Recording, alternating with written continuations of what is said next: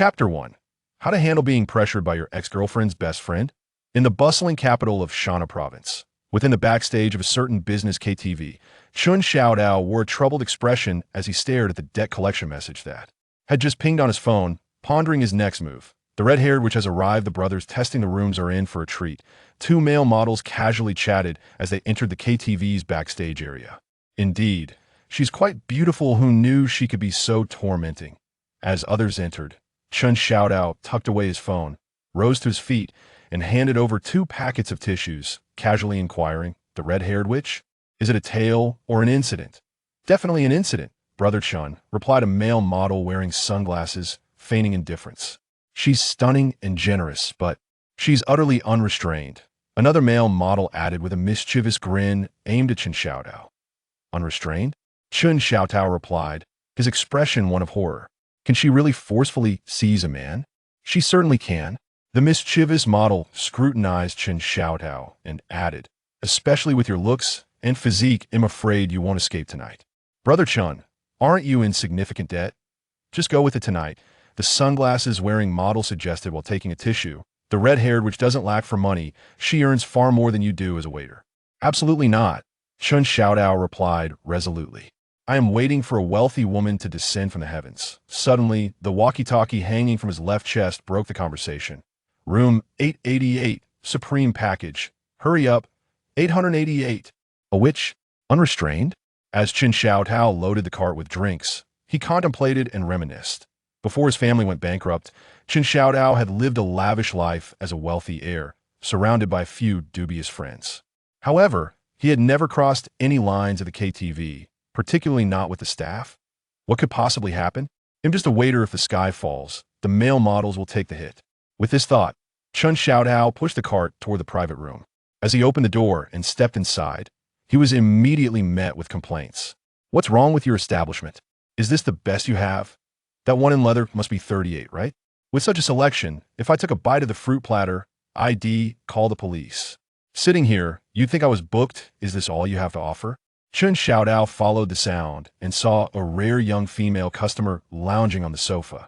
However, the most captivating was the one speaking. Her vibrant red hair and exquisite features were now twisted in anger.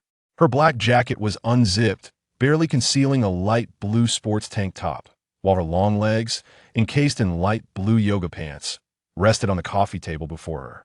As the red-haired woman continued her tirade to the manager, she caught sight of Xuezhu, and her expression brightened. "This one just walked in hell due.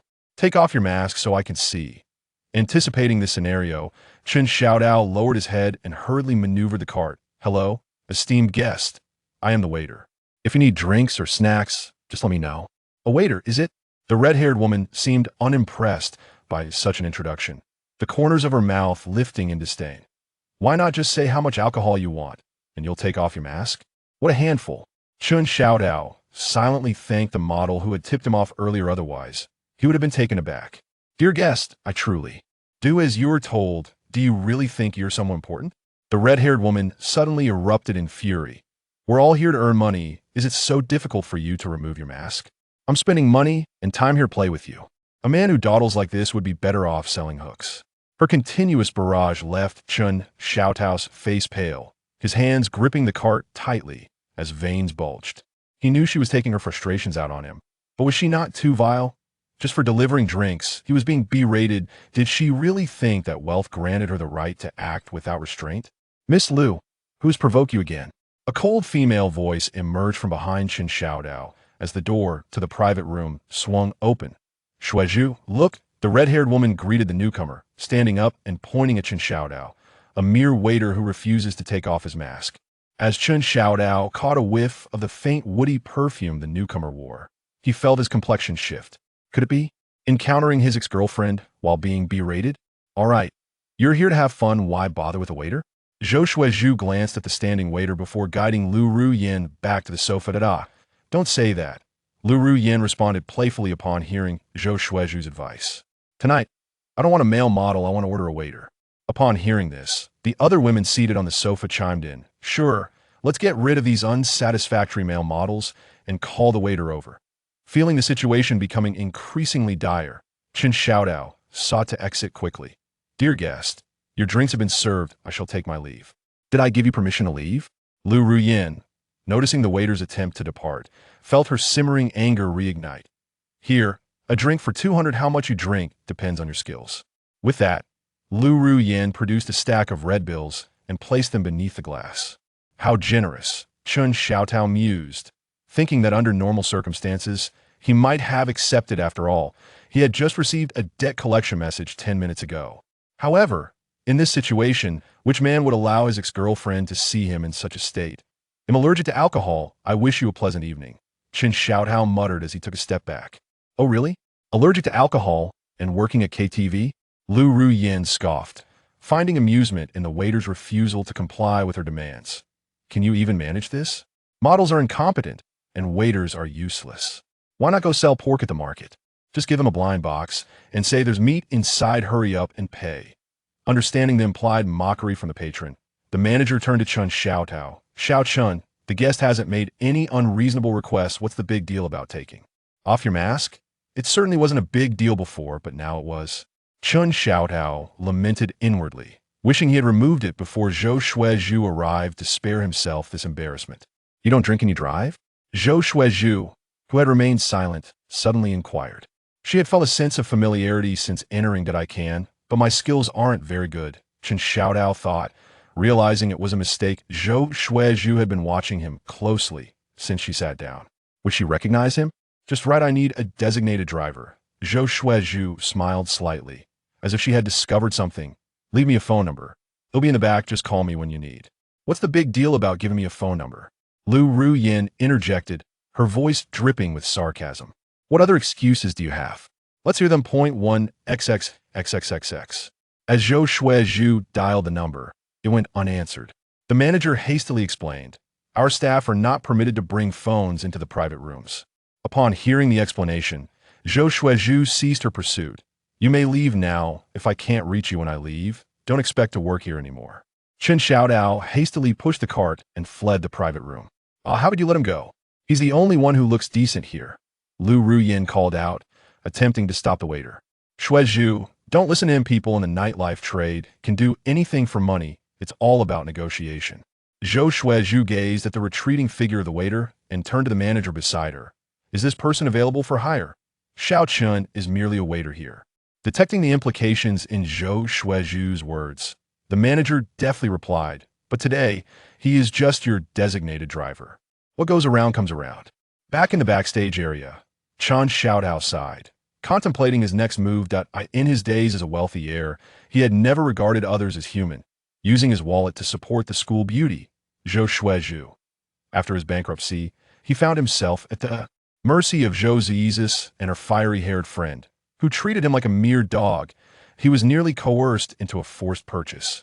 Yet, surely Xuezhu would not recognize him now. Reflecting on Xuezhu's demeanor and actions from that time, Chen Xiaotao sensed an unsettling dissonance. Although his tenure at the store was brief, it was his first encounter with someone specifically requesting the phone number of a designated driver and proceeding to call it on the spot. Recalling the bounty Xuezhu had placed on him, Chen Xiaotao couldn't help but twitch involuntarily. Chapter 2. What you once gave me, I now repay in double. To run or not to run. Chen Xiaotao hesitated. After graduation, Xuezhu had achieved remarkable success in her entrepreneurial endeavors within a mere few years, her enterprise now ranking among the illustrious 6 little dragons of the industry. However, when approached by classmates seeking collaboration, Xuezhu had but a singular response. Whoever could locate Chen Xiaotao would be her partner. It had been unexpected to discover Xuezhu's pettiness during their past arrangement. Contemplating the threats conveyed to him through the grapevine, Chen Xiaotao resolved with unwavering determination that, come what may, he must not be recognized. Retribution was surely imminent. Is it foolish or wise to harbor feelings for you? His reverie was interrupted by the ringing of his mobile phone. It was the manager. Xiao Chun, tidy up and prepare to clock out. The guests in room 888 have departed and specifically requested you. The message, anticipated yet unwelcome, reached his ears. Understood. I will be there shortly, Chen Xiaotao replied. Xiao Chun, have you contemplated your situation? One need not confine oneself to rigid boundaries. The manager added. I am aware of your financial struggles. Why forego earning now? I am merely a server, not a concealed male model. Chen Xiaodao internally grumbled, realizing that his tenure at this establishment could not be prolonged. He must swiftly depart once he received his wages. At the elevator, he spotted Xuezhu approaching. He intended to conclude matters swiftly, hoping to provoke her disdain and liberate himself. The service here had become dishearteningly lackadaisical, failing even to escort clients to the elevator. Recalling Xuezhu's sensitivities, Chen Xiaodao let slip a curse. Do not use foul language, she admonished, her expression devoid of the anticipated revulsion. Even her brow remained unwrinkled. Her gaze fixed upon his face. Chen Xiaodao pressed on in jest. Shall I arrange for another handsome fellow to entertain you elsewhere? Such talk is quite aggravating. Xuezhu frowned, taken aback by his presence in such a setting, but even more so by his tone, which seemed to border on solicitation. My sincerest apologies. Chen Xiaodao responded quickly, recognizing her reaction. I shall vanish from your sight this very moment. Xuezhu paused, but soon grasped his intent. This scoundrel, from their first encounter to the present, had shown not a hint of joy upon seeing her. Only thoughts of escape. Drive me home, she commanded, extending the keys to him. Before Chen Xiaodao could demur, she added firmly, otherwise, do not expect to return to work tomorrow. Inside the vehicle, Xuezhu's unwavering gaze unsettled Chen Xiaodao. So, where shall we go, boss? To the Hixaden Hotel, Xuezhu replied.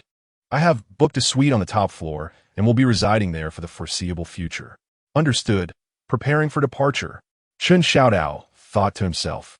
Relief would soon be his once the driving was complete. Why the sudden cheer? Xuezhu observed, her eyes never leaving him. Indeed, he had always derived joy from driving. Wait a moment. Xuezhu suddenly recalled something, extending her right hand toward his phone. Use my navigation. Chen Xiaodao looked at her in confusion, then quickly understood. It was a matter of discretion. Xuezhu, having recently acquired wealth, was adapting to the habits of the affluent rather swiftly, using the car's navigation system or your own. Chen Xiaodao locked his phone, turning to find no place for it on the central console. As he pondered, he tucked the phone into his pocket, only for it to be snatched away by Xuezhu. What are you doing?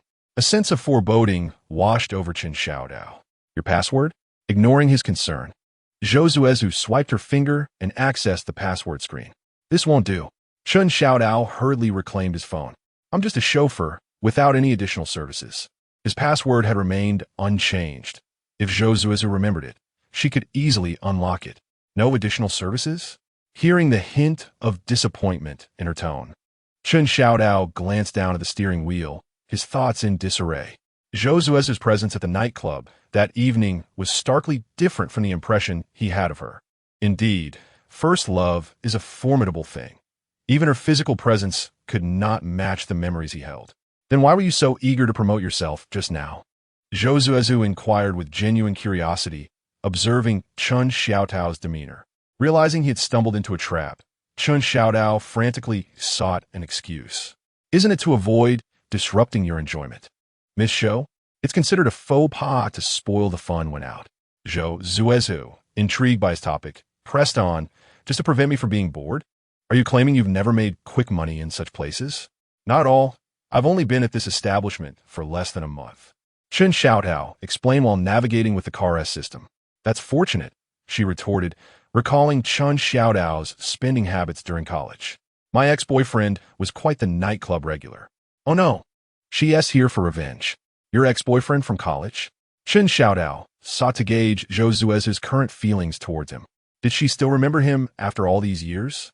More than just remembering, Xuezhu replied, recognizing his implication. He made me realize that one could manipulate circumstances with money, earning certificates to usurp my scholarship. He taught me that gifts from girls should always be approved by the boy, lest he be displeased. He showed me that expressing emotions requires consideration of time and place, or else it simply becomes a nuisance.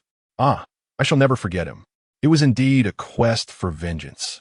Noticing the smile on Xuezhu's face, Chen Xiaodao felt a pang of fear. Whenever she smiled like that, he knew she was contemplating ways to torment him. Chun Xiaodao. You should have simply engaged in a relationship without complicating matters. Why entangle emotions, thus planting hidden traps for yourself? He lamented inwardly, wishing he could travel back in time to deliver a punch to himself for prioritizing romance over gaming. But one must look forward. Chun Xiaodao quickly thought of a response, forcing a smile as he continued. The past is best left in the past. Who says it's over? Xuezhu glared at the road ahead with a hint of resentment. You vanished before graduation, and thereafter, I heard nothing from you. Even your phone number was canceled. This matter is far from resolved. Perhaps he encountered some issues. Chun Xiaodao instinctively touched his face, relieved that his mask was still in place. If it were a premium number, selling it for 100,000 would not be unusual. I never disclosed his identity. Xuezhu scoffed, noticing his feigned ignorance. But it seemed to know my boyfriend? How could that be?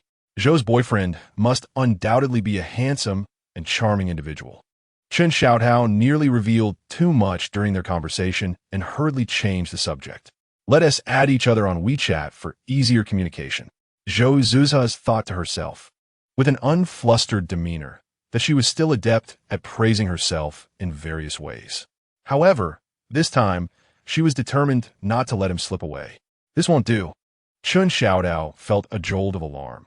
Xuezhu was clearly intent on ensnaring him, and they were prohibited from privately adding clients. Was he hiding again? Xuezhu furrowed her brow. It was one thing for him to suddenly vanish during their university days, but now, upon their reunion, he appeared reluctant to acknowledge her. Nonetheless, she already possessed his phone number. He could not evade her. In matters of love and resentment, she needed to seek clarity. If you know my boyfriend, please inform him. Xuezhu fixed her gaze upon him, her expression resolute. What he once gave me, I shall repay him double. Chapter 3. Caught red-handed by the new boss while reselling office desks. On a weekend morning, Chun Xiaodao had intended to sleep in, but was unexpectedly roused by the sound of a phone ringing. What is going on, Sister Yu? Since when does our company work on weekends? Reluctantly, he answered the call from the company as president's secretary, Xuezhu. He held a night job only, while during the day, he worked at a proper company that provided social insurance and housing funds. Chun Xiaodao, hurry to the company. There's good news. Xuezhu's voice brimmed with excitement. No way. Working overtime on a weekend? Chun Xiaodao complained about being disturbed from his slumber. At least it should come with double overtime pay. There's no overtime pay. It's purely voluntary. Hey, if there's no overtime pay, then why should I come? Upon hearing that there would be no additional compensation, Chun Xiaodao grew somewhat irritated. Sister Yu, you must be getting a promotion and a raise, using me like a workhorse. As for the promotion, not quite. Xuezhu, sensing Chun Xiaodao's dissatisfaction, pondered how to ensnare him further. But a raise is indeed confirmed. What? You're getting a raise while I'm working for free overtime? Chun Xiaodao sat up in disbelief. You have betrayed the Workers' Alliance. You are now exploiting my free time. You call this exploitation? Xuezhu feigned regret. The company needs to renovate the office.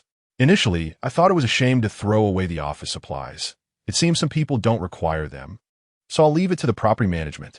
Hearing that there were items to salvage, Chun Xiaodao's sleepiness vanished, and he swiftly interrupted Xuezhu. I love contributing to the company, regardless of money. He jested, but little did others know. Chun Xiaodao, a seasoned user of second-hand platforms, was well aware of the value of those office supplies. Upon arriving at the company, he found it was not as chaotic as he had imagined. Following the sounds, he ventured into the boss's office, where he saw Xuezhu directing workers on arranging desks. Sister Yu, aren't you being a bit too sycophantic? Are you prioritizing the boss's office for renovations? As he walked through, he noticed that the employees' workstations had remained largely unchanged. You're the sycophant. Xuezhu shot him an annoyed glance. This time, we're only renovating the boss's office. What? Chun Xiaodao exclaimed in astonishment, hastily pulling out his phone to cancel his delivery appointment. You're not becoming the boss, are you? If I were to become the boss, I would first eliminate those who slack off every day. Xuezhu observed the workers arranging the tables without so much as a glance. What can I say? I never slack off, she remarked. Chun Xiaodao surveyed the renovation site, contemplating what items he could move later. With a new boss, can our small company still sell out? He mused. However, upon mentioning the new boss, Xuezhu turned around with a curious expression. The new boss is a stunning beauty. My days of hardship are over. Xuezhu exclaimed, his face lighting up with surprise. I knew a fated wealthy woman would descend upon us, bringing with her an 8-figure fortune. Witnessing Xuezhu's gleeful anticipation, Xuezhu rolled her eyes. You men are all the same, aren't you? Seeing a beautiful woman makes you wish for something more. Hey, how should I speak to the new boss? Xuezhu adopted a serious demeanor, embodying a dramatic flair.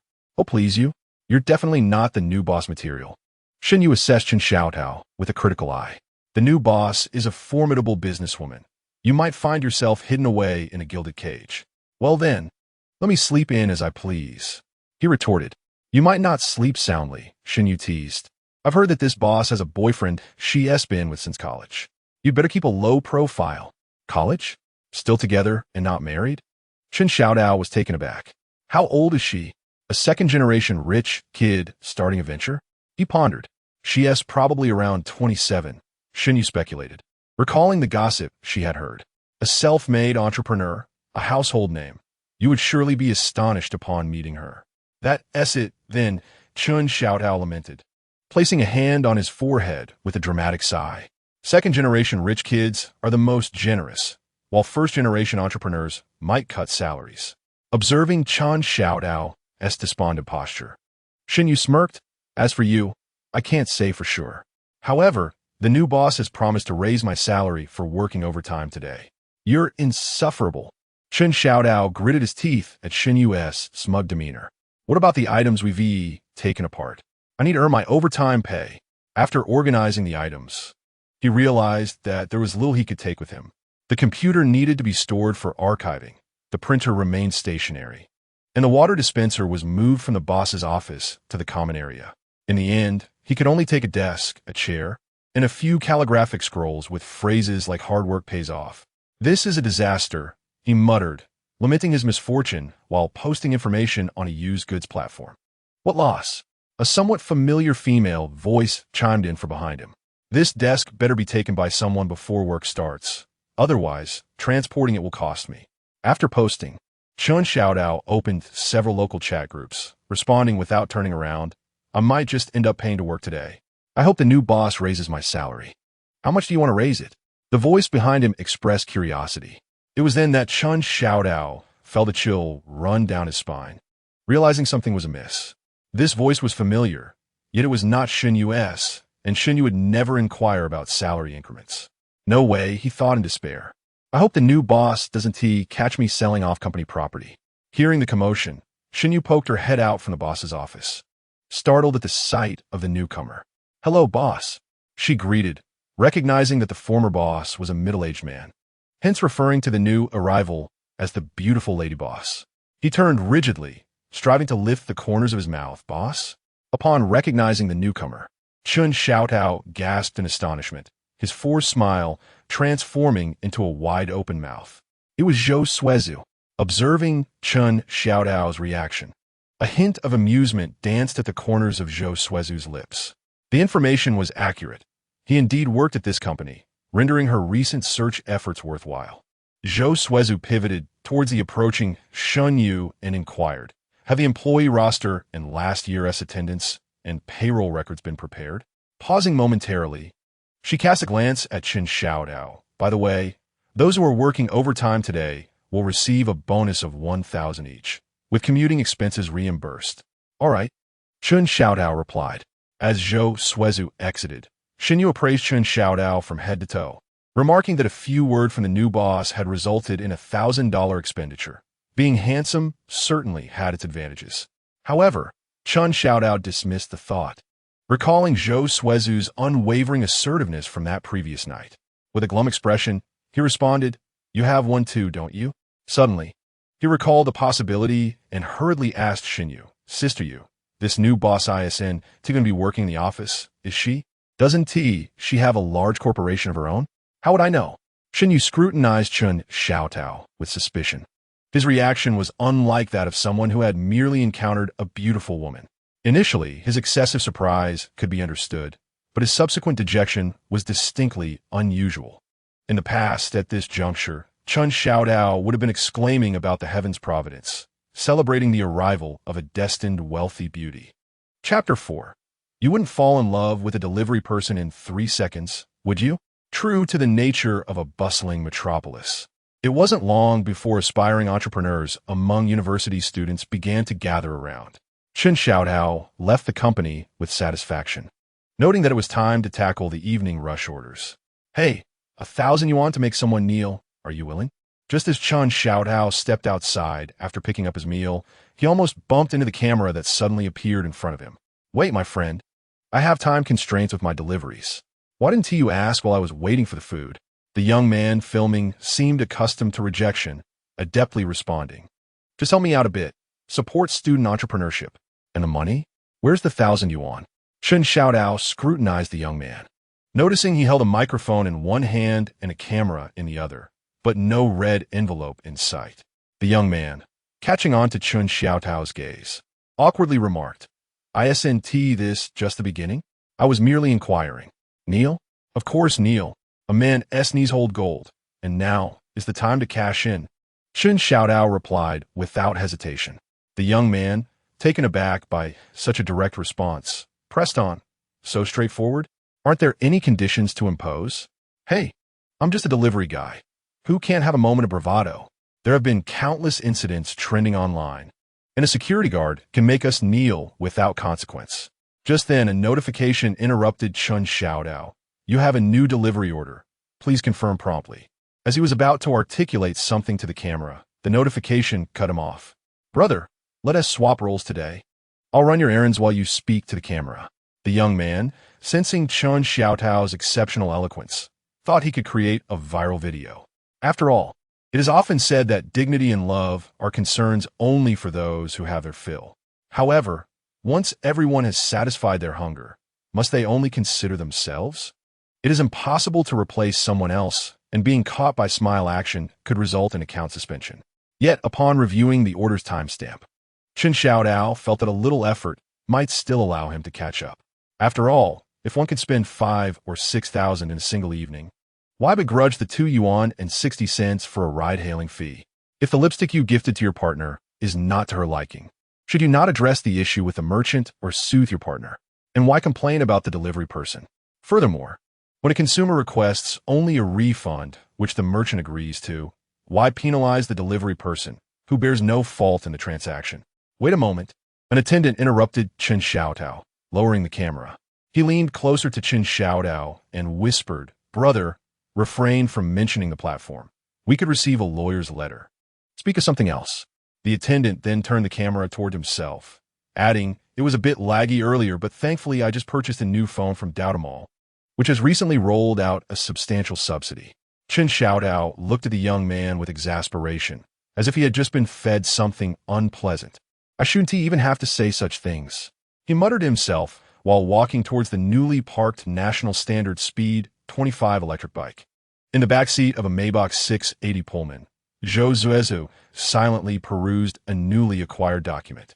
Suddenly, her eyes brightened, and she swiftly extracted a sheet, her finger tracing each line as if fearing to overlook anything. Beside her, Lu Ruyan could not help but lean in, curious about what kind of document could so captivate Xuezhu. The title that caught Lu Ruyan's attention read, Certificate of Social Insurance Participation and Payment Situation Attachment. Before she could fully grasp the contents, Xuezhu snapped a photo of the document and smiled as she folded it away. What are you doing? Xuezhu, having just closed the document, looked up in surprise. Lu Ruyan was peering at her with narrowed eyes, silent yet scrutinizing. After taking a thorough look at Xuezhu, she initiated a playful inquiry. Shouldn't I be the one asking? Were you so earnestly searching for? It wouldn't happen to be your little white face? Would it? What nonsense are you spouting? Xuezhu's face flushed slightly, her tone tinged with annoyance. Dare I say it's not? Lu Ruyan noted her reaction, forming a preliminary speculation in her mind. In a rush to acquire a small company, and even before making an announcement, Xuezhu had brought the document. Could she truly claim this was a mere business venture? Ah, spring has arrived, and everything is reviving. Even the once-icy Miss Zhou cannot resist. Lu Ruyan teased, leaning closer. Why do you say such things? Xuezhu, flustered by Lu Ruyan's boldness, turned to gaze out the window, eager to avoid further conversation. It is only human nature. Why be vexed? Lu Ruyan observed Xuezhu's demeanor and internally shook her head. When it comes to matters of the heart, is it not better to let things flow rather than force them? As Lu Ruyan spoke, she noticed Xuezhu gazing intently out the window. Out of curiosity, she followed her gaze. Their vehicle approached the vicinity of a shopping mall, where the traffic became increasingly complex. Pedestrians crossing the road and electric bikes parked along the curb caused the flow of cars to slow considerably. Xuezhu chose to ignore Lu Ruyan, but as she glanced out the window, she unexpectedly caught sight of a familiar figure. Could it be him? Xuezhu felt a flicker of doubt. He had been at the office just an hour ago, and now this figure, clad in a delivery uniform, was speaking into a microphone. Intrigued, Xuezhu leaned closer to the car window for a better look. The Maybach moved slowly along the road, and the figure suddenly approached her. As he drew nearer, Xuezhu's heart leapt with joy. It was indeed him. She straightened up, instinctively placing her hand on the car door button. Something feels off, Lu Ruyan remarked. Having observed Xuezhu's actions, she couldn't help but speak up, fearing that if she didn't intervene, this woman might actually open the door and alight. Just moments ago, she had been anxiously searching for a certain pretty boy, and now she was fixated on the delivery man. Admittedly, the delivery man was rather handsome and had an appealing physique. Reflecting on the face she had just seen, Lu Ruyan hesitated before teasing, but surely, this isn't enough for Miss Zhou to fall head over heels, is it? And what of it? Xuezhu instinctively retorted upon hearing Lu Ruyan's playful jibe. Why shouldn't I fall for someone so handsome? All right, Lu Ruyan laughed at Xuezhu's response, giving her a thumbs up. So the formidable Zhou Bingshan has a soft spot after all. No wonder you've been single all these years. What do you even see in him? Sure, he's got a decent face, but he'll probably tan quickly. His income is certainly nowhere near what you spend on a single meal. It can't be his character, can it?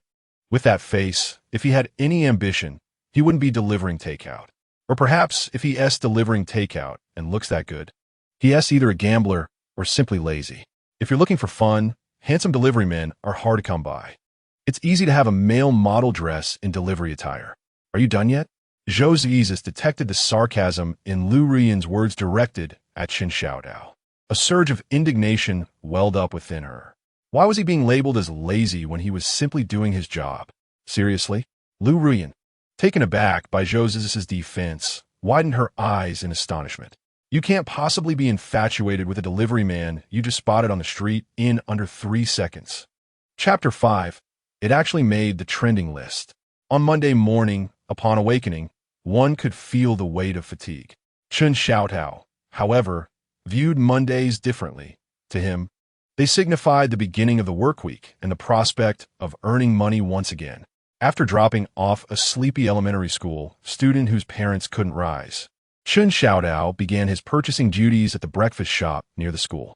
Hey, are my steamed buns ready? Xuezhu inquired as he arrived at the bun shop, counting the small baskets of dumplings. They'll be ready shortly, the shop owner replied. Just 3 more portions to go. The rest are done. Elementary students needed to enter the school by 8 a.m., and the breakfast shop's business between 8 and 9 a.m. relied heavily on Xuezhu's substantial order. Xuezhu's principle regarding breakfast had always been simple. As long as it was edible, it was fine, since the options were limited. However, ever since he embraced the grind of hard work, these delicious breakfast items had somehow transformed into a lucrative venture.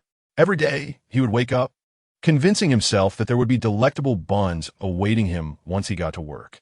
Xuezhu had once explained this phenomenon. Xuezhu sat on his electric scooter, idly scrolling through his phone when suddenly a message from his colleague, Dong Haopeng, popped up. I knew his side gig. Confusion washed over Chun. He had never concealed his private work from Dong, so why was this suddenly brought up? After all, Dong was a typical otaku, eagerly anticipating the end of the workday, just like him, leaving no reason to hide anything. Upon opening the message, he was astonished to see footage of himself captured the previous day.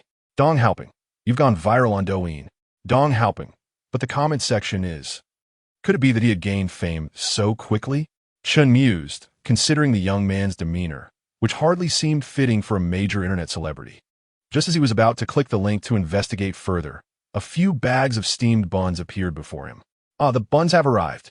As the vendor handed him the Xilong Bao, Chun eagerly accepted them, thinking that he could check the link later while taking a break. Electric scooter charging. Water cup filled. Power bank connected. Headphones plugged in. After completing this routine of maximizing company benefits, Chun contentedly opened the link Dong had sent, ready to indulge in his daily distraction. The beauty of working at a consulting firm was that during lighter business periods, one could browse the internet under the guise of market research while still being paid. However, as soon as Chun entered the comments section, he was overwhelmed by the barrage of opinions. With that appearance and aura, you call this a delivery worker? Is this just a ploy to attract traffic for advertising? Are other struggles to be exploited like this? Besides his clothing, what connection does he have with the delivery profession? Can we have a genuine delivery worker speak up? Were these people out of their minds? They preached about the equality of professions while disparaging well-groomed delivery workers as mere performance. So, it seemed that delivery workers could only be unattractive and disheveled. Moreover, considering his night shifts, was it odd that he hadn't tanned? Surely, it couldn't be that only office workers could lead refined lives, while those engaged in manual labor were relegated to grim appearances. Indeed, he was quite handsome, like a southern Xuezhu or a northern Yuan. Chun felt a swell of pride, his mood significantly brightening.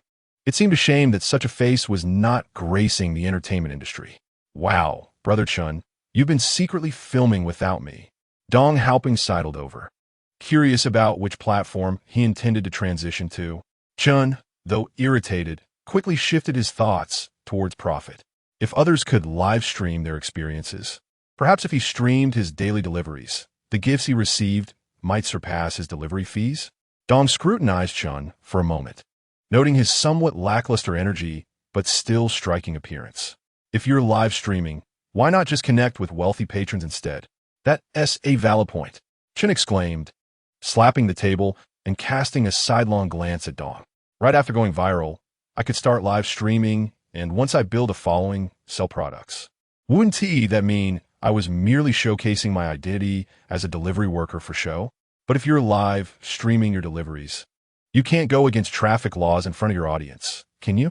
Suddenly, a folder thudded onto Chen's desk, startling Dong. What are you doing?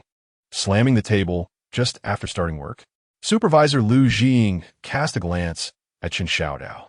Assist the marketing department with their research, will you? Is there nothing beyond this data? Chen Xiaodao flipped through the documents and called out to Liu Jing, who was about to depart.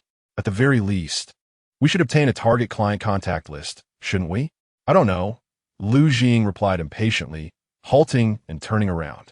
Just ask the marketing department for it. It won't take much effort. Seriously, Supervisor, Chen Xiaodao retorted, I am your subordinate. Helping out is essentially aiding you. What would it mean for me to go to the marketing department for client contact details? It's absurd. I am not a naive recent graduate. I am well aware of the workplace dynamics. Besides, if the information is incomplete, it likely indicates that this project is not of significant importance. So why expend the effort?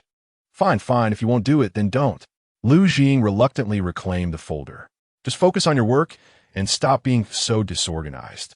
This young man lacks even a shred of team spirit, Liu Jing thought to himself, already harboring grievances against Chen Xiaodao.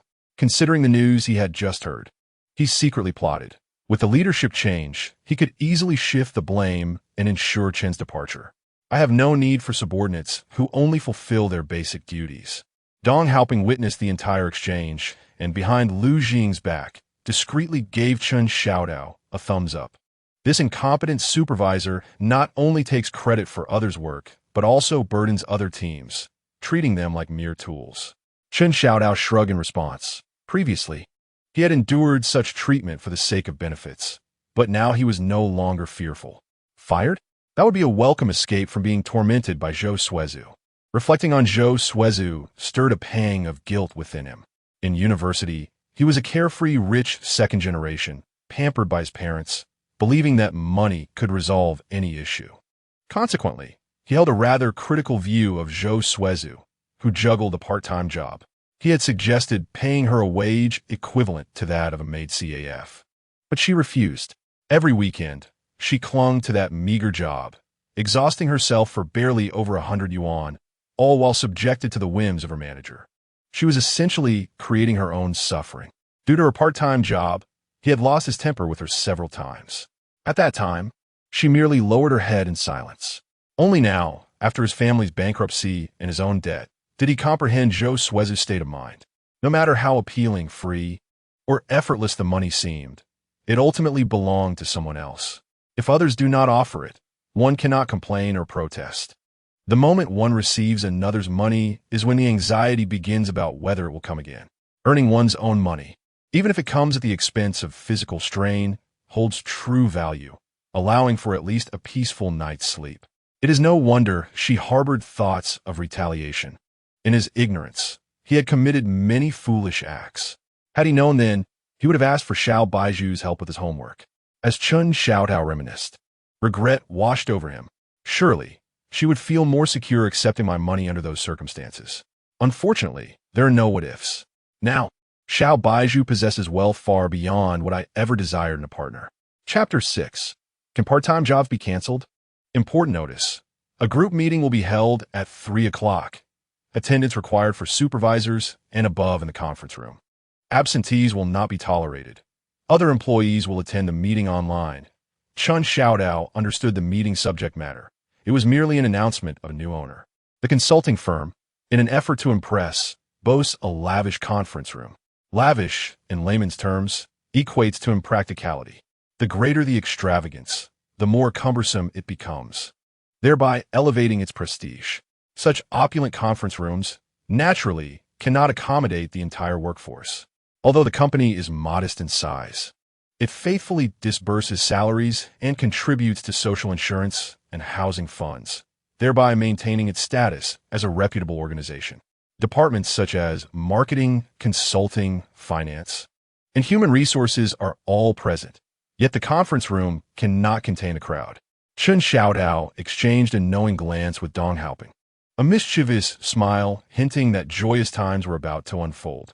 Supervisors and above convened in the conference room, while the remaining staff participated in an online meeting. What does this signify? It heralds a grand opportunity for idleness.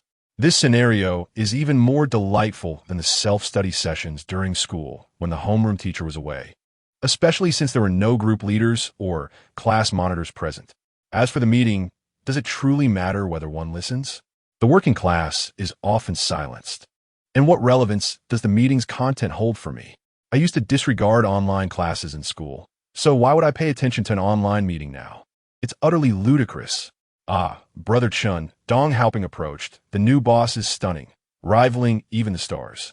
Chun Xiaodao tore his gaze from the screen, scrutinizing Dong Haoping from head to toe. Have you lost your mind? At this moment, why not indulge in a bit of leisure instead of listening to that meeting? Besides, weren't you infatuated with two-dimensional characters? Why the sudden betrayal? Dong Haoping scratched his head, conceding that indeed, the new boss, much like Keqing, is elusive and intangible. Truthfully, she pales in comparison to my wife. Therefore, rather than fixating on the new boss, Chun Xiaodao continued to ponder takeout options, as that truly affects his mood. This restaurant is lacking. The membership coupon inflated to 9 yuan, indicating a price increase. This place does not offer dine-in, better to steer clear. Everyone, please set aside your tasks. I have an important announcement. Lu Jing entered, spotting the engrossed Chun Xiaotao, and couldn't help but scoff internally. Still slacking off at this hour? The end is near. Everyone should have gleaned from the online meeting that a new boss has taken charge. In the coming month, personnel and operational changes will ensue. Within a week, everyone is to review their credit records and obtain a certificate of no criminal record. It is imperative to note that personal debts must also be disclosed. Chun Xiaotao, still engrossed in his search for takeout, lifted his head in surprise and met Lu Jing's gaze. Personal debts? And forms to fill out? Something feels amiss. New leaders often make bold moves, but to target their own? A candid colleague murmured, "How dare you speak like that?" Lu Jing overheard the complaint, donning a sycophantic expression. "We must think of the company. Besides, this is merely a standard background check, just a formality." Will that allow for a break?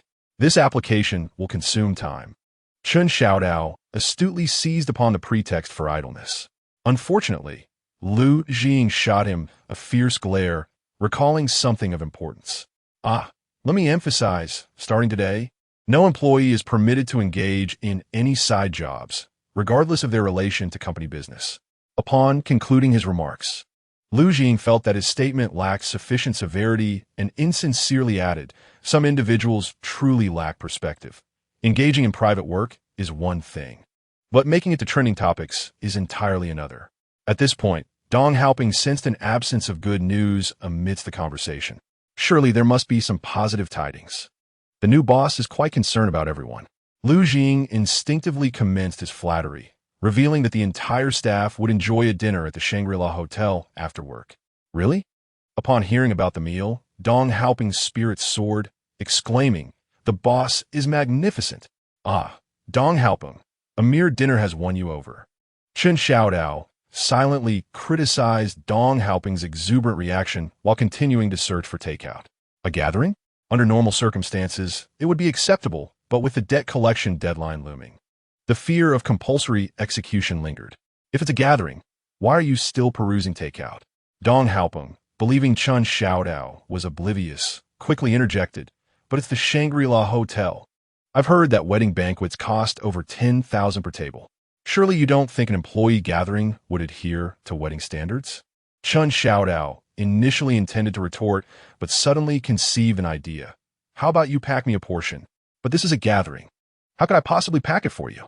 Dong Haoping was perplexed by Chun Xiaodao's resolute refusal to attend the gathering. "You can't possibly have a side job in filming, can you?" "Not necessarily," Chun Xiaodao replied with a mischievous grin. "After all, eating is far more lucrative than working." With a dismissive scoff, Dong Haoping returned to his workstation, preparing to research the must-try dishes at Shangri-La. For earning money was ultimately for the pleasure of dining.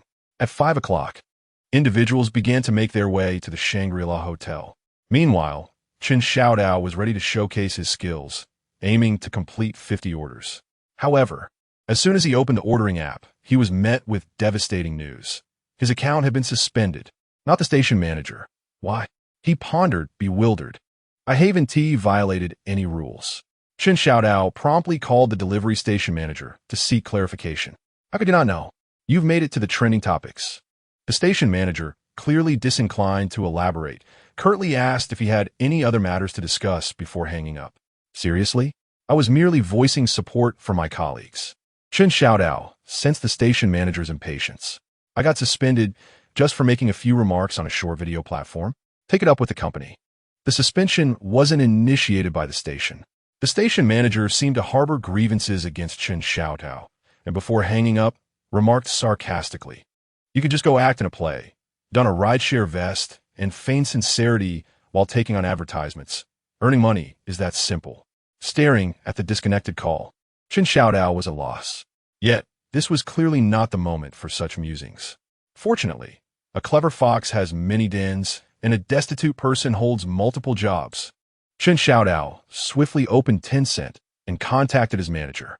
"Manager, could you please schedule me for a shift tonight?" As a dedicated worker, Chun Xiaodao undoubtedly had more than one side job, all of which were quite profitable. The other party initiated a transfer. What is this? A foreboding feeling crept over Chun Xiaodao. Before he could even send a question mark, a message from the manager arrived. "I've cleared your previous account. Do not return." Chun Xiaodao responded with 2 question marks, only to receive a red exclamation mark in return. Is the efficiency of such matters always this high? Chun Xiaodao felt helpless. Even the disbursement of salaries was not this swift.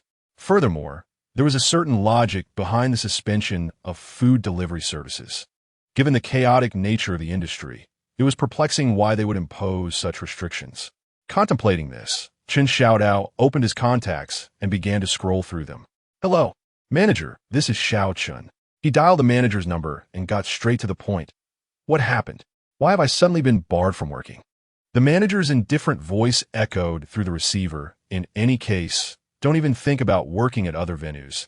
The entire Shauna city has blacklisted you." Chun Xiaodao stared at his phone, which had been hung up twice in just 5 minutes, and gradually came to his senses. So this was indeed a retaliation from Xuezhu. Chapter 7. Is this how wealthy women operate nowadays when it comes to companionship? Driving services are just driving services. Xuezhu glanced at the time. It was indeed around 5 or 6 o'clock, a rather unproductive time for side jobs. The only option left was driving services, where one might get lucky. After all, some big bosses place driving orders before their dinners and continue them until the event concludes. Those 3 to 4 hours in between are essentially money for nothing. Xuezhu. Oh, Xuezhu, is this revenge really so swift? Xuezhu muttered to himself while opening the driving service app. Yes, he had indeed disrupted Xuezhu's side jobs in the past. However, he had compensated her. Initially, when he discovered the issue with her side jobs, Xuezhu neither argued with him nor gave up. Instead, she took a different approach, sabotaging each of her side gigs one by one. When Xuezhu worked at a milk tea shop, he would take over the shop. When she packed parcels at a delivery station, he would send her the items one by one. When she handed out flyers, he would hire someone to queue for flyers. Eventually, when she discovered that the tutor who came to her door was him, she completely abandoned her side jobs, allowing him to dictate her weekends. Yet, he had compensated her. Every weekend she showed up, he would transfer 100 as a signing fee. Depending on her level of cooperation, he would increase the amount. In fact, the earnings Xuezhu had accumulated over the past month were less than what he provided her in a single day. He treated her well, unlike now, when Xuezhu cut off his side jobs without a salary increase. How was he supposed to repay his debts then?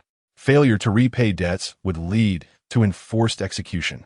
Enforced execution would tarnish his credit. Tarnished credit would make it impossible to find a decent job. Wasn't this a vicious cycle?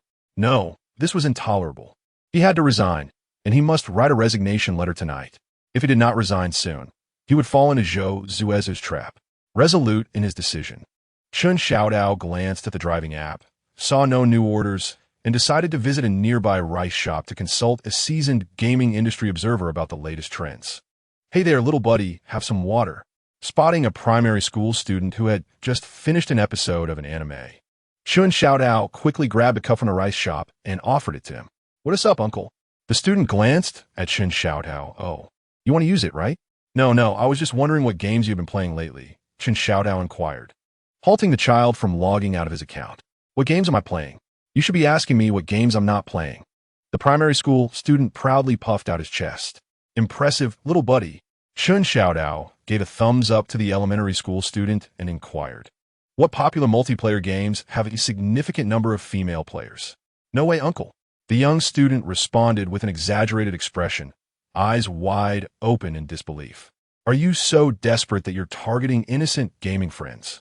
Xuezhu inhaled sharply, reflecting on the state of the internet and how it has affected the youth of his country. I, on the other hand, am a professional expert. He organized his thoughts, placing his right hand upon his chest, pondering how to convey this in a more impressive manner. Thus, I am in search of a game with a plethora of wealthy female players to compete for the championship. What? You want to live off women? It was evident that his words did not impress the elementary student. The child scrutinized Xuezhu from head to toe, casting a sidelong glance as he retorted, You? A professional expert? Well, I'm a full-time problem solver. Clean the internet. It must be cleansed. Just look at how the flowers of our nation have been forced to mature unnaturally. Dream Sweet Companion. Hurry online. Dream Sweet Companion. Speed it up. Dream Sweet Companion. A boss has requested you. Choose your type. A flurry of notifications from the gaming companion service left Xuezhu's wrist tingling. Upon checking his phone, he found messages from the service. Xuezhu, chat, or game. Dream Sweet Companion. Either works. The boss has no preferences. Dream Sweet Companion. Hurry or add me as a friend first. No preferences?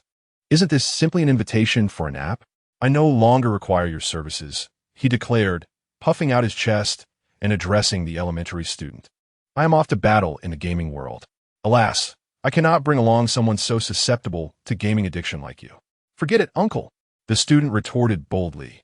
I still need to go home and help my mother wash dishes with steel wool. Do you know how to use steel wool, uncle?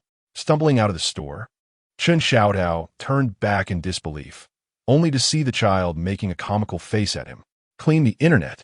It must be cleansed. I shall postpone writing my resignation letter today and instead draft a petition for a cleaner internet. Ding dong. Xuezhu requests to add you as a friend. How desperate. So soon? Xuezhu stood at the entrance of Rice House, contemplating the friend request while unconsciously stroking his chin. What uncle? I am clearly a handsome young man in my prime. My looks are still quite striking. Hello, beautiful lady. He sent an opening line, inviting you to a voice call. Caught off guard by the sudden voice call window, Xuezhu instinctively hung up. Oh no, what are you doing, dead hand? He had always disliked answering calls, even harboring a slight fear surrounding them. He typically waited for the call to end naturally before dialing back. However, this time, the caller was a client, and he had just hung up. No, it was a misclick. Please don't misunderstand, beautiful. Xuezhu, send a voice message. Don't type. Not angry? Xuezhu rubbed his neck, realizing that not only his looks but also his voice were still impressive. Indeed, handsome men have their advantages. Even a personal introduction video could enchant this wealthy lady. I hope this wealthy lady doesn't need to use steel wool for washing dishes. Beautiful lady, what games do you play? Currently, I find myself outdoors and may require some time to log in. Xuezhu cleared his throat and sent a voice message in a deep tone. Xuezhu, speak properly, without any interruptions. Something seemed amiss. Had his voice deteriorated from a prolonged absence of companionship? Feeling somewhat embarrassed, Xuezhu rubbed his nose. Xuezhu, what are you doing outside? Dining with friends? Fefe, no, not at all, just buying some food. May the deities bless me. Let the affluent lady grasp my subtle hints. Xuezhu, send me your address, and I shall order for you. Splendid. Xuezhu joyously punched the seat of his electric scooter. No need to trouble the sister. I will select and send the order for you. Xuezhu, either you send the address, or you shall go hungry. How forthright, how commanding. I yearn for the affluent sister's supplementary gold card. Much gratitude. By the way, would you like a voice call? I can serenade you while I ride. Once a wealthy heir, now a seasoned companion with charm.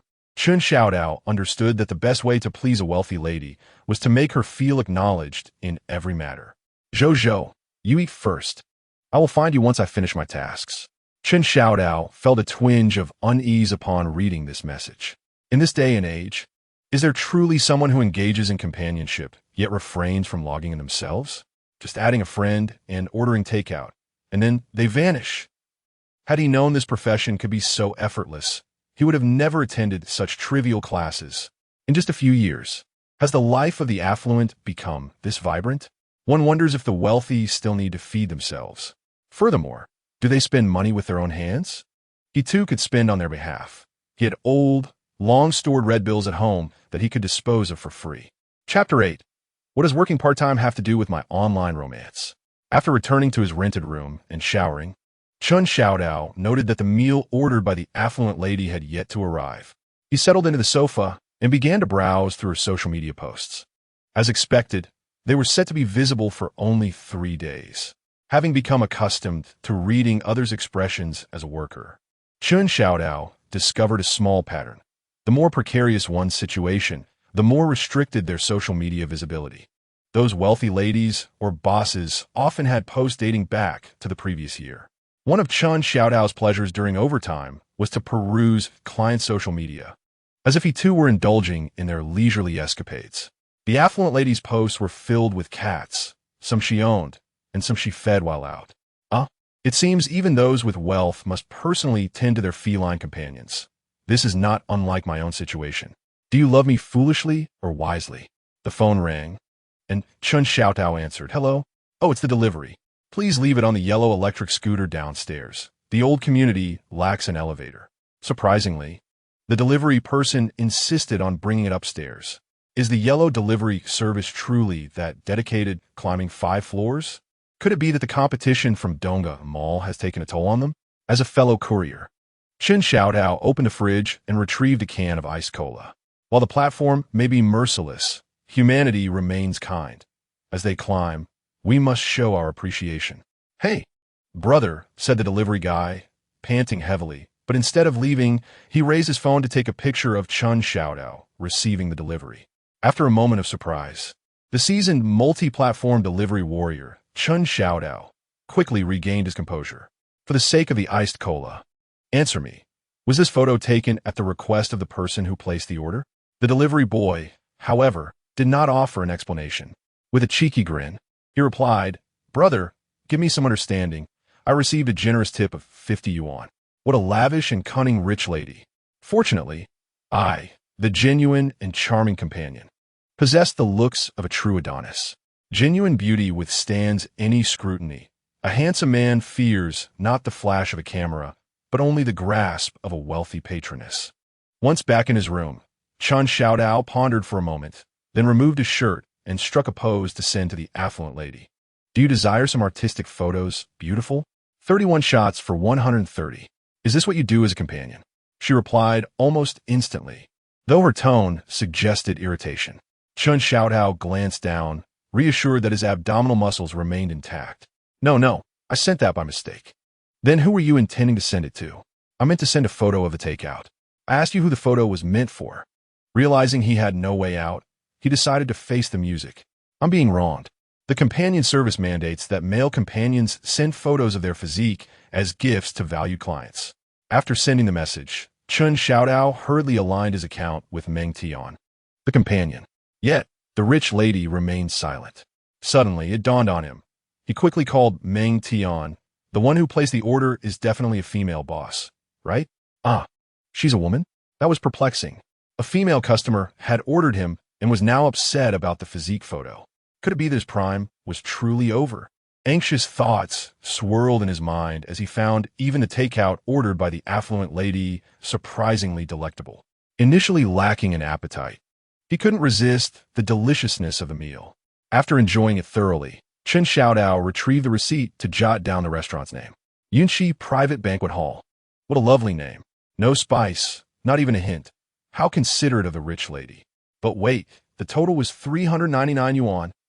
Xuezhu stared incredulously at the receipt, confirming there was no decimal point. 400 yuan for a single takeout, and he even used a discount coupon. Had he known he'd be ordering for the wealthy lady, his precious coupon would have saved him 12 yuan. "Hey, beautiful, what are you up to?" he messaged. "Still busy. You should get some sleep," she replied. Ah, a diligent and industrious rich lady.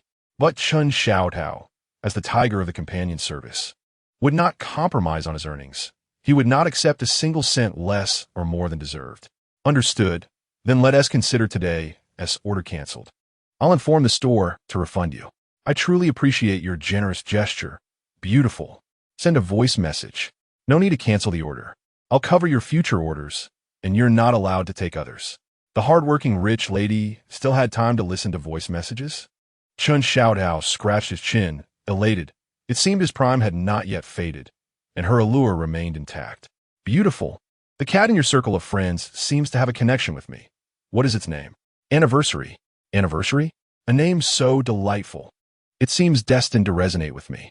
Henceforth, let us establish a most exclusive package. Given our remarkable connection, the usual morning wake-up service priced at 520 yuan and the evening lullaby at 1,314 yuan, now combined for a mere 1,888 yuan. What do you say? Wishing the proprietor boundless prosperity. Do keep this to yourself. Others are certainly not privy to such a price." "Ah, a significant client." Xuezhu could not resist rising to the restroom, gazing into the fogged mirror to behold his striking visage.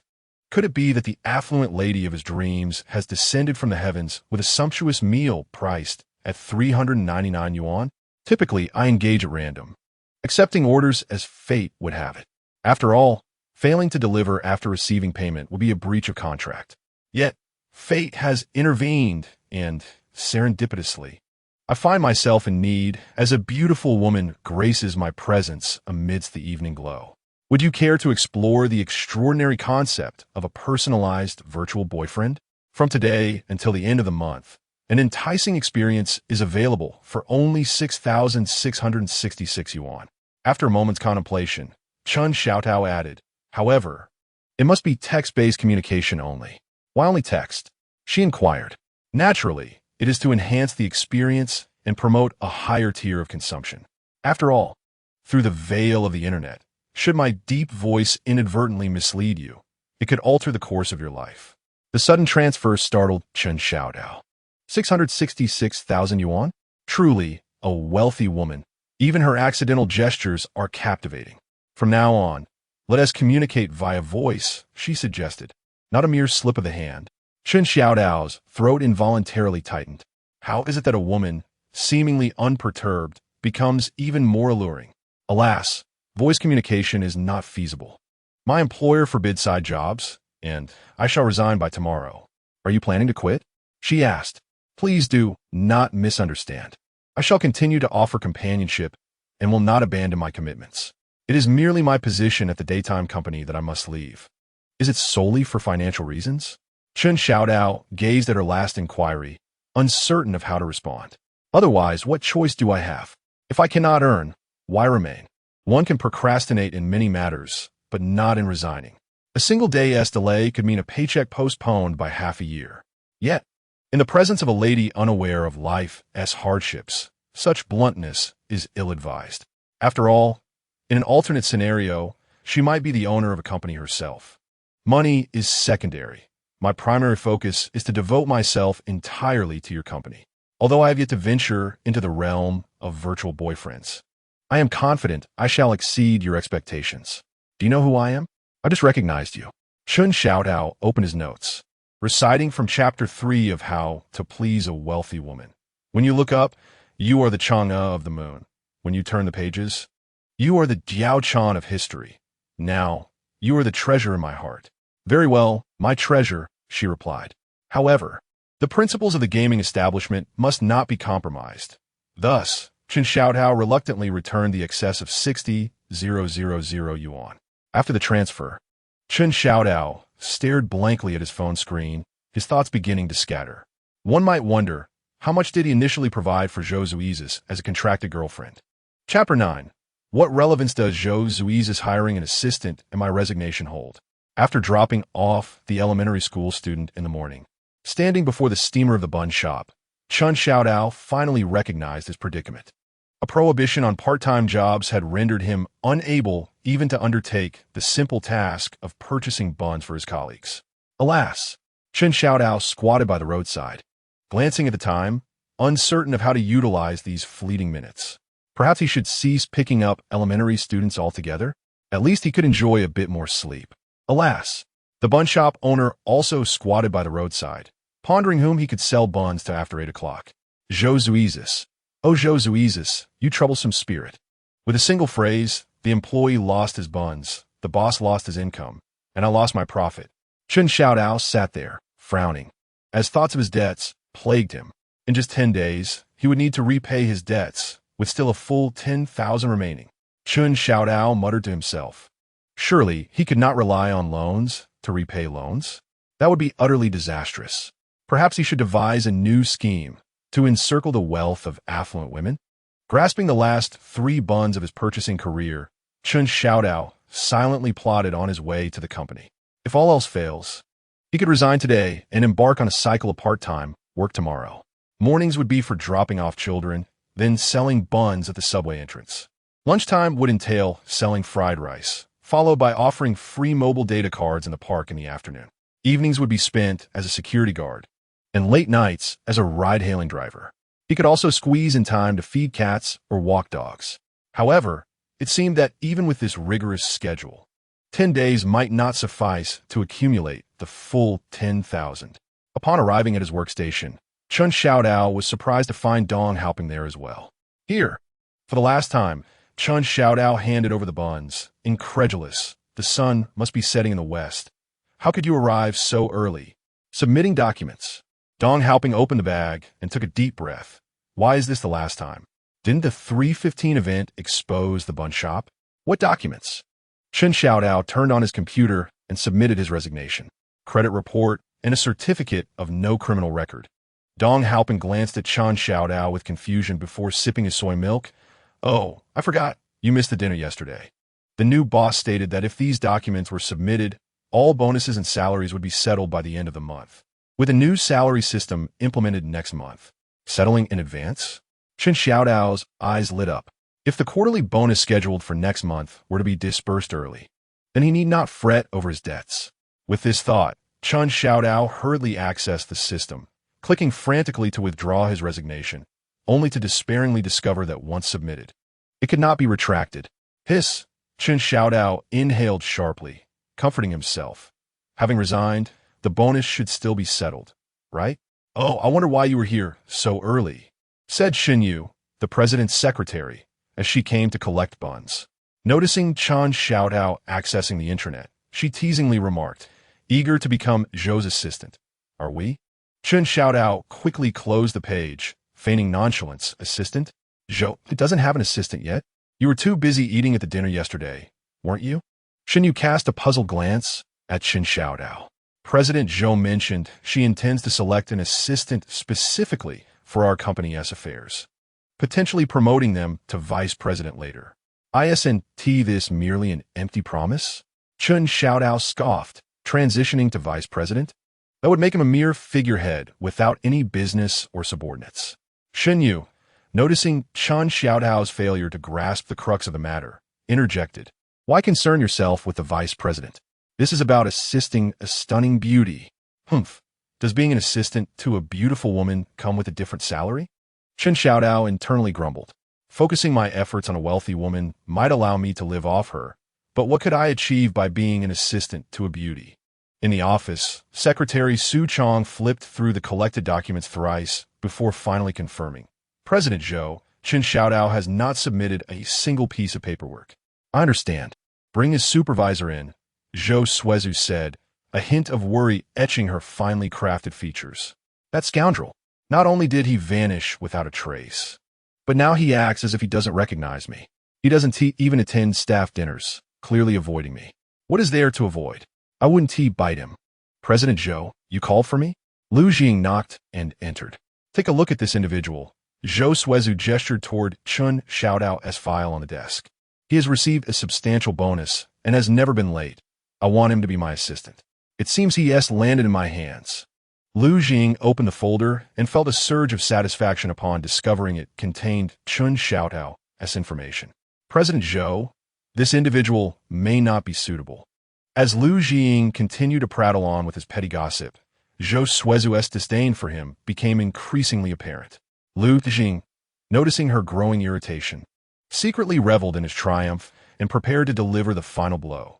Chun Xiaodao just submitted his resignation today. Do not approve it. Zhou Xuezhu sought to dismiss Lu Jing. You handle the work. Why? Lu Jing was taken aback. If he wishes to leave, then let him. Are you saying I have an employee resign the moment I arrive? Zhou Xuezhu interjected brusquely, slamming the documents onto the table. If he leaves, you can pack your bags too. You can't even manage a single employee. As Lu Jing exited, closing the door behind him, Su Chong, who had been observing the entire exchange, tentatively spoke. Is this Chun Xiaodao the person you've been searching for? Zhou Xuezhu did not respond directly, but countered. What do you think would cause a man to suddenly disappear without even informing his girlfriend? Upon hearing this, Su Chong surmised the nature of their relationship, rolling her eyes in exasperation. Don't ask me. I'm here to work, not to delve into romantic entanglements. Recalling her role as a secretary, Su Chong added, would you like me to investigate him? It would be more productive than sitting here speculating. Zhou Xuezhu shook her head in resignation, self-deprecatingly remarking, do you think I haven't tried? His personal privacy is tightly guarded. I couldn't uncover anything. His privacy, is that secure? Su Chong pondered, excitement glimmering in her eyes. I see. He could be scheming to get close to you and seize your hard-earned fortune. At that time, he was a wealthy second generation. Zhou Xuezhu interrupted, massaging her temples to halt Su Chang's conjectures. I was a poor student. Is that so? Su Chong expressed disbelief. An employee who can't even secure a managerial position could not possibly be a rich heir. Then, Su Chong contemplated a possibility. Could he be the illegitimate son of some wealthy tycoon? What nonsense are you spouting? Zhou Xuezhu shot a silent glance at Su Chong, while claiming not to discuss romantic affairs, seemed quite invested in the emotional gossip. So, is it for this individual that you have come to understand Zhou Xuezhu's recent peculiar behavior and acquired this company? What is inappropriate about that? Zhou Xuezhu felt a twinge of confusion. Inappropriate? Entirely so. Su Chong, sensing she had struck a nerve, expressed her disappointment, stating, as a woman of considerable wealth, dedicating time and energy to a man seemed rather unwise. Xuezhu was momentarily taken aback. However, his unusual behavior and the fact that he is now taking on multiple jobs must indicate he is facing some issues. I merely wish to ascertain what has transpired. He has gone bankrupt, perhaps. Su Chong, accustomed to such gossip, recognized that for a wealthy second-generation heir, bankruptcy equated to a loss of dignity, compelling him to submit. Enough. Xuezhu, uninterested in further unfounded speculation, declared that Su Chong should summon Chen Xiaodao. Precisely. Su Chong nodded, affirming that a female boss should wield her authority decisively and not be ensnared by matters of the heart. Chapter 10. Dead arising from pretense. The boss is looking for you. Shenyu rapped on Chen Xiaotao's desk, a mischievous smile gracing her lips. Impressive, such swift action. Chen Xiaotao looked up bewildered. Which boss? The new one? Who else? Shenyu raised an eyebrow, evidently pleased at the prospect of being one step closer to a wealthy patron. Chen Xiaotao pointed to himself. Are you sure they met me? Something seems off about you. Shenyu remarked, scrutinizing him. You could find out soon enough, and perhaps even converse with the enchanting wealthy lady you so desire. Something is amiss. Chen Xiaotao pondered, wondering why the departure of a minor employee would warrant the attention of the highest authority. With curiosity piqued, he knocked on the boss's office door. Upon entering, he was surprised to find Xuezhu accompanied by another individual. Her long, dark hair cascaded naturally down her shoulders, and beneath her neatly arranged bangs were a pair of bright, clear eyes. Her petite, delicate nose and slightly pursed lips exuded a serene grace. How fortunate, Chen Xiaodao thought. With another present, Xuezhu might be less formidable. Why haven't you submitted your personal information? Xuezhu inquired directly. Why should I? I'm about to leave. Chen Xiaodao shrugged, chasing after materials as if they were school assignments. It seems you're not quite adept at this managerial role. Mention of his departure ignited a flicker of irritation in Xuezhu. Did this individual truly believe that evading responsibility was a solution? She retorted sharply, I will not approve your resignation. Hey, what does my resignation have to do with your approval? This isn't some social gathering where I need your consent. Chen Xiaodao boldly countered, I'll be gone by the end of the month, salary or not. Xuezhu let out a cold laugh, countering, what if I decide not to pay you at the end of the month? You. Chen Xiaodao was taken aback by her audacity. Internally, he retracted his earlier conclusion. Withholding wages was a hallmark of a callous, seasoned employer. Indeed, money breeds corruption. In just a few years, the once demure and diligent girl balancing work and study had morphed into a boss capable of withholding pay. Do as you wish, he replied nonchalantly. However, the efforts of Chen Xiaodao over the past few years have not been in vain. You may choose to withhold my payment, but I shall pursue labor arbitration, and you will still owe me. Xuezhu was taken aback by this response, momentarily stunned. She had anticipated that Chen Xiaodao would at least relent, allowing her the opportunity to negotiate gradually. Very well, arbitration is, she mused, recalling her university days, and let out a cold scoff. It will take 6 months to reach a conclusion, and then I can delay payment for another 6 months. You will not receive your due wages for an entire year, while I will suffer no losses. Chen Xiaodao felt a twinge of discomfort in his molars. Was he summoned merely to be informed that his wages would be withheld? If they refused to allow him to work part-time, then he could simply leave. But if he left without receiving his wages, was this not an act of vengeance? Yet times had changed. Without bonuses, how could he repay his debts? Contemplating his financial obligations, Chen Xiaodao's tone softened unconsciously. What exactly do you intend to do? At last, he had become earnest. Perceiving the shift in Chen Xiaodao, Xuezhu queried, Shouldn't I be the one asking you that? How'd you end up like this? You come to witness my misfortune, have you? He retorted, What is wrong with my situation? I earn my living through hard work. Labor is noble. Indeed, quite noble. Xuezhu laughed at his words. You, who wouldn't even lift a finger to copy homework, expect to be hailed as a model worker? Delving into the past was fruitless, and Chen Xiaodao wished to divert the conversation. Over the years since the fall from grace, He had witnessed too many such theatrics. Whether in the digital realm or reality, acquaintances and strangers alike would mock him as soon as they detected remnants of his former wealth. Just as the privileged youth dancing at Wanlu Academy was met with scornful comments about the changing times. Those dancing in rural areas were derided with remarks about their desperation for fame. Yet, he had not anticipated that Xuezhu would also become one of his detractors. Is it that once I submit my information, you will let me go? Not at all, Xuezhu replied succinctly. In truth, I already possess the information without your submission. What I wish to understand is how you came to such a state. A bitter smile appeared at the corner of Chun Xiaodao's mouth. My family has gone bankrupt. Surely you are aware of this? With such a significant event, the news would have inundated every internet user, regardless of the platform or preferences. The headlines would have reached them all, unless Xuezhu had simply chosen to ignore him, indifferent to his family and circumstances. I am aware of your family's situation. Xuezhu lowered her voice, recognizing the deep sting such matters could inflict. But how could a privileged youth face bankruptcy? Surely, your family had some means of asset protection? Qin Xiaodao remained silent, instead extending his hand towards Xuezhu. What are you doing? She asked, perplexed. If you advance my bonus now, I shall divulge the information. Frustrated by his constant references to money, Xuezhu felt an uncontainable ire rise within her. If you do not comply, I shall withhold your wages entirely.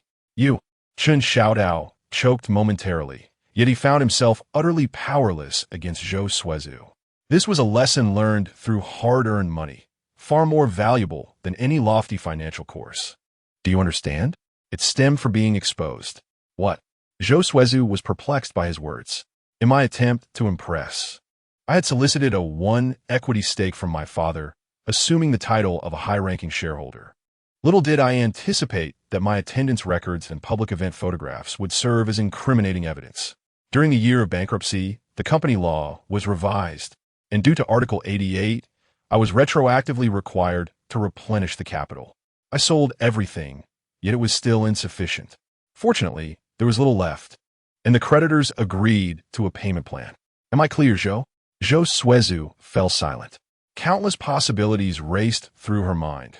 Gambling debts, an inability to cope with reality, or even entrepreneurial failure. Yet, she had never anticipated this scenario. After all, having endured poverty for the first 20 years of her life, she could not fathom that a wealthy heir could also be burdened by debt. I understand now. Today, I shall instruct the finance department to disburse your bonus, although I lack knowledge in matters of romance. Upon seeing Chun Xiaotao depart, Su Chong could not restrain herself. If I were the boss, I would never allow a subordinate to regard me with such disdain. Yet, now you should comprehend, Xuezhu replied coolly. He is not merely my subordinate. You, Su Chun, witnessing Xuezhu's demeanor, felt a surge of frustration. Since we are not discussing work as your close friend, I feel obligated to remind you, regardless of gender, if someone demonstrates reluctance towards you, the appropriate response is to turn away, not to pursue. He is different. Xuezhu remained unmoved. How is he different? Su Chong, exasperated by her obstinacy, retorted, does he possess 3 legs or 2 heads? Can you not focus on what truly matters? Once your career flourishes, what man will be out of reach?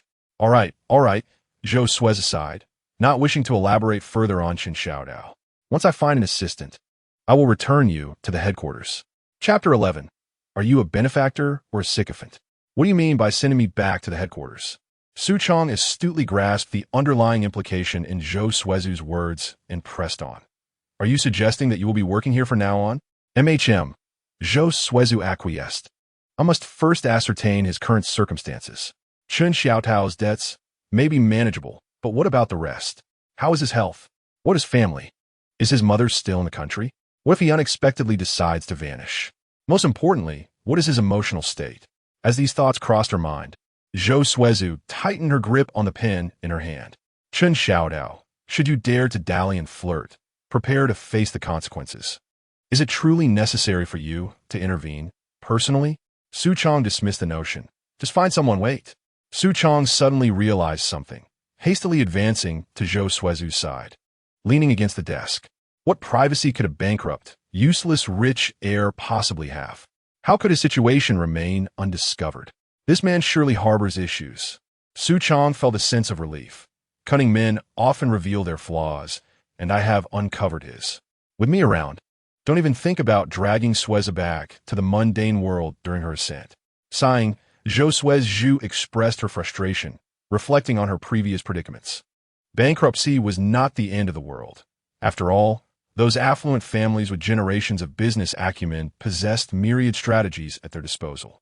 Consider the case of Boss Su of the Hung Tai Group, who is burdened with a debt of 20 trillion. Can one truly ascertain the number of his offspring, or whether they comprise more sons than daughters? The uncertainty surrounding such personal details makes it nearly impossible to discern the specific endeavors of any individual within that circle. Su Chong inhaled sharply, as if beginning to grasp the implications. Was the world truly so accommodating to the wealthy? She lamented that even a mere desire to purchase a trash bin led to incessant advertisements bombarding her through videos, forums, and shopping applications, leaving her with no semblance of privacy.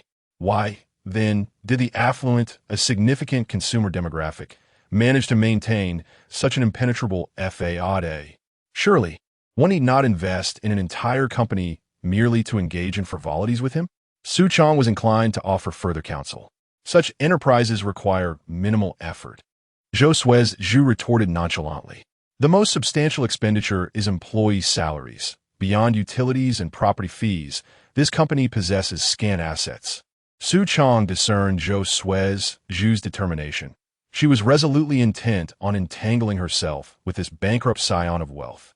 Let's not dwell on him, Xuezhu interjected, sensing Su Chang's growing discontent with Chen Xiaodao. Let us discuss matters concerning the company, as I intend to visit shortly. Very well. I shall instruct the driver to wait downstairs. The mention of work immediately transformed Su Chang's demeanor. Xuezhu hesitated before directing. Have Chen Xiaodao wait in the garage. You. Su Chong contemplated objecting, but held her tongue. No need for anger. Everyone has their own burdens. Since we cannot alter the situation, let us minimize the disruption he poses to you. Why should I not entangle myself? Xuezhu gazed out the window, lost in reminiscence. Some sentiments are too delicate to share with others, yet she maintained her own boundaries. In her preparatory years, Chen Xiaodao had feigned the operation of a study room, subsequently offering her free admission through a promotional raffle. Now, she too could establish a company to indulge in his childish antics. What he had once achieved, she could replicate with equal finesse. Standing beside a Maybach 680 Pullman, Chen Xiaodao appeared bewildered. What purpose does my presence serve? Am I merely ornamental? Surely, I cannot drive that vehicle. Realization dawned upon him. Xuezhu was aware of his financial plight and was subtly undermining his self-esteem. It was a classic tactic, compelling one to acknowledge their perceived inadequacies, thus fostering a sense of guilt and an inclination to please. Xuezhu, Chen Xiaodao mused internally. Your cunning is impressive, though your methods leave much to be desired. Was it truly humiliating for him, a mere holder of a Class 1 license, to be incapable of maneuvering a luxury vehicle worth millions? Not in the slightest. You will drive, Xuezhu declared coolly, observing Chen Xiaodao lingering by the car. I cannot drive, he replied indifferently. You claim you cannot drive? Xuezhu regarded him with curiosity. Who insisted on teaching me meticulously during my university years? A dog? Xuezhu suddenly grasped the implications and stated, drive, and your salary will increase by 10,000. I would not drive for 100,000, he retorted. Here we go. The stakes are rising, she noted as the game commenced. Chen Xiaodao had long anticipated this moment, forcing me to admit my own inadequacy. Unable to seize any opportunity, Chairman Zhou is currently preoccupied with important matters, while Su Chong, visibly displeased, remarked about my reluctance to drive. Chen Xiaodao, unfazed, gestured elegantly towards the license plate with an invitation to drive. Whoever can drive, please do so. I certainly cannot. Zhou Zuizis and Su Chong exchanged glances, both recognizing the confusion reflected in each other's eyes. What trickery was Chen Xiaodao up to? Xuezhu, sensing that Chen Xiaodao was not merely throwing a tantrum, cautiously inquired, "Is there something wrong with this vehicle?" The perplexed expression on Xuezhu's face suggested she was not trying to be difficult. Chen Xiaodao pondered if he had misunderstood her intentions. He tentatively asked, "Surely you are aware of the difference between yellow and blue plates?" "Huh?" Xuezhu's confusion morphed into bewilderment. "Aren't all vehicles driven by the driver?" "I genuinely do not know." Chen Xiaodao hesitated, raising his hand several times, struggling to articulate his thoughts. "Speak plainly." Su Chong, exasperated by his demeanor, retorted, "What are you playing at?" In that moment, a straightforward expression crystallized in Chen Xiaotao's mind. "I cannot drive any vehicle with a yellow plate. It is as simple as that. If you want me to drive, it must be a blue plate." "I understand now." Xuezhu nodded. "Then let us purchase another vehicle. What do you prefer?" Xuezhu initially intended to have Su Chong coordinate this, but upon noticing Su Chang's frown directed at her, she recognized the impropriety of such a plan. "What procedures are required by the company for purchasing a vehicle or acquiring assets?" Xuezhu inquired of Chen Xiaodao. "Typically, your assistant or secretary would handle the coordination." Chen Xiaodao replied, his mind racing. However, he was indeed unfamiliar with the administrative procedures. "I will consult Xinyu about it." "Xinyu?" Xuezhu's tone suddenly chilled as she recalled the name. "That secretary? Are you quite familiar with her?" Chen Xiaodao was taken aback by her reaction, a plethora of questions surfacing in his mind. "Are you foolish? You asked me about the vehicle purchasing process, yet I am not knowledgeable. I shall inquire with someone who is. Why does it seem you are reluctant?" Xuezhu remarked, expressionless as she entered the vehicle. Before departing, she added, "Coordinate this matter. You shall be my assistant from now on." Inside the car, recalling the earlier exchange, Su Chong could not contain her curiosity and addressed Xuezhu, who appeared deep in thought. "Do not tell me you have made him your assistant and intend to raise his salary again." "Huh?" Xuezhu, snapping back to reality, looked quizzically at Su Chong. "Is there an issue?" "Indeed, there is. It is quite significant." Su Chong, sensing her tacit agreement, felt a surge of frustration. A mere driving role should not warrant a salary increase of 10,000. Where's the fairness in that? You heard him claim to be in debt, and without hesitation, you advance his bonus, without verifying the authenticity of his assertions. I do not deny that you are using money to resolve matters. After all, a bankrupt man desperately needs funds. But you are the benefactor here. You are the one providing him with money. Why must you create elaborate justifications? Is your money so burdensome that you seem to be pleading for him to accept it? Can you not maintain a semblance of dignity? Chapter 12. You would sell out your brothers for money? Assistant? Remembering Xuezhu's icy demeanor, Chen Xiaodao could not suppress a shiver. What are the roles of an assistant and a secretary? They are merely instruments for embellishment. After holding these two positions for 2 years, one could ascend to a mid-level leadership role in a project, thereby advancing smoothly into the executive echelon. However, what if one finds themselves to be a mere liability in the workplace? That scenario transforms into nothing short of a trap.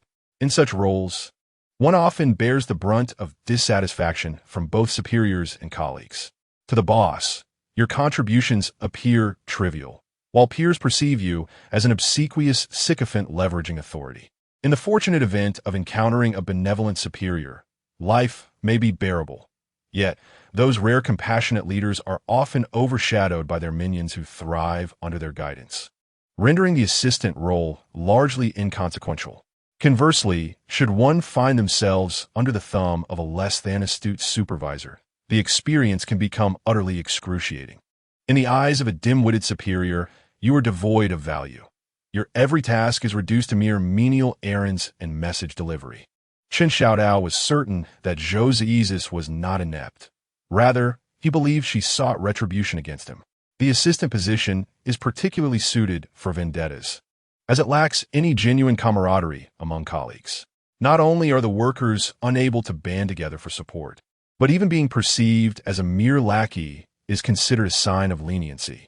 Moreover, this role is directly accountable to Xuezhu, with his performance and salary hinging entirely on her whims. You have received a quarterly bonus of 1,500. 000 yuan from Gao Yuan Think Tank to your bank account, ending in 8888. How splendid! Chen Xiaodao thought to himself, almost wanting to exclaim in joy. Alas, he was at work, where exuberant displays were strictly frowned upon. With the bonus in hand, he could at least expect a brief respite from incessant debt collection calls. Time to devise an escape plan. Chen Xiaodao swiped his phone screen and entered the Dongga Mall, navigating to the express delivery section. First, let us claim a food delivery voucher. You actually found the Dongga food delivery interface? Xuezhu, who had come to notify him, glanced at Chen Xiaotao's screen with curiosity. Dongga had made a grand announcement regarding its food delivery service, yet many, including Xuezhu, had discovered that it was non-existent. She had scoured the App Store in vain. Ah, you must be a new user. Upon hearing this, Chen Xiaodao sensed an opportunity. Quick, let me send you the link. You'll find substantial discounts.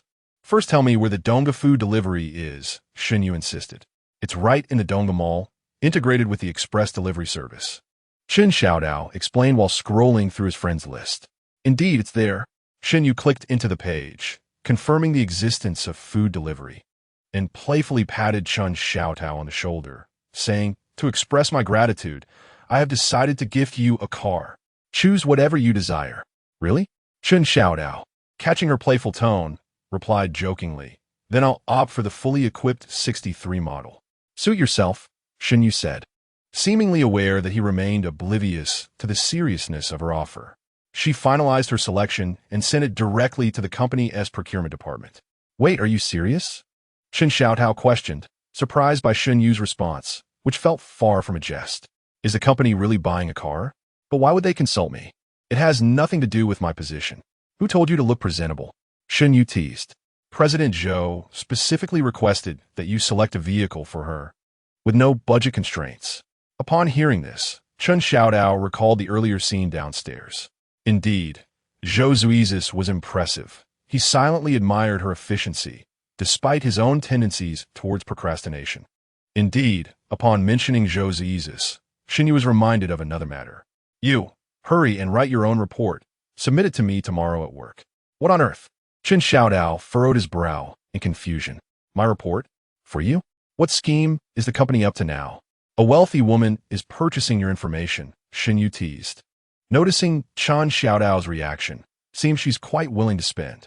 Chen Xiaodao recognized the latter part as a jest, yet the former was not. Moreover, what difference was there between fabricating work tasks at the office and falsifying homework at school? Both were heinous offenses. It's what Director Zhou wants. Seeing Chen Xiaotao's puzzled expression, Xuezhu ceased her playful banter. Just write a report about yourself. Ah, Chen Xiaodao understood. So that's the game, is it? Xuezhu has even learned some tactics? A subtle probe? Is it to gauge my capabilities? Rest assured, I won't slack off. I'll have it ready for you before the end of the day. Writing my own report? This is even more enjoyable than swapping papers with a desk mate back in school. Be serious, Xuezhu cautioned, noticing Chen Xiaodao's mischievous smile. Right from my perspective. Don't embellish yourself too much. You can trust me, Chen Xiaotao assured, patting his chest. I'll 1T exaggerate. If I write anything overly flattering, make me endure 3 servings of subpar meals. After registering as a delivery rider for Dongga, Chen Xiaodao casually checked the Huang Tuan group, only to discover he had been kicked out. Was Huang Tuan so thorough? A complete shutdown, banning accounts and expelling members in one fell swoop. He wondered if his Douyin account had transformed into a default avatar with a numerical nickname. Yet, such matters no longer troubled him. He was about to join the Dongga family with its benefits. After some contemplation, he decided to message Lu Jie, the owner of the gaming companionship service. Lu Jie was also a fellow sufferer. They had met at the delivery station, each with their own burdens. Chen Xiaodao chose delivery work for its daily payments, unable to wait for longer payroll periods. Lu Jie, on the other hand, was hindered by a criminal record. When Lu Jie graduated, he secured an internship at a tech company through school connections, only for the company to be raided shortly thereafter, resulting in his prosecution for fraud. A freshly graduated student with such a record found it difficult to secure employment. 2 inexperienced individuals formed a bond at the delivery station, seeking solace in each other's company. Eventually, Lu Jie accumulated some savings through gaming skills, transitioning from a game coach to a companionship service owner. He also sees an opportunity to join Gao Yuan Consulting, embarking on a life of leisure. Chen Xiaodao, how's business lately? Donggu offers 5 insurances in 1 fund. If you have time, take a look. Lu Jie, thanks to you, I've been enjoying KFC without checking the date this month. Chen Xiaodao, are you being polite with me? What fortune have I bestowed upon you? Due to their shared experiences of hardship, Chen Xiaodao was not subject to commission deductions at Meng Tian's companionship service. After all, male companions were already scarce, and considering Chen Xiaodao's gaming skills were rather lacking. The wealthy women who sought him typically also required technical support, rendering him little competition for others. Thus, he and Lu Jie can be considered as covert partners. Although they share a common sign, each operates independently. Lu Jie remarked, just the other day, that wealthy lady you mentioned has purchased your services outright. A sense of foreboding washed over Chen Xiaodao. What do you mean by bought out? Lu Jie explained. The wealthy lady expressed her desire to engage your services long-term. Hence, the establishment has decided to remove your profile. He continued, the buyout fee has just been transferred, and it amounts to quite a sum. Chen Xiaodao grasped the situation. You sold me out for a mere pittance? He exclaimed, I thought we were brothers, bound by love and loyalty. Chapter 13. A wealthy lady offers me a home? No. Thank you. Upon receiving takeout, Chen Xiaodao snapped a photo to send to Xuezhu. After all, the essence of a virtual boyfriend lies in providing a constant sense of presence. Xuezhu inquired, does your company not have a cafeteria? To which Chen Xiaodao replied, in office buildings, few companies actually have a cafeteria. Xuezhu suggested, I could set you up with an intimacy payment plan, so you can enjoy better meals. A wealthy lady. Chen Xiaodao internally rejoiced. The affluent patron I have long sought has finally arrived. Yet, why have they removed my profile from the companionship platform? Could she be a possessive and obsessive wealthy lady? He playfully asked, what delightful meal did you have at noon, my fairy? Engaging in a reciprocal exchange is the essence of conversation. One-sided dialogue is merely awkward chatter, which incurs an additional fee, as one fears the theft of their emoticons. Xuezhu replied, I'm still busy. I will eat later. It appears that the life of a diligent worker is fraught with challenges. The industrious labor must toil away, while even the striving wealthy lady finds herself deprived of sustenance. Perhaps it is better to take things easy, ensuring both mental and physical well-being, while adhering to a timely diet and enjoying a content yet modest life. Keep going. Strive to earn money. I shall not disturb you further, Chen Xiaodao encouraged himself. Completing his daily task. As he tidied the takeout box, he felt a surge of joy. Being busy is advantageous. A preoccupied wealthy lady is less clingy. As long as he clocks in regularly to maintain his presence, all is well. Were she an idle patron, he would have to craft elaborate praises to entertain her. In the future, he could deliver takeout by day and charm the wealthy lady by night, leading a life of increasing bliss. If she were to occasionally shower him with coins, that would be even better. Lost in such reverie, Chen Xiaodao comfortably settled his head on the table and began to doze off. Unfortunately, just as he drifted into slumber, the shrill ring of a phone jolted him awake. All right, I'll handle it right away. Without even opening his eyes, he recognized the obsequious tone of Lu Jie. Chen Xiaodao had assumed this fellow would leave after the call, but to his surprise, he approached and tapped him. Wake up, I have a task for you. Reluctantly, Chen Xiaodao lifted his head from his arm, saying nothing, merely staring at Lu Jie with a deadpan expression. Lu Jie continued, President Zhou has a friend who wishes to consult on a human resources issue. I will send you the details on your phone. Please attend to it promptly. Ignoring Chen Xiaodao's gaze, he finished speaking and departed. Is Lu Jie truly lacking in common sense? Could he not have waited until the afternoon work hours to relay such matters, instead of interrupting Chen Xiaodao's precious lunchtime? Even if he does not regard his subordinates as individuals, can he not treat himself as a person and engage in some human affairs? Chen Xiaodao glanced at the time. Well, there were only 25 minutes until work began. This timing was quite awkward. Should he sleep or not? Sleep. I shall not concern myself with this or that. If they have the audacity to fire me, so be it. After the end of the month, I shall no longer be in their service. Yet, as he lay there, the reality of work crept in, and he hastened to address matters concerning President Zhou. Just as Chen Xiaotao began to feel drowsy, he was jolted awake by Lu Jiying's intrusion. Annoyed, Chen Xiaotao raised his head, only to see Lu Jiying's retreating figure. Reluctantly, he opened his computer and logged into the corporate system. Wait a moment, is it only 1:53 p.m.? Upon catching sight of the time, Chen Xiaotao's frustration boiled over. When will these sycophants ever act with some sense? Come, let me see what matters could possibly warrant such urgency from Xuezhu. Others may not grasp it, but Xuezhu certainly knows of his notorious morning grumpiness. Upon entering the client data, Chen Xiaotao erupted in laughter mixed with anger. Scale: approximately 100 employees. Main business: advertising and marketing. Financial budget: undetermined. Staffing structure: normal structure. Problem: difficulty retaining employees. Is this meager information truly worthy of being called data? Even a roadside fortune teller could provide more detailed insights. Xuezhu is unaware of the business model, and you, Lu Jiying, are equally oblivious? You might as well discard all semblance of data. Fine, if this is how we are to proceed, I shall not hold back.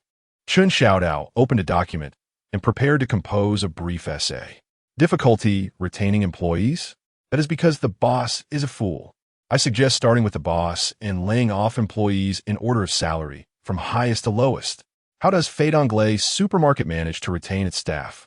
How do they attract 100 applicants for every position available? Because they are deserving. A trash company may have funds to reimburse the boss's indulgences, yet lacks the means to refund employees' out-of-pocket expenses. First, fire the boss. Next, let go of the HR personnel. Finally, dismiss the direct supervisors of those who resigned. After all, there are plenty of individuals willing to take on the work. Chen Xiaotao typed furiously until he finished his thoughts and promptly sent them to Xuezhu. Haha, Lu Jiying, await your doom. In a state of self-satisfaction, Chen Xiaotao pulled out his phone, ready to indulge in a moment of leisure, when he noticed a message from a wealthy lady on his lock screen. Xuezhu, what are you up to? Oh no, I've left the wealthy lady hanging. Chen Xiaotao, earning my meager living. Do you miss me, beautiful? Xuezhu, have you reconsidered resigning? Chen Xiaotao, resign. It is imperative. The incompetent supervisor does not treat me with any respect. Xuezhu, has someone bullied you? Who is it? Does this imply that the wealthy lady wishes to avenge me? A benevolent benefactor has appeared. Chen Xiaotao, it's nothing. I just sent the boss a heap of nonsense. I feel much better now. Xuezhu, if you resign, will you still be in Shana City? A good question. How splendid it is, for I can cleverly extract information. Chen Xiaotao, that depends on where you are, beautiful. If I find myself entirely out of options, I shall come to your doorstep to feed your cat. Chen Xiaotao had long been curious about how such a busy, wealthy lady manages the care of her pets. Do her household staff take on that responsibility? Wouldn't that render the staff with ample time to dote on cats and dogs? Why not raise a pet chicken feather? It would be far more practical to assist a wealthy individual who seldom returns home by tending to their needs, as it would ultimately be a matter of personal enjoyment. Xuezhu, of course, I have a villa. You're welcome to stay. Xuezhu, or if you prefer another location, I could purchase your residence. Chen Xiaotao inhaled sharply, taken aback by the cunning of this affluent woman. How insidious to attempt to corrupt his spirit of diligent perseverance with her wealth. Alas, he's no naive lamb. Whether it be a villa or a luxury sports car, anything beyond his means would only serve as a burden. In the wake of the Chen family's bankruptcy, he initially clung to his precious possessions, yet within a mere 3 months, he had come to terms with reality. The dilapidated dwelling he currently occupies is at least manageable. When the faucet malfunctions or the shower head clogs, he can simply procure a replacement from an online store for a modest price, which brings him satisfaction. But for those grand villas, which cost millions in renovations, should a faucet break, what recourse would he have? He certainly acknowledges that the imported high-end brand with an invoice priced at 5,000 per unit is beyond his capacity to replace. Replacing a 200 yuan pure copper faucet would feel like a degradation to the entire bathroom X's elegance. Yet to neglect the issue would be to act irresponsibly. Moreover, such problems are inevitable. They cannot be avoided merely by exercising caution. How can a residence endure over time without issues arising? While the faults may not solely stem from his occupancy, no one would believe him.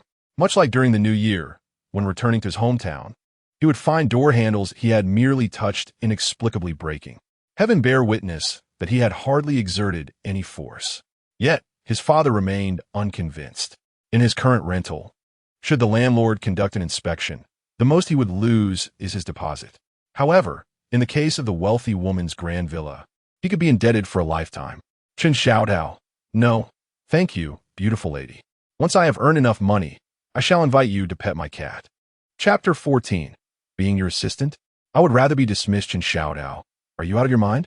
Upon receiving Xuezhu's report, Xuezhu intended to commend him for finally being earnest. However, upon opening the first page, she gasped in shock. The entire document was an expose of his own misdeeds. Surely, you are aware. Xuezhu gazed incredulously at Xuezhu. This report is meant for Mr. Zhou's review, correct? Of course. Xuezhu feigned ignorance, responding with a look of innocence. If you truly wish to be reckless, Xuezhu, observing Xuezhu's demeanor, recognized his intention was deliberate, although she found his motives perplexing. It irked her nonetheless.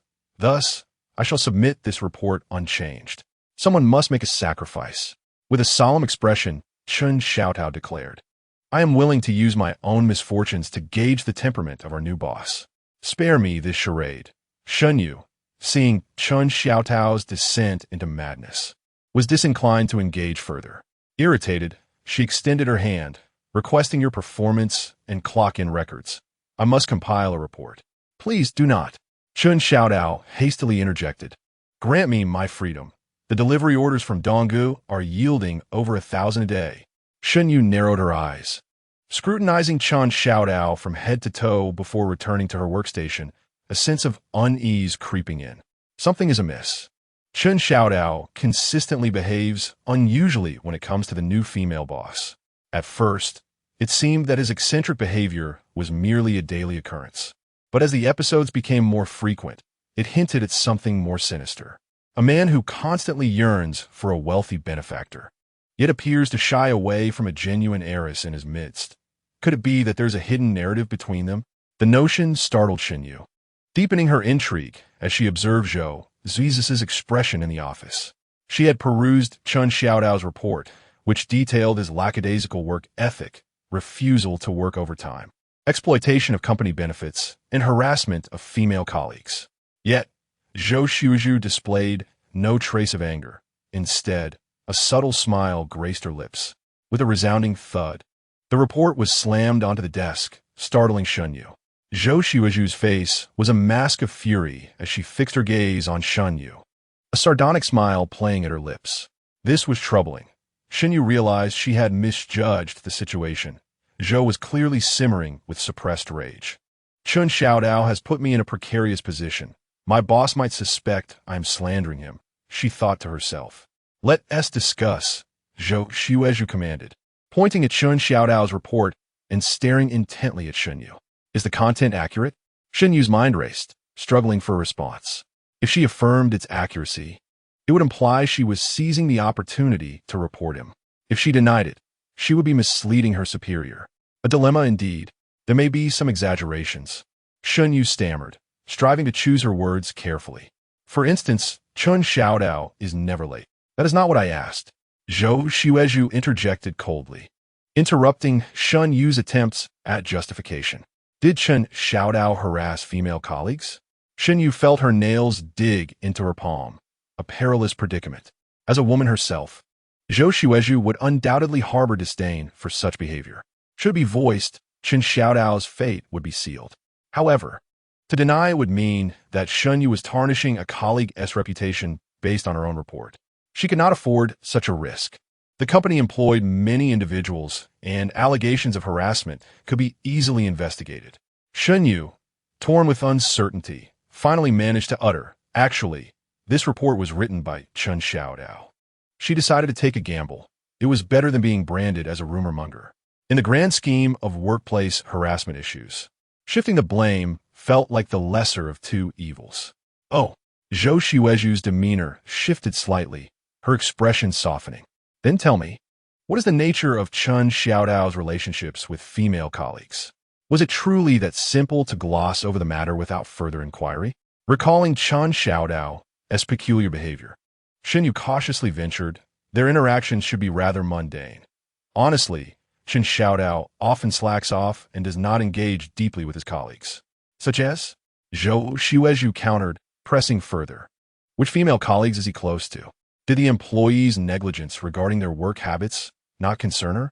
Xuezhu detected a fleeting flicker of emotion in Xuezhu's eyes, a sense of realization dawning upon her, yet it remained elusive. Well, as you know, I am Secretary Gu's aide and do not share the same workspace as Chen Xiaodao, so I'm not very familiar with the details, she replied, attempting to deflect. Understood. Xuezhu conceded, halting her inquiries upon sensing Xuezhu's evasiveness. I am not well acquainted with the company. Inform Secretary Gu that you will now serve as my secretary. After a moment of contemplation, Xuezhu added, also, notify everyone that a meeting will be held regarding structural adjustments and personnel changes within the company. And just like that, it was concluded. Xuezhu was thoroughly perplexed by the outcome of this seemingly high-handed yet nonchalant treatment. Could it be that these two truly have a story? Meanwhile, Chen Xiaodao, engrossed in scrolling through Douyin videos, cast a sidelong glance at Dong Haoping. Why does this big fool continually neglect the fish to watch that online meeting? Oblivious to Chen Xiaodao's gaze, Dong Haoping excitedly leaned towards him, exuberantly exclaiming, just now, General Zhou announced that starting next month, we will implement a salary reform, fully aligning with the standards of Fedonglais Supermarket. Fedonglais Supermarket. It is said that working 6 hours a day can yield a monthly salary exceeding 10,000. Long live General Zhou. A colleague from the adjacent cubicle let out a cheer. Chen Xiaodao was engulfed by a swell of confusion. Why was Xuezhu behaving so strangely? She had scolded him harshly for yesterday's proposal. Surely, she couldn't have grasped the meaning behind the 5 words Fedonglais standard. General Zhou is looking for you. Sensing the gossip, Xuezhu, having delivered the news, unobtrusively observed Chen Xiaodao's reaction. Oh, his tone is rather indifferent. His face reveals no emotion. He seems somewhat reluctant to rise. Is this still the same Chen Xiaodao who daily proclaimed that a wealthy woman would descend from the heavens to fall in love with him? Xuezhu nodded to herself, convinced that there was indeed something amiss between the two. General Zhou, you requested my presence. Chen Xiaodao stood stiffly before Xuezhu's desk, perplexed by her intentions. As I mentioned in the meeting, Xuezhu said, lifting her gaze from the documents, the company intends to diminish the notion of hierarchy. Henceforth, you shall refer to me simply as Xuezhu. What does your meeting have to do with me? No one can prevent me from slacking off during work hours. After attempting to speak twice, Chen Xiaodao still could not utter a word. So what did you summon me for? To inform you that you will be reassigned. Xuezhu's expression remained calm, betraying no change. In a moment, you will gather your belongings and come over. Starting tomorrow, you will be my assistant. I refuse. Chen Xiaodao vehemently objected, his voice rising involuntarily. Either dismiss me or allow me to return. Seemingly taken aback by Chen Xiaodao's intense reaction, Xuezhu paused and retorted, dismiss? What about the Detsuo? Are you not concerned? No worries. Chen Xiaodao boldly articulated his planned escape route. Donggu's delivery service also offers 5 insurances and a housing fund. Earning 20,000 a month is not a problem. Xuezhu fixed her gaze intently on Chen Xiaodao for a long moment. Are you truly determined to pursue this course? Unless there is anything else, I'll take my leave. With that, Chen Xiaodao tossed out a parting remark and turned to depart. Chapter 15. Is this how I get dismissed? In the office, Xuezhu stared silently at the photo on her phone, utterly still. After a long pause, she unlocked the screen, her fingertip hovering over Lu Ruyan's profile picture. After a moment's hesitation, she finally tapped to enter. Xuezhu, have you awakened? She understood that someone like Lu Ruyan who thrived in nightclubs. Wouldn't T be able to open her eyelids until past noon? To her surprise, the dialog box immediately displayed that Lu Ruyan was typing. Lu Ruyan, just woke up. Lu Ruyan, did you miss me, darling? Xuezhu typed and deleted multiple times before finally sending. Xuezhu, tell me, what does one pursue a boy? Lu Ruyan. In the next moment, a call invitation from Lu Ruyan popped up. What did you say? Have you taken a liking to a young stud? When? What did you meet? Lu Ruyan's piercing voice erupted from the earpiece, compelling Xuezhu to instinctively distance the phone from her ear. Well, I suppose it's not entirely unreasonable. You are 28 after all. Why do you still refer to him as a boy? The tone of Lu Ruyan's voice noticeably dipped, reflecting her despondency. Don't dwell on that, Xuezhu urged, noticing Lu Ruyan's inability to grasp the crux of the matter. What I mean is, how should I pursue him? Ladies and gentlemen, Lu Ruyan elongated her words languidly, a hint of a hangover evident in her tone. Do you negotiate business deals with such recklessness? You fail to mention his profession, his background, his appearance, or his education. If you withhold all this information from me, how can I possibly advise you on how to win him over? Why not simply position yourself in front of him and inquire if he is open to romance? Upon hearing Lu Ruyan's barrage of questions, Xuezhu felt the lack of details weighing heavily upon her. Yet, revealing too much might lead her friend to deduce the identity of the object of her affection. Well, his job is quite decent, but it seems he has accrued a considerable amount of debt. Splendid, Lu Ruyan interrupted excitedly, the sound of her thigh slapping audible through the phone. Knowing he is in debt is more than sufficient. You should draw up a contract for him to become your personal assistant. The fee would conveniently cover his debts. With such an arrangement, you would have a significant hold over him. Recalling Xuezhu's stubborn demeanor, Xuezhu hesitated. But he is unwilling to be my assistant. What do you mean? Lu Ruyan's voice brimmed with skepticism. You have already made a move, right? That's none of your concern. Xuezhu quickly shifted the subject. What if he refuses the assistant position? Is there anyone who would turn down the chance to assist a stunning beauty? Lu Ruyan mumbled. Why not confirm his sexual orientation first? Xuezhu was momentarily a loss for words. She recalled Xuezhu from their university days, clumsy yet endearing, often making her blush with embarrassment due to his antics. However, she was acutely aware of his affections. At the very least, she needed to ascertain his preferences. If, after years apart, Xuezhu had turned out to be gay, she would feel like a fool. What does your silence imply? Lu Ruyan exclaimed dramatically. If you were to fall for a gay man, that would be quite the spectacle. He is certainly not, Xuezhu retorted emphatically. Even if he were, I would win it back. Have you lost your mind? Lu Ruyan's curiosity about Xuezhu's quarry piqued. Do you have a picture? I must see what kind of man has made you so impassioned. I do not, Xuezhu instinctively replied, quickly adding, but he is quite handsome. Lu Ruyan, not convinced by Xuezhu's evasions, teasingly remarked, Are you guarding your treasure? Oh, stop stalling. Xuezhu, feeling anxious about Lu Ruyan's lack of constructive advice, pressed on. If you do not provide me with guidance, I will consult someone else. All right, I will share. Lu Ruyan, a frequent patron of nightlife, regarded matters of love with casual indifference. Debt indicates a lack of self-control, so flaunt it. Buy a new car and post plenty of photos of yourself inside it.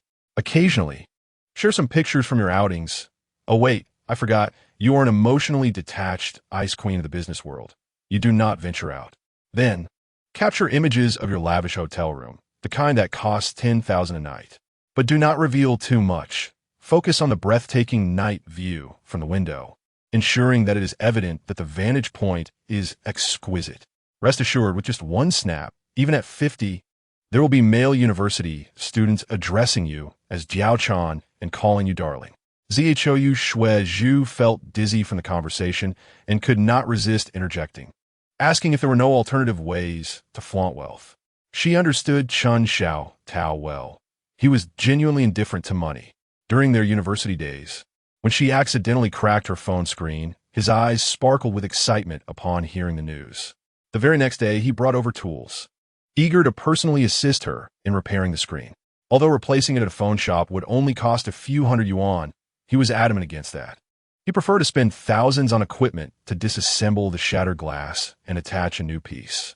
Ultimately, he ended up damaging the screen further without successfully fixing it, which left him in a gloomy mood for several days.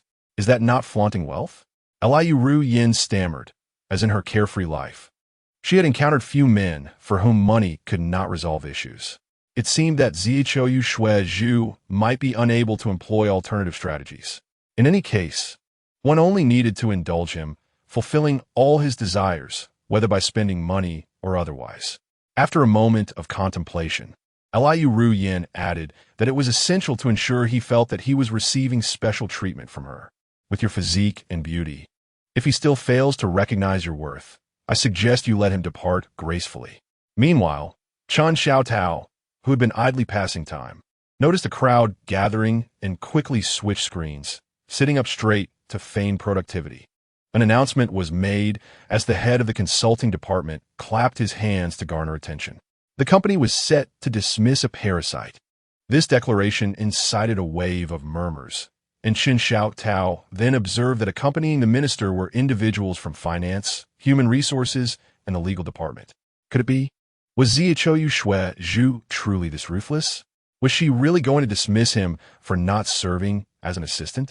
A pang of regret hit Chen Xiaotao, considering the company was about to implement a favorable treatment policy. In truth, being Xuezhu's assistant wasn't as dire as it seemed. Eliu Jiying, come forward. The supervisor called. Eliu Jiying, believing he had successfully lodged a complaint, hurriedly approached the minister. Chen Xiaotao, time for you to leave. Eliu Jiying thought with satisfaction, relishing the moment before the company enforced the new policy. Eliu Jiying, upon investigation, it has been determined that since your appointment as the head of the consulting department, your management style has been inappropriate.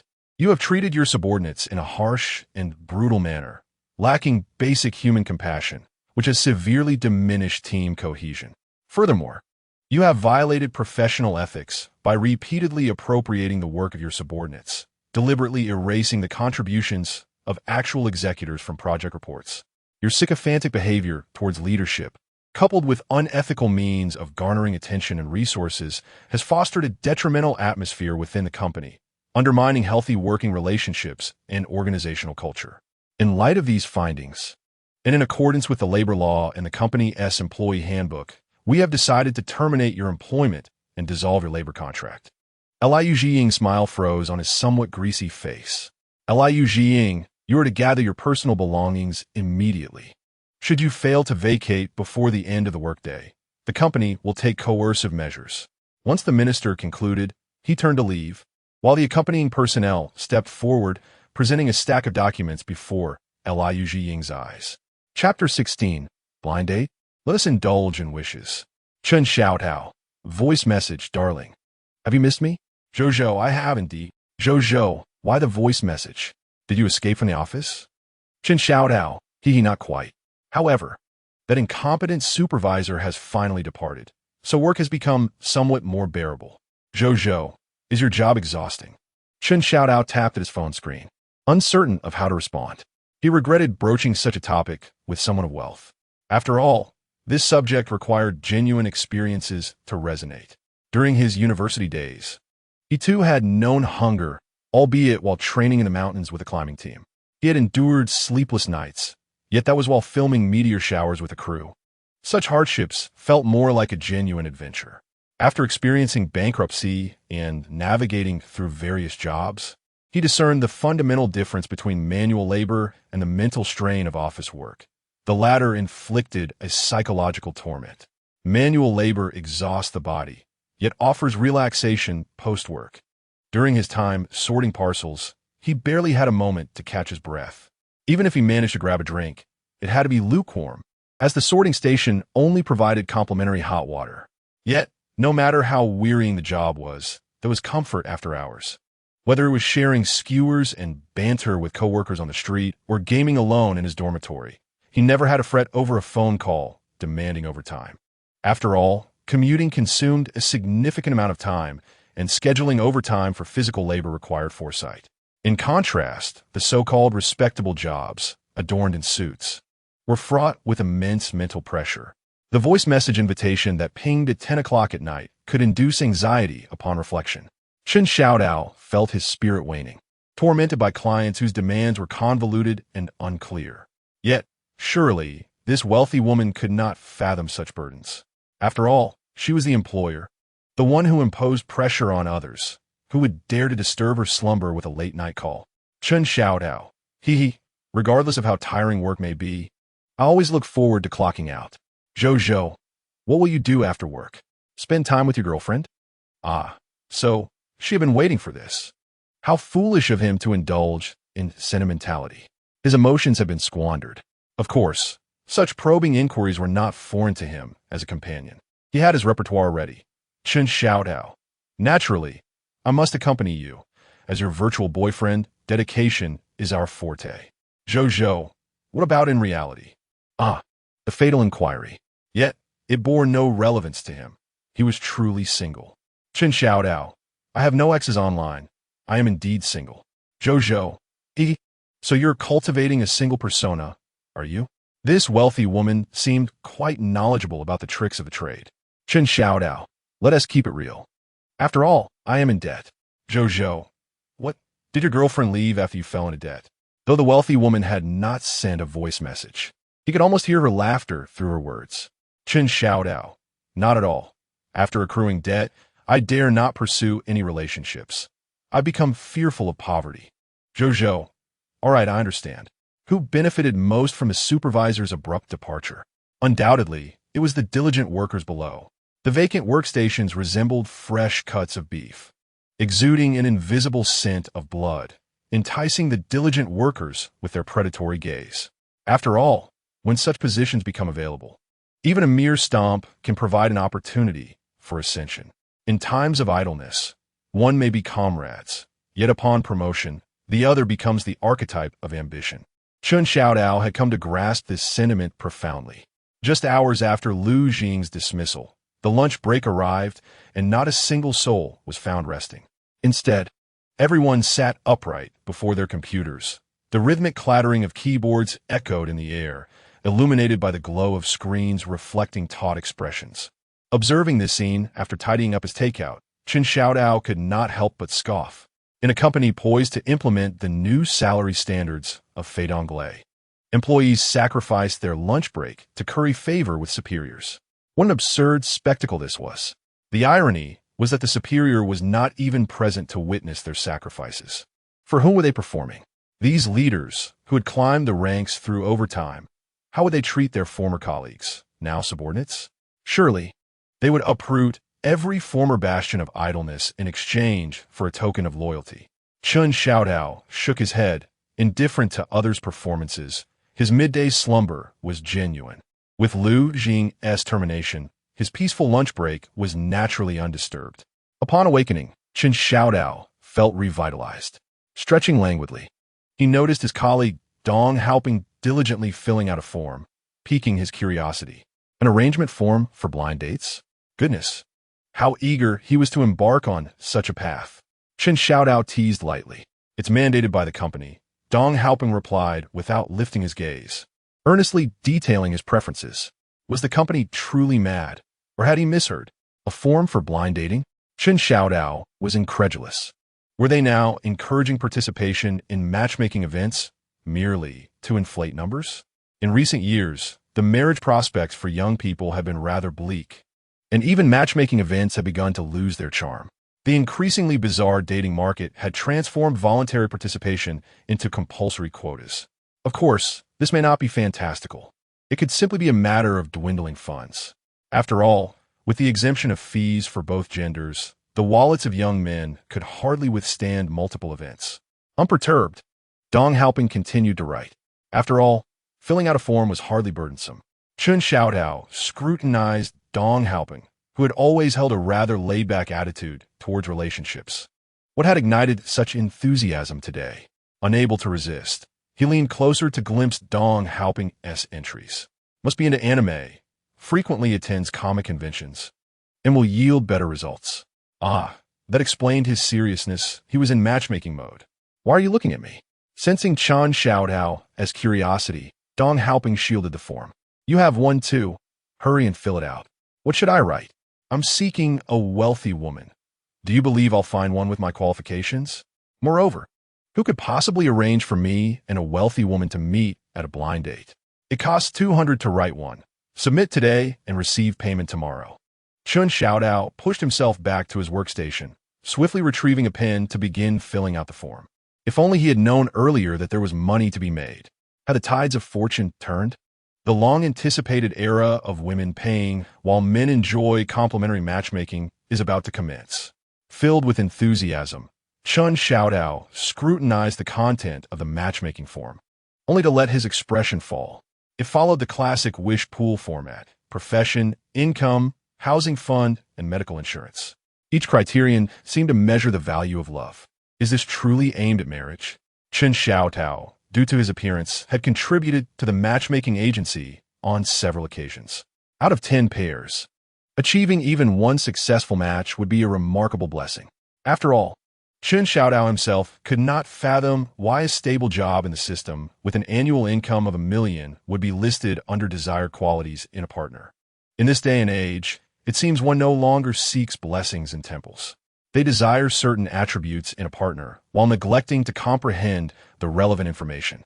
Is it not inevitable to encounter fraudsters? After all, only a con artist could fulfill such conditions. Chapter 17. What strategist? Merely a jester. Lu Ming, are you busy tonight? Fancy a drink? Upon seeing the pop-up message from Tencent, Chun Xiaodao hesitated for a moment before replying. Chun Xiaodao, same old place for skewers? Lu Ming, sounds good. I should arrive around 7. Lu Ming, I have something for you to advise me on. Something? Chun Xiaodao pondered while scratching his chin. Lu Ming was a wealthy second-generation acquaintance he had met while renting a place. At that time, Chun Xiaodao could no longer tolerate the dormitory environment, so he resolutely opted for independent living, where he encountered Lu Ming.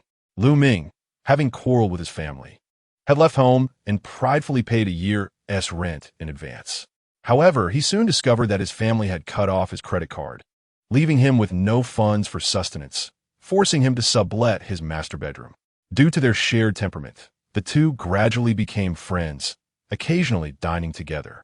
Lu Ming, finding it rare to have someone to drink with, would engage in pure eating, drinking, and chatting, after which they would return to their respective homes.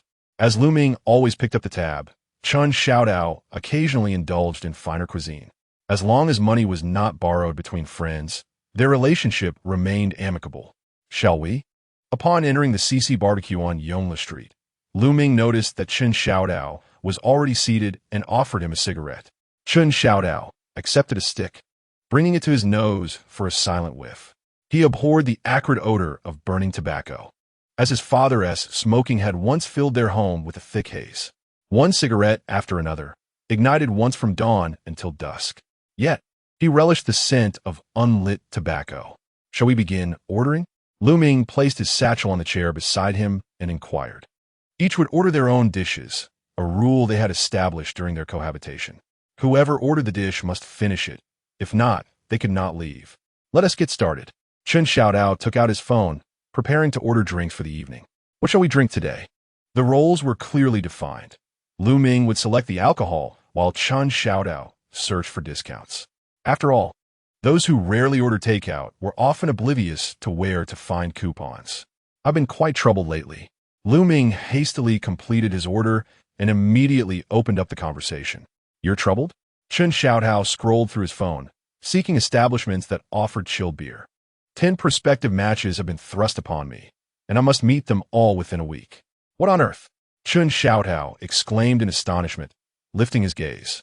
Why has everyone suddenly turned to matchmaking? I had thought you would inquire why 10, remarked Lu Ming with a chuckle.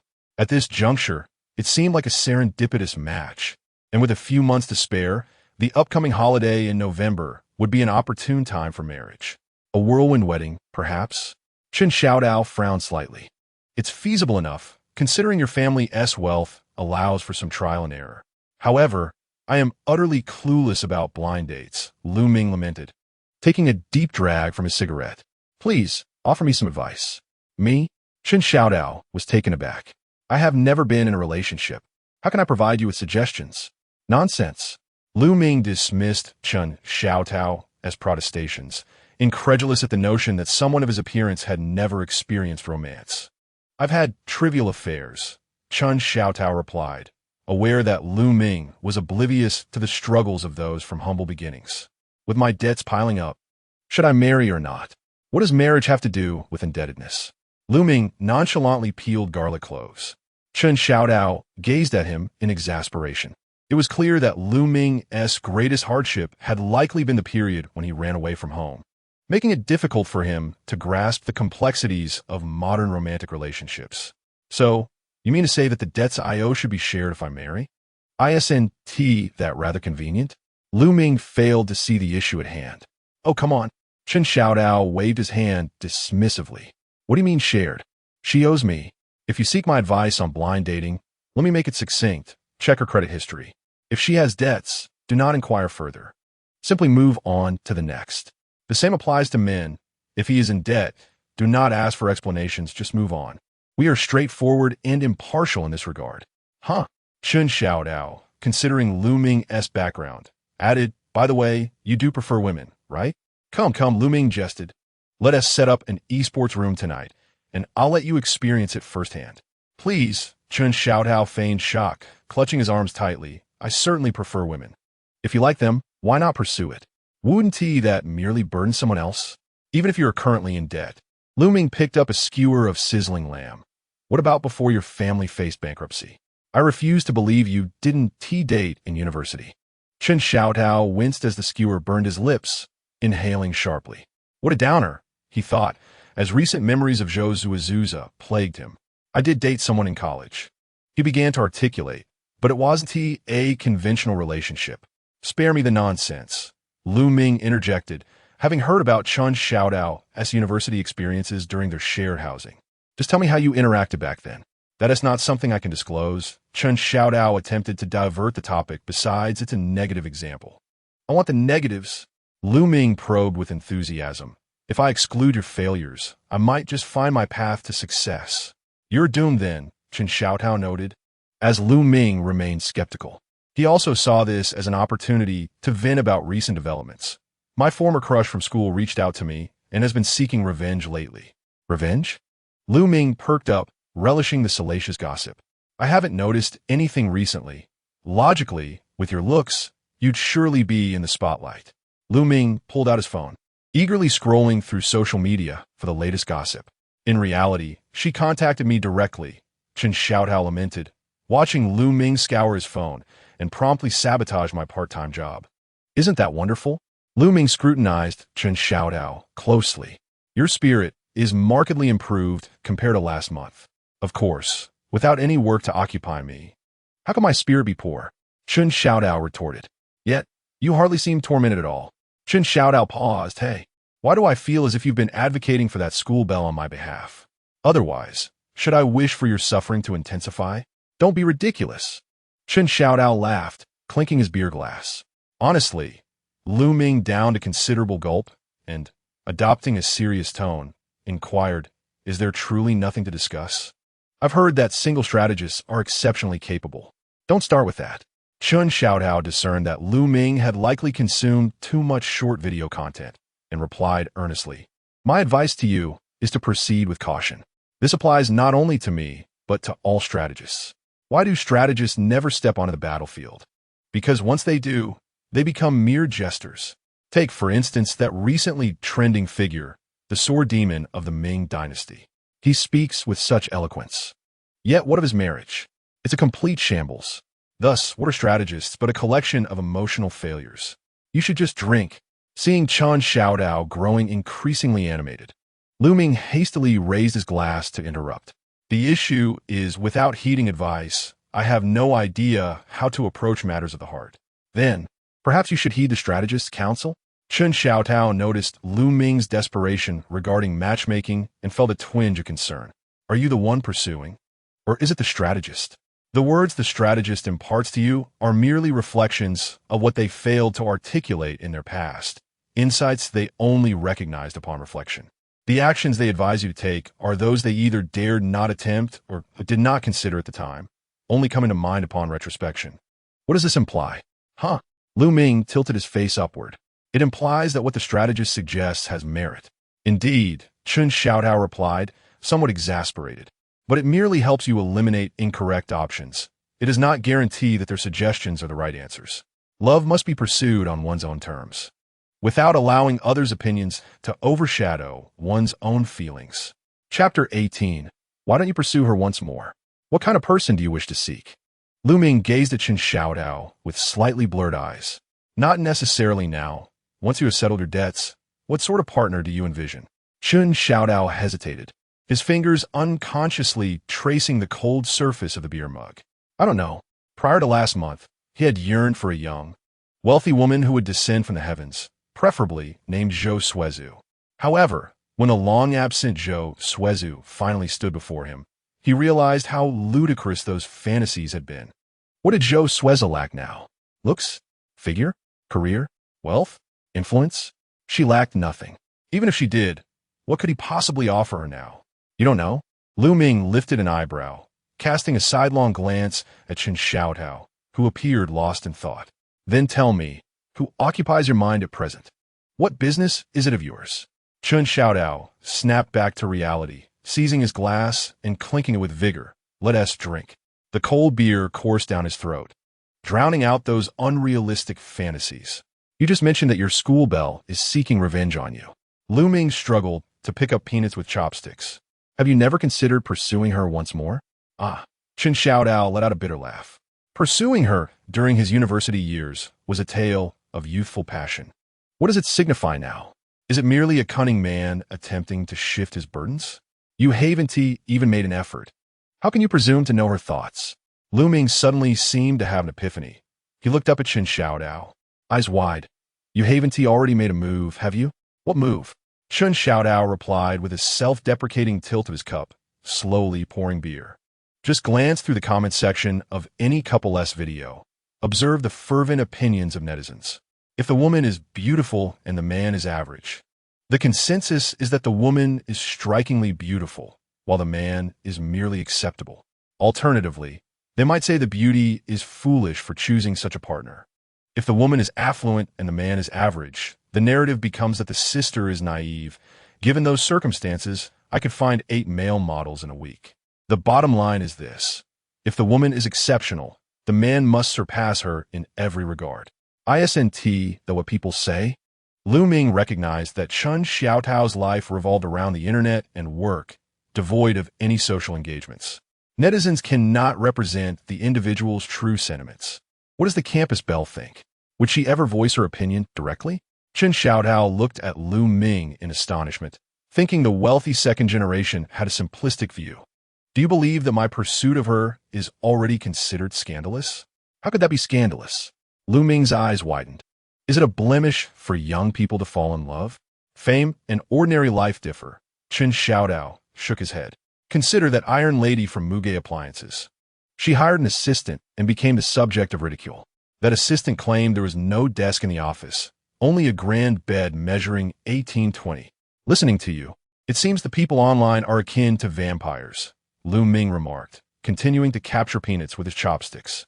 He felt indifferent towards history and bloodshed, yet would viciously attack individuals when confronted with love and sunlight. Their identities are of little consequence. Chun Xiaotao pushed half of his peanuts onto Lu Ming's plate. What matters is that my feelings for her shouldn't cast a negative shadow upon her. Isn't that just you being cowardly? Lu Ming took his plate and called the waiter to reheat the skewers. Admit it. You still have lingering feelings for your Campus Belle. All right, I do have feelings for her. Chun Xiaotao, conceding to Lu Ming's persistent inquiries, finally acknowledged it. But she harbors no feelings for me. Why not? Lu Ming curiously peeled the label off his beer bottle. You two were together for a few years in university. Could she truly feel nothing for you? That hardly counts as a relationship. Chun Xiaotao lamented, patting his head in frustration. By your logic, wouldn't a boss and their assistant or secretary also be considered in a romantic relationship? Is there truly no distinction? Chun Xiaotao reflected on his university life, downing half a cup of beer alone. During those years, Xuezhu was more like his follower, prioritizing his matters above her own. Initially, it was manageable, But after Chun Xiaotao disrupted her part-time job, she lost her independence. Whether in class or following Chun Xiaotao's whims, she no longer had a life of her own. Recalling those 3 to 4 years, he realized he couldn't recall a single request from Xuezhu, unless a secretary could genuinely fall in love with their boss. It was impossible for Xuezhu to have even a fraction of affection for him. Aside from the Campus Belle, do you have no expectations for a partner? Lu Ming picked up the wine bottle and filled Chun Xiaotao's cup. Now that you're going on a blind date, what sort of person are you looking for? Chun Xiaotao pondered. I suppose I want someone with whom I share common interests. That seems rather obvious, Lu Ming replied with an incredulous gaze. Who wouldn't desire a shared connection? Not quite that. Chun Xiaotao gestured for a while, but struggled to articulate his thoughts. At the very least, she shouldn't have a preconceived notion about me. But if she hasn't interacted with you, she can only rely on stereotypes, Lu Ming countered, his expression revealing his disbelief. Chun Xiaotao stared back at Lu Ming, realizing that his friend was just being contrary today. Let's turn the tables, Chun Xiaotao proposed. What about your family's wealth? Lu Ming scratched his head. Isn't that something you already know? Well, given your family's fortune, Chun Xiaotao smirked, according to online advice. A wealthy guy like you must indulge in extravagance. Yet here you are, drinking at a roadside stall. Pray tell, how do you reconcile that? What is wrong with drinking at a stall? Lu Ming exclaimed, taken aback. This place has excellent skewers. If you think this place is delightful, Chun Xiaotao raised his glass. What if she accuses you of merely pretending to be affluent or suggests you're stingy for taking her to a street vendor? What would you think? In that case, I would wish to engage in further conversation. Lu Ming slammed the table, realization dawning on him. So that's your point. Chun Xiaotao sighed deeply. When it comes to blind dates, both parties inevitably set conditions. Who has the time to truly understand each other? If you wish to share hobbies, the other party may view it as mere tomfoolery. After all, what is currently emphasized? The focus lies on ensuring your conditions benefit others. Once, there was indeed a girl who would accompany Chun Xiaotao on such whims. She would stand in line for 2 hours to dine at a trendy restaurant. And while he opted for a 2-hour subway ride to a supermarket instead of taking the 30-minute high-speed train, she would indulge him. Yet, that girl was no longer a part of his life. Chapter 19. Who goes on a serious blind date wearing a mask? A beautiful day was about to unfold. Chun Xiaotao sat at his workstation, idly tapping his fingers on the desk, attempting to motivate himself. Just one more day to endure. Once today is over, I shall rest. How could he maximize benefits on this final day? Naturally, by caching short drama videos. Do you play Black Monkey Myth? Dong Haoping suddenly leaned over from the adjacent cubicle. I've completed my first playthrough and don't wish to repeat it. Would you like me to add you to the family group? Chun Xiaotao had an inclination to play, yet his equipment was inadequate. Equipment? Dong Haoping seemed puzzled. You don't need to buy a controller. The keyboard works just fine. Chun Xiaotao shot him a sidelong glance. But I don't have a computer. You should have mentioned that earlier. Dong Haoping sheepishly retreated. I hereby announce a new regulation. Xin Yu entered the room. From today onward, office romances are strictly prohibited for all employees. Those who are already in a relationship must report to me via corporate messaging by noon. Beyond those already registered, no new couples will be permitted among employees. After finishing her speech, Xin Yu cast a glance over the crowd, her gaze inadvertently landing on Chun Xiaotao. It is often said that a beautiful woman brings disaster. Yet this handsome man seems to be the source of his own troubles. He has severed the romantic prospects of all the couples within the company. Truly, Chun Xiaotao, you are a master of mischief. As her words lingered in the air, a moment of silence enveloped the office, soon followed by a chorus of agreement. This company policy is splendid. Indeed, the boss is considering everyone's welfare. Let us strive diligently, enhancing productivity, and set aside romantic entanglements. However, Xin Yu clapped her hands to quell the exaggerated flattery, and, acknowledging the realities faced by her colleagues, she announced that an inter-company matchmaking event would be held that afternoon. She encouraged all the singles to participate actively, assuring them that the company would cover the expenses. Marvelous! Chun Xiaotao exclaimed. Having saved all 10 videos from the sword forging contest, he jubilantly clenched his fist. Hey, Dong Haoping nudged Chen Xiaotao. Are you attending the matchmaking event this afternoon? What for? Chen Xiaotao replied, recalling his previous experiences with such filler activities. He knew that these large gatherings typically offered only a buffet of desserts, with a low likelihood of a proper meal being served. Yet, Dong Haoping was aware of what motivated Chen Xiaodao. Secretary Shun mentioned a transportation subsidy of 500 yuan. What? Chen Xiaodao turned in surprise. When was this mentioned? In a group chat, Dong Haoping presented his phone to Chen Xiaodao, explaining that those interested should register with her to receive a registration number. Go! Chen Xiaotao's demeanor shifted. After all, who would not cherish the prospect of matchmaking? Xuezhu observed the message sent by Chen Xiaodao, and her heart ached silently. The young man was lacking resolve. Instead of pursuing the affluent woman before him, he was off to seek romance elsewhere. Nevertheless, she dutifully reported to Xuezhu, Director Zhou. Chen Xiaodao has registered for the afternoon gathering. I see, Xuezhu replied, her expression unreadable, and instructed, provide him with a number 520. Huh, I knew there would be no parking spots. Chen Xiaodao pedaled a shared bicycle, spotting a few familiar cars circling in search of parking, a smirk curling at his lips. What do four wheels matter? One must remain low-key, he mused, riding his orange bike while concealing the fact that he owned a BYD electric vehicle at home. However, his amusement quickly faded. Wait, why must one don a mask for matchmaking? Standing at the registration desk, Chen Xiaodao listened to the instructions, bewildered as he held the mask in his hands. How could one engage in courtship while masked? Was it now a trend to incorporate mysticism into matchmaking, gauging feelings through such oddities? Amidst the crowd, masks, and the gathering, he questioned whether this constituted a serious event. Had it not been broad daylight, he would have considered fleeing. Yet, contemplating the transportation subsidy, he gritted his teeth and ventured into the venue. The gathering was hosted in a musical restaurant named Peach Blossom.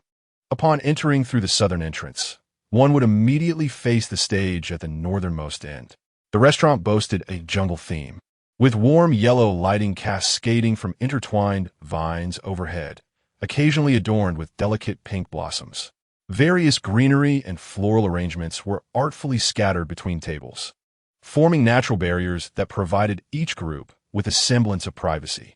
The small table for two, surrounded by walls, was dimly lit by the drawn curtains of the floor-to-ceiling windows, casting an air of mystery over the entire scene. Following the guidance of the attendant, Chen Xiaodao made his way to a secluded booth in the corner. Perfect. It was one of his favorite spots in the restaurant. From this vantage point, he could discreetly observe the happenings around him. Settling into his seat, he pondered for a moment before pulling out his phone to take a selfie. Then sent a location to Xuezhu. Chen Xiaodao. I'm attending an event, but the atmosphere here is quite peculiar. Chen Xiaodao. This is the address. If you can't find me tonight, remember to call the police. A notification chimed from his phone, drawing his gaze upward. The newcomer was clad in a black knit cardigan cinched at the waist with a matching belt, which accentuated her slender figure, paired with wide-legged blue jeans. Elegant, truly elegant. Today was certainly a fortunate day for Chen Xiaodao. He marveled inwardly and raised his right hand in greeting. Hello there, beautiful. The visitor merely nodded slightly before pulling out the chair opposite him and taking a seat. So aloof? Just a nod and no further greeting? A flicker of surprise washed over Chen Xiaodao. Could he have encountered the fabled type who comes to blind dates yet remains reserved and slow to warm up? Thankfully, he reminded himself that he was not there for matchmaking but merely to collect the 500 yuan transportation subsidy. He couldn't help but wonder how much trouble the previous gentleman had endured. Shall we begin with a self-introduction? Chen Xiaodao recalled the process he had learned during previous blind dates and inquired. The other party waved her hand dismissively, remaining silent. Chen Xiaodao was taken aback. How could one attend a blind date without introducing oneself? What should he call her? Was he truly to refer to her as beauty while she called him handsome? Taking a deep breath, Chen Xiaodao reassured himself that he had various skills at his disposal. If the blind date mode was ineffective, he would switch to the companion mode. During his time as a companion, he had occasionally encountered clients who were not very talkative, and in such instances, he had to employ all manner of conversational tactics to keep the atmosphere lively. However, he, Xuezhu was the tiger of the companion service, adhering to his principles of profit. "I need to respond to an important message," he said, shaking his phone to signal its significance. He noticed the other person frown slightly, yet she remained silent. "Hey, no words? That means there are no objections." Xuezhu disregarded her demeanor, swiped to unlock his phone, entered the messaging app, and found Xuezhu. Xuezhu, for today's blind date gathering, is it true that just showing up grants a 500 yuan transportation subsidy? Xuezhu, is that the main point? Xuezhu, of course it's crucial, very important.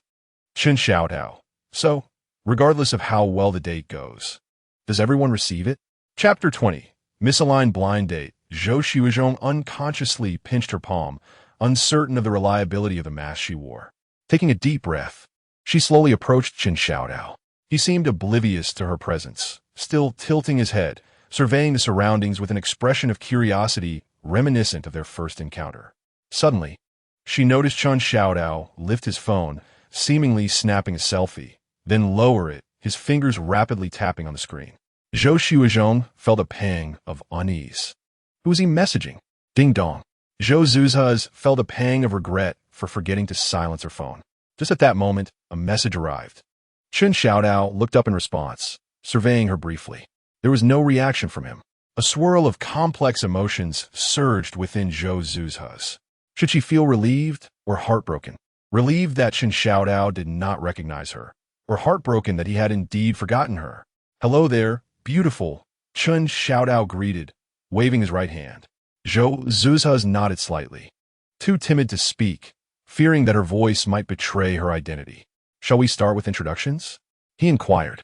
How adept, Xuezhu thought, a flicker of surprise crossing her eyes.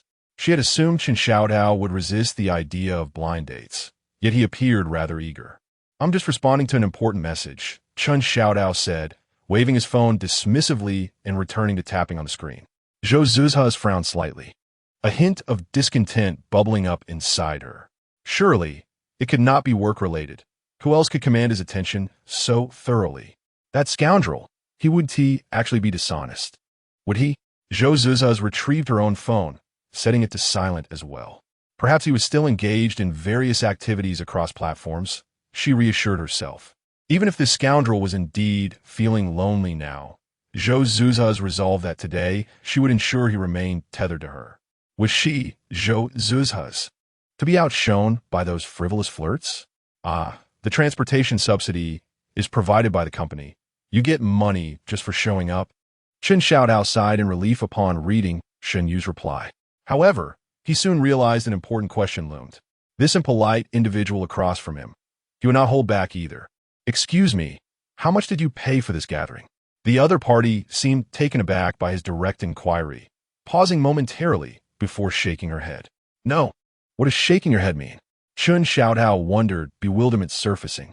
Was it that she hadn't contributed financially, or was she simply a loss for words? A sudden realization struck him. Could it be that she was truly mute? No wonder she hadn't spoken. It wasn't aloofness after all. He felt a twinge of guilt. But no, the organizers should have mentioned this beforehand. Xuezhu pulled out his phone and typed in his notes. "Did you pay to participate in this event?" "Yes, no." The other person blinked, her eyes crinkling into crescent moons as she pointed to no. "Well, this certainly adds an intriguing twist," Xuezhu mused. "I haven't spent a dime, so I'm not a loss. She hasn't either, so she's not a loss either. In a blind date, with just the two of us, neither suffers a loss. So who bears the cost? Who cares?" Xuezhu shook his head. He was here now, and, at the very least, he could enjoy the fruit platter. With her silence, he chose not to pry further. What a delightful scenario. Was there a more comfortable blind date setting than this? There was no need for awkward small talk when conversation was utterly impossible. Xuezhu picked up an orange from the platter, tossing it playfully in his hand. Aware of the abruptness of his actions, he politely extended the orange towards the silent figure opposite him. Unexpectedly, the other party truly reached out. "No, I was merely being courteous. There's still one left on the plate. Can't you fetch it yourself if you wish to indulge?" Xuezhu was taken aback, turning to glance at the fruit platter, preparing to select another. "Mango? delightful a favorite of his. Yet, which matchmaking event would feature mangoes? Who, in their right mind, would eat mangoes during a blind date, ending up with a yellow-stained mouth? However, Chun Xiaodao was no ordinary individual. He merely desired to conclude the encounter swiftly and disperse, ideally leaving no favorable impression, thus avoiding the necessity of exchanging contact information and enduring further entanglements. Due to his appearance, Chun Xiaodao had previously encountered difficulties when he first acted as a proxy for a matchmaking agency. At that time, a young lady had gazed at him with starry eyes, declaring on the spot that she would marry no one else, exclaiming something about wanting to dine on fine delicacies and being unafraid of debt, for her father was wealthy, leaving him with a headache for an entire month. From that moment on, he approached every blind date with the intent of making it as uncomfortable as possible, repeatedly dancing on the landmines of the lady's preferences. After all, when a girl finds someone appealing, she can be utterly fervent. With this thought in mind, Chun Xiaodao took a bite of the mango and began to peel its skin. Suddenly, an orange, already peeled, appeared before him. What? Chun Xiaodao felt as if he had misunderstood something and mechanically raised his head, only to find the other party staring wide-eyed at him. Oh no! It turned out that the person opposite him was not snatching the orange, but was instead making an overture. What about him? What should he do? For reasons unknown, Chun Xiaodao extended the mango he had peeled towards her. The other seemed taken aback by his action, pausing momentarily before accepting it. Chun Xiaodao glanced down at the peeled orange in his hand, then at the mango in hers. How awkward. When he looked up to gauge her reaction, he met her gaze directly. It became even more embarrassing. How could things be this awkward? Miss, how much did you pay for this social gathering? Xuezhu was taken aback by Chun Xiaodao's unexpected question and shook her head. She had organized this gathering at her own expense. Participants should not be charged. Noticing her denial, Chun Xiaodao appeared somewhat perplexed and began fiddling with his phone, wondering if someone had charged him. Xuezhu felt a surge of inexplicable anger. So, he was in debt and still came to a blind date? This man was truly famished. Suddenly, Chun Xiaodao held his phone up before her. Did you pay to attend this event? Xuezhu was bewildered. Did he consider her mute? Well, she might as well observe his current state. In the past, he often acted irrationally about free events. Remembering those times, Xuezhu smiled and pointed to the section indicating no payment was made. Chun Xiaodao seemed to exhale in relief, then began to juggle the orange in his hand, lost in thought. Xuezhu felt a sudden pang in her heart. How long had it been since she had seen him like this? 5 years, or perhaps even longer. Abruptly, Chun Xiaodao handed the orange to her. Xuezhu paused momentarily before, reminiscent of the past. She took the orange and began to peel it with earnest diligence. Peeling an orange is indeed a cumbersome task, which is why she used to do it for him. After all, when Chun Xiaodao reached the halfway mark and discovered the orange flesh had ruptured, he would resort to tearing it apart and devouring it with abandon, leaving her with no opportunity to salvage the situation. Thus, she would always peel oranges for him whenever they were present, just as she was doing now. Or perhaps it was simply that she could once again indulge in the act of peeling oranges for him, just like before. Chapter 21. It's actually you. Chun Xiaodao exchanged a glance with the mute beauty across from him, awkwardly lowering his head as he mechanically consumed the orange in his hand. But wait. Chun Xiaodao swallowed a piece of orange and realized he was not here for a blind date. Why should he hide? Awkward? What's so awkward about eating an orange? Or was it embarrassing to take a bite of a mango? When one steps out to inquire about the nearest subway station, who doesn't first break the skin of a mango with their teeth? As the sticky juice coated his fingers, Chun Xiaodao, as if compelled by some unseen force, glanced up to observe what the mute beauty was doing. Graceful, truly graceful, he marveled inwardly. Her alabaster fingers cradled the mango he had just peeled, and beneath the silver fox mask, she delicately savored the fruit in small bites. Though her actions were nothing extraordinary, they were undeniably pleasing to behold. Sensing his gaze upon her, she lifted her head, her eyelashes fluttering as she offered him a subtle smile. It seems that even the most elegant of beauties ends up with a yellow ring around her mouth after eating a mango. Chen Xiaodao felt his lips twitching into a smile and hastily turned away, feigning interest in the happenings at other tables. What a dreadful idea this masquerade blind date was. In the dim light, amidst a sea of greenery, figures adorned with rabbit or fox masks occasionally whispered to one another, creating an eerie atmosphere. Even the fruit platters on each table contributed to the sinister ambience. Having surveyed his surroundings, Chen Xiaodao turned back to the enchanting beauty before him. At the very least, her poise and figure were commendable. Once she finished her mango, he retrieved a pack of wet wipes from his belongings and offered them to her. "Thank you." She accepted them, her voice soft and sincere. Chen Xiaotao's eyes widened in shock. "Wait, you can speak? Why didn't you greet me?" In this bizarre atmosphere, encountering such a peculiar blind date left him gritting his teeth in frustration. Is this truly a legitimate matchmaking event? Are these individuals genuinely seeking companionship? Or are they merely playing a game of scripted murder mystery? Do you maintain this mute facade, even at your workplace? Hello. Do we require props to liven up this atmosphere? Just then, a server appeared from seemingly nowhere, pushing a cart. "No, thank you." Chen Xiaodao snapped, his tone somewhat curt. Sensing his irritation, the mute beauty lowered her gaze and toyed with her fingers for a moment before taking a deep breath. Suddenly, she lifted her head and asked, "How do you perceive me in your eyes? How do I perceive you?" Chen Xiaodao bit down hard, silently cursing. "If you are mute, then you are quite beautiful. But if you can speak, then you are quite rude. Not impressive at all." Determined, Chen Xiaodao resolved to swiftly conclude their conversation. It was not entirely her fault. During matchmaking, physical appearance is paramount. Your figure is decent, yet it pales in comparison to that of my university sweetheart. Alas, you cannot fathom the allure of my college girlfriend's physique.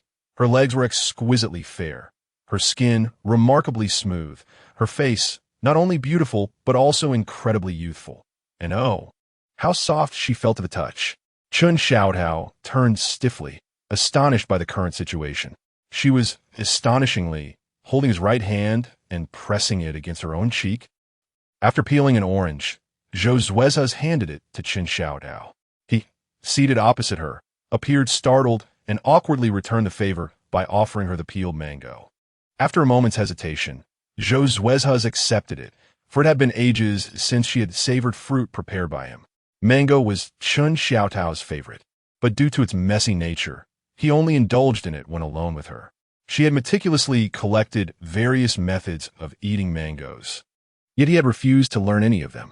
Eating a mango was about savoring the pit and the sensation of scraping the flesh from the skin with one's teeth. Whenever she contemplated handling a mango, Chen Xiaotao would express his disdain for anything less. Without sucking on the pit or scraping the skin, what joy could there be in eating a mango? It would be a sheer waste. Recalling the way Chen Xiaotao devoured mangoes, Xuezhu instinctively looked up to observe how he was currently consuming the orange. Their eyes met, and her heart warmed. He had not changed. He still devoured fruits with abandon, caring little for appearances. Yet, why did he now shy away from looking at her? In the past, while indulging in mangoes, his mouth would be busy, but his eyes would remain vigilant, always assessing her actions, and seizing the opportunity to smear fruit pulp on her face when she was distracted. Receiving the wet wipes from Chen Xiaotao, Xuezhu automatically uttered a thank you. The moment the words left her lips, she inwardly cursed herself. Indeed, Chen Xiaotao's expression darkened noticeably. Had he recognized her? Listening to the impatience in his tone as he dismissed the waiter, Xuezhu bowed her head in regret. How careless of her. But wait, what was she evading? Xuezhu questioned herself. Was she not as worthy as any other woman? Reflecting on Chen Xiaotao's attitude towards her in recent days, either avoiding her or displaying an eagerness to depart, she pondered why he was so distant despite her having maintained a clean public image over the years. Could it be that he had been swayed by some rumors back then? She quickly dismissed the notion.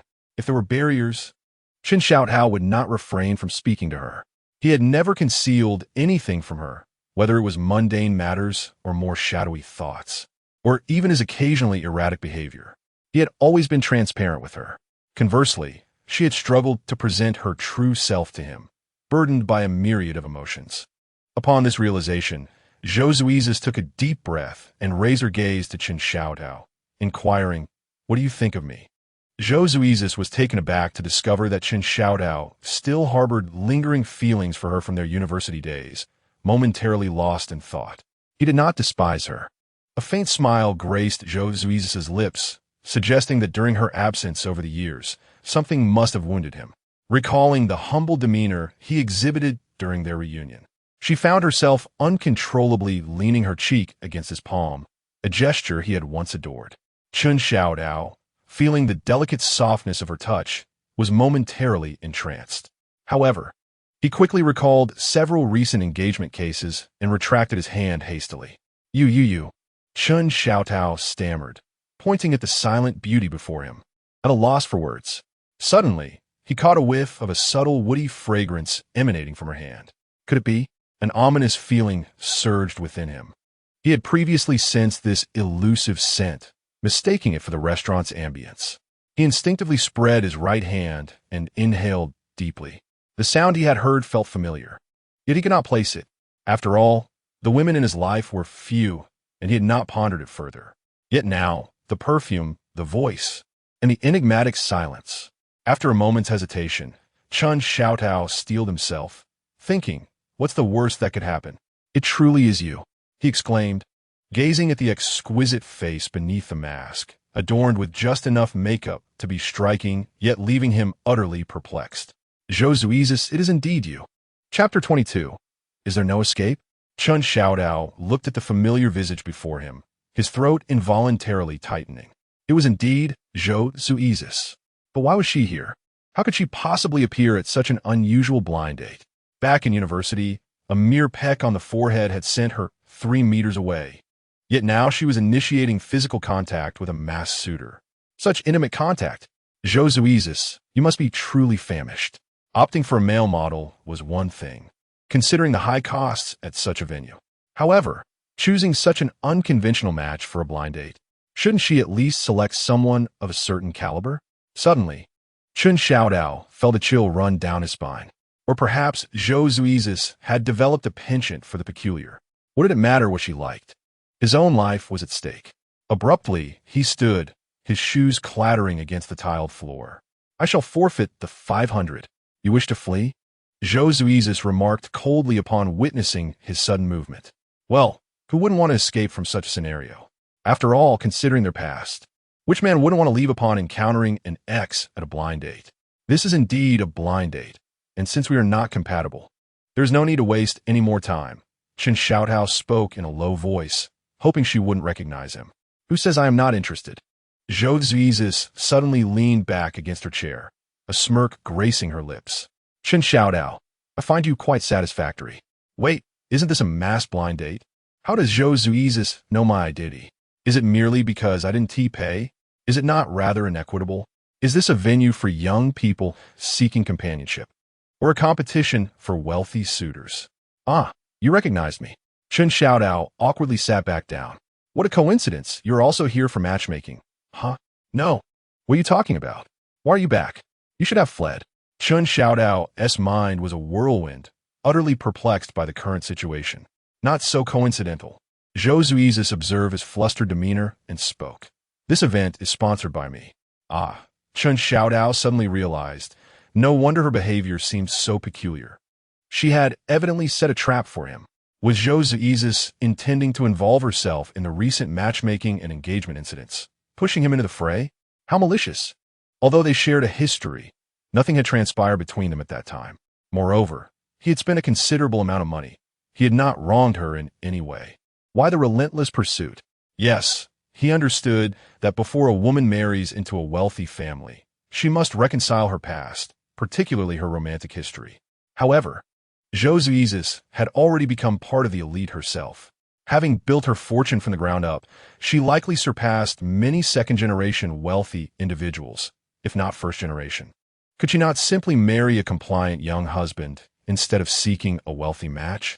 If she must marry, was it truly necessary to pursue vengeance over a trivial matter from their university days? He recognized that being supported during university was not a dignified affair for a girl. Yet, such matters were known only to the two of them. He had never disclosed their relationship to a third party. Even when his father scrutinized his expenses, inquiring about his living costs, he had concealed their connection. Xuezhu could easily assert that they were merely in a normal relationship, or even claim he was infatuated with her. There was no need for such a drastic reckoning. Xuezhu awkwardly sat down, remarking, "What a coincidence. You're also here for matchmaking?" Also, Xuezhu pondered his choice of words, asking somewhat dejectedly, "So you truly are here for matchmaking?" Stop. Xuezhu hastily waved his hand, stating he had come solely for the transportation subsidy of 500 yuan. Otherwise, why would he attend such an event? Just for 500 yuan? Xuezhu lowered her gaze, revealing no discernible emotion. Is 500 yuan not sufficient? Xuezhu was taken aback. How curious it was that she had forgotten her humble beginnings. She had once cheered for a tutor earning 100 yuan per hour, yet now she looked down upon an income of 500 for 2 hours? Wait a moment. Xuezhu then realized he had come for the 500 yuan. But what about her? Why was she present? Have you forgotten? Xuezhu replied leisurely. I just mentioned that this event is organized specifically for you. Ah, it seems she indeed had said so. Xuezhu felt the need to carefully choose his words. After all, under her roof, one must tread lightly to avoid provoking her. Do you realize how arduous it has been for me to find you? Xuezhu gazed at her hands. Is this how she harbors resentment? Must she settle this score? Yet how can one ever reconcile matters of the heart? As Xuezhu slightly lowered his head to glance at Xuezhu, he cautiously ventured. What if you forget me in the future? What did you say? Xuezhu's reaction was akin to a cat whose tail had been stepped on. She lifted her head in disbelief, staring at Xuezhu as if she sought confirmation that such words had indeed escaped his lips. Please do not misunderstand, Xuezhu responded. Startled by her reaction, observing her reddened eyes, he hastily reassured her. You see, I am currently in quite a predicament, rather distressed. You need not expend so much time and energy searching for me anymore. Xuezhu remained silent, her gaze fixed on Xuezhu, as if attempting to see through him, or perhaps to memorize his present state. Indeed, there is no need to seek you out in the future, she murmured softly. After all, I have captured you now. Although I'm unaware of what you have endured over the years, with me by your side, you need not bear the weight alone any longer. Just as you once supported me, I can now offer you my unwavering support. Reflecting on the past, Xuezhu felt her heart sink. During their university years, Xuezhu was wealthy and knowledgeable, yet she often found herself at a loss on how to comfort him when he was down. Now, possessing wealth, a career, and fame, she still felt equally perplexed about how to console him. Let's go. Xuezhu returned to his rented apartment, taking a large gulp of ice-cold cola to soothe his beleaguered heart. I shall resign tomorrow. No matter how favorable the conditions, I cannot remain any longer. With the month coming to a close, there is truly no reason to stay.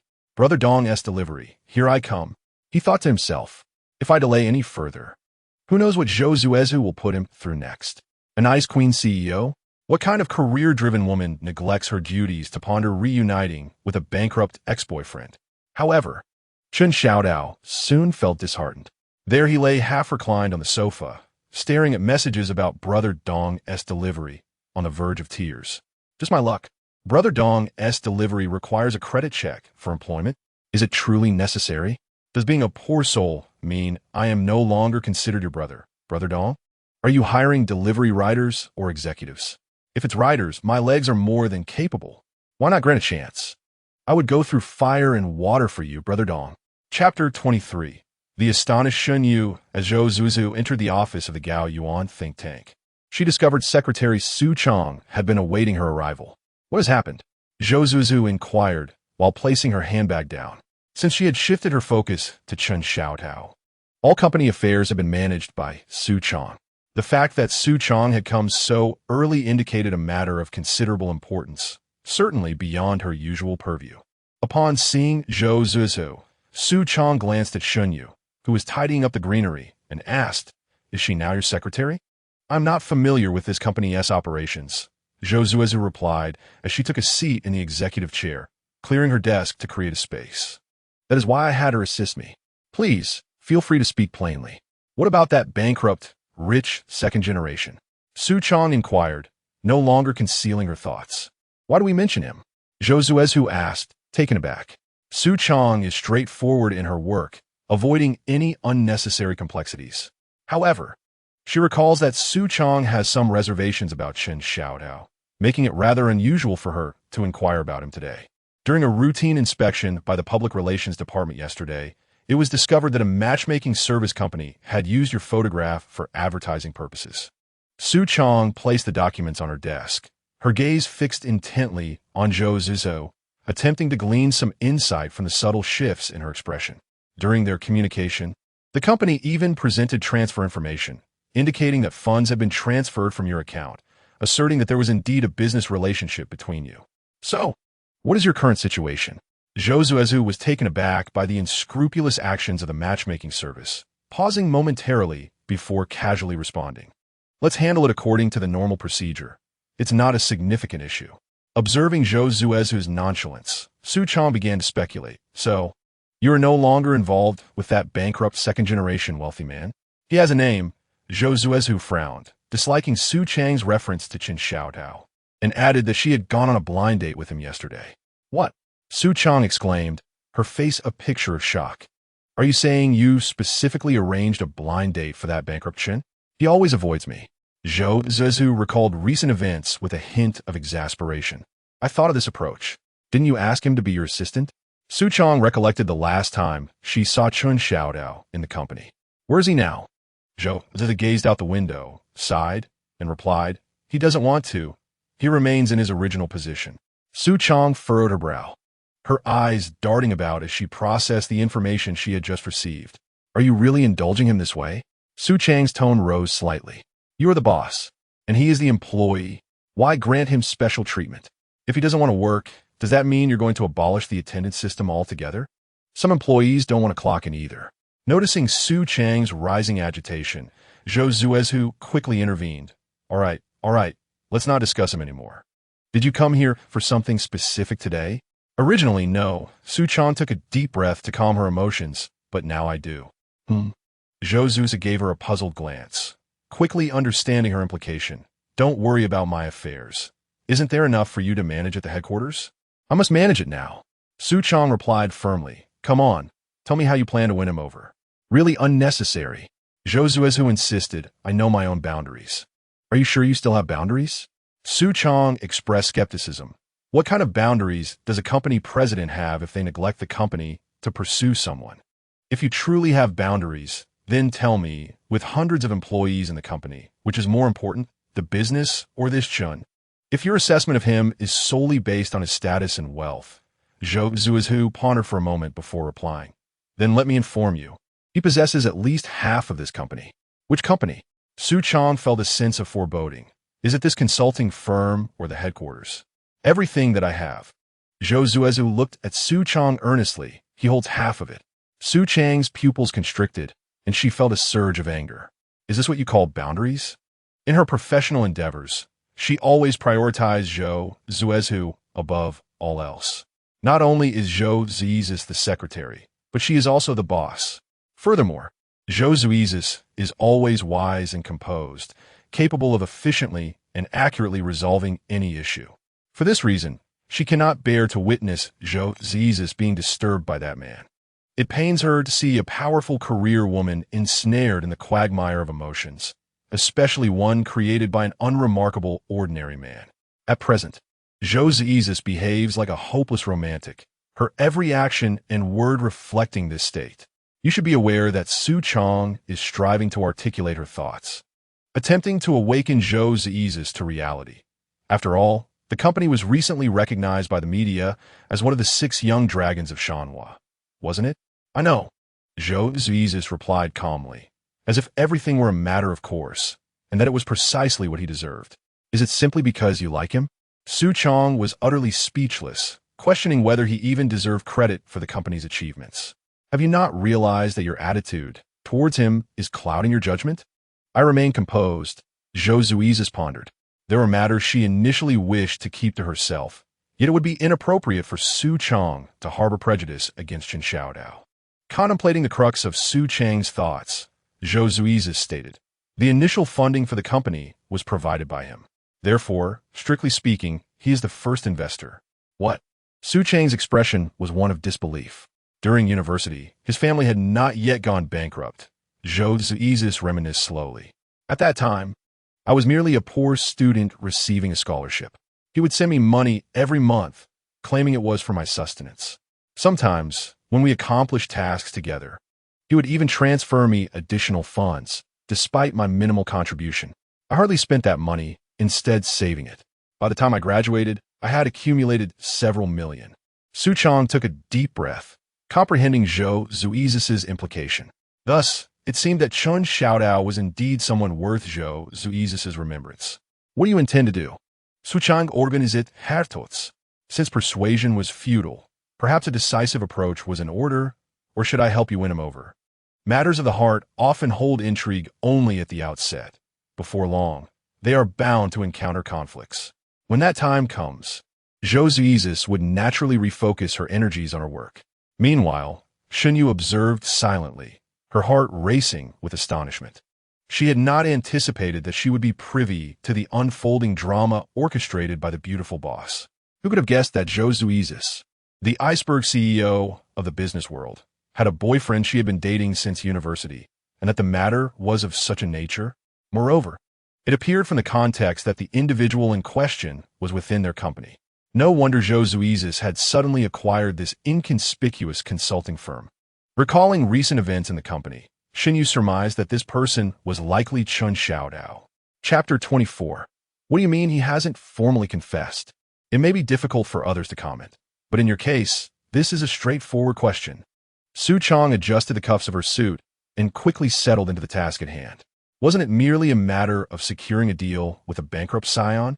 Surely, it cannot be more complicated than negotiating a contract.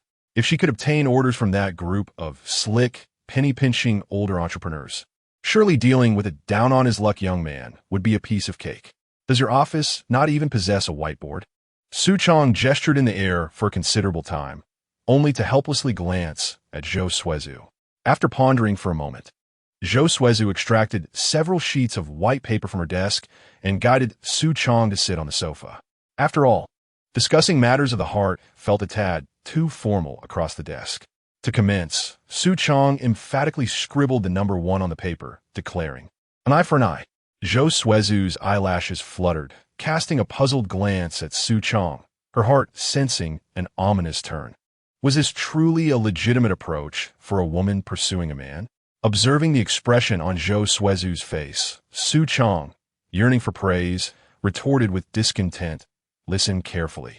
This is quite reasonable." "All right, you go ahead," Xuezhu acquiesced. "Consider this. Did you two date during university?"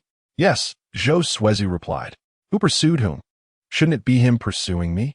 Xuezhu reflected, realizing that indeed, Chun Xiaodao had approached her first. "Well then," Su Chang slammed the pen onto the coffee table. "The way he pursued you then, you should pursue him now. Is it really that simple?" Xuezhu expressed disbelief. "Why not?" Su Chang, noticing Xuezhu's lack of understanding, grew somewhat irritated. If the same approach fails to win him over, she tapped Xuezhu's forehead with her finger. It merely signifies that such pursuits hold no value. It also implies that your initial capitulation was a result of both your soft heart and his cunning. Truly, I am brilliant, Su Chang thought to herself, feeling a sense of satisfaction. Even when it comes to matters of the heart, she remained rational, ensuring she would not be taken advantage of. Well, what if I were to win him over? Xuezhu instinctively countered. Wouldn't he that prove his initial sincerity towards me? Su Chang felt a vein pulsating on her temple.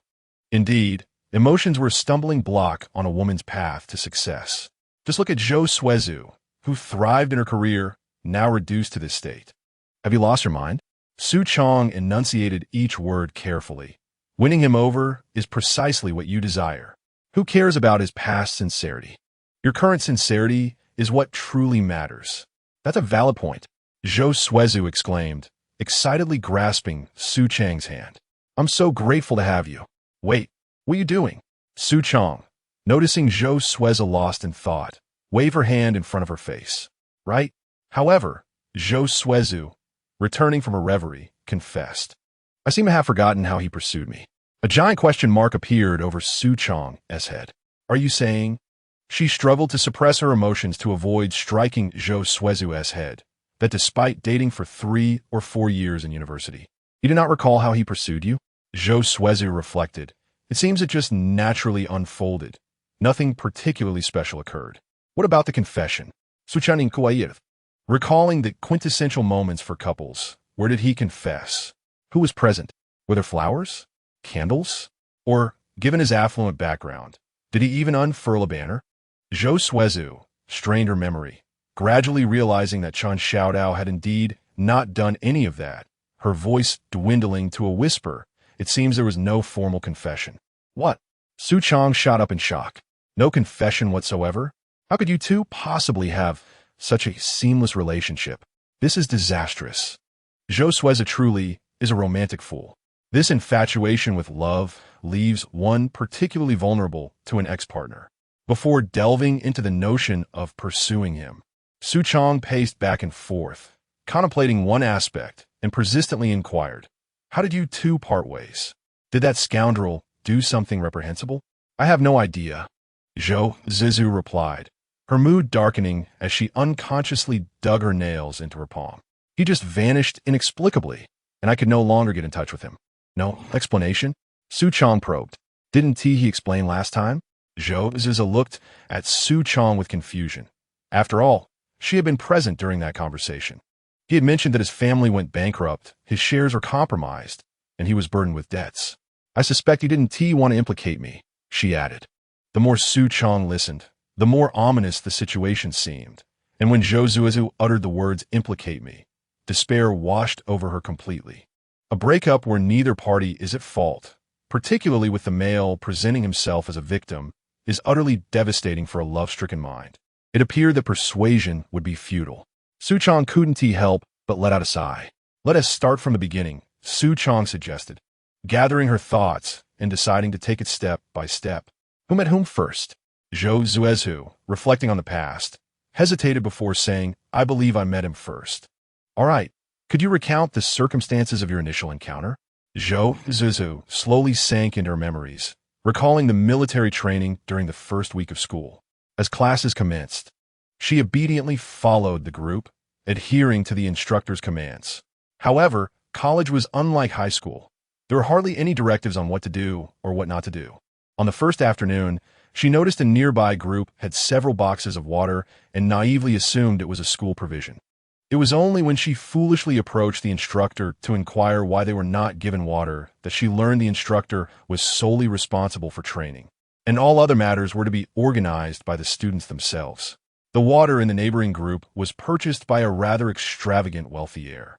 Though she couldn't speak for others at that moment, Chen Xiaotao struck her as rather flamboyant, declaring, I'll cover the water for our major. Yet, Chen Xiaodao was not in the same discipline. He was enrolled in a costly Sino-foreign cooperative program, leaving her group still without water. Inspired by Chen Xiaotao, she organized her class to collect funds and purchase some essentials for military training, at the very least securing water. Their next encounter occurred the following day while buying water, where she noticed that Chen Xiaodao had bought several extra markers. Thanks to the precedent set on the first day, many classes had also procured water by the second day. Even those who hadn't bought any brought their own. A glance across the playground revealed a sea of identical water bottles. The neighboring group, equipped with markers, had labeled their bottles, some with names, others with symbols, effortlessly identifying their own amidst the crowd. A 2-yuan marker saved them 2 weeks' worth of hassle.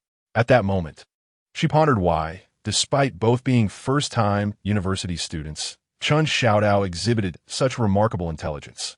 Their third meeting occurred on the path back to the dormitory. College lacked fixed classrooms. Books were stored in the public teaching building, and after classes, each student would go to collect their materials. The journey from the teaching building to the dormitory was lengthy, with each student struggling under the weight of numerous textbooks. On the road, she heard the sounds of laughter and exclamations behind her. Out of curiosity, she turned around to discover Chen Xiaotao speeding past on an electric tricycle he had acquired from an unknown source. Several boys clung to the back, roaring with laughter. It was the very scene of youthful exuberance she had long envisioned before her college entrance examination. How delightful he was! From that moment onward, she etched Xuezhu into her memory. Chapter 25. Su Chang's silence. Why don't you start reminiscing from the creation of the universe? Su Chang quipped, resting her chin on her hand as she cast a sidelong glance at Xuezhu. After all that time, it seemed they hadn't even touched upon the main storyline. When prompted to recall, Xuezhu began to recount everything from the very beginning, piece by piece. Moreover, given your somewhat lackluster demeanor, couldn't you at least highlight a more admirable trait? Su Chang found it incomprehensible why Xuezhu was so enamored. How much could a bottle of water possibly cost? For a wealthy heir, such an expense was trivial. As for that marker, it was merely a trifle. What wisdom was connected to that? Let us get to the point, Su Chang said, picking up a gel pen. After a moment's contemplation, she divided a sheet of paper into several sections. For instance, how did his everyday behavior differ from that of others? Xuezhu hesitated, as there was one peculiar trait of Xuezhu that had always puzzled her, and she finally voiced it. It seems he sometimes deliberately feigns ignorance, and after I scold him, calling him a lunatic or claiming he is not quite right in the head, he simply beams with joy. It's reminiscent of a prankster reveling in their success. As Su Chang diligently recorded this, the tip of her pen abruptly halted. She stared blankly at the words on the paper, and only when she realized what she had written did she find it too late to retract. Her eyes widened in shock as she looked up, incredulously presenting the paper to Xuezhu. Did I miss here, or have you lost your senses? Indeed, Xuezhu replied, her ears tinged with a barely perceptible flush. Feeling somewhat shy, Xuezhu does behave like that. Su Chang gazed at Xuezhu in silence, neither speaking nor making any other gesture. She regretted involving herself in this matter. A hopeless romantic paired with an eccentric, abstract individual. Truly, they seemed a match made in heaven. They were destined to be entangled. Then you're being foolish, Su Chang exclaimed, throwing the paper onto the coffee table in frustration. Are you really going to indulge him for 4 years? Is there not a single other boy in your school? However, Xuezhu instinctively straightened her posture to retort, but sometimes his foolishness is quite charming. Perhaps she herself found the absurdity of her words remarkable, for her voice dwindled to a whisper. Su Chang once again stared at Xuezhu in silence, neither speaking nor making any other gesture. She truly ought not to meddle in such matters, no matter how absurd a man might be. Through the lens of a lovesick heart, he would appear as the finest in the world. What assistance could an outsider offer in such illogical circumstances? Very well, Su Chang continued. If you find his foolishness charming, then let us begin as friends. How can two people of the opposite sex be friends? Xuezhu inquired with curiosity. How can they not? Su Chang replied instinctively, but upon further reflection, she realized the truth of her words. Friends of the opposite sex inevitably carried a hint of ambiguity. No, wait. Almost lost my train of thought. It is suggested that you approach him in the guise of a friend. Su Chang, filled with exasperation, remarked, who asked you to merely settle for friendship? The ambiguity of platonic relationships with the opposite sex surely aligns with your desires, does it not? Not for me. Xuezhu promptly rejected this notion, declaring, I refuse to be confined to the identity of a mere friend. I wish to hold his hand openly and proudly. Su Chang, growing increasingly frustrated, retorted, then how do you propose to pursue him? Xuezhu bowed her head, lost in silence. She harbored a deep disdain for those so-called male best friends or female confidants, and had no intention of stoking the flames of such ambiguous relationships. Su Chang gazed at Xuezhu with a look of helplessness. Oh wait, Xuezhu, fiddling with her fingers, suddenly recalled something urgent and turned to Su Chang, saying, there is something pressing. What is it? Su Chang, noticing Xuezhu's serious demeanor, picked up a pen, ready to listen. Xuezhu seems disinclined to remain at this company. He is preparing to resign. For the third time, Su Chang was left speechless, pointing her pen at Xuezhu, too exasperated to voice a single word. Could the love-struck merely retreat to their homes to discuss their affairs? Was the company merely a part of their romantic entanglement? Which billionaire CEO would make such a fuss over matters of the heart?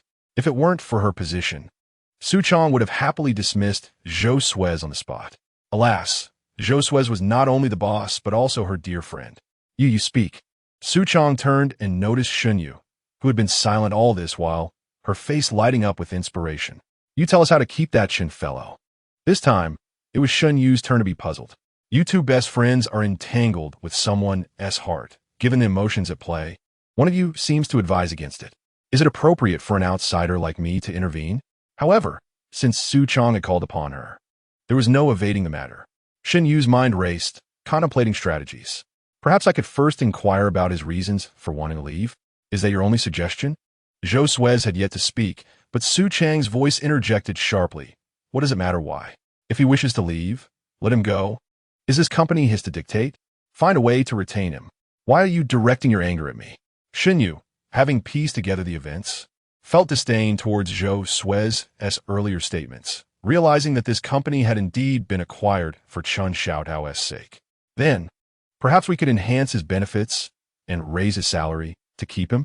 Xuezhu suggested, recalling how Chen Xiaodao often slacked off at work, yet always arrived punctually, which indicated he likely valued this job. Where will the funds come from? Su Chong, growing increasingly agitated by Xuezhu's off-target suggestions, exclaimed, raising salaries may retain employees. But does money simply fall from the sky? I shall cover the costs. Xuezhu interjected, having remained silent until now, deeming Xuezhu's suggestion a feasible approach. At the very least, it could retain the indebted Chen Xiaodao, unless he truly despised her and had no desire to interact with her whatsoever. If that were the case, she would have no need to humiliate herself. How will you manage that? Su Chong, alarm bells ringing in her mind, reacted to Xuezhu's mention of funding. This company was purchased by me personally. It is not under group control. Xuezhu understood Su Chang's concerns and comforted him, assuring, rest assured, this won't take long. The operational costs for such consulting firms are not excessively high. Su Chang discerned the underlying implication in Xuezhu's words and remained silent for a moment, glancing at the watch on his left wrist. Hours had passed without any resolution, merely listening to Xuezhu's recounting history. Continuing in this manner was indeed impractical. At the very least, someone needed to oversee matters at the headquarters. Xuezhu was focused here. If she diverted some of her attention towards her personal affairs, it would leave the headquarters in disarray. I shall return to the company now, Su Chang announced as he stood to leave. Please inform me promptly if anything arises. Should you decide to abandon that individual, notify me at once, and I will come to retrieve you without delay. Chapter 26. The Tycoon of Gray Industry? A rising star in business. Previously, Chen Xiaodao eagerly anticipated the arrival of weekends. After all, the part-time earnings were tangible and directly benefited him. However, his world had since collapsed. Xuezhu had explicitly prohibited employees from engaging in side jobs, and the delivery service he considered transitioning to had been rendered inaccessible due to credit issues.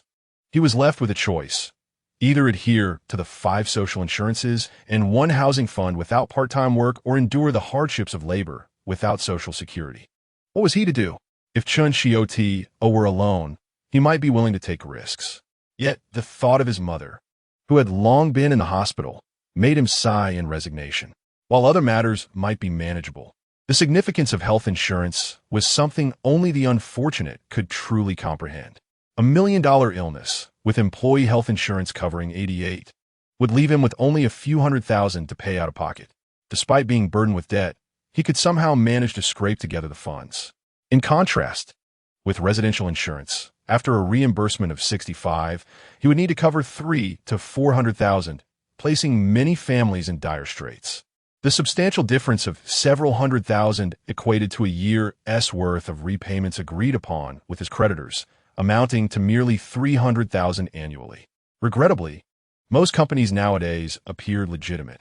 However, when inquired about the 5 social insurances and 1 housing fund, 9 out of 10 would definitely change the subject, with the remaining 1 earnestly advising against Social Security, claiming an additional $500 per month was far more practical. Contemplating his current predicament, Chen Xiaodao sighed in resignation. It seemed he would have to endure under Xuezhu's management for some time until he could secure a fallback position. The thought of the masked matchmaking incident sent a shiver down his spine. He hoped Xuezhu would refrain from creating further disturbances during this period. Regardless, he resolved to participate less in company events moving forward. Who could tell what schemes Xuezhu was concocting in wait for him? Of course, as a seasoned debtor, Xuezhu could effortlessly name 3 lucrative ventures with his eyes closed. Prohibited from part-time work, then he would engage in buying and selling, effectively becoming his own boss and profiting from the price difference, thus circumventing the part-time restriction. With this thought in mind, Xuezhu eagerly opened a popular video platform to explore the latest trending furniture and decorative items. This epiphany stemmed from his previous experiences in acquiring second-hand furniture, where he had been left in dire straits, realizing that many trendy pieces were actually made from inexpensive materials. His first significant transaction involved a sofa originally purchased for 5,000 yuan, which, after 6 months of use, was being offered for a mere 500. In his haste to buy it, he later discovered that the reseller would only offer him 200, and he would have to arrange for the transportation himself. The bitter lessons learned have imparted a profound understanding upon Xuezhu. In the second-hand market, the items themselves hold little value, but the labor and time associated with the handling and storage of these goods are indeed worth something. This principle applies not only to second-hand items, but also to brand-new furniture. A fleeting thought led Xuezhu to an opportunity. He discovered that a stylish solid wood lounge chair, priced at 4,000 to 5,000, could be procured for merely 400 to 500, including shipping costs. Xuezhu promptly resolved to capitalize on this disparity in information. Initially, he sought out lumber mills to ascertain if they had any readily available materials as upstream suppliers. If they did, he would place an order and arrange for installation, thus delighting in the profit margin. Should the lumber mills lack inventory, it would indicate that this trendy furniture was not yet exceedingly popular, prompting him to proceed cautiously to avoid customer cancellations. The strategy involved Xuezhu collecting blueprints of sought-after furniture and allowing customers to place orders through him, masquerading as a sales representative for a lumber mill. This way, he could transfer the risk onto the customers, ensuring he would not be left with unsold furniture if they opted out. As he swiftly scrolled through his screen, a chair adorned with a shell pattern caught Xuezhu's eye, illuminating his expression. This design required minimal materials and featured a simple connection structure, thereby conserving both costs and labor hours. This was the one. With his objective set, Xuezhu hastily posted on a local marketplace. Brand new, only unwrapped due to relocation, offering a trendy shell chair at a bargain. After contemplating the delivery time with the lumber mill, he added a note. Currently out of town on business. Please contact me in advance after placing an order for home delivery. Mission accomplished. After reviewing the chair's details a few times to ensure accuracy, Xuezhu joyfully snapped his fingers.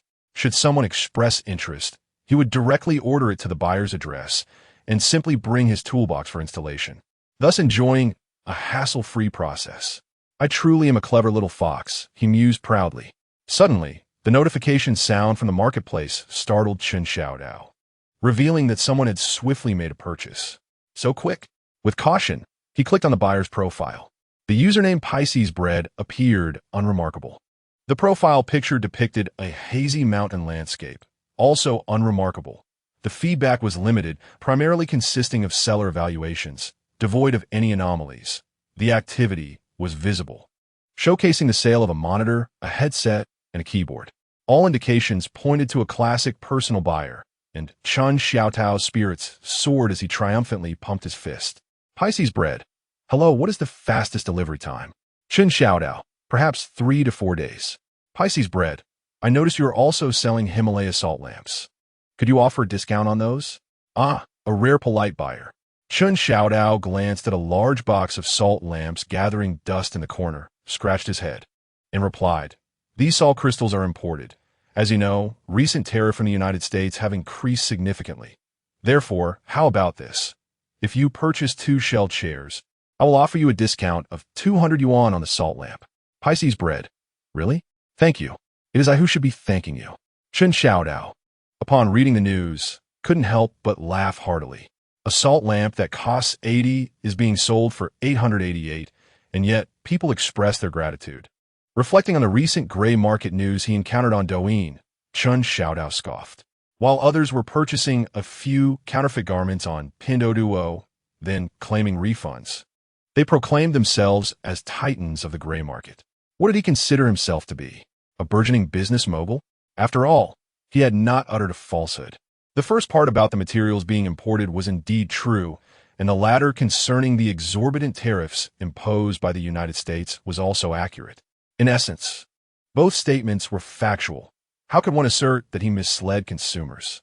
Ding dong! Another benevolent soul was sending money his way. Chun Xiaodao excitedly spun around on the couch and hurriedly opened his phone. Ah, it wasn't a yellow croaker. It was a message from a wealthy woman. No difference. Money from the affluent was easier to earn. Xuezhu. Hello. Are you available for orders tonight? What orders? Did the wealthy woman send the message to the wrong person? Oh no. She wouldn't have found another companion, would she? This was someone infringing upon his business. Sensing the looming crisis, Chun Xiaodao gritted his teeth and typed a reply. Chun Xiaodao. Boo-hoo, beauty, did you send the wrong message? Xuezhu, no. R&T, my treasure? Ah, there was no one competing with him for the wealthy woman's attention. That was a relief. It was a close call. Chun Xiaodao, what order? Xuezhu. My loneliness, hiss. Chun Xiaodao incredulously rubbed his eyes, confirming he had not misread. It turned out that the ambitious female tycoon also enjoyed sharing abstract musings in her private life. Chapter 27. Sick mother standing before the imposing iron gate of the happiness community. Chun Xiaodao clenched his right fist and thumped it against his left chest with fervor. Come on, come on, come on. It was that time of the month again, the moment of excruciating anticipation. Ever since the upheaval at home, his mother, Xuezhu, had undergone a significant transformation in character. Back when Chun Xiaodao was a privileged second-generation rich kid, his mother doted on him as if he were her most cherished possession. At that time, his father adhered to the belief of raising children in hardship, imposing numerous restrictions on him. It was only thanks to his mother's protection that he could enjoy a comfortable life.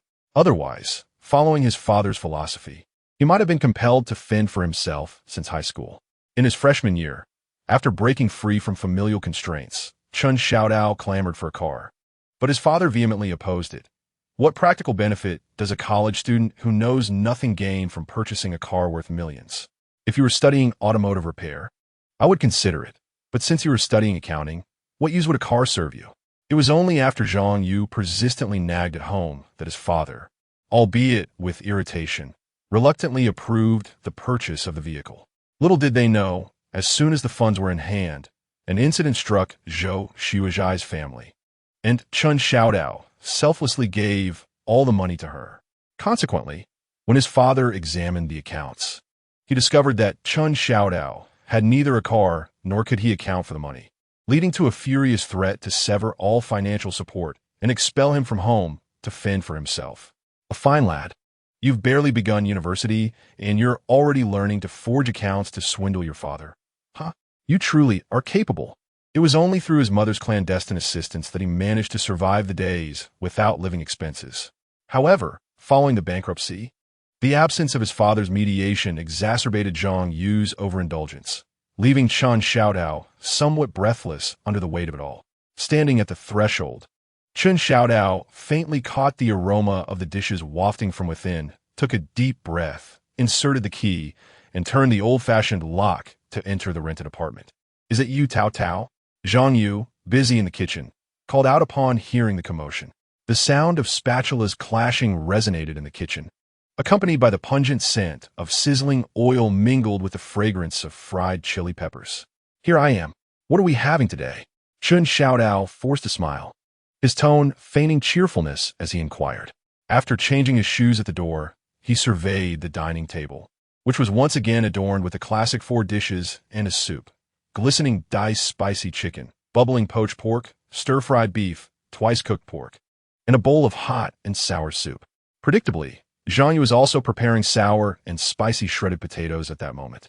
Observing his mother's busy figure, Chun Xiaodao parted his lips to speak, but ultimately swallowed back his words of persuasion. Yu, despite her ailing health, exerted herself to prepare such a feast. Yet, no matter how many times it was suggested, she remained resolute. After all, it was a rare occasion to see her beloved son, and she was determined to ensure he was well fed. However, with just the two of them, it was evident that they could not finish such a copious amount of food. And each time, Xuezhu would have to take leftovers back to his small, shabby abode. Why endure this? Xuezhu sighed inwardly as he headed to the kitchen to fetch 2 bowls for rice. 1 or 2 dishes would suffice, sparing Yu the burden and alleviating him from the discomfort of forceful eating. A mother's love, as vast as the ocean, overwhelmed all of Xuezhu's frustrations. Objectively speaking, Yu's culinary skills were indeed commendable. After the family's fortunes improved, she began to delve into the art of cooking. After years of practice, her skills had flourished, surpassing even the unsavory fare of the fly-infested eatery that had stood at the entrance of their neighborhood for 2 decades. The only drawback was that Xuezhu had an inherent aversion to spicy food, a profound dislike, in fact. Conversely, Yu took great pleasure in adding spice to her dishes. Naturally, the one who cooked dictated the flavors. Yet, Xuezhu had never succeeded in contesting Yu's culinary choices. In the past, he could manage a few bites before discreetly sneaking into the kitchen for extra helpings. Now, without a servant, he could only eat painstakingly, 1 mouthful at a time. "Here come the shredded potatoes," Yu announced as she emerged from the kitchen with a plate. "Let us dig in." Xuezhu, not waiting for his mother to sit, eagerly used his chopsticks to scoop some shredded potatoes into his bowl, followed by a portion of twice-cooked pork, filling it to the brim. This was a strategy he had honed over the years. Should he hesitate even for a moment, his mother would take the initiative to serve him, leaving him with no choice but to consume the fiery dishes. The shredded potatoes and twice-cooked pork were the only 2 dishes among Yu's repertoire that Xuezhu could somewhat tolerate. Still only enjoying these 2 dishes? Yu inquired as she took her seat, observing Xuezhu's chopsticks. She then nudged the spicy chicken toward his side. "You must try this. I specially used less chili this time. It tastes quite delightful." "Is that so?" Xuezhu glanced at the bowl brimming with dried chili pieces, feeling a faint bead of sweat forming on his forehead. "In that case, I suppose I shall have a few more pieces today. By the way, are you still busy with work?" Yu asked as she ladled soup into her bowl. "Not too bad," he replied. Xuezhu paused momentarily, striving to recollect the fabricated job details he had previously concocted for his mother. "Well, if you have time, why not go on a blind date tomorrow?" Yu suggested, pulling out her phone and browsing through the messaging app. A bittersweet smile crept onto Xuezhu's lips as he replied, "Sure, who is the matchmaker?" Ever since his mother fell ill, she had taken a particular liking to orchestrating blind dates, and he found himself unable to defy her wishes. Rather than face his mother's ire, he deemed it more prudent to feign ignorance. The only solace was that Yu had not ventured into his father's social circle to arrange these meetings, which would have been truly torturous. "We're in the patient support group," Yu exclaimed, having located the chat history. "Hurry and note down her phone number." Xuezhu's reluctance deepened. He hadn't even added her on the messaging app. Would the girl even be aware of their impending date? "Hey, why are you dawdling?" Yu noticed Xuezhu engrossed in his meal and playfully tapped his arm. "Quickly, add her on the app while I'm watching." With no other choice, Xuezhu sluggishly retrieved his phone and slowly entered the number. The profile picture revealing a selfie of a woman clad in a white coat. "I'm telling you," Yu remarked as she saw Xuezhu send the friend request, nodding with satisfaction. "This girl is quite impressive, having returned from studying in the States. Your mother worked hard to obtain her contact information for you. Did you not just mention the patient support group?" Xuezhu recalled that his mother had studied in the States previously and queried, "Is she a nurse?" "Nurses have to work night shifts. It's quite arduous." Yu, having witnessed the nurse's busyness during her hospitalization, boasted, "Little Han is actually a doctor, having just graduated with a PhD last year." Sighing wistfully, Yu reflected on her own experiences. "If only my mother hadn't encountered her misfortunes. She should have also graduated last year." Due to historical circumstances, the United States boasts a profound technical accumulation in the fields of medicine and biology. Therefore, When Zhang Yu chose to pursue a PhD in biochemistry there, she had high hopes.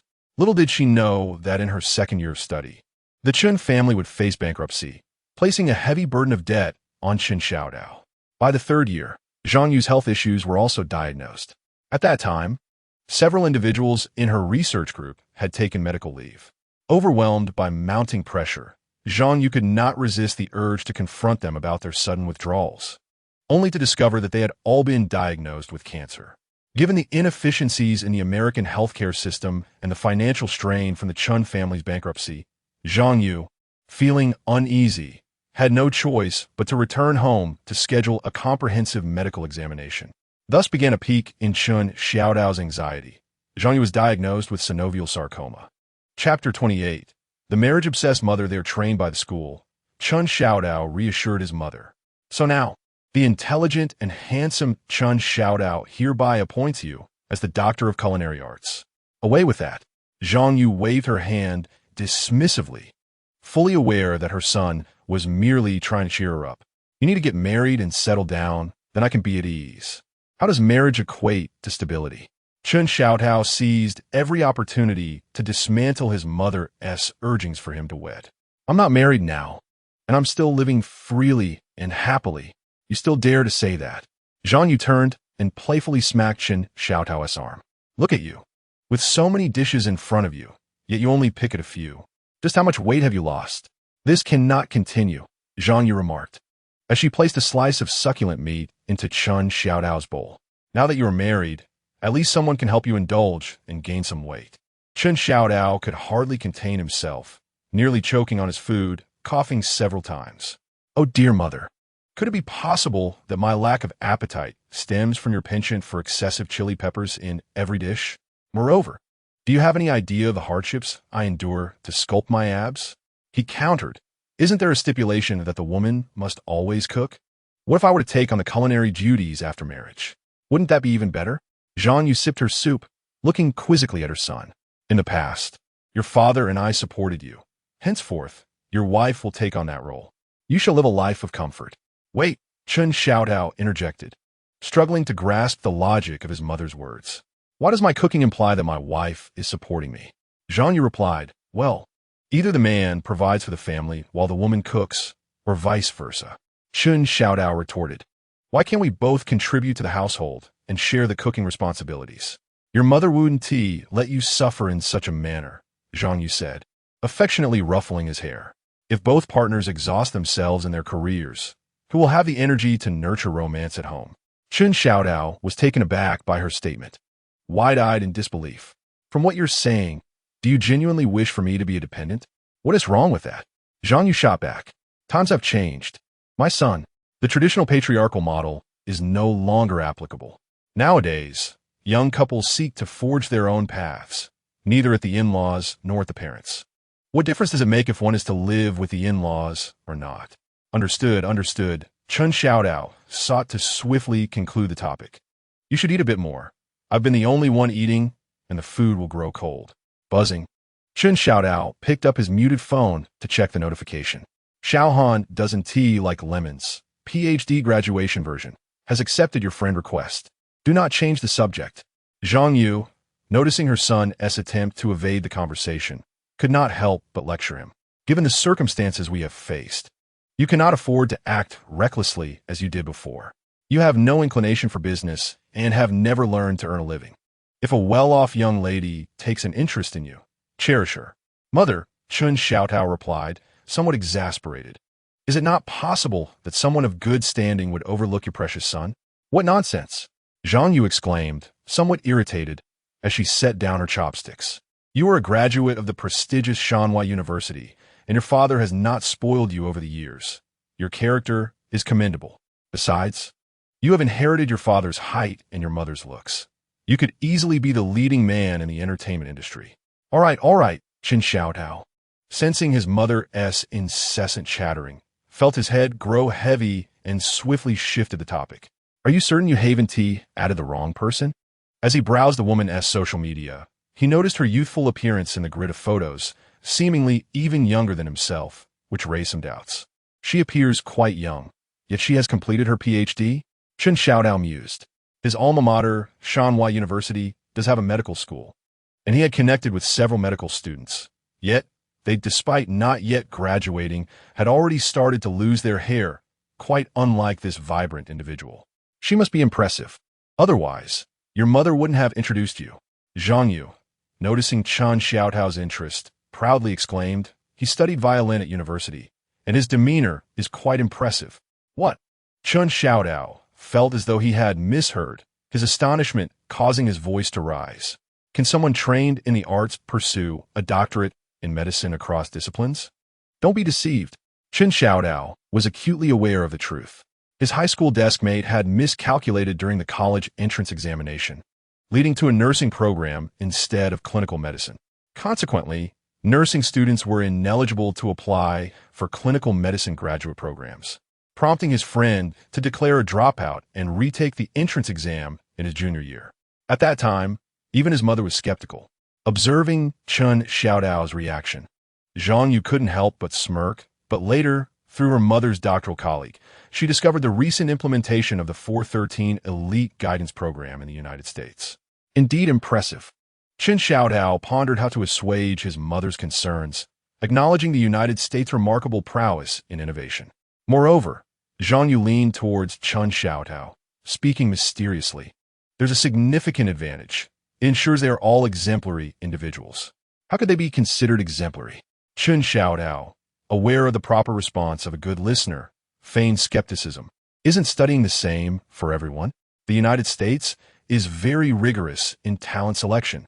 Xuezhu could not restrain her pride, explaining that the 413 program only allowed students from the top third of the best schools worldwide to apply. From this elite group, the most outstanding, morally upright, and compassionate students were further selected. Such individuals, possessing both virtue and talent, are far more reliable than any matchmaker's introduction. What do you think? Aren't the conditions splendid? Xuezhu picked up her chopsticks and added a piece of stir-fried beef to Chen Xiaotao's plate, admonishing, unlike those traditional medical students who toil for years, becoming wearied and devoid of light. At just 23, they hold a doctorate in medicine. Even within your father's circle, few can compare. An overseas returnee with a doctorate. Chen Xiaotao sensed the implications and concocted a reason. I believe our humble abode cannot accommodate such a grand figure. Who said that? Xuezhu, noticing Chen Xiaotao's evasiveness, grew frustrated, declaring, if it comes to that, let my illness remain untreated. You can use the money for the wedding dowry. All right. Chen Xiaotao, sensing Xuezhu's agitation, quickly pleaded, I will give it a try and exert my utmost effort. Speaking of which, you are indeed not young anymore. Xuezhu remarked wistfully. Your father was braving the elements at your age, unlike you, who earns a living from an office. How effortless. By the way, Chen Xiaotao interjected as his mother mentioned his father. Let me visit him next time. Did you not say you cannot take leave from work? Xuezhu looked at Chen Xiaotao with confusion. Prison visits are only permitted on weekdays, with weekends and holidays excluded. Since Chen Xiaotao joined the Gao Yuan think tank last year, he had not seen his father even once. Xuezhu then murmured, that would be good. You haven't seen him in a while. You two should have a good chat. Chapter 29, A Moment of Indulgence. Monday, yet another Monday. Chen Xiaotao sat at his workstation with a despondent expression, bracing himself for the arrival of a new day. Alas, a new month had commenced, and the countdown on his debts had begun anew. This meant that upon awakening, he was already burdened with an obligation of 25,000. Beside him, Dong Haoping wore a similarly troubled visage as he stared at the corn cob in his hand, hesitating to take a bite. What troubles you? Chen Xiaotao inquired, noticing Dong Haoping's unusual reluctance to finish breakfast within 10 minutes. Dong Haoping sighed heavily. I feel as though someone is scheming against me. Someone is plotting against you? What does that have to do with your meal? Are they poisoning your corn? Given the peril, Chen Xiaotao jested, extending his hand as if to snatch the corn away. I might as well help you eliminate this dangerous cob. I am not joking, Dong Haoping replied, still fixated on the corn. I have been dieting all year, and I have even purchased 3 gym memberships, yet I have not lost a pound. Chen Xiaotao understood the source of Dong Haoping's malaise. If that's the case, it rings a bell. With a glint of mischief in his eyes, Chen Xiaotao proposed. It seems someone may indeed be orchestrating a plot against you. Have you uncovered something? Dong Haoping, sensing camaraderie, tossed the corn onto the table and grasped Chen Xiaotao's hand. Quickly, tell me, what is this scheme? Chen Xiaotao tilted his head, feeling the slight pressure on his hand, and replied coolly, a dinner gathering. Realizing the implication, Dong Haoping abruptly released Chen Xiaotao's hand, exclaiming in indignation, "Are you trying to deceive me? You know the lengths I can go to. I will make you understand why chili peppers are so red. Please refrain from that," Chen Xiaotao implored, waving his hands in refusal. "The bittersweet journey we have traversed is enough for you to bear alone." Recognizing he had been jested with, Dong Haoping turned away in frustration and took a hearty bite of the corn. To be fair, sweet corn is indeed crisper than glutinous corn, he mused, savoring the taste and instinctively taking a few more bites. What a delightful revelation. Chen Xiaotao, observing Dong Haoping indulging in his meal, could not help but inquire. "You seem perfectly fine. What prompted this sudden desire to lose weight?" "It was during that recent social event," Dong Haoping replied while munching on the corn. "I unexpectedly encountered someone who is quite literally my ideal type." "Did she criticize your physique?" Chen Xiaotao deduced, finding the reasoning plausible. "Not at all." Dong Haoping took a sip of water. "She invited me to join her at a comic convention next week. Isn't that splendid? It could lead to further developments. However, I cannot fit into a Deadpool costume," Dong Haoping lamented, his laughter erupting uncontrollably. "Forgive me," he quickly apologized, feeling the intensity of Chen Xiaotao's gaze. "But really, think about it. It's far better than having you dress as Spider-Man." Dong Haoping remained silent, merely clenching his fists. Speaking of which, Chen Xiaotao noticed the clenched fists and instantly shifted to a serious tone. "There is a recently released blockbuster film. Your character, Tai Jinren, is quite commendable." Stop. I have a question." Upon witnessing the raised fist of Dong Haoping, Chen Xiaotao hastily shifted the topic, fearing that any delay might result in a blow. "I recall that during my university days, the community had not yet succumbed to superficial appearances. Why now are you also grappling with body image anxiety? Can the present ever be the same as the past?" Dong Haoping, indignant, struck the table in frustration. In the past, comic conventions were fueled by passion. Where were the fringe benefits? Nowadays, these individuals dare to attend conventions without even knowing who they are. "Mr. Zhou is looking for you," suddenly interjected Secretary Xuezhu, tapping on Chen Xiaotao's desk. All right, Chen Xiaotao replied, never having been so eager to see Zhou Suez bamboo. "I shall go at once. Why must one jest about weight? Surely, one does not realize the pain until a fist truly lands." A pang of apprehension stirred within Chen Xiaotao. Yet, he thought, before the fist strikes, jesting can be quite exhilarating. With a cheerful demeanor, Chen Xiaotao made his way to the boss's office. Xuezhu, having previously indulged in gossip, now scrutinized Chen Xiaotao with narrowed eyes. Regardless, this fellow possesses a commendable appearance. His height is acceptable, his attire decent, and his looks are impeccable. Observing Chen Xiaotao's radiant expression, Xuezhu could not help but smirk. He used to avoid attention. Yet today he seems so joyful. "Mr. Zhou, you wish to see me?" Chen Xiaotao knocked on the office door and entered with formality. Upon hearing his voice, Zhou Suez Bamboo could not suppress a smile, contemplating the task at hand. "I am here to officially inform you of something." Zhou Suez Bamboo endeavored to maintain her composure, raising her gaze to Chen Xiaotao. "Surely, you're not going to dismiss me on the very first day of implementing the new policies?" The tension in her expression caused Chen Xiaotao to feel a slight unease. "You have violated company policy. Your salary will be deducted by 500. So it's not a dismissal. That is a relief." Chen Xiaotao sighed, only to soon realize what Zhou Suez Bamboo had actually said. "Why?" he inquired, bewildered. "You cannot take revenge under the guise of policy. I am an honest person." Although he had anticipated such a reaction, Zhou Suez Bamboo found amusement in Chen Xiaotao's response. "I mentioned before," Zhou Suez Bamboo said, discreetly clenching her fist to maintain her expression. "The company seeks to diminish hierarchical perceptions. Henceforth, refer to me as Suez Bamboo. Addressing me as Mr. Zhou fosters an oppressive atmosphere of authority, thus the fine." Surely you jest. You cannot simply impose a fine for such a trivial matter. Chen Xiaodao could not contain his disbelief. Which company has ever diminished hierarchical perceptions without a transition period before imposing fines? 8 years ago today, Xuezhu Bamboo struggled to maintain her composure. A slight tremor betraying her amusement. Someone insisted I call him husband and offered 500 for such a term of endearment. When I refused, he altered his proposition. If I did not comply, he would deduct 500 from my earnings. Listening to the increasingly familiar tale and observing the sardonic smile on Xuezhu Bamboo's lips, Chen Xiaodao felt a chill run down his spine. Surely, Xuezhu Bamboo cannot hold a grudge this long? I eventually acquiesced. And do you know what that despicable person said? He replied, I have no money, but I can wish you a happy April Fool's Day. Observing Chen Xiaodao's expression, Xuezhu made a concerted effort to stifle her laughter, gritting her teeth as she uttered her final words. Chen Xiaodao, would you care to guess whether the 500 today is merely an April Fool's joke? Witnessing Xuezhu's quivering demeanor as she posed a question, Chen Xiaodao felt a twitch in his right eyelid. It was evident. Xuezhu truly harbored a grudge. As she gazed upon his despondent expression, an unprecedented sense of relief washed over her. No wonder Chen Xiaodao reveled in his own folly. There was an undeniable thrill in toying with others. Chapter 30. The blind date behind the dog. Why do you wear such a glum expression?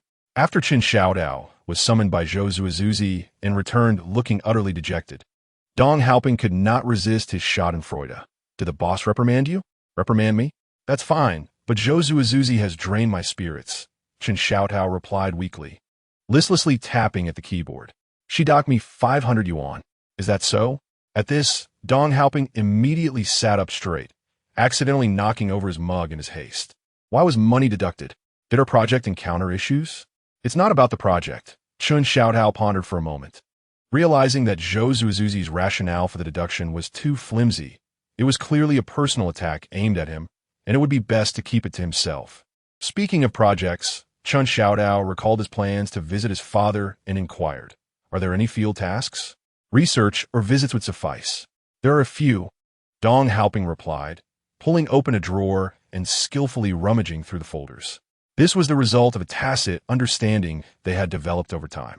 Dong Haoping preferred to remain idle, enjoying the air conditioning in the office until it was time to leave, while Chen Xiaodao was always eager to seize opportunities for fieldwork.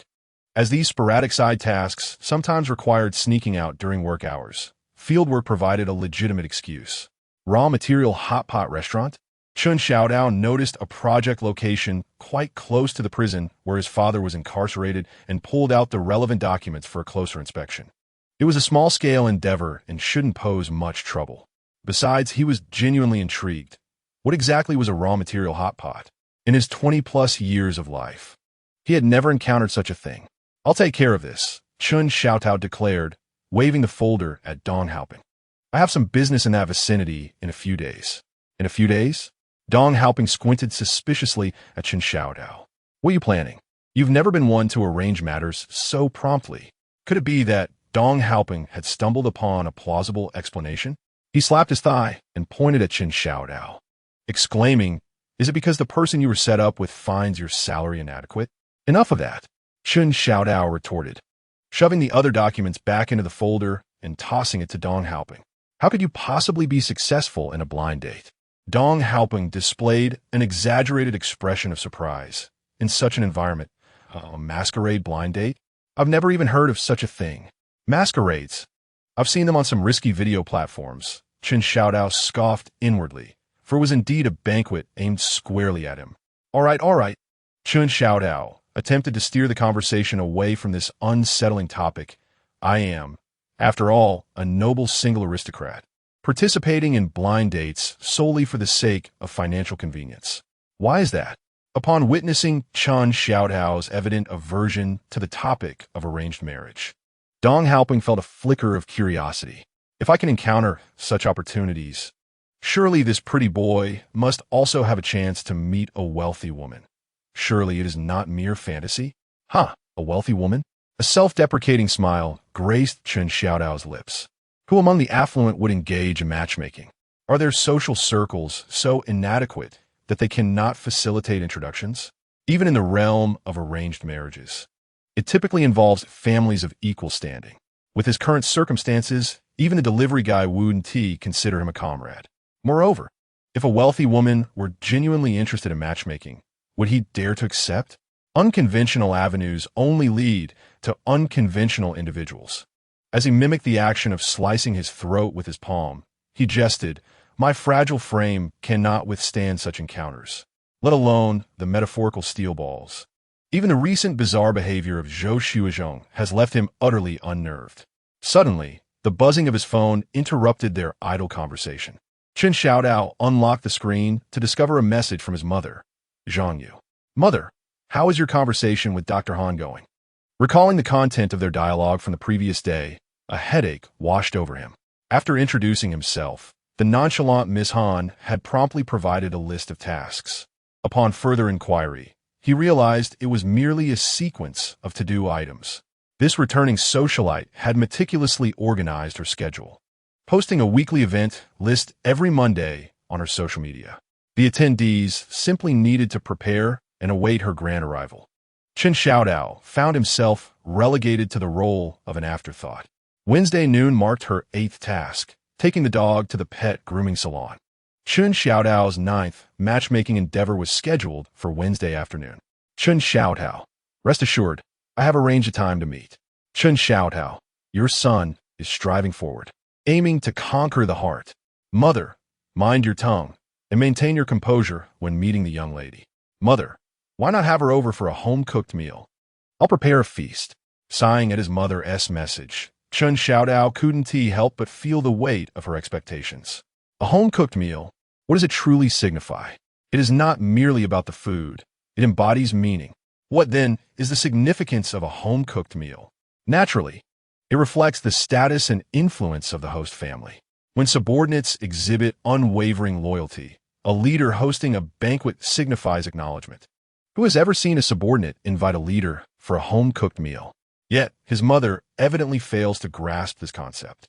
When the family was not in financial decline, such gatherings were regarded as the highest form of hospitality. At that time, who didn't praise the delicious dishes prepared by his mother? However, times have changed. Who still longs for their family as home-cooked meals? In the eyes of certain young ladies, a home banquet is merely a thin veil for stinginess. During his first matchmaking experience, the inexperienced Chen Xiaodao saw everything progress smoothly. Just as he pondered how to decline, the young lady caused an uproar over a meal.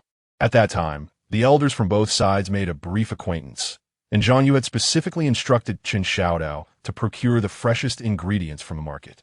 In the end, Xuezhu prepared an abundance of dishes, yet the young lady didn't even glance at them, insisting on dining at a restaurant. Xuezhu held her ground for a moment, but the young lady's family maintained a sullen demeanor, consuming only a few bites before departing.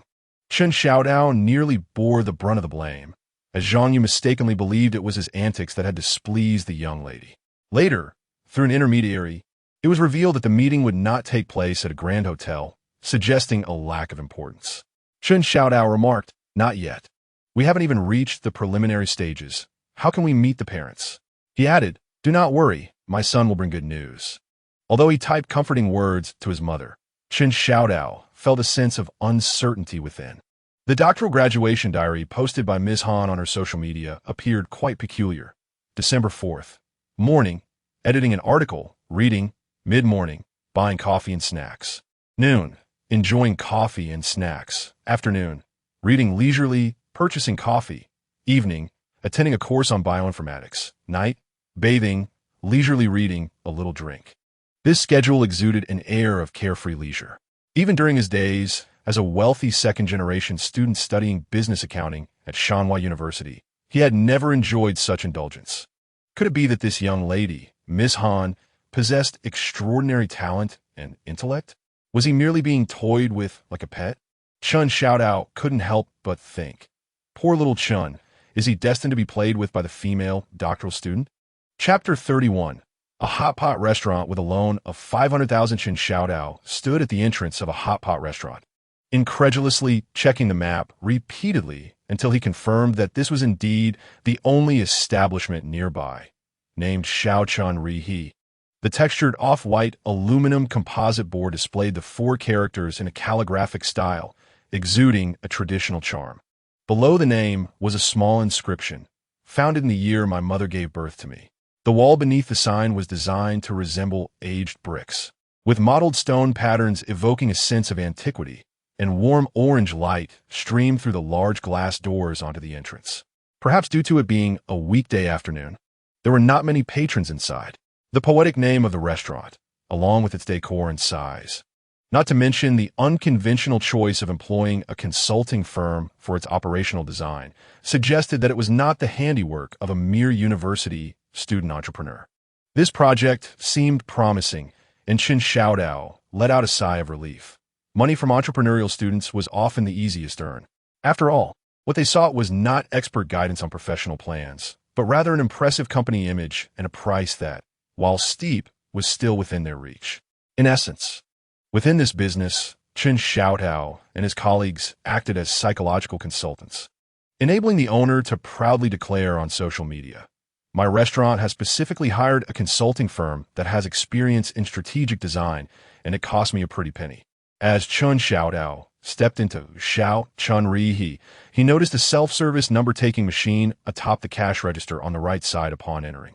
Seeing him arrive, the middle-aged lady behind the counter stood up, exclaiming, "Welcome, please take a number." Xuezhu glanced around the restaurant, several questions popping into his mind. "Excuse me, ma'am. There's only one table occupied. Do I really need to take a number?" Being professional, Xuezhu politely inquired after taking a number, "Hello, I am dining alone. Where would be a suitable place to sit?" "Anywhere you like," replied the cashier, gesturing towards the interior. "The small tables by the window are for 2. The round table in the middle accommodates 6, and the rest are medium-sized tables." After a moment's thought, Xuezhu deliberately chose a large round table in the center. "What should I eat?" The cashier handed him a menu with a brown leather cover. "Do you have any group buying options?" Xuezhu observed the expression of the cashier, particularly in relation to platforms like Douyin. With a slight lift of her chin and a tone imbued with pride, she remarked, "Have you seen our Douyin videos? We even hired someone to create promotional clips for us." Xuezhu glanced at the group purchase for Little Spring Day, his fingers unconsciously tapping against the table. The group purchase was reasonably priced, conforming to the standard rates for hot pot. In contrast to other establishments where a bowl of rice cost 68 yuan, this hot pot's 2-person meal was 189 yuan, remaining accessible to the general public. As the tantalizing aroma of spicy beef broth wafted from a nearby table, Xuezhu pondered the situation. The decor was minimalistic and artistic, yet the meal packages were not exorbitantly priced. The restaurant featured the usual communal table arrangements. Who, he wondered, was the proprietor aiming to profit from? After validating the group purchase voucher, Xuezhu meticulously scrolled through the Douyin videos for Little Spring Day, observing the intricately crafted promotional clip. The video showcased the meticulous preparation of dishes, with the marbled beef unfurling its texture in slow motion, followed by an artful presentation. Moreover, a clear and articulate narration elaborated extensively on the slaughtering or catching process of the meat dishes. Each video was visually stunning, yet the number of likes remained disappointingly low. As he watched the extravagant promotional video, a frown creased Xuezhu's forehead, questioning the expenditure. "Your dishes are ready." The cashier wheeled over a cart, arranging plate after plate on the table. "Give it a try. It's quite good," she said, not in a hurry to depart, her gaze filled with anticipation. "We only use fresh meat here. If you find frozen meat, we'll reward you with 10,000 yuan. Is that true?" Xuezhu inquired curiously, sensing a clever marketing tactic at play. However, he noted the absence of any slogans from the Douyin videos to the restaurant itself, hoping they wouldn't withhold payment if he discovered anything amiss. "That's impossible." The cashier furrowed her brow, responding with unwavering certainty. "Our ingredients are personally selected by the owner every day." "The owner?" Xuezhu began to connect the dots and probed further. "But I see you managing both the cash register and serving. There are no other staff members." Is the owner truly willing to offer 10,000 to a customer? It's not mealtime now, the cashier grinned, so it's just me at the shop. During busy hours, we have 10 part-time workers. Xuezhu deduced her position and complimented her. Just looking at the decor, this establishment is quite remarkable. Your daughter must be very filial to invest in a restaurant for you. What do you mean by that? Upon hearing this, a hint of melancholy crossed the cashier's face. She insisted on starting a business right after graduating and took out loans to open this place. Really? Xuezhu exclaimed in surprise. That sounds a bit rebellious. Didn't you try to dissuade her? Well, my husband has run a hot pot restaurant his entire life. The cashier began to open up, contemplating whether her daughter intended to inherit the family business. Xuezhu suddenly realized the issue stemmed from the ownership dynamics. No wonder the decor and pricing seemed so disjointed. Two generations with differing philosophies were simultaneously at the helm. How naive of me, Xuezhu thought, recalling a point. I see this is a fresh ingredient hot pot. It seems your daughter is seeking innovation, while your husband has been in this trade for quite some time. The cashier paused momentarily before swiftly clarifying. Previously, we operated a traditional hot pot. This is my daughter's idea to innovate with something called fresh ingredients. In essence, it is about ensuring the freshness of the meat. The cashier added, there is not much difference compared to the hot pot we have run for a lifetime. Xuezhu felt a wave of relief wash over him. Fortunately, it was for work purposes, or he might have been misled by these flamboyant terms. That would be quite impressive. Xuezhu pondered the plan, thinking that with your and your uncle's legacy, this establishment could recoup its investment within 6 months, right? Not a chance, the cashier replied, her expression growing increasingly somber. We've already sunk our life savings into this, and we owe $500,000 in external debts. It has been 4 months, and we haven't even managed to pay off the loan. With no other options left, we brought my husband over. He is currently in the kitchen, watching like a hawk. It has never been this exhausting, even after a lifetime of work. Upon hearing this, Xuezhu felt a twinge of sympathy. They have invested their retirement funds into this venture, yet it appears that the seemingly reckless daughter holds more sway. Is your uncle in the shop? Xuezhu devised an excuse. I usually get an upset stomach from spicy hot pot, and I wanted to consult your uncle about the reason. Of course, to Xuezhu's surprise. The cashier did not hesitate. My husband loves to chat. I'll call him over when he has free. That would be wonderful, Xuezhu exclaimed, his excitement evident. As he noticed another customer entering, the cashier hurriedly approached with her cart. Please take a number. How many of you are there? Chapter 32. It is indeed a pity for such a shop to collapse. Young man, how does it taste? Following the voice, Xuezhu turned to see a gaunt, elderly gentleman placing a steaming cup of deep red tea beside him.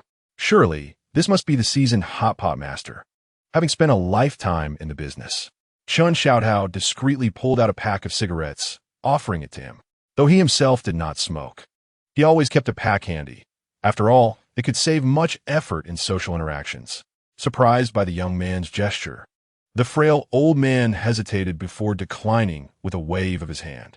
Seizing the opportunity while extending the cigarettes, Xuezhu took the time to observe the master. His slender figure was clad in a loose indigo tang suit, paired with coarse linen trousers and black leather shoes. His hair was sparse, cut into a neat buzz, and his facial features were well-defined. His sparse eyebrows framed slightly droopy lower eyelids, yet his deep-set eyes held a certain depth. His straight nose and firm lips were now pressed into a slight line. Xuezhu took a sip from the cup, finding the taste sweet and tangy. Yet it was evidently not hawthorn juice. This is hibiscus tea, the old man chuckled. It's priced at 10 yuan a cup, but each person can receive a complimentary one by posting a check-in video. Upon hearing the words free, Xuezhu furrowed his brow. Noticing Xuezhu's expression, the old man quickly added, no worries, this cup is on me. It was not about the money. Realizing the misunderstanding, Xuezhu rubbed the cup with his fingers and explained, I was wondering why no one mentioned this marketing activity upon entering. There was no display on Douyin, nor any signage on the table. Had you not mentioned it, I would have been completely unaware of the complimentary drink offer. Presently, Xuezhu was a savvy saver, particularly intrigued by such promotional activities. These are all about my youngest son. The emaciated old man, upon being questioned by Xuezhu about the management issues. Pulled out a stool and sat down. He mentioned that a simple style was to be maintained, hence no trivial advertisements or promotional materials were to be displayed. However, the broth base was of paramount importance. As Chun Xiaotao listened to the old man's words, he gestured towards the broth base, praising it. One can certainly sense its intricacies upon tasting. Although Chun Xiaotao despised spicy food, he was surprised to find that after dipping into the spicy pot, he didn't experience the usual fiery sensation, only a mild warmth in his stomach. This is my exclusive secret recipe. The old man, noticing Chun Xiaotao's compliment, elevated his chin with pride.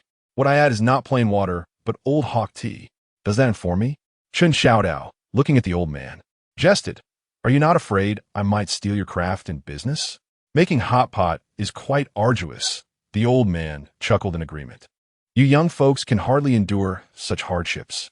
What if I am willing to endure? Chun Xiaotao provocatively pressed. Wouldn't that just undermine your livelihood? What kind of stealing is this? The old man tilted his head slightly in disdain, reminding him that one must understand the balance. If one mishandles old hawk tea, it can turn bitter and astringent. Just like the broth base, the proportions of beef tallow and the addition of chicken fat are all lessons learned through slow, meticulous experience. Chun Xiaotao nodded silently, recognizing the old master's true skill. What about your daughter? Chun Xiaotao glanced at the time. He had been seated for nearly an hour. Yet the only other person in the shop was the cashier. She? The old man shook his head. She's probably off researching at her friend's place. Researching? Chun Xiaotao was somewhat surprised. Assuming the issue lay with this young boss, her initiative to learn from others suggested that the business should not be in such dire straits. The hot pot restaurant had not repaid even $50,000 in loans over 4 months, which could nearly be classified as a loss in the industry.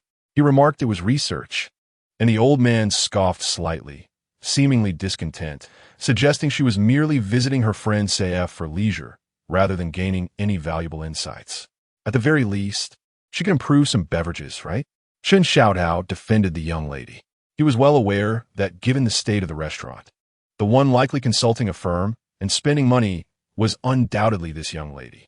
That does hold some merit, the old man nodded. How do you find this cup of hibiscus tea? My daughter always clamors for innovative drinks, claiming they cannot be monotonous. Beverage innovation is also aimed at profit, but the hot pot restaurant cannot afford to divert its focus onto drinks. Chun Xiaotao instinctively interjected. Nowadays, supermarkets offer a plethora of beverage options. Simply mixing a couple together can create a new flavor.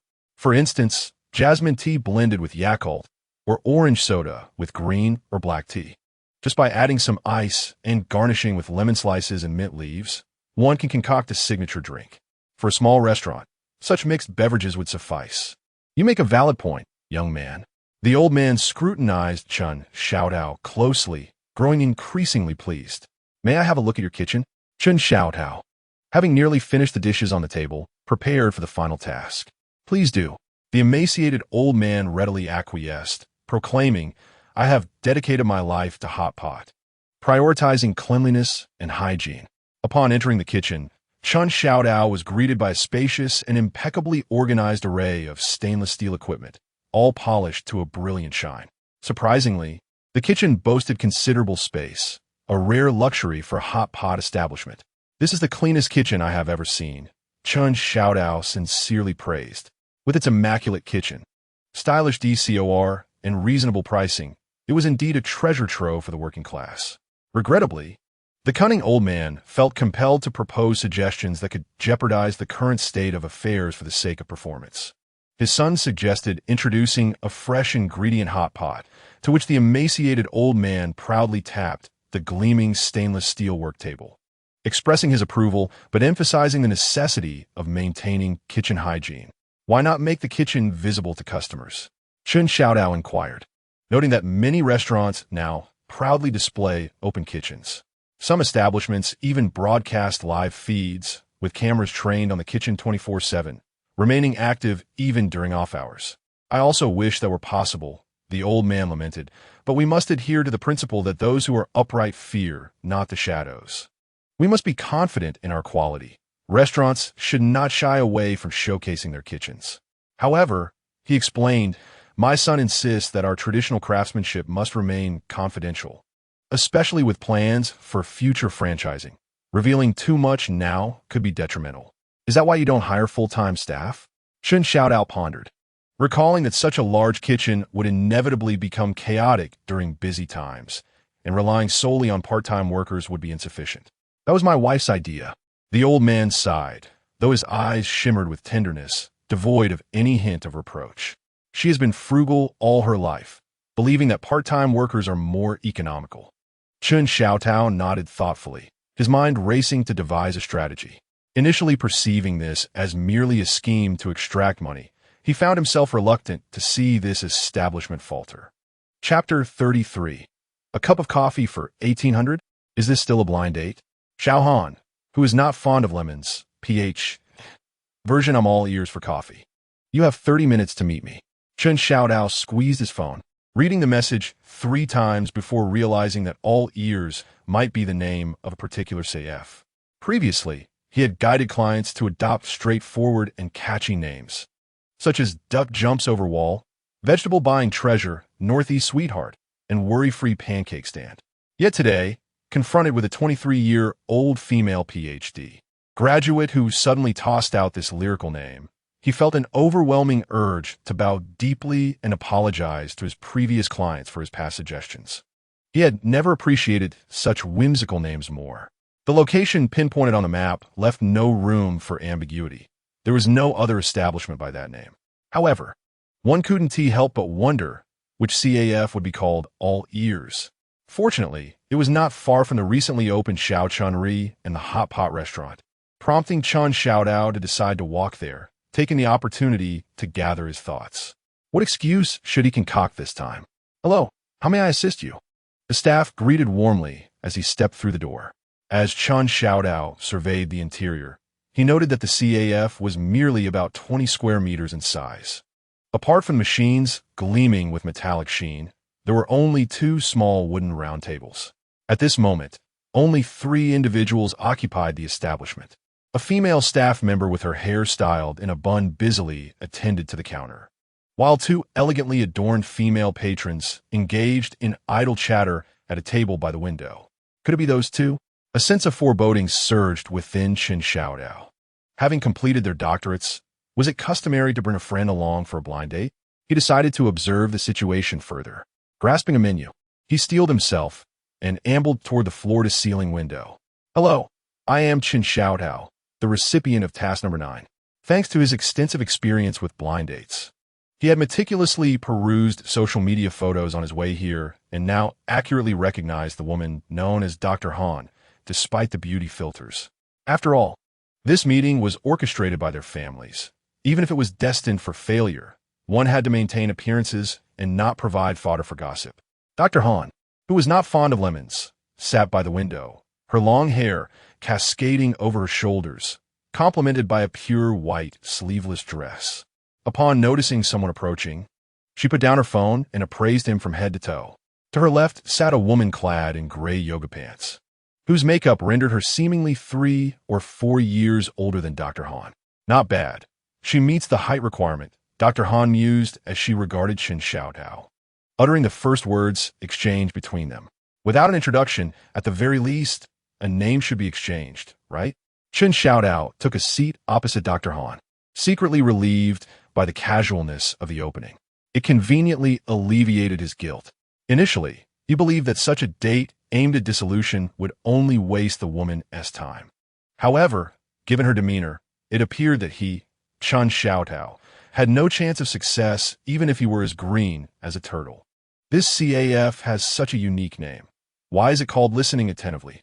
Xuezhu inquired, glancing at the menu to initiate a conversation. Because each month we have a theme, Dr. Han replied, her chin slightly raised as she elaborated. Based on monthly themes such as rock music, photography, or sports, we offer specially crafted themed coffees. Each themed coffee comes with a dedicated product card, and once the month concludes, it is discontinued. From her fluent description, Xuezhu sensed that Dr. Han was likely the owner, or at the very least a partner in the CAF. So what is this month's theme? I wish to gain some insight. Then you must experience our signature treasure, Dr. Han said, flipping over the menu and pointing to the last page. This particular bean requires a reservation to procure.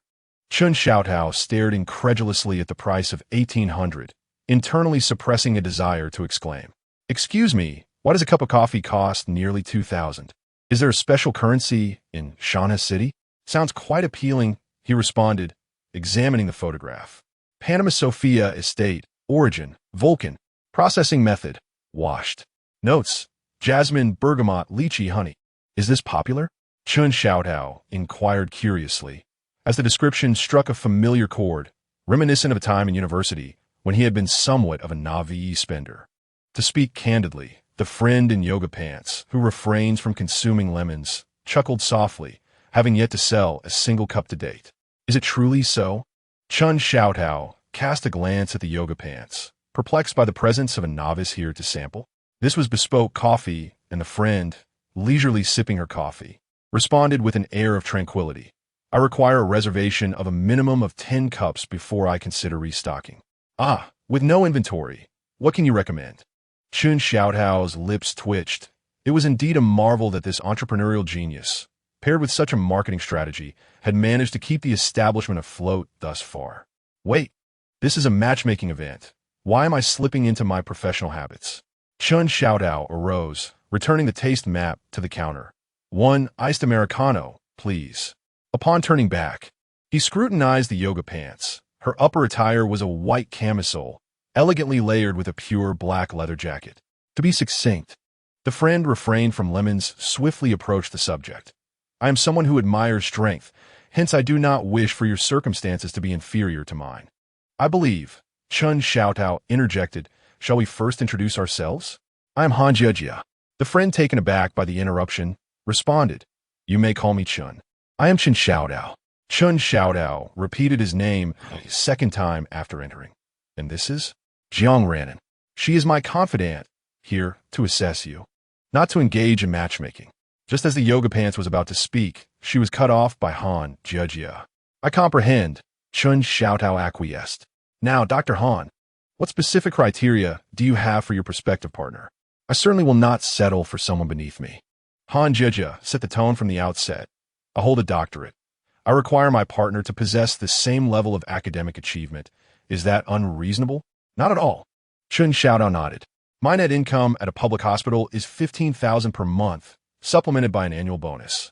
I expect my partner to have a respectable job with a monthly income of 50,000. Is that too much to ask?" "Not at all." Xuezhu continued to nod, acknowledging her pursuit of excellence. "A man's income should at least match that of a woman's. I own an apartment with a mortgage, yet my salary suffices to cover the payments. Thus, I expect my partner to possess a property of at least 200 square meters fully paid, or a 400 square meter apartment with a mortgage not exceeding 3 million. Is that unreasonable?" "Not at all," Xuezhu mused inwardly. After all, she was not settling, and property matters should not be inferior to the woman's. "I stand at 1.6 meters. I require my partner to be 1.85 meters tall." "Quite reasonable. Wouldn't you agree?" "Very much so." Xuezhu began to speak, but suddenly recalled that he fit the criteria and quickly inquired, "Why 1.85? Would 1.9 not suffice?" "The most adorable height difference." Han Xuezhu was taken aback by Xuezhu's interjection regarding height. 1.85 is sufficient, right? The tallest among my friend's suitors is merely 1.82. "Ah, so we are comparing with friends?" Xuezhu's mind whirled, conjuring a mischievous thought. Chapter 34. By what right? And you by what right? "I believe my conditions are not excessive." Han Xuezhu lightly tapped the tabletop, posing her question. "Indeed, they're not excessive," Xuezhu concurred. "A smartphone priced at 8,000 might entice one to save for it. Yet if it were priced at 65,000, it would merely be a source of amusement." Silence. The dialogue between the two fell into an oppressive stillness, the air thickening with tension. Xuezhu found himself unable to leave, as his freshly ordered coffee had yet to arrive. As for Han Xuezhu's thoughts on the matter, he remained oblivious and disinterested in speculating. "Why don't you articulate your requirements?" Han Xuezhu suggested hesitantly. My demands are inconsequential, Chun Xiaodao replied nonchalantly, contemplating whether he should retrieve his phone for distraction. You are exceptional. Surely, you would not regard me highly. Seemingly incensed by Chun Xiaodao's nonchalant demeanor, Han Jiejia retorted, I am capable of upward compatibility. Why should I settle for someone beneath my standards? So, you are aware of your lofty expectations, Chun Xiaodao scoffed. Upward compatibility?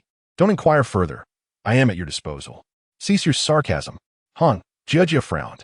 Throughout her numerous matchmaking encounters, some had been disheartened by her remarks, while others had been rendered speechless. Yet, this was the first instance where someone dismissed her with such indifference. Each of his responses felt as if she were striking cotton. State your requirements. Requirements? Chun Xiaotao's mind raced, seeking a manner to refuse without incurring wrath. First, those seeking marriage to escape singlehood are acceptable, but those hoping to marry for financial gain are not. Upon hearing this, Han Jiejia's brows furrowed immediately. Second, individuals living paycheck to paycheck are fine, but those who do not accept the expenses of romance are not.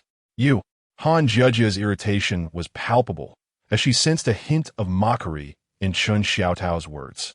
Third, pet ownership is permissible, but treating cats and dogs as family while regarding me as a subordinate is unacceptable. Fourth, having female friends is acceptable, but an abundance of male friends is not. Have you finished? Han Jiejia could no longer contain her fury. This is a matchmaking scenario, not a wish list. Are my requests truly excessive? Chun Xiaodao was taken aback by her intense reaction. By what right do you demand such things? Han Jiejia retorted with a cold smile. You can enumerate a plethora of requirements. What is wrong with me stating a few? Chun Xiaodao spread his hands in disbelief. I make demands because I can offer emotional value. Han Jiejia scrutinized him with a sharp gaze.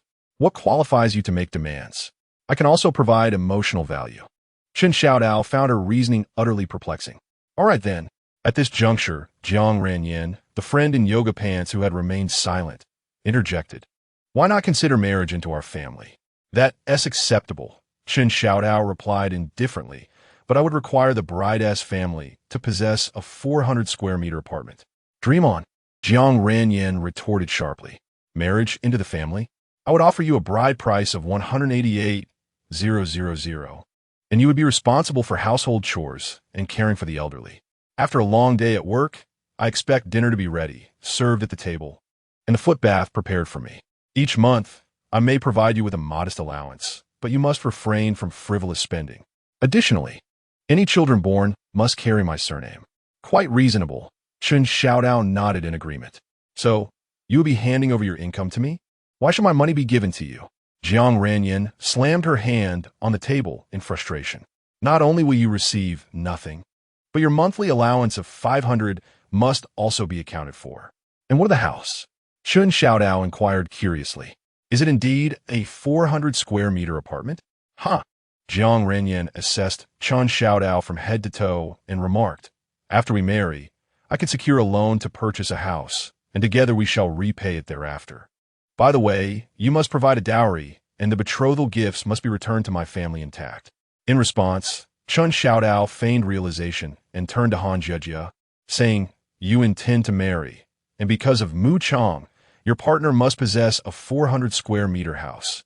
Yet you, lacking such property, can still seek a marital arrangement, with the man sharing the loan burden, correct?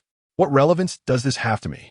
Han Jiejia, who was merely observing, was momentarily taken aback, nearly spilling the coffee she was about to sip.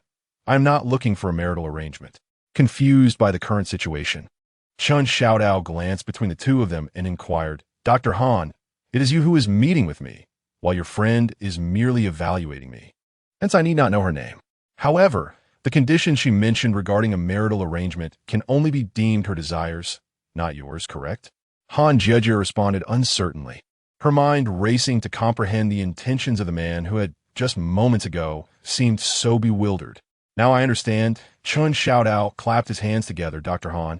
I apologize for not meeting your educational requirements. Thus we cannot pursue further dialogue. However, he shifted his focus to Jiang Ranyan. Miss Jiang, your physique and demeanor are quite commendable, and I have grasped your stipulations regarding a marital arrangement.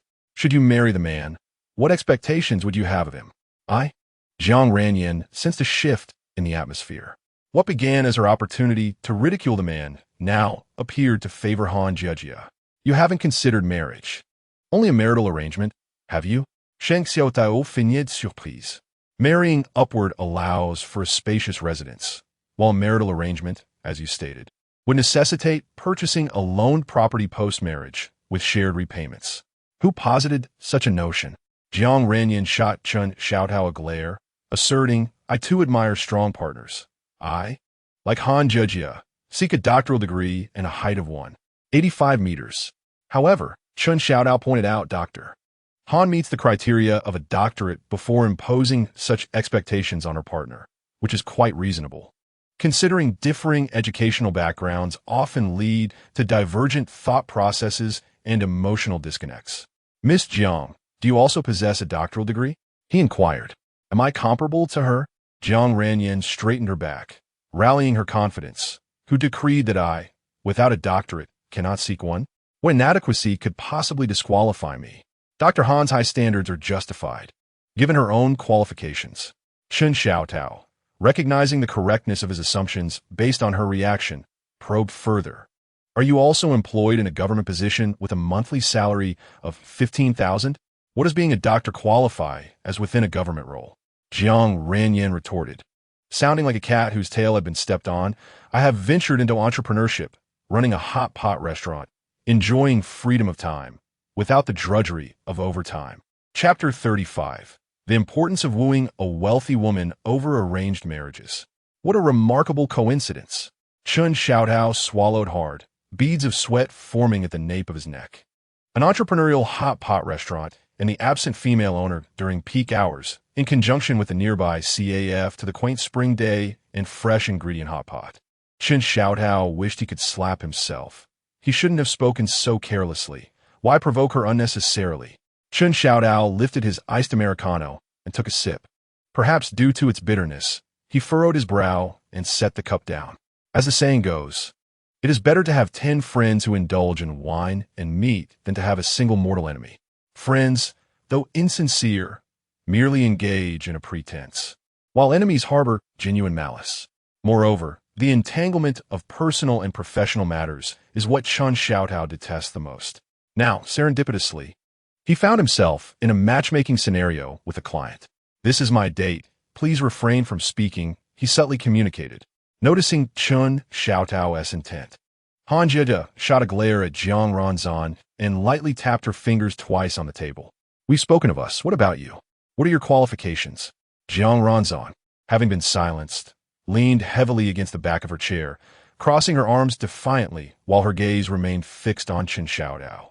Me? Chun Xiaotao felt a flicker of anxiety as he tightened his grip on the coffee cup, his throat constricting. What qualifications should he concoct? In the past, his educational background could lend him some semblance of dignity, but now he must not allow these two to discern any vulnerabilities. I graduated from an ordinary university and work at a small company, burdened with loans and in dire financial straits. He introduced himself, downplaying his merits. You may disdain me, ridicule me, just let me go. An ordinary university, and you still dare to mention it? Jiang Ranzan scoffed, a mocking smile curling her lips. Without that unscrupulous matchmaker, what would you have to sit alongside someone like me, a graduate from a prestigious 211 university? Indeed, Chun Xiaotao quickly seized the moment, rising from the table's edge. My qualifications are indeed lacking. It seems our conversation has not been fruitful. I shall take my leave. Sit down. Whether in foreign romances or domestic matchmaking, she had always been the one cherished by men. This was the first time someone had so blatantly disregarded her. Several times she contemplated leaving. Was she truly devoid of allure? Ordinary university, name it. Han Jejia resolved to grant Chun Xiaotao one last chance. If his school was reputable, their alumni network might intersect, making future discussions more palatable. If he indeed came from a mediocre institution and dared to treat her with such indifference, she would ensure he faced the consequences. Chun Xiaotao lowered his gaze to the foam in his cup. Based on experience, The longer such a situation dragged on, the more awkward it became. Thus, he decided to answer plainly to ease the tension. Shana University. Upon hearing this, Han Xuezhu nodded with satisfaction. As one of the nation's finest institutions, Shana University boasted numerous alumni who pursued further studies abroad. Investigating an individual from there would not pose much difficulty. Initially smirking at the unfolding drama, Jiang Ranzan's eyes narrowed upon hearing Shana University. With a dismissive scoff, she remarked, another one pretending to be modest. Shana University is no different from a 211 university. It merely signifies a few lucky answers on the college entrance exam. Your school pales in comparison to our Han Xuezhu's Xuezhu University. Do refrain from interrupting. Han Xuezhu shot Jiang Ranzan a warning glance, frustrated by her inability to grasp the crux of the matter. And what is this ordinary company you mentioned? It is a little-known commercial design firm.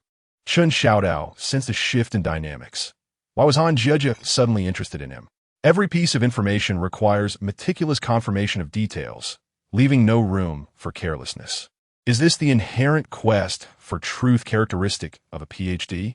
Are you feeling somewhat anxious? Han Xuezhu keenly perceived Chun Xiaodao's state. She was confident that her attributes were quite exceptional in the matchmaking market. She was merely seeking amusement. She relished the sensation of observing those average men bluster about compatibility while being utterly defeated by her in terms of education, income, age, and family background. However, this particular man before her was indeed unlike any she had encountered before. Shall we call it day? Chun Xiaodao's mind sparked with a brilliant excuse. Lu Ming, my affluent friend, I truly owe you a debt of gratitude. Apologies, my friend has been utterly exhausted after attending 10 matchmaking events in 5 days. He is currently in dire need of assistance, and I must rush to bid him farewell. Without waiting for a response, Chun Xiaodao hastily grabbed his coat and departed. As he hurriedly turned a corner, Chun Xiaodao contemplated that the facade of the matchmaking event hosted by Xuezhu still had its market value. Madness aside, at least it did not blur the lines between personal and professional matters.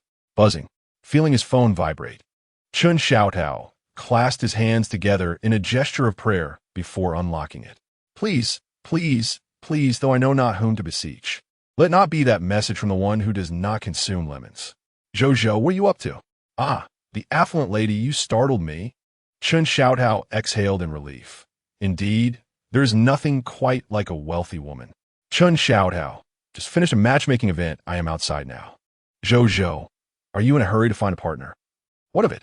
Is it so outrageous for a young, talented individual such as myself to seek a partner? Chun Xiaodao, do you not have a partner? Xuezhu, if you're dating someone, you can take your leave. Hey, Chun Xiaodao looked up at the darkening sky, sensing that perhaps the affluent lady was still single. This is indeed alarming. Chun Xiaodao, such injustice. If I could go on a blind date with you, I wouldn't even glance at another. He certainly could not take his leave. He was counting on the wealthy lady to catch him when he fell. Although his current earnings were sufficient, he feared unforeseen complications. In the event of a delay, creditors would not entertain his explanations. They would enforce their claims at will. Chun Xiaodao, moreover, I do not believe you have not dealt with others being pushed your way for matchmaking. After briefly outlining the situation, the wealthy lady still held her ground. Xuezhu, you have met such conditions? Are you truly that desperate? Chun Xiaodao, to be fair, a 24-year-old attending a prestigious hospital, recently graduated with a doctorate, is quite a commendable match. Even if the Chun family had not faced bankruptcy, his prospective match's caliber should be comparable to that of this Dr. Han, provided he had not encountered Zhou Xuezhu. Xuezhu, if you utter another commendation for another woman, you may take your leave. Ah, it seemed their conversation had indeed veered too much into the mundane. Chun Xiaodao scrolled through the dialogue, realizing that he must pamper and flatter his female benefactor. Otherwise, not only would he struggle to secure funds, but maintaining the relationship itself would prove arduous. Chun Xiaodao, no need to be upset. I am off to dine now. What would you like to drink? I shall order for you. Xuezhu, I'll order you takeout. Return home immediately. Xuezhu, what kind of person do you envision marrying? Hey, ISNT this beyond my area of expertise. Chun Xiaodao snapped his fingers, his digits swiftly gliding across the screen. Chun Xiaodao, I want to entertain matters of the heart until my debts are settled. Chun Xiaodao, once my debts are cleared, my affection shall be solely for you. Chapter 36. An unexpected encounter with an acquaintance upon arrival announcing several important notifications. While Chun Xiaodao sat before his computer screen, furrowing his brow in contemplation, Xinyu approached, her high heels clicking against the floor. First, the company is organizing a team-building event. Acknowledging everyone's hard work, it will not be scheduled on the weekend. Suggestions for locations can be privately messaged to me on the corporate platform. Secondly, from now on, employees must promptly register for any off-site duties. If returning late, it is permissible to skip clocking in, but both the time of departure and the conclusion of the off-site task must be meticulously recorded. Seemingly nonchalant, Xinyu cast a glance at Chun Xiaodao, fully aware of the origins of these announcements. Xuezhu had summoned her early in the morning to discuss potential venues for the team-building event. What was the standard? The standard was to observe where couples checked in on social media, compiling a list of popular spots. Then, she would investigate which of these locations held customs associated with seeking love. Having been in the thick of things, Xinyu's understanding was crystal clear. It was evidently directed at Chun Xiaodao. Registering for off-site duties as well? Upon hearing the second regulation, Chun Xiaodao looked up in astonishment. Register for whom? Other teams report to their supervisors, but for your team, Xinyu paused, her expression one of sympathy. Your team's supervisory position is vacant, so report to me. Though unclear on the specifics, Xinyu had an inkling that this off-site registration matter was likely connected to Chun Xiaodao. Could it be that Chun Xiaodao had done something to upset Zhou? Chun Xiaodao frowned, sensing that the situation was more complex than it appeared. Why did it feel like Xuezhu was about to stir up trouble again? What will you do moving forward? Dong Haoping nudged Chun Xiaodao with his elbow. Fully aware that Chun Xiaodao had taken on off-site tasks primarily to earn extra income. Whatever. Chun Xiaodao, feeling irritable, poked a series of dots onto a piece of paper with his pen. This regulation surely wouldn't be enforced, would it? Being caught slacking in the office was one thing. But what I do outside is nobody's business. Moreover, his side gigs were hardly burdensome. At worst, he could bring his materials to the office, slip out during lunch breaks, and appear at the off-site location in the afternoon. Furthermore, the unspoken understanding among colleagues regarding off-site slacking was palpable. Xuezhu had never worked in this field and lacked insight into the business. How would she know the project's duration? Unless Chun Xiaodao suddenly considered a possibility. A jolt of electricity coursing through him, causing him to shudder. Unless this group of competitive individuals vying for the supervisory role decided to escalate the issue. What's got you all worked up? Dong Haoping, startled by Chun Xiaodao's sudden movement, scrutinized him with a puzzled expression. It's nothing. Chun Xiaodao tossed the investigation report on the Little Spring Day and Raw Material Hot Pot restaurant into an envelope and handed it to Dong Haoping. Suddenly realizing that with such strict off-site registration, he could delegate this project to you. Is that all? Dong Haoping looked at Chun Xiaodao with an expression of utter disbelief. This fellow truly had no inkling of hardship. One moment he was lamenting, and the next he was assigning tasks. What potential pitfalls lay within this project? As Dong Haoping meticulously scrutinized the assessment report provided by Chun Xiaodao, he found nothing alarming. If I were to take charge, it could indeed be a disaster, he mused. However, if you accept it, then it would be a straightforward and guaranteed success, merely exploiting the situation for results. No matter. Dong Haoping tossed the file back to Chun Xiaodao, muttering, if we were to face demise, let it be together. Best of luck to you. It seems somewhat akin to shirking responsibility. Chun Xiaodao scratched his head and proposed to Dong Haoping. How about I draft the proposal this time and let someone else handle the presentation? Have you lost your mind? Dong Haoping exclaimed, looking at Chun Xiaodao as if he had seen a ghost. Chun Xiaodao had only recently joined the company, and when he was first assigned to their team, there were whispers of discontent.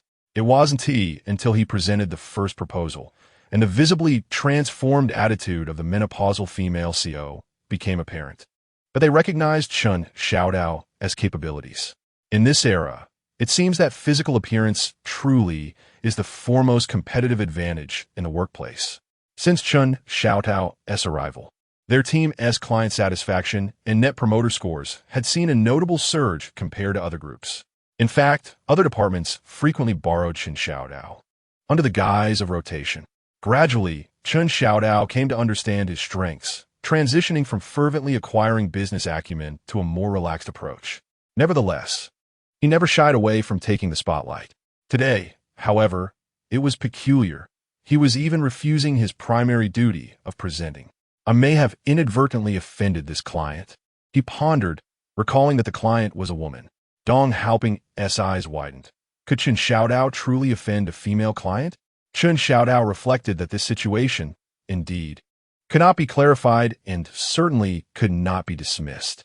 He leaned closer to Dong Haoping and whispered, raising his left hand to shield the side of his face. I went on a blind date yesterday, and it seems I may have offended her. What on earth did you do on your date to offend someone? Dong Haoping nearly blurted out in excitement. You. Xuezhu emphatically punched Dong Haoping, insisting that he must not bring it up again. It appeared Dong Haoping was beginning to grasp the situation, though not entirely. He rested his thumb against his chin, his eyes darting about, occasionally casting a sidelong glance at Xuezhu, before frowning in deep contemplation as if a thought had struck him, feigning ignorance to the gaze from beside him. Xuezhu opened the delivery app to check the status of his package. All morning, he had been preoccupied with how to resolve the mess he had created with the client during the blind date, neglecting his primary responsibilities.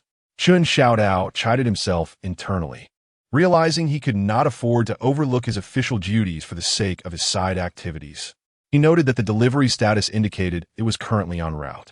Ordinarily, it should arrive at the delivery station by noon or afternoon. Speculating, he opened the chat and sent a message to a buyer named Pisces Bread.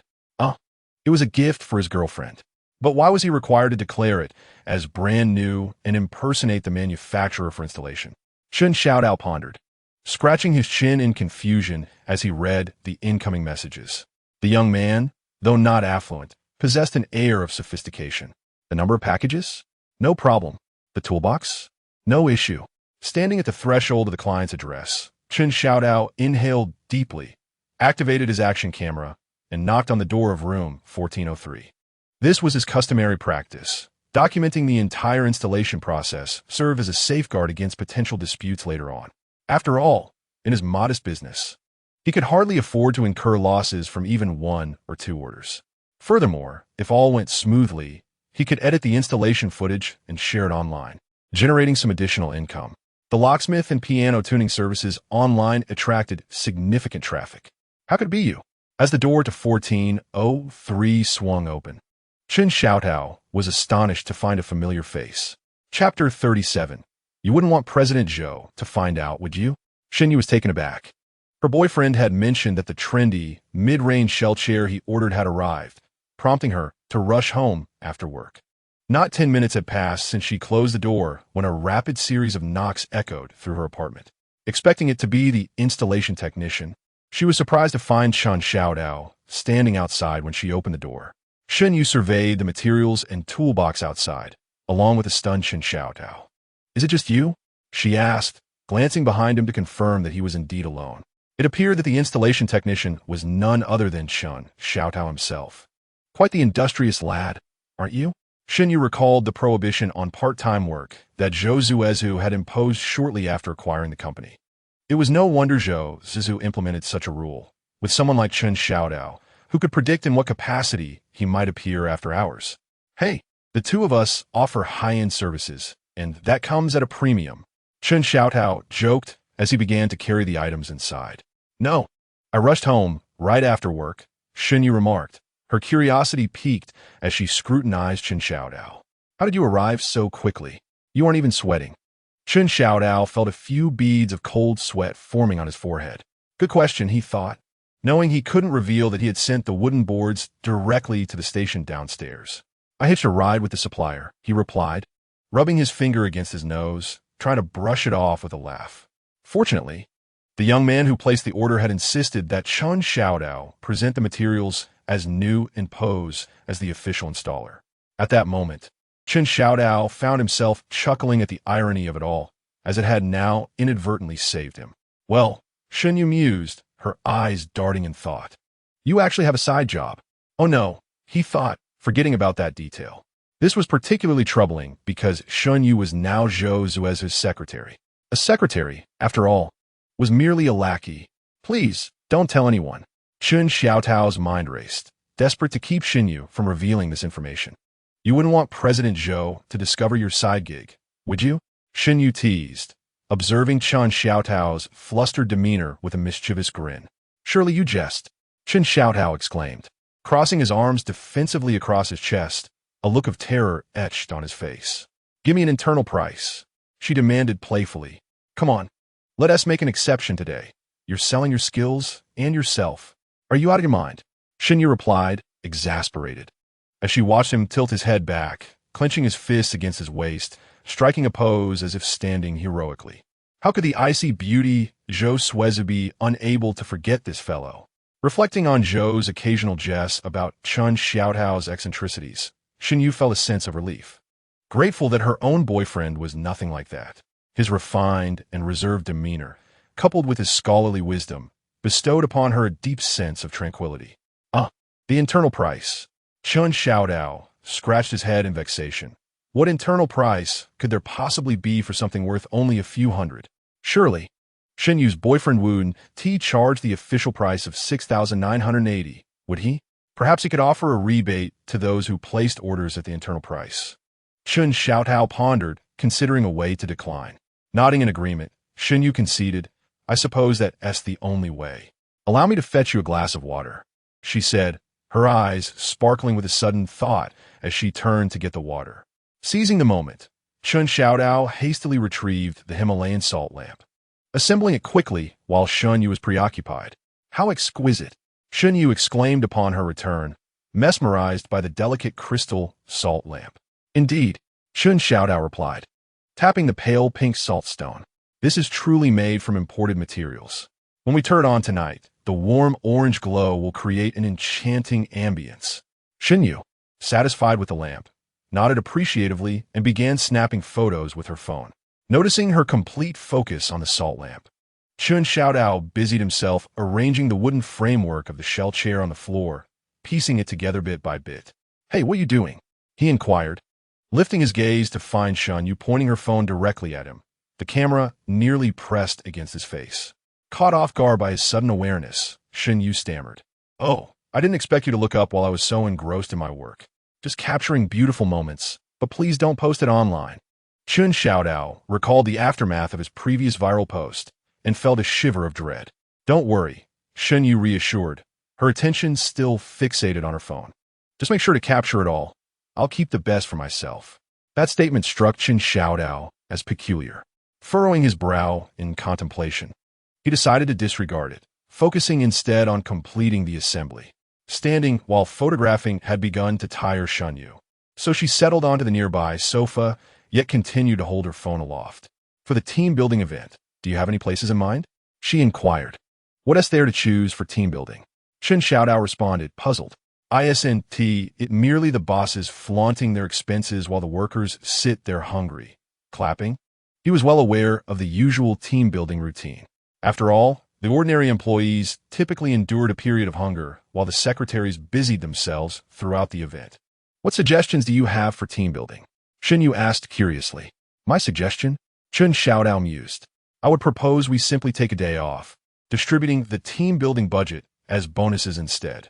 Xuezhu shot him a look of exasperation, disheartened by his lack of ambition. You're missing out on an opportunity. Then if it's purely for leisure, where would you like to go? She gently nudged him. Purely for leisure? Chen Xiaodao searched his memories, reflecting on how long it had been since he had engaged in simple enjoyment. A year? No, that was when he had just joined the Gao Yuan think tank. Too apprehensive to slack off, not even daring to take a day off. 2 years.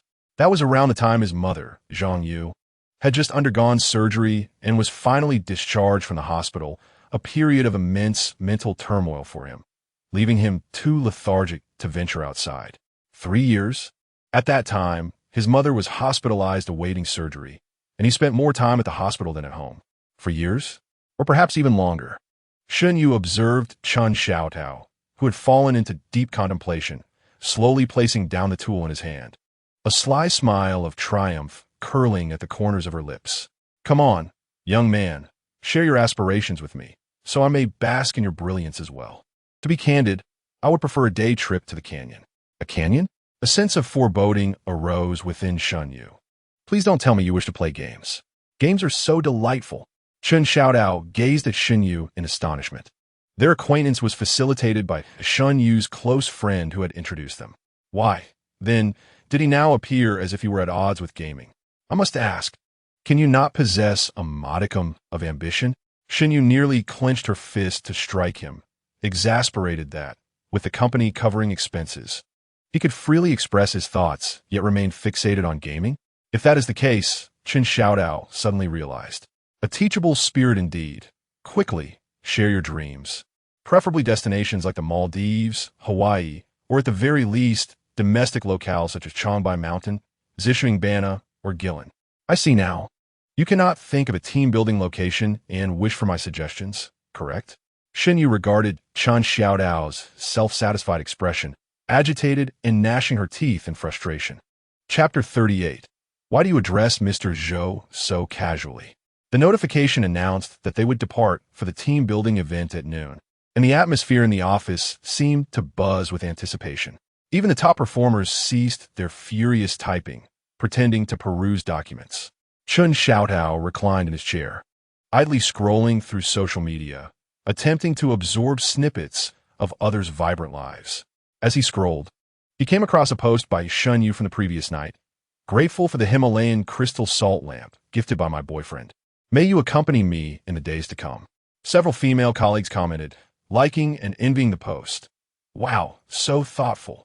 Please send me the link. I want to buy one for myself. How could life ever be the same with anyone? Ah, Chen Xiaotao gently scratched his chin. Is this thing truly so delightful?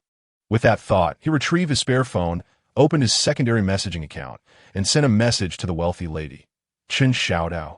Hey, beautiful. What are you up to? To his surprise, the wealthy lady replied almost instantly. Xuezhu. Busy working, but your darling is waiting for your message. Chen Xiaotao's pupils constricted. It felt as if the tables had turned. How did it seem that the wealthy lady was now the one taking the initiative? Chen Xiaotao. If you're busy, I want to disturb you. Chen Xiaotao. It's nothing significant. I crafted a beautifully atmospheric salt lamp, intending to send it to my dear, but I'm uncertain of the address. And then silence fell. The phone was quiet enough to hear the sound of snack bag being torn open from the neighboring desk. Chen Xiaotao repeatedly toggled flight mode on and off, checked his video app to confirm he was not disconnected from the internet. Indeed, the wealthy lady had simply not responded.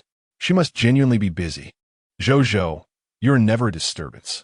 Xuezhu, send it to my office. I will receive it promptly. Spending a little money to achieve great things.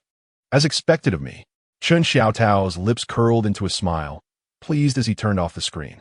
Were it not for the inability to visit affluent ladies in person, he would have eagerly presented them with an exquisite wooden-framed shell chair. Now what to do? What are you up to? As everyone else indulged in their secretive leisure, Dong Haoping noticed an unusual stillness beside him. Turning his head, he was surprised to find Chen Xiaotao gazing intently at the screen, a serious expression adorning his face. Could this lad be having an epiphany? While others slacked off, he was diligently at work. Just last night, while observing the celestial phenomena, Dong Haoping had witnessed Chen Xiaotao muttering to himself, prompting him to roll his eyes in exasperation. What a needless worry. With such an opening line, had he not been slacking off, it would have been rather suspicious. Given his character, he was probably just up to some mischief. Honestly, you must believe me. Seeing that Dong Haoping was disinterested, Chen Xiaotao hastily shifted his tone, claiming to have unearthed the profound essence of ancient I Ching masters. How about giving it a try? It's quite affordable. Hearing this, Dong Haoping cast a sidelong glance at Chen Xiaotao. You're charging for this newly minted wisdom. Less than 24 hours fresh? You're just in it for the novelty. Chen Xiaotao could not contain his excitement. Leaning in conspiratorially, shall we give it a go? It's something you've never encountered in the market before. Initially reluctant, Dong Haoping reconsidered. Since he had nothing to do, he might as well seek some amusement. After all, in the realm of trickery, Chun Xiaodao never failed to entertain. You go ahead, Dong Haoping replied lazily. Payment will depend on my mood. Yes, Xuezhu. Satisfaction guaranteed. With Dong Haoping playing along, Chun Xiaodao jubilantly produced paper and pen, handing them over. Write down a person's name. What kind of person? Dong Haoping inquired warily. Could this fellow be trying to pry? You can choose yourself, or your parents, or even your grandparents. Chun Xiaodao began earnestly explaining. However, do not write their names. Merely inscribe the title with you at the center. For instance, if you're referencing your father, you would write Dad. With a sense of foreboding, Dong Haoping immediately responded, All right, you little rascal, just wait for me here. I'm being serious, Chun Xiaodao retorted, looking at Dong Haoping in disbelief. Could you refrain from such silly jokes? What? Dong Haoping thought, puzzled by the sudden sincerity from this typically carefree individual. Had he misjudged him? Surely, with his usual frivolity. Could he truly grasp the mysteries of the universe? Why on earth would that be possible? Despite his confusion, Dong Haoping adopted a serious demeanor, carefully writing Mom and passing the paper to Chun Xiaodao. Chun Xiaodao meticulously folded the paper thrice, holding it in his palms, hands pressed together.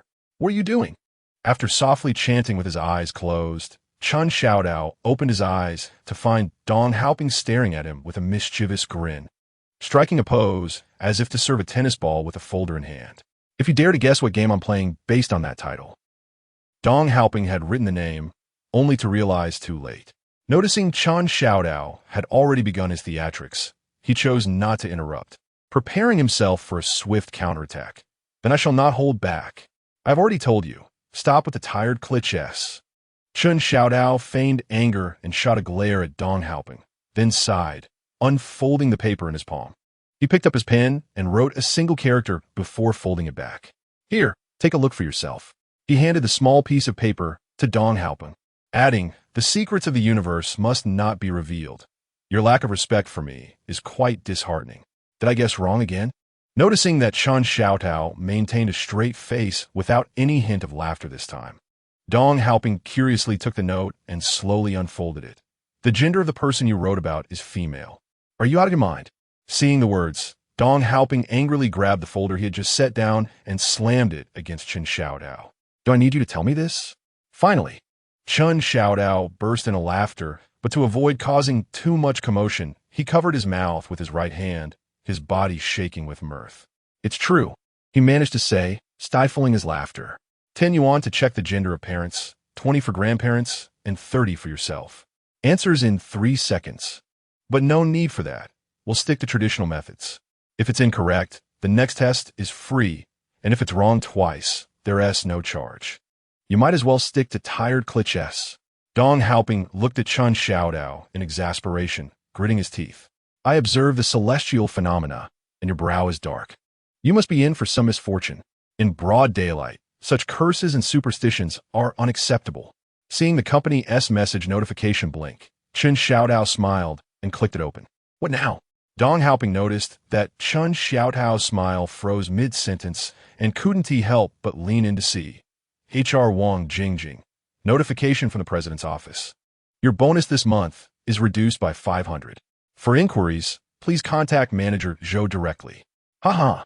Dong Haoping collapsed onto the desk, biting his arm to suppress his laughter, while his other hand pounded his thigh in amusement. Chun Xiaodao stared in disbelief at the last 2 words of the message. Why can you openly address manager Zhou in writing, while I get penalized just for saying it out loud? Chapter 39. Team building in a coaster? Are you sure we are taking this vehicle? Chun Xiaodao squinted at the bus carrying his colleagues after finishing his meal, incredulously turning to Dong Haoping. Secretary Shun said the 2 buses couldn't accommodate everyone. Dong Haoping replied, equally bewildered, glancing at the message on his phone. This vehicle is supposed to be for the executives, so we should be in the minibus. There are 2 buses and 1 coaster. Chun Xiaodao scanned the surroundings, confirming there were indeed only 3 vehicles. Is this for the company team building? The driver of the coaster opened the door and leaned out to ask. Yes. Chun Xiaodao noticed the beige seats inside the vehicle, instantly feeling reassured. He quickly hopped onto the bus. Having seen numerous modified luxury 9-seater versions on Douyin, he almost forgot that the coaster was essentially a minibus. However, even the factory seats were far more comfortable than those of a bus. "Come on up," Chen Xiaodao called to Dong Haopeng, eager to sit in the back row without any interruptions, allowing him to relax and doze off for a while. "What good luck we VE struck." Chen Xiaodao reclined in the back, comfortably adjusting his position. "Are you going to sleep?" "I have a task to complete," Dong Haopeng replied, pulling out his phone to play a game. "All right then, wake me when someone comes to call." Having concluded his thoughts, Chen Xiaodao contentedly leaned against the window and began to doze off. As the vehicle jolted, he groggily awoke, and upon discerning the surroundings within the car, he sat up abruptly, his eyes wide with surprise. "Didn't I ask you to call me?" Chen Xiaodao nudged the person beside him, Dong Haopeng, and softly inquired, "Why is Secretary Shen here?" Dong Haopeng, engrossed in a game on his phone, replied without lifting his gaze, "Our team doesn't have a supervisor, so we're temporarily following her." "Well, that makes sense," Chen Xiaodao mused. "But why is Xuezhu at the front?" Just as he commenced to articulate his thoughts, he suddenly recalled the fresh 500 yuan from that morning, swallowing the remainder of his sentence. Why is Xuez also here? What is the big deal? Can I sit with the main group?" Dong Haopeng's words were interrupted by Zhou Xuez's cool voice from the front seat. "Oh, no," Chen Xiaodao instinctively recoiled, responding awkwardly. "You big fool." Chen Xiaodao turned to Dong Haopeng and playfully punched him, his lips moving in a soft protest. "Why do you have to say it so loudly?" "Ouch! What was that for?" Dong Haopeng, feeling the sting of the punch on his arm, inadvertently retaliated with a swift jab of his own. "Keep it down, you two." A solitary overachiever seated ahead interjected at an opportune moment, adjusting his glasses to remind them. "Don't disturb President Zhou." Upon hearing this, Shen Yu cast a glance filled with 3 parts pity and 7 parts mockery. "We are all workers. If you wish to compete, that's one thing, but dragging others into your internal strife and undermining them is rather transparent, don't you think? It's unfortunate," Shen Yu thought to herself with a sardonic smile, "that you chose to undermine the boss's favored one. How about we play a game?" Shen Yu proposed to the 2 seated in the back row. "Sure." The few in the front responded enthusiastically. "It's indeed a bit dull not talking this whole journey." "Exactly. I've seen other vehicles where the tour guides lead games."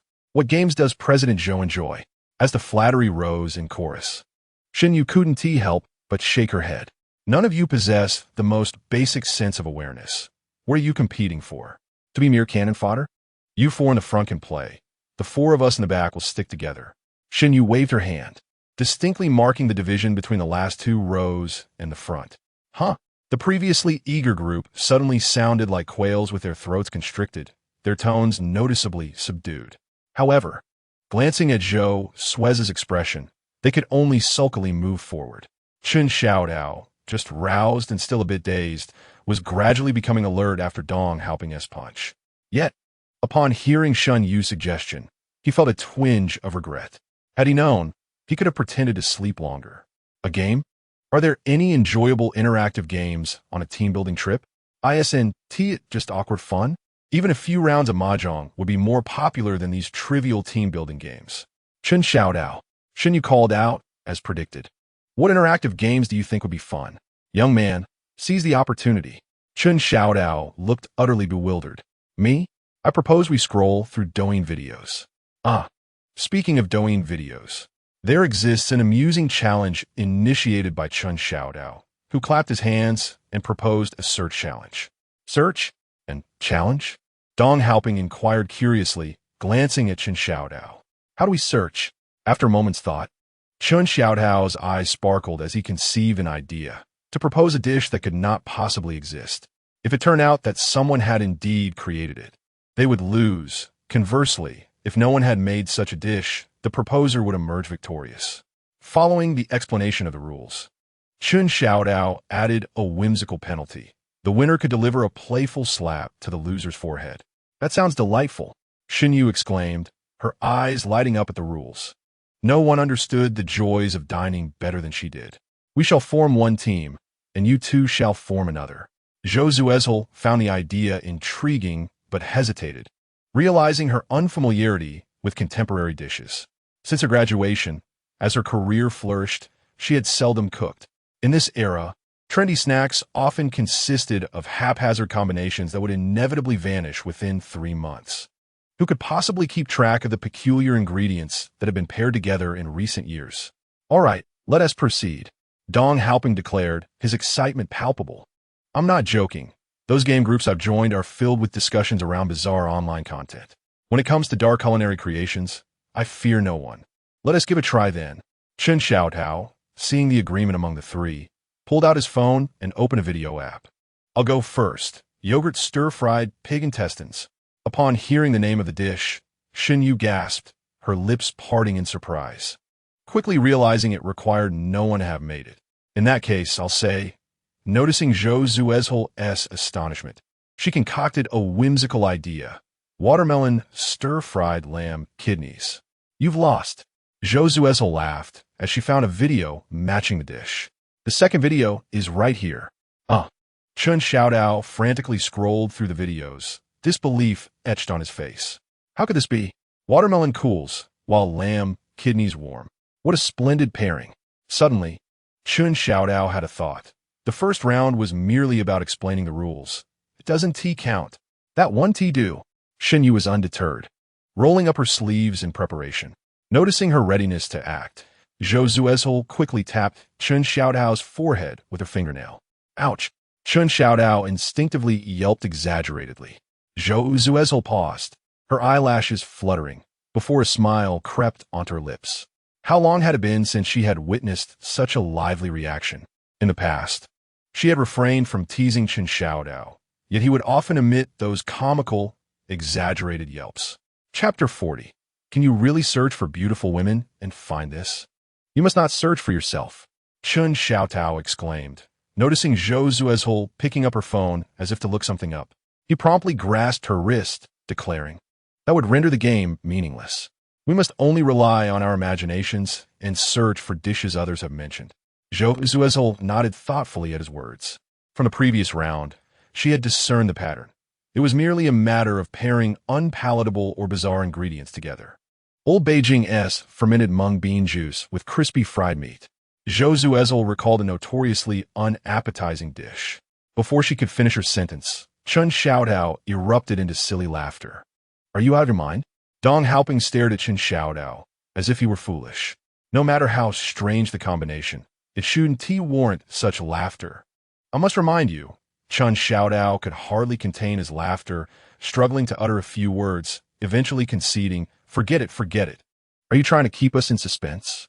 Upon hearing this, Xuezhu shot a glare at Chen Xiaodao and turned to Dong Haoping, saying, ignore him. You speak this time. I believe certain well-known, conflicting ingredients should not be combined. Dong Haoping pondered for a moment, realizing he could not mention those peculiar items in front of the two women, and responded in a straightforward manner. I suggest crab stir-fried with persimmons. It must be cooked together. Dong Haoping added, you've even provided a recipe for this dish. Xuezhu exclaimed excitedly, waving her glowing phone screen. We lost, we lost.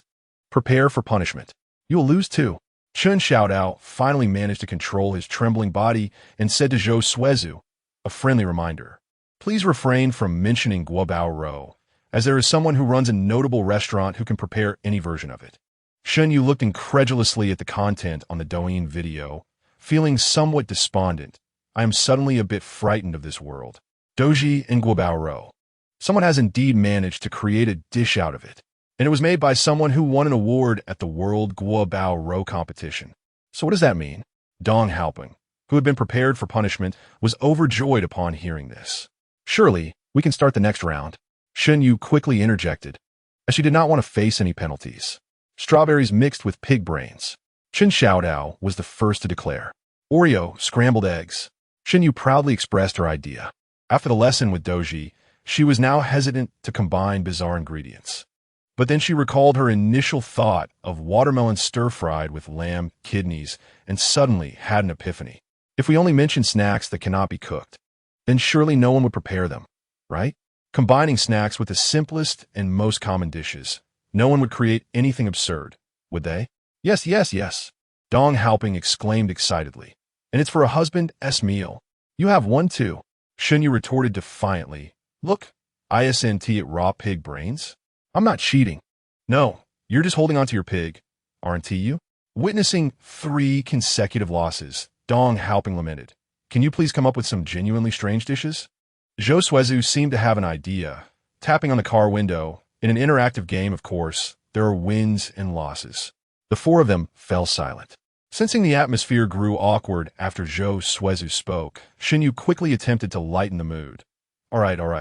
Let us not talk about food anymore. It's uninteresting. Let us switch to another game, shall we? Xuezhu recalled a message she had seen a few days prior and proposed, similar to the previous one, but without restrictions on dishes. This time, one person will say something and the others will search for it. The game is that the searched item must be the object itself. This works. Chun Xiaotao's eyes brightened, as he was very familiar with this concept. If you search for a French hypercar, it's certainly 1T yield a car. If you search for the sharpest sword in Malaysia, it will definitely yield a dadak. Strawberry soft candy. Xuezhu's lips moved slightly as she fixed her gaze on Chun Xiaotao, uttering those 4 words. Hiss! Xinyu's pupils constricted, turning to glance at Xuezhu, who was smiling while staring at someone, instantly confirming her thoughts. Young man, your search engine must withstand the test. Xinyu looked at Chun Xiaotao with sympathy, realizing that no one could assist him in this matter. Mine is a game. I too am a gaming coach. Dong Haoping gazed at the search results, his face clouded with dismay. Mine is candy, exclaimed Chun Xiaotao, his expression brimming with joy. Look, it directly revealed group purchase information. Allow me. Chun Xiaotao raised his right hand, curling his fingers to his lips, exhaling a breath, and then suddenly flicked it towards Xuezhu's forehead. Xinyu watched in a state of bewilderment. Wait, young man, are you truly going to flick? In matters of sentiment, identity, and the distinctions between genders, must you exert such force? Xuezhu was caught off guard, wincing in pain and instinctively closing her eyes, silently clenching her fists. Xinyu, it's your turn. Xuezhu turned to remind her secretary while still holding her fists. Chun Xiaotao, you better not mess up later. I'm talking about Ying Zheng. Xinyu thought of the previous query she had searched. It must pertain to the emperor. Nothing else would suffice. Dong Haoping and Chun Xiaotao had unearthed nothing but gaming references. Boss, let us each flick one. Xinyu, understanding Xuezhu's intent, offered her a chance to vent. Ouch! Chun Xiaotao exclaimed, nearly jumping up. Why was the force so intense this time? Logically, the 3rd sister should be a person. Dong Haoping, covering his recently flicked forehead, grinned mischievously and remarked, searching for 3rd sister leads to nothing but punishment. I've got it. Before he even began searching, Chun Xiaotao reacted, slapping his thigh. Wait, I'm going to say chicken brother. Why a lizard? Xuezhu and Xinyu exchanged puzzled glances. Never mind, my turn. Dong Haoping rubbed his hands together, eager to join in. Having played for so long, it was his first time taking action. When it was Chun Xiaotao's turn, he deliberately elongated the sound.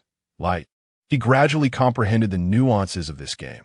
The key lay in possessing other implied meanings. Xinyu, I am a song. Dong Haoping, mine is Ultramantiga. Xuezhu, I am the scenery of sunlight piercing through the clouds. Ah, Chun Xiaotao, sensing Xuezhu was not deceived, grew somewhat bored. I'll let you both off this time, but if I lose later, I expect a return. Now it's my turn, right? Xuezhu's lips curved into a slight smile as she searched for the term beautiful woman. Xinyu instinctively glanced at Chun Xiaotao as she looked towards Xuezhu. Wait, my beautiful lady, your intention is rather direct. I assent it. Plus, what else can this term yield? Xinyu, I found a celebrity. Dong Haoping, mine is a TV show clip. What? Xinyu looked over in disbelief, and indeed, a misunderstanding arose from a picture presented in dual perspectives. What about you? Xuezhu kept her gaze fixed on Chun Xiaotao, quietly inquiring. Young man, take care. Xinyu, noticing Chun Xiaotao's somewhat awkward expression, silently prayed for him. I don't know why either. Chun Xiaotao sheepishly revealed his phone screen. Why is this yours? Dong Haoping exclaimed in astonishment upon seeing the content. ISNT this, that greasy singer who sings about dried silence? Xinyu also looked on in disbelief. What a clever lad, managing to evade that. Wait, Dong Haoping suddenly realized, you have a backup phone. This work phone must be the system default. Never mind, never mind. Xuezhu appeared slightly flustered, recalling something. We want to pry into privacy. Unbeknownst to anyone, Xuezhu's ears flushed a subtle shade of red. Chapter 41. You've skipped the gathering again. Why do I feel like we've been sold? As Chun Xiaodao scrolled through his phone, his battery dangerously low, he glanced out the window and noticed their vehicle swiftly traversing rolling hills. It was evident they had already left the province. Upon hearing this, Dong Haoping craned his neck to gaze outside, pondering for a moment before realizing, I know, we're headed to a countryside retreat. Oh, the legendary journey to the mountains for a taste of authentic wild delicacies. Imagining the dinner menu, Dong Haoping couldn't help but swallow in anticipation. Are you foolish? Chun Xiaodao replied, exasperated. Have you ever seen a countryside retreat that accommodates over 100 people for team building? Stop guessing, interjected Xuezhu, turning her head to address them. This team building event involves climbing Mount Tai. What? Dong Haoping abruptly sat up straight. What if we can't make it to the top? Let us not worry about that just yet, Chun Xiaodao remarked, checking the time and realizing something crucial. We won't be in this vehicle for long. We must be night climbing. You want a night climb? Upon hearing his question, Xuezhu turned her gaze toward him. No, I don't want to. Chun Xiaodao quickly clarified. What a joke. With so many people night climbing Mount Tai, moving quickly is impossible, and moving slowly will only lead to a chorus of complaints. Just imagining that scene is enough to make one feel agitated. I can night climb.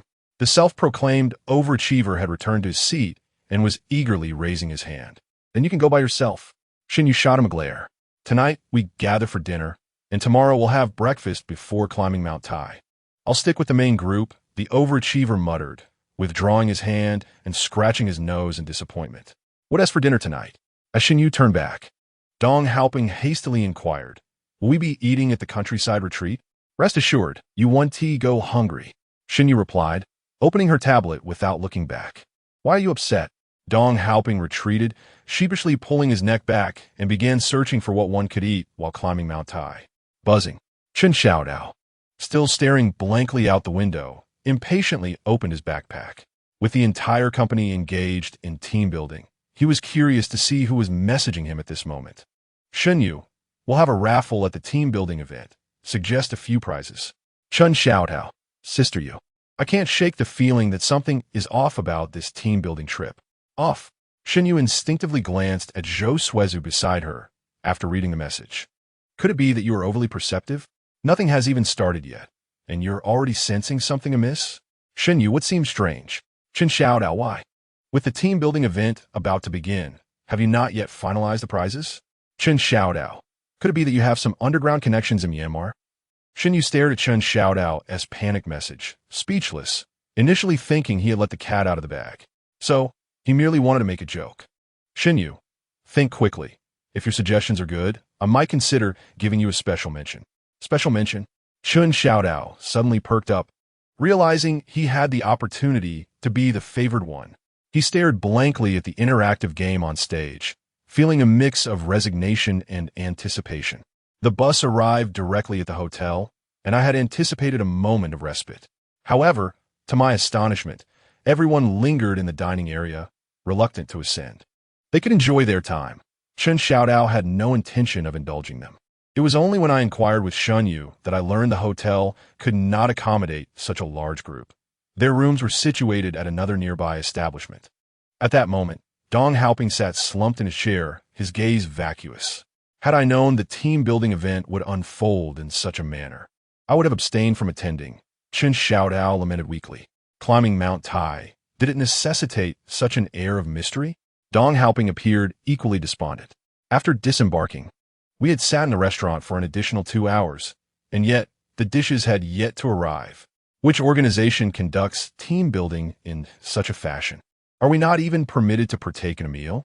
Chun Xiaodao and Dong Haoping exchanged a knowing glance, followed by a shared smile. Farewell. You may indulge in your mutual flattery. We can no longer endure the pangs of hunger. He has run off again. Xuezhu is amused, regarding the empty seats with a furrowed brow as she turned to Xuezhu. Chen Xiaodao had not attended the first gathering, and now that he had been brought to the restaurant, he had vanished once more. Xuezhu attempted to formulate an explanation, but what excuse could suffice? At that moment, a surge of annoyance coursed through her regarding Chen Xiaodao. Even if he had dashed off immediately upon arrival, it would have been more excusable than lingering for a while before disappearing. Who knew what he was up to now? Am I now relegated to the role of a kindergarten teacher, tasked with monitoring his every move? Why can't he even remain settled for a meal? He may have absconded, yet I too am left to eat in an unsettled manner. As she recalled the first gathering, Xuezhu wondered if Chen Xiaodao had also been absent a month prior. Just as Xuezhu was about to respond, her phone chimed with a message alert. Chen Xiaodao, Sister Yu, I've discovered a divine pancake vendor. It is leagues apart from the usual street carts. Chen Xiaodao, I brought you a deluxe version. Chen Xiaodao, but if Zhou Zong inquires, please cover for me. We will return shortly. Chen Xiaodao had replied. A sudden spark of inspiration illuminated Xuezhu's mind. She would say he went to procure local delicacies for her. Fortunately, the lad exhibited some conscience, knowing to bring me a portion. Let him be. Xuezhu, her expression apathetic, declared it was time to eat. Xuezhu's heart sank at this reaction. It was evident she was displeased. Oh, Chen Xiaodao, how is it that, in moments of tranquility, you become the greatest source of instability? Observing Xuezhu lost in contemplation after sampling the exquisite tofu, Xuezhu tentatively suggested, shall we seek him out now? No need. Xuezhu pondered briefly, instructing him not to rush back, and to have all he consumed packed to take back to the hotel. With that, Xuezhu rose to depart. Perhaps she had been too hasty, forgetting his peculiarities. In her hotel room, gazing out at the night skyline, Xuezhu silently reflected. He was Chen Xiaodao, unlike anyone else. Chen Xiaodao had always operated on a different wavelength. During their trip to the ancient city, they had each pursued their own interests. In the morning, she had brought him breakfast, then wandered alone, while Chen Xiaodao would sleep in until 11, eventually seeking her out for lunch together. In the evening, after coaxing her to sleep, he would indulge in games until 2 o'clock. Although they spoke of traveling together, their time spent as a couple amounted to merely an afternoon and half a night. They did not cling to one another like ordinary couples, nor did they argue over their individual habits. Chen Xiaodao could sleep as long as he desired without anyone forcing him to wake, and she could apply her makeup as she wished, unbothered by impatient prompts. I do not impose restrictions on you, so do not seek to change me. Chen Xiaodao once explained the rationale behind their relationship. Chapter 42. Climbing Mount Tai. Mr. Zhou, drink some water. Chen Xiaodao looked disdainfully at Wang Jiefeng's obsequious behavior. Did he not consider the expressions of others? Moreover, who would foolishly stuff their bag with various beverages, such as mineral water and energy drinks? Was one or two not sufficient? Without even glancing up, Xuezhu brushed past the mineral water Wang offered, turning to Chen Xiaodao with an outstretched hand. Chen Xiaodao produced a bottle of soda and handed it to Xuezhu, casting an indifferent glance at Wang Jiefeng. Hey, if you carry so many random drinks, it seems you have no idea what Xuezhu prefers. Not long into their ascent, they reached Dumu Palace. What are you doing? Xuezhu asked, her face alight with curiosity as she observed Chen Xiaodao, who was solemnly bowing before a large cauldron. It was said that the Dumu goddess presided over family fortunes. Chen Xiaodao turned, adopting a carefree demeanor. I should pray for wealth. Cut out. Before he could finish, Wang Jiefeng let out a derisive snort. I am different. I believe in hard work leading to prosperity. I also trust that under Mr. Zhou's leadership, through my efforts, the company can experience renewed growth. Indeed, you are right. Xuezhu interjected quickly, sensing his desire to make a speech. But for now, we must continue our ascent. Wang Jiefeng, hoping to say more, found himself ignored by Xuezhu, Xuezhu, and Chen Xiaodao, who had already begun to walk ahead, leaving him awkwardly touching his nose. Are you feeling warm? Upon reaching the San Guan Temple, Wang Jiefeng began his sycophantic ways once more. He produced a fan and started fanning Xuezhu. I say, Chen Xiaodao remarked, leisurely pulling out a handheld electric fan from his backpack. If you fan while walking backward, do not blame others if you stumble. With that, Chen Xiaodao took a long stride forward, nudging Wang Jiefeng aside to clear the path for Zhou Xuezhu. No worries, I'll be careful.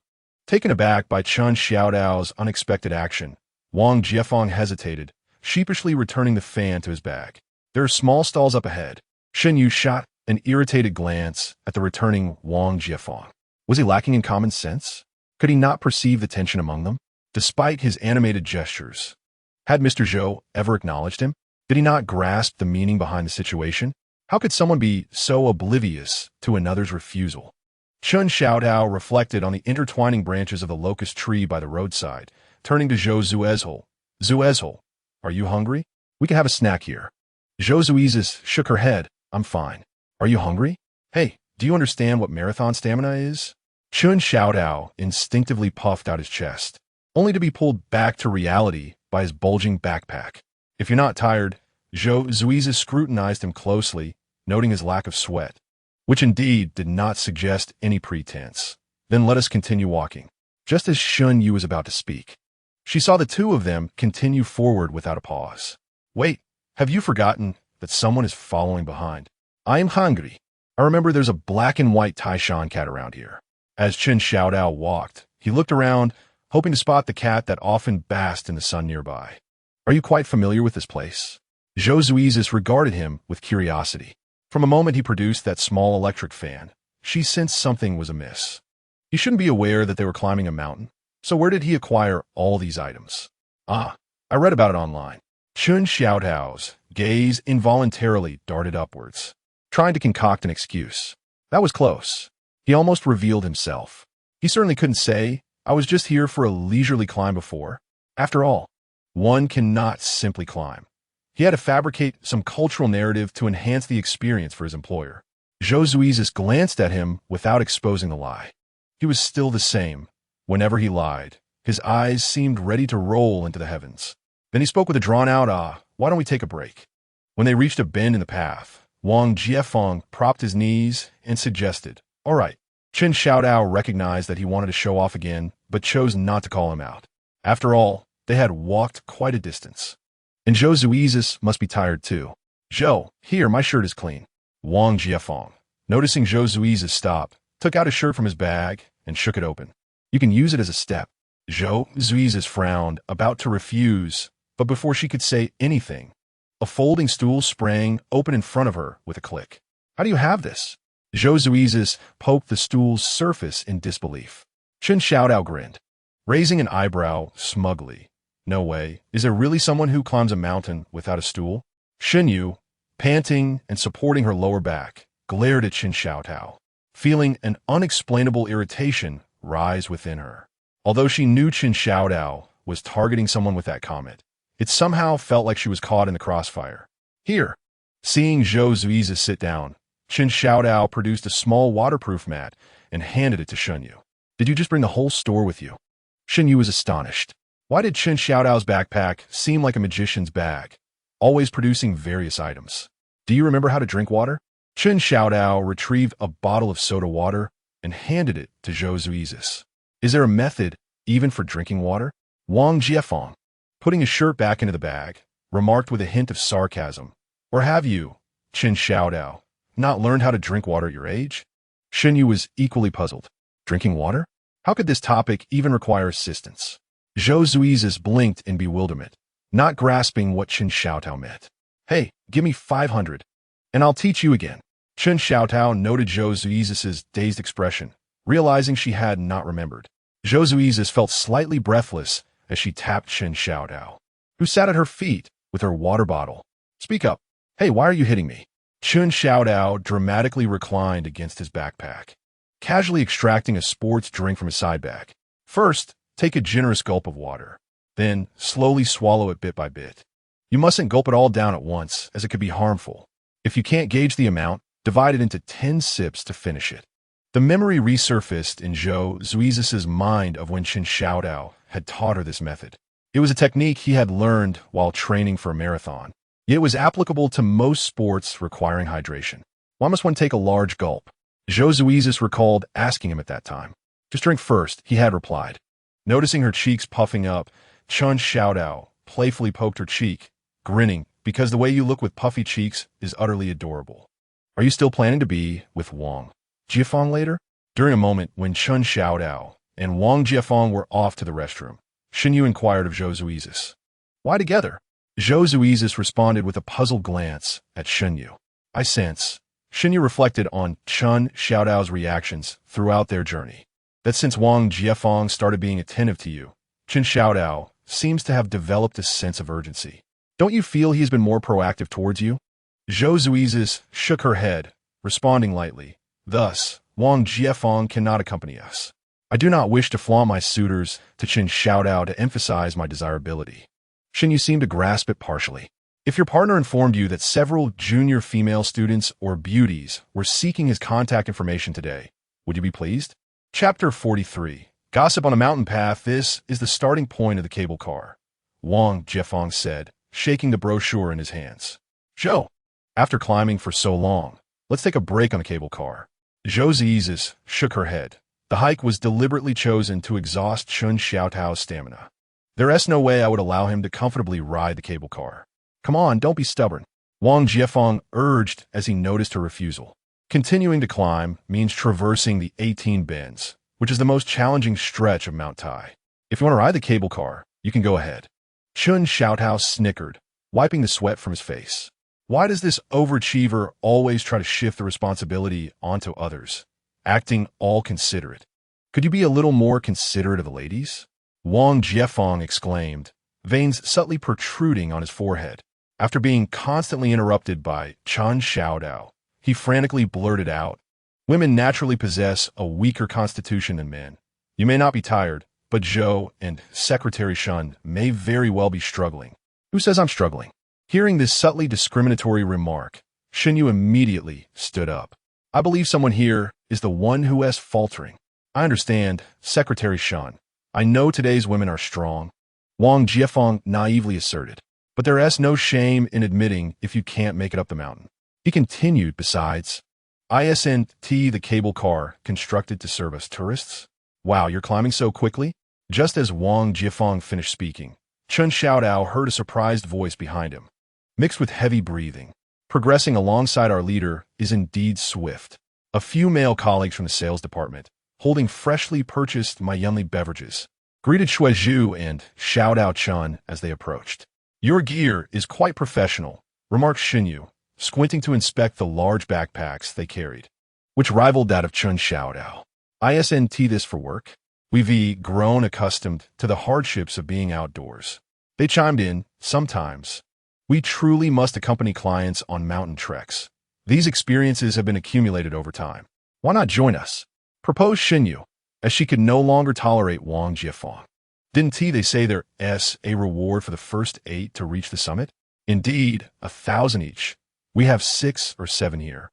They responded while inspecting the provisions in their backpacks, decisively declining the offer and promptly heading towards the stairs. Farewell, we're off. Chun Xiaodao looked perplexed at Xinyu. Why wasn't I aware there was a bonus for reaching the top?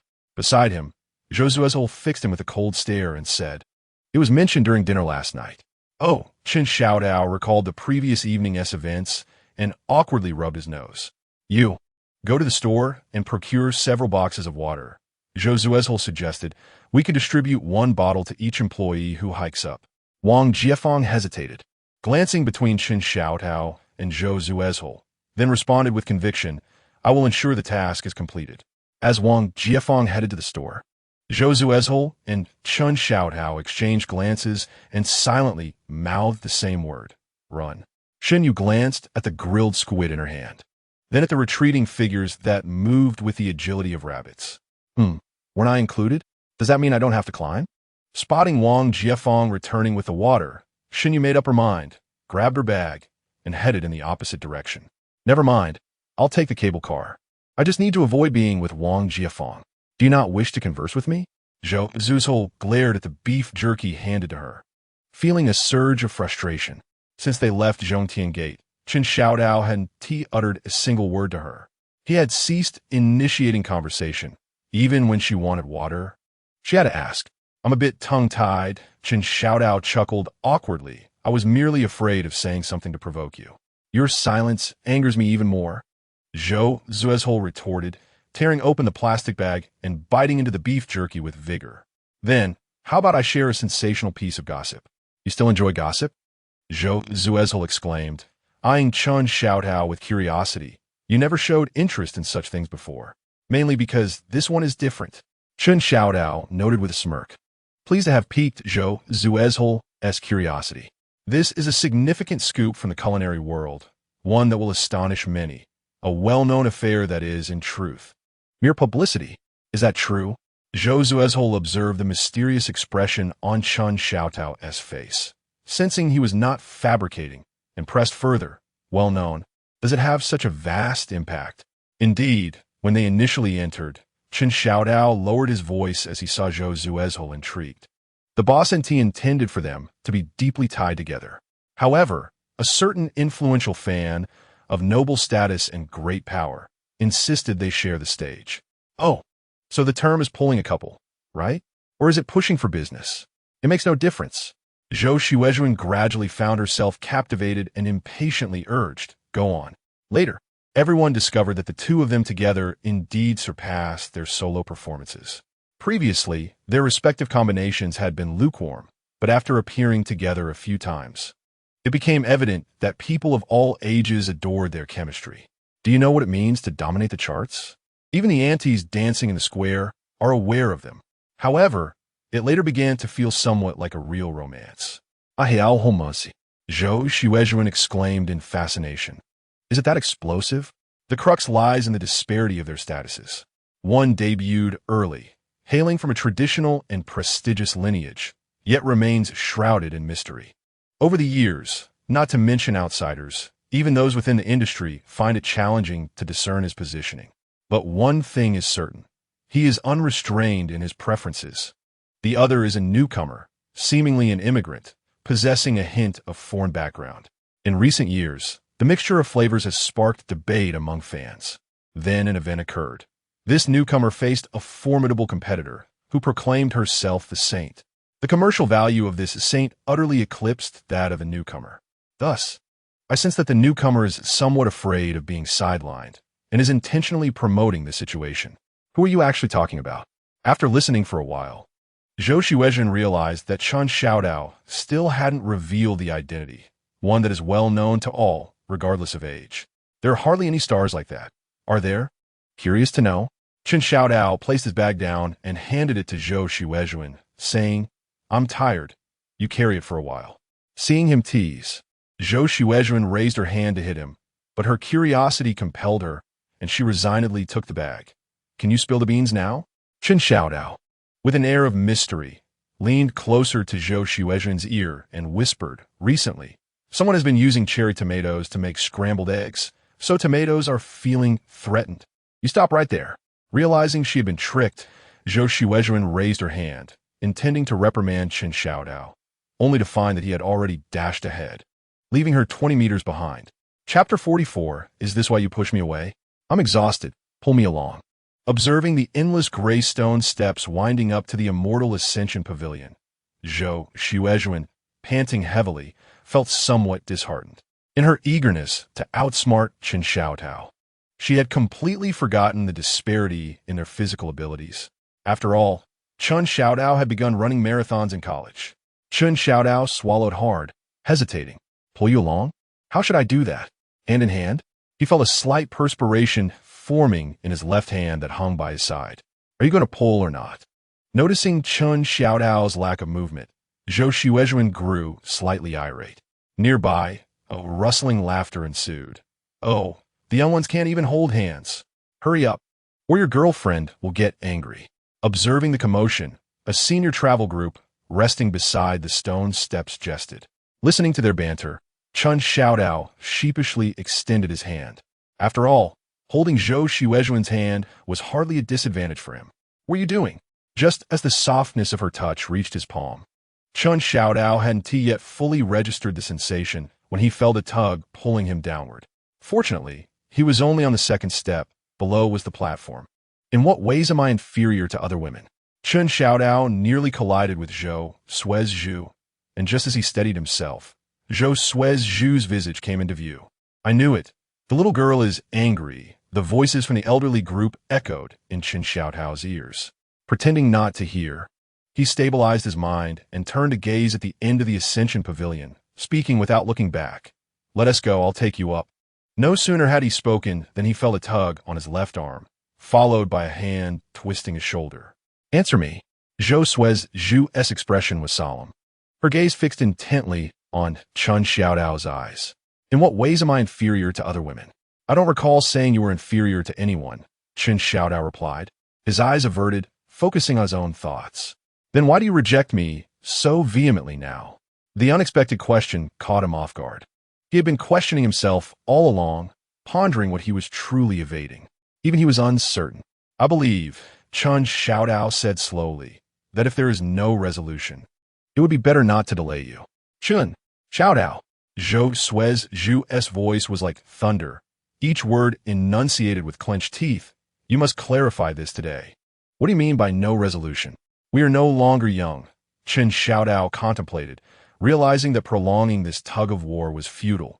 It was better to elucidate matters today. After all, given their current circumstances, an opportunity for solitude was exceedingly rare. "Do you wish to spend your life with me?" Upon hearing this, Xuezhu raised her left hand, lifting Chen Xiaotao's lowered head so that she could meet his gaze. "I do. However, my family cannot provide me with a marital home." "Is that the only reason?" Xuezhu scoffed coldly, turning her head away. "Is that truly all?" Anger flared in her eyes as she gripped Chen Xiaotao's left hand tightly. "And I'm a local of Shanhua City." "What being a local?" Xuezhu was momentarily at a loss. "Weren't you one before?" "They say," Chen Xiaotao's head lowered again, "locals will naturally prioritize their own. It's about matching social standings. If a local seeks an outsider, it implies they have tarnished their reputation locally and can only deceive those unaware of the truth." "Who said that?" Xuezhu felt that gripping his hand was insufficient for her ire. She leaned toward Chen Xiaotao's waist and twisted fiercely. "Dare to repeat someone else's words." The intense pain radiating from his waist made Chen Xiaotao involuntarily inhale sharply. Moreover, he diverted the conversation back to himself. "I believe my face is still somewhat handsome." Xuezhu paused in disbelief, looking up to discern the meaning behind his expression. All right, she laughed through her anger, her left hand trembling slightly as it pointed at Chen Xiaotao's nose. "If you dare to act up at this moment, let us see if I can't handle you." "I truly mean it." Unexpectedly, Chen Xiaotao's voice remained low and steady. "Experts in relationships say that if a man considers himself handsome, it indicates he is appearance-driven in his partner choices. It also suggests narcissism, revealing a double standard and a lack of empathy." "Do you not find me appealing?" Xuezhu paused momentarily, narrowing her eyes as she intensely scrutinized the familiar, yet unfamiliar face before her, attempting to discern whether he was merely jesting. This visage, within the confines of her memory, had never revealed a look of despondency. If it had, it would certainly have been a guise for his mischievous antics directed at her. "Who could possibly overlook you?" Chen Xiaotao managed a faint smile of resignation. "Then why pay heed to what those so-called experts say?" Xuezhu's right hand moved slightly, once more pinching the soft flesh at Chen Xiaotao's waist. "But I have only been in love once." Chen Xiaotao reflected on matters of the heart, which harkened back to his student days. What could this mean? What did she mean by claiming to have only loved once? Xuezhu pondered for a moment, then took several steps forward, ascending the steps, before fiercely tugging at Chen Xiaotao's hair with her left hand. When did this happen? The sharp pain radiating from his scalp involuntarily caused Chen Xiaotao to tilt his head back. "Are you suggesting that my feelings for you do not count as a relationship? Why are you pulling my hair? A misunderstanding?" Xuezhu, slightly embarrassed, released her grip and clumsily smoothed out the hair she had just yanked. "Does that conflict with our present situation?" Xuezhu was perplexed by Chen Xiaotao's ambiguous statement. A female medical doctor on a video platform had advised that this indicated her understanding of gender dynamics, particularly regarding women, remained at a superficial level. This implied that her abilities in communication and conflict resolution within romantic contexts were rather lacking. Xuezhu's hand, which had been smoothing her hair, came to rest gently on Chen Xiaotao's cheek. "If you dare utter another word about what others say, I shall deliver a slap. Moreover, I have no intention of relinquishing my bank card. Chen Xiaodao bravely articulated his first thought. I never asked you to surrender it. Xuezhu replied, a hint of confusion in her voice, though her right hand remained steadfast. You studied accounting in college. Even in the future, finances should be your responsibility. Then where do you derive your sense of security? Chen Xiaodao looked up in astonishment, meeting Xuezhu's gaze directly for the first time. Do you have anything else to say? Xuezhu remained silent, her thoughts gradually crystallizing. Nothing more. If there is none, then pull me up. Sensing the pressure exerted by her right hand, Xuezhu followed Chen Xiaodao as they slowly navigated the stone steps. She began to understand what Chen Xiaodao was evading. Those idle troublemakers with nothing better to do incessantly sowed discord among couples, it seemed. They cared only for views, disregarding their impact, brazenly spouting nonsense online. The most troubling aspect was that their gullible followers regarded the words of unscrupulous media as gospel, swarming like locusts beneath various couples' videos. During her university years, she had been vexed by such disturbances. Now, it was Chen Xiaodao who was being consumed by them. Chapter 45. I want the world to see us together upon witnessing Xuezhu and Chen Xiaodao walking hand in hand down the Tianjia. Shun Yu's astonishment prompted her to stealthily draw out her phone and aim it at the pair. Shall we grab a bite? Chen Xiaodao inquired of Xuezhu beside him. I'm not hungry, she replied, shaking her head. Throughout their journey, Chen Xiaodao had been extracting various snacks from his backpack, all of which were her favorites from the past. She felt as though she had consumed more water to quench her thirst from snacking than she would during physical exertion. Then I'll just buy a little something, Chen Xiaodao remarked, guided solely by memory as he approached several shops. The sizzling sound of the pancake griddle fills the air, accompanied by an enticing aroma. Given the location atop the mountain, a 10 yuan pancake is rather reasonable. At the very least, it is more affordable than the 15 yuan instant noodles offered at the nearby shop, prompting Chen Xiaodao to feel that the pancake is a worthwhile choice. Xuezhu gently patted his belly, asking, Are you hungry? Chen Xiaodao shook his head, grinning as he replied, I merely wish for the teachers to earn a bit more. Why? Xuezhu inquired curiously, sensing a story behind his words. I once worked as a human porter here on Mount Tai for a time. It was indeed quite lucrative. Although exhausting, the earnings were substantial, often reaching several hundred yuan a day. However, someone filmed their experience being carried and posted it online, leading to a backlash where netizens condemned the notion of young individuals allowing older men to carry them. Consequently, fewer tourists dared to use the palanquins, resulting in my unemployment, which is why I became a guide for mountain climbing. Xuezhu listened quietly, her heart aching as her fingers, gripping the trekking pole, gradually turned white from exertion. Carrying others along mountain paths is arduous work, and Chen Xiaodao's source of income was abruptly severed. It wasn't just him. Many porters found themselves unemployed. In this era, not only are high-paying jobs hard to come by, but even positions offering a monthly salary of 5,000 yuan increasingly demand a bachelor's degree. As if lacking a university education is a grave sin. For those without diplomas, such physically demanding jobs were among the few avenues to earn a decent income. Yet, even these roles were being dismantled by the moral outrage of netizens. Reflecting on this, Xuezhu felt a stirring within her as she glanced at her hands. Her left hand clutched the trekking pole while her right hand rested in Chen Xiaodao's grasp. Then what should we do? She asked. What are you doing?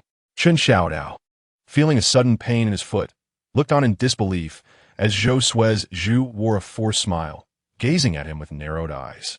Since you know that netizen comments are unreliable, Xuezhu pressed, increasing the pressure on his foot. Why do you still adhere to their standards for marriage? I was wrong. Chen Xiaodao quickly begged for mercy. However, seeing no intention from Xuezhu to ease her grip, he had a sudden idea, leaning back slightly before pulling her towards him. Xuezhu stumbled and fell into his embrace. No way. Chen Xiaodao steadied the beauty in his arms and raised his left foot. I'm a step back too. When did you arrive? Xuezhu, lifting her head from Chen Xiaodao's embrace, noticed Shen Yu behind him, holding up her phone. Ah, Shen Yu exclaimed, realizing she had been caught, sheepishly retracting her phone. I just got here. I'm hungry too. Hearing Xuezhu's voice, Chen Xiaodao hesitated with his left foot poised to descend, reluctantly letting it touch the ground. What a loss. He silently grumbled. Why must I bear the brunt of what netizens say? I even spoke out against it online. Shall we share a meal? Xuezhu suggested, adjusting her attire. No, no. Xinyu hurriedly waved her hand. She had taken the cable car up and had already explored this area. I should head back to log my climb as an employee. Xuezhu was apprehensive about Chen Xiaodao's absence and declared that every employee who climbed the mountain would receive a bonus of 500, regardless of whether they took the cable car. Those who ascended solely on foot would each receive 1,000, with an additional 1,000 for the top 8. When Xinyu mentioned the registration process, Xuezhu recalled her earlier plans during the climb. Shall we buy some water? Proposed Chen Xiaodao. There's Xiuewang Ice City. Xinyu recalled seeing it, but the queue was extensive. Let us wait a moment. After speaking, Xuezhu pulled Chen Xiaodao back to the stone arch inscribed with the words Tian Street, turning to Xinyu and saying, take a photo for them to register here. Really register? Xinyu questioned, puzzled. More than 10 colleagues had already climbed up by foot, far exceeding the 8 rewards. For the others, checking the cable car records would suffice. It was unnecessary to record each name atop the mountain. Her previous statement was merely an excuse to escape the romantic scene of a couple. Xuezhu nodded, determined to let everyone see her together with him, regardless of others' opinions. She wanted Chen Xiaodao to feel her willingness to stand alongside him. Shall I go buy water then? Chen Xiaodao sensed the discomfort in Xuezhu's words and attempted to slip away. Register? Register what? Names? He realized this meant he had to stay and register dozens of people. Dong Haoping was self-aware enough to declare he wouldn't climb, but that didn't apply to everyone else. Some took 6 hours to ascend leisurely. Would he then have to wait for several hours? What a bore. He suggested Xinyu go buy water. Xuezhu opened his backpack, pulled out a folding stool, and sat down. You're in charge of the registration here. Chen Xiaodao bent down and whispered, you could just input a few numbers on your phone, and they could register based on the photo of the numbers in your hand when they return. There's no need to record each name here. And certainly no need for me to be here as well. Xuezhu squinted her eyes, casting a sidelong glance at Chen Xiaodao without uttering a word. Oh no, that's not acceptable. Chen Xiaodao, resigned, took out a waterproof mat to lay on the ground. What would he do for the next few hours? Do you know? The urgent notification from his Bluetooth speaker roused his dazed expression. Do you know? Chen Xiaodao rummaged through his bag, but found nothing to alleviate his boredom. So he resorted to teasing Xuezhu. Hearing his voice, Xuezhu closed her folding phone and turned to look at Chen Xiaodao, who was slumped against the gray stone railing. What's wrong? Once late at night, I was starving, unable to bear it. I got out of bed and opened the fridge. Unfortunately, it was empty, so I went to the kitchen and luckily found something. I ended up cooking instant noodles and added a sausage. After I was full, I just want to sleep. Xuezhu furrowed her brow, pondering the implications of Chen Xiaodao's words. Lacking clarity, she caught a glimpse of Chen Xiaodao's classic expression, his facial muscles subtly twitching as he struggled to suppress a laugh. Enough already. Xuezhu struck Chen Xiaodao's head sharply with an empty bottle, raising her wrist to check the time. They had already waited for 2 hours, which explained his restlessness. Although signal stations had been installed on the mountain, the sheer number of tourists rendered the internet speed painfully slow. For someone like Chen Xiaodao, being forced to sit idly was indeed a torment. Let's go, Xuezhu announced as she stood up. Are we heading down the mountain? Chen Xiaodao's eyes sparkled at her movement. Up the mountain again? Wait, there's a rumor you might not know. It's best not to reach the summit on your first ascent of Mount Tai. Not going to the summit. Xuezhu folded her stool and handed it to Chen Xiaodao. To Bisha Temple. Chapter 46. It seems the story is not yet finished ascending the stone steps of Tianjia. They soon encountered a gap. Turning at the opening, they arrived at the first courtyard of Bisha Temple. In the courtyard stood a fire pit, a place where visitors could light incense. Beside the bustling fire pit was a table neatly arranged with free incense sticks provided for tourists. Did you bring fruit? Xuezhu asked, glancing at the notice board with yellow background and red characters. then turning to Chen Xiaotao. I did, Chen Xiaotao replied sheepishly, scratching his head. I brought a dragon fruit, but I ate it out of boredom earlier. How could you? Xuezhu playfully punched him. Well, I can always skip the offering of fruit later, Chen Xiaotao said, rubbing his arm where she had hit him. As long as my intentions reach the old lady. That's what matters. Let's go. Xuezhu surveyed the courtyard, noting its lack of other notable features, before following the crowd into Bisha Temple. Upon entering, they were greeted by a large incense burner, intricately carved with depictions of the 8 immortals crossing the sea, each with their respective treasures. Xuezhu took Chen Xiaodao's hand, placing it beneath her own as they circled the incense burner. His hand remained as fair as ever, the veins subtly visible as his fingers extended. What are you doing? Chen Xiaotao teased, noticing her absent-mindedness as she held his hand. You should tuck your hand in your pocket to symbolize bringing home good fortune. How about you come home with me? Xuezhu replied, tilting her face upward, her eyes wide as she gazed at him. Behind them, Shen Yuetong's pupils constricted in disbelief at the scene unfolding before her. What a juicy tidbit, she thought. Wait, they parted ways at Zhongtian Gate. And in just 2 hours of climbing, what on earth happened? Their relationship seems quite unusual now. Just yesterday, they were avoiding a dinner gathering, and today they are hand in hand scaling mountain. This progression is remarkably swift, reflecting on Chen Xiaodao's various actions when Wang Jiafeng was present. Shen Yuetong felt a twinge of regret. Had I known, I wouldn't have taken the cable car. I've missed the most poignant reunion scene between the couple. She pondered. Did they embrace and weep or something else? A strikingly handsome couple on Mount Tai, weeping in each other's arms, declaring their undying affection. What a scene. As Shen Yuetong envisioned the moment, she couldn't help but shiver. So this is how small the pockets in women's clothing truly are. Chen Xiaodao exerted considerable effort to extricate his hand. Observing the red marks left on the back of it, he lamented, "You must be incapable of fitting even a mobile phone in there." Xuezhu, noticing his attempt to divert the conversation, felt a twinge of disappointment. She pursed her lips and turned away, striding directly towards the main hall. Upon entering the grand chamber and paying her respects to the venerable Taishan granny, Xuezhu opened her bag and retrieved the meticulously prepared lock of love. Chen Xiaodao regarded it with a complex expression. You take hold of that end. Xuezhu presented the lock to him. Although Chen Xiaodao contemplated a moment of resistance, he found himself at a loss for words. Silence. Xuezhu commanded sharply, fastening the lock around his finger and making her way towards the nearby railing. The steel wires of the railing were already adorned with an array of love locks. What surprise! Shen Yu, who had been silently following, observed the locks in their hands and nodded in satisfaction. It seemed the story was far from over. If a mere mountain climb could mend their relationship, would they not be flaunting their affection in the office henceforth? How would she, as a secretary, cope with their incessant displays of romance?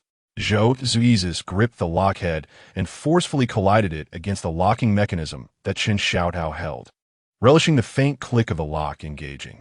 She cast a triumphant glance at him. Let us descend.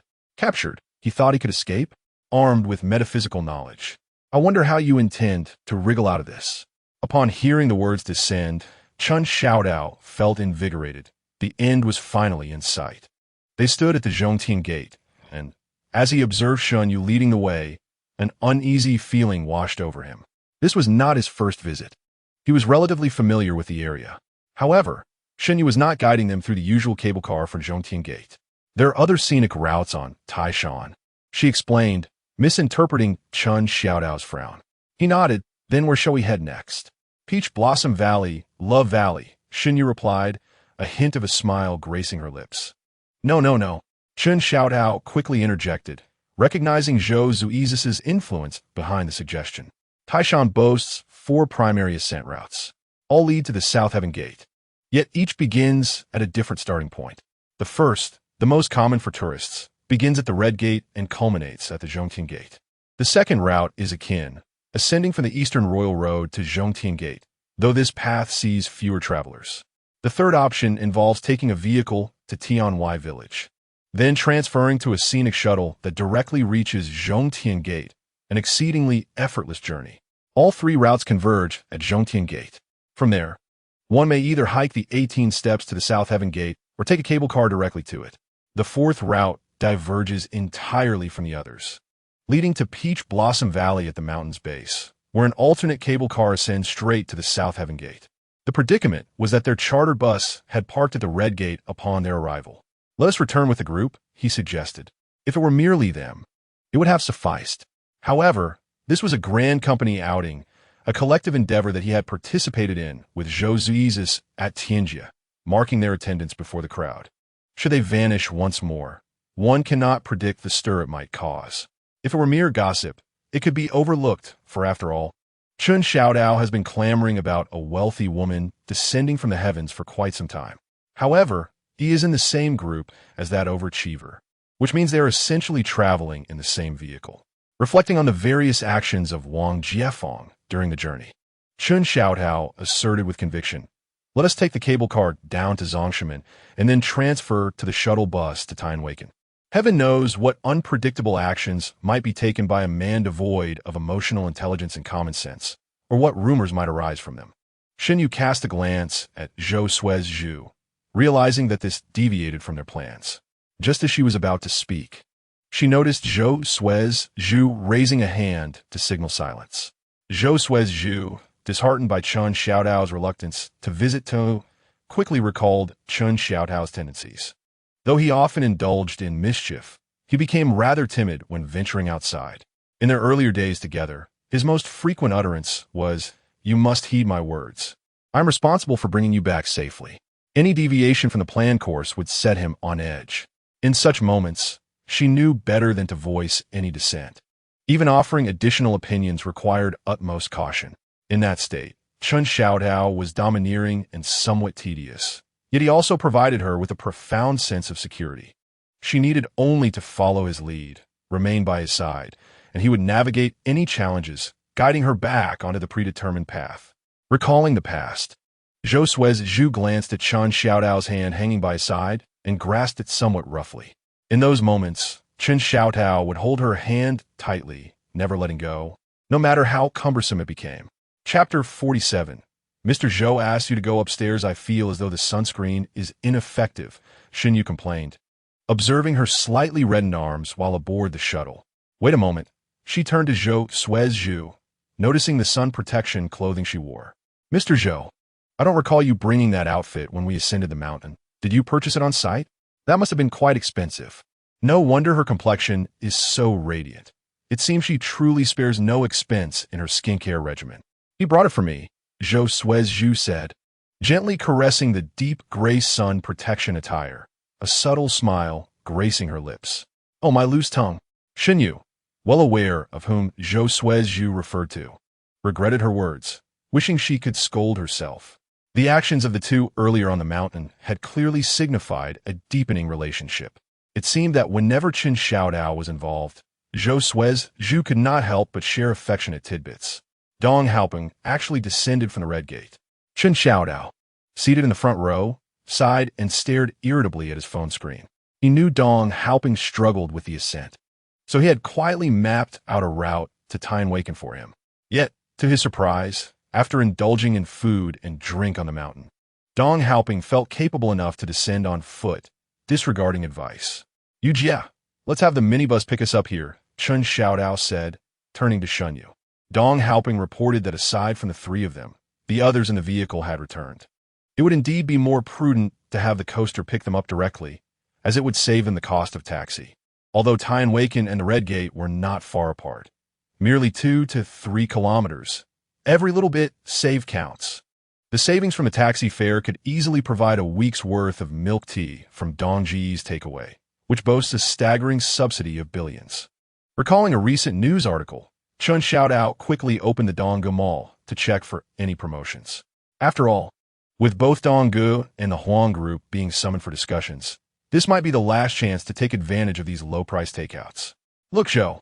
As Zhou Zuzas entered the vehicle, Wang Jiefeng hastily stood up, presenting a rather dull stone. "This is a specially selected Taishan stone. to bestow good fortune upon you and the company. Have you lost your mind? Xuezhu's frowned slightly, and before she could respond, Chen Xiaotao, walking behind, interjected with an indignant exclamation. What does it matter to you? Wang Jifeng shot Chen Xiaotao a disdainful glance. It's a gift for Zhou. Chen Xiaotao glared at the stone in Wang Jifeng's hand, grinding his teeth. Are you unaware that Taishan stones cannot be taken away? It's just a worthless rock. Wang Jifeng scoffed, shaking the stone mockingly. Are you trying to intimidate someone? Is picking up a stone a crime? Not wishing to waste further words on Wang Jifeng, Chen Xiaotao turned to Xuezhu's. Xuezhu's have the leaders in the other two vehicles check. There are explicit regulations against taking Taishan stones. Xuezhu's nodded. This was likely the first time Chen Xiaotao had asked her to do something since their reunion. Is it really necessary? Wang Jifeng was taken aback to see Xuezhu's genuinely sending messages in the group. You're making a mountain out of a molehill. Chen Xiaotao, don't twist the issue. Chen Xiaotao, uninterested in his provocations, scrolled through news articles from months prior. A few months ago, a senior nicknamed Blue Sky, who had garnered 1 million followers, attempted to scale Taishan's Fancy Cliff, hoping to forego the 2.5 yuan entrance fee due to his fame. When denied, he sparked a wave of online outrage, claiming discrimination against outsiders. Faced with local resident skepticism during a live stream, Blue Sky brandished a Taishan stone, shouting, "If you dare to challenge me, I will bear the consequences." The outcome was dire. Local residents lost their long-standing benefit of free access to the mountain for water collection, disrupting their habitual lives. Xuezhu's quietly watched the video Chen Xiaotao sent, understanding the roots of his emotions. After all, he too had been a victim of similar public scrutiny. There are always those who center themselves in situations, wreaking havoc and then departing, leaving behind a mess for others to clean up. How should we handle this? Xuezhu's asked Chen Xiaotao, glancing at the reports in the group. We are still in the scenic area. What remedial measures can we take? Have him return the stone to the staff at the entrance, Chen Xiaotao replied, casting a glance at Wang Jifeng. Secretary Shen, Xuezhu said, not even looking at Wang Jifeng. Instruct him to exit the vehicle and return the Taishan stone to the staff at the scenic area. Xinyu glanced between Xuezhu's on the left and Chen Xiaotao in the back, before turning to Wang Jifeng on the right side of the aisle, saying tersely, Zhou wants you to get out and return the stone. As Wang Jifeng exited the vehicle, the previously silent Dong Haoping nudged Chen Xiaotao. How did you pick up your boss's habit while climbing a mountain? Why does it take several people to convey a few words? Just shut up. Chen Xiaotao elbowed him with a hint of annoyance. I ask you, why did you not heed my advice and choose to descend on foot? Is there any fault in my decision to walk down the mountain? Dong Haoping exclaimed. I must have some sense of involvement, don't I? Are you not aware that descending can be harsh on the knees? Chen Xiaotao huffed heavily through his nostrils. Especially with your considerable weight, it exacerbates the strain. No wonder I often feel more fatigued when navigating stairs. Dong Haoping quickly rubbed his knees. Director Chen, is there still hope for me? Yes. Chen Xiaotao's eyes darted momentarily. I can arrange for you a one-on-one session with a sports rehabilitation therapist. Before he could finish, an inexplicable chill swept over him, and he sensed impending trouble. Ahead, Xuezhu wore a stern expression, glaring at him fiercely. Did you go hiking? Upon seeing Chen Xiaotao return the backpack, Taichuan scrutinized him with curiosity. It was a corporate team-building event, but only upon arrival did I discover it involved mountain climbing. Chen Xiaotao handed over a bottle of sports drink. Otherwise, I wouldn't have come to find you in the middle of the night yesterday.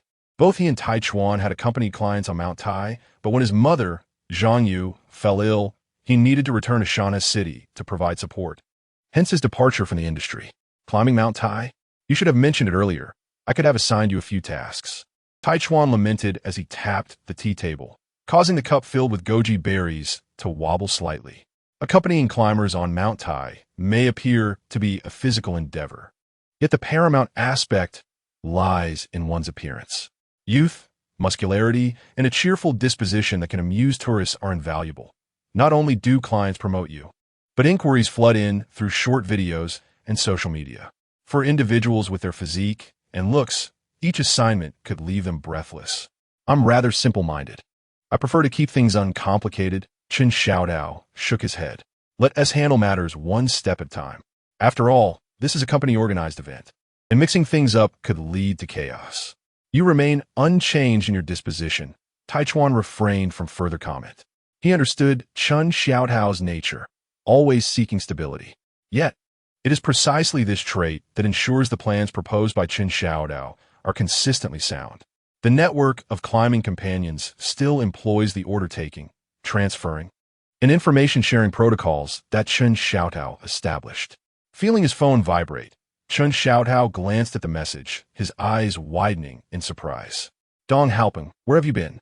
Dong Haoping, just now. Manager Zhou and Secretary Shun came looking for you. They want you to head upstairs. Chapter 48, Massage? But the company prohibits side jobs. Secretary Shun, are you married? Xuezhu leaned against the hotel sofa, perusing content on her phone, and suddenly turned to ask Xinyu beside her. Not yet. Xinyu shook her head, instinctively touching her necklace. But I've been dating my boyfriend for 8 years. 8 years? Xuezhu raised an eyebrow, glancing at Xinyu in surprise. Is it a long-distance relationship? Aside from distance, she could not fathom what could delay marriage for so long. Sort of. Xinyu pondered for a moment, adding, we hardly see each other more than a few times a month. Has he entrusted you with his bank card? Entrusted? He is still pursuing his doctorate. Xinyu chuckled lightly. Currently, I am the one supporting him. Is that so? Xuezhu's eyes brightened. Does that give you a sense of security? Why would he it? Xinyu looked at Xuezhu with a hint of confusion. The billionaire CEO. Could it be that he requires his male partner to surrender his salary card?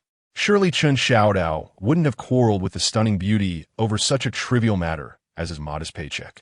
The young man seems quite oblivious. Mr. Zhou's household is prosperous, and requesting your card merely reflects an attitude. Why cling to it so tightly? I suppose I must intervene. If a sense of security is derived from a card, then in a blissful family, the parents' salary cards should rest in the hands of their children. Noticing Xuezhu's silence, Xinyu nodded thoughtfully and inquired, what is the matter? Is Chen Xiaodao reluctant to hand over his salary card? Xuezhu shook her head, unwilling to elaborate. She comprehends Chen Xiaodao's current predicament far better than others.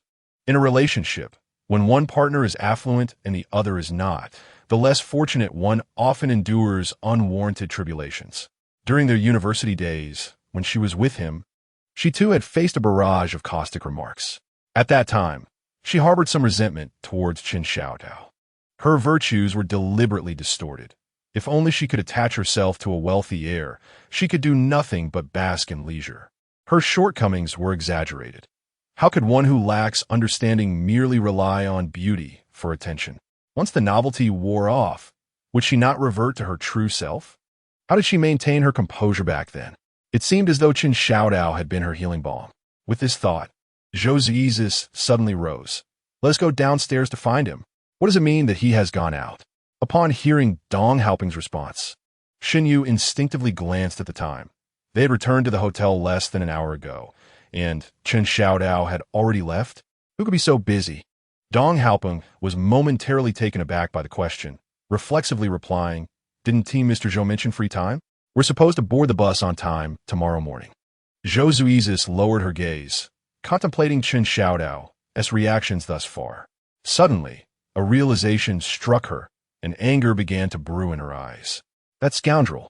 Could he have genuinely gone to that rehabilitation therapy at room 698? Utilize your account, Xuezhu commanded coldly, pointing at Dong Haoping. Send him a message to return immediately. Upon his return, he must come upstairs to find me straight away. Is she genuinely angry? Xinyu felt a chill run down her neck, involuntarily shuddering.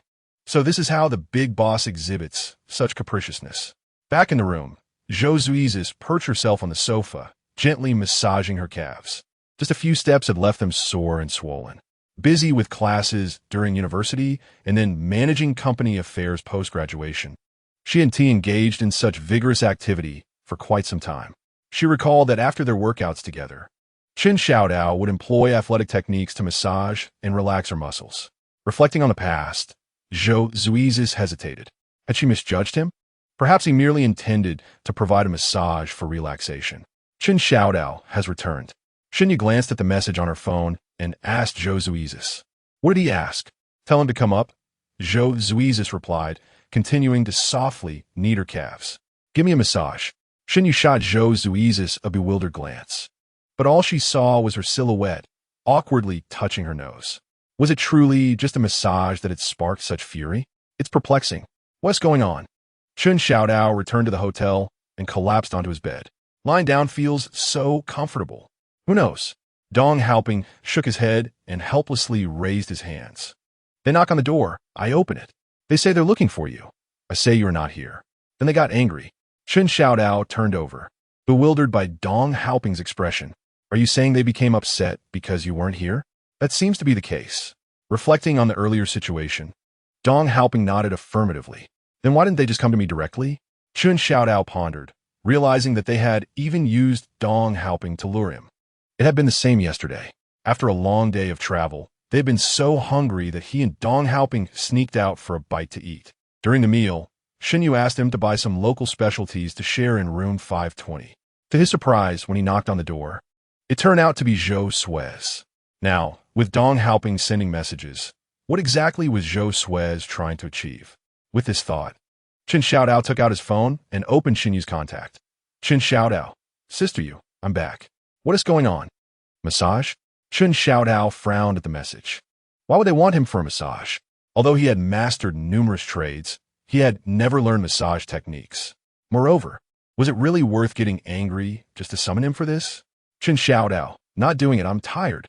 Xinyu, President Zhou said, 698. 6 what in 98? Chen Xiaodao glared at the message and slammed his fist onto the mattress. Did Xuezhu think that wealth gave her the right to act as she pleased? She didn't even inquire about what he was doing or whether he was available. She summoned him at will.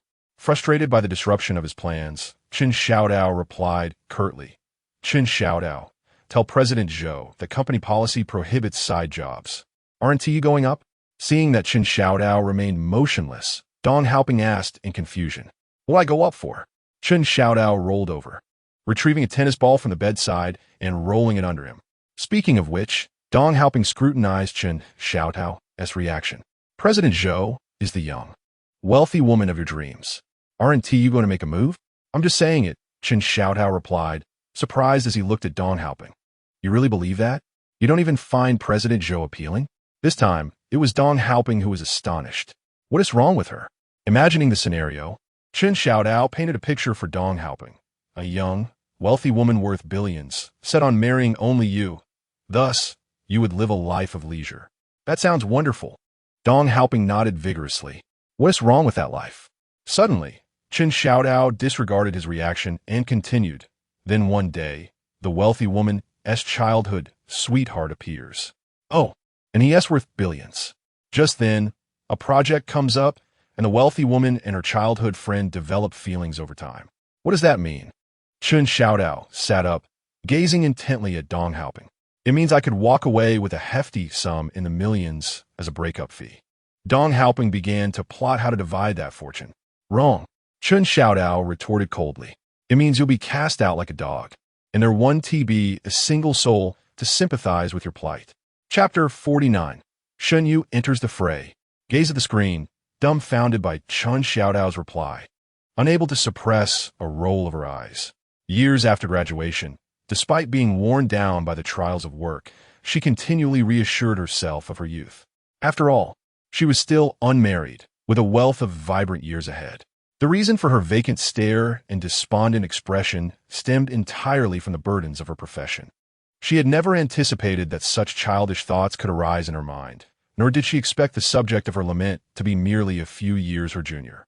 But truly, were they not in utter disarray? No wonder videos of couples expressing their love online were all the rage, while friends in reality urged separation. With the way they turned on each other within mere hours, who wouldn't be inclined to advise a split? The pivotal question remained. What had triggered such an unexpected explosion between them? Diligently retraced the events of the day. Everything had seemed perfectly normal at the outset. During the first half of their mountain excursion, Chen Xiaodao had taken the initiative to protect Xuezhu. In the latter half, she had taken the cable car and was absent from their interactions. Yet, When they did appear together, their fingers were intertwined. Not to mention, if they weren't reconciling, at least their relationship had taken a step closer, hadn't it? On the descent, Chun Xiaodao had been somewhat forceful, interrupting the plan to detour through Love Valley. However, Xuezhu did not seem angry at that moment. In fact, she appeared somewhat nostalgic, perhaps even delighted. Later, during the car ride back, Wang Jiefeng had caused a stir, but that issue had been resolved. Felt her thoughts crystallizing as she suddenly slapped the armrest of the sofa. Everything had seemed normal, so the issue must have arisen during their brief respite at the hotel. Upon returning, only a few events transpired. Xuezhu went downstairs, searching for someone in vain, prompting her to ask Chun Xiaodao to look for her. However, Chun Xiaodao reacted as if he had been stepped on, bristling with agitation. Observing the glaring terms of endearment in Chun Xiaodao's response, snorted in disdain. In front of so many witnesses, he had called her Xuezhu with such intimacy. Now, in anger, he referred to her as Manager Zhou and forbidding part-time work. Just days ago, when selling salt lamps and shell chairs, had he considered their boss, his beloved Xuezhu, who had explicitly prohibited side jobs. With this thought, S' fingers began to dance across the screen, her nails clattering against it. You dare to speak to me in that tone again? I will ask you one last time today. Have you thought about how to respond?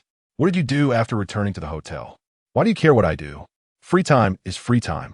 Zhou's matters are paramount, while my own are trivial, right? Even a simple message asking where I am or what I am doing would suffice. Fine, fine. Found herself laughing at Chun Xiaodao's words. How audacious of him. In their quarrel, he directed his frustration at her, as if she were the mediator. Only I would be so benevolent. Anyone else would surely advise them to part ways. Just wait. If you two reconcile, I shall demand a reward based on today's exchanges. Anger aside, could discern the root of Chun Xiaodao's ire through his tone. Now, all that remained was to unravel the situation on Zhou Xuezhu's side. Having organized her thoughts, Xinyu tentatively suggested, how about I give your legs a gentle massage? Zhou Xuezhu's froze momentarily, catching sight of the exquisite manicure on Xinyu's hands, and shook her head. She recalled that relaxing muscles required significant effort, a lesson imparted by Chun Xiaodao. However, her own strength was insufficient, often leading to him feeling sore the following day. Moreover, Xinyu was merely a secretary, and this was not within her professional duties. Then why do you ask Chun Xiaodao for a massage? Noticing Zhou Xuezhu's refusal, Xinyu seized the opportunity to shift the conversation. Because he truly has a remarkable effect, Zhou Xuezhu instinctively replied while kneading her calf. Realizing that Xinyu might not be aware, she elaborated. Chun Xiaodao was a member of the track and field team in college. He has systematically learned the training regimens for athletes. Ordinary individuals experience soreness after exercising. But how do athletes manage to train intensely every day? It is because they have specialized massage techniques designed for muscle relaxation, not the generic kind. In the past, Chun Xiaodao would insist on massaging me thoroughly before allowing me to move. Ah, Xinyu nodded, now understanding. What do you mean by in the past? Do you still think of it as your student days? Have you forgotten that it has been several years since you last met? Surely you do not equate your post-hotel freedom with the leisure time of your school years? Indeed, during school, young couples would dote on each other after classes. Yet, as adults, this was no longer a school setting. Could they not engage in activities befitting their maturity? Cautiously, Xinyu inquired. What was it that made you ask Dong helping to call him back? It seemed you were quite upset. Zhou Xuezhu hesitated, biting her lip, unsure of how to respond. Should she admit to having misunderstood? However, aside from that one remark, Chun Xiaodao had not behaved unusually. The comment he made to Dong helping in the car did not appear problematic. Was there an issue? Zhou Xuezhu countered, her eyelashes fluttering as she questioned Xinyu. Chun Xiaodao may have some difficulty expressing himself with the right adjectives, but my esteemed boss, you must recognize the reality of your relationship. If you are advising me to abandon him. Zhou Xuezhu's tone suddenly turned icy as she gazed at Xinyu. Then we can end this conversation here. What kind of person are you? No wonder you two are involved. It's like a powder keg ready to explode, yet driven by her compassionate nature. Xinyu continued patiently. You have not maintained a continuous relationship since college. After all, There was a significant interruption in your communication. Therefore, you cannot still assume the role of a girlfriend. I'm not assuming anything. Xuezhu interrupted abruptly, her breath quickening. I am his girlfriend. Xuezhu gazed at the somewhat obstinate beauty before her in silence. Were this her close friend, she would have already playfully rapped her on the head. Yet regrettably, her relationship with Xuezhu lacked the intimacy she shared with her other secretary. What I am about to say could potentially advance a relationship with Xuezhu. After years of serving as a secretary, Xuezhu knew precisely how to respond in this moment. Will you listen or not? Speak up, she urged. Xuezhu intended to rise and leave, but hesitated upon hearing this, leaning back against the sofa instead. At this moment, you should approach him as an old acquaintance, fostering intimacy before pursuing him, compelling him to succumb to your allure, rather than abruptly demanding his affection as a lover. Why is that not feasible? Xuezhu countered. He too can assert his demands as my partner. Xuezhu sighed inwardly, having believed such stubbornness was a trait exclusive to the older generations. It appeared that age had no bearing. Once in a leadership position, individuals often disregarded the voices of their subordinates. Selective deafness, it seemed, was an inherent characteristic of authority. For certain demands could only be made by lovers, placing undue pressure upon him and triggering a protective instinct. Such protection often signified an unconscious resistance towards you. Chapter 50. The Awakening of a Couch Potato. What do you mean I might be cast aside? Xuezhu's tone was somewhat brusque, which irked Dong Haoping. Are you suggesting that ordinary people cannot have childhood sweethearts? Is that truly my implication? Xuezhu furrowed his brow, feeling as though Dong Haoping was misrepresenting his words. Then let me ask you, Dong Haoping pressed on as Xuezhu responded, are not ordinary boys and girls, neither affluent nor glamorous, simply couples on the streets, destined for a lifetime of unwavering affection without the threat of separation? I was referring to a special circumstance. Xuezhu realized that Dong Haoping was attempting to provoke him. That is a rather peculiar assertion. Dong Haoping scoffed. Ordinary people can experience emotional turmoil, and breakups can leave them in disarray. Who can evade such fate? You believe that when you part ways with a wealthy woman, people will criticize you for being unable to sustain a lavish lifestyle? Yet when an ordinary boy is dumped, the comments invariably blame him for wasting a girl's youth. Is that equitable? Xuezhu found himself momentarily at a loss for words, his breath quickening. How can it not be different? Dong Haoping crossed his arms defiantly. According to your logic, if you date an ordinary girl and face online criticism upon a breakup, then to avoid such backlash, you should refrain from pursuing ordinary girls altogether. However, when the wealthy scion of a family appears, you possess no means to retaliate. In cases of long-distance relationships, should infidelity arise, many are oblivious to even the physical characteristics of a third party. Xuezhu trembled as he pointed at Dong Haoping, speechless. Yet, if a wealthy woman chooses not to marry her childhood sweetheart, at the very least, there should be some semblance of social equality, correct? How am I expected to embrace my goddess through the screen? Must I renounce anime and gaming for the rest of my life? No, that cannot be so. Xuezhu took several deep breaths, gradually regaining composure as reason began to assert itself. Why do we end up arguing? He pondered, tracing back the conversation. Was it simply because I did not wish to seek out a wealthy woman? No. Dong Haoping shot a glance at Xuezhu, pressing further. We need to go back even further. Further back? Xuezhu's pupils constricted. That would take him back to just returning home. As they journeyed back from their mountain excursion, the two maintained a serene coexistence, much to one's surprise. Noticing Xuezhu lost in contemplation, Dong Haoping leaned in, pleading, if you beg me, I shall divulge the secret. If you don't wish to share, then so be it, Xuezhu replied, surrendering to his memories and reclining back onto the bed. Ouch! As soon as Xuezhu's back met the mattress, he was startled by the unexpected pressure of a tennis ball beneath him. Take this, he exclaimed, retrieving the ball and throwing it at Dong Haoping. What am I to do with this?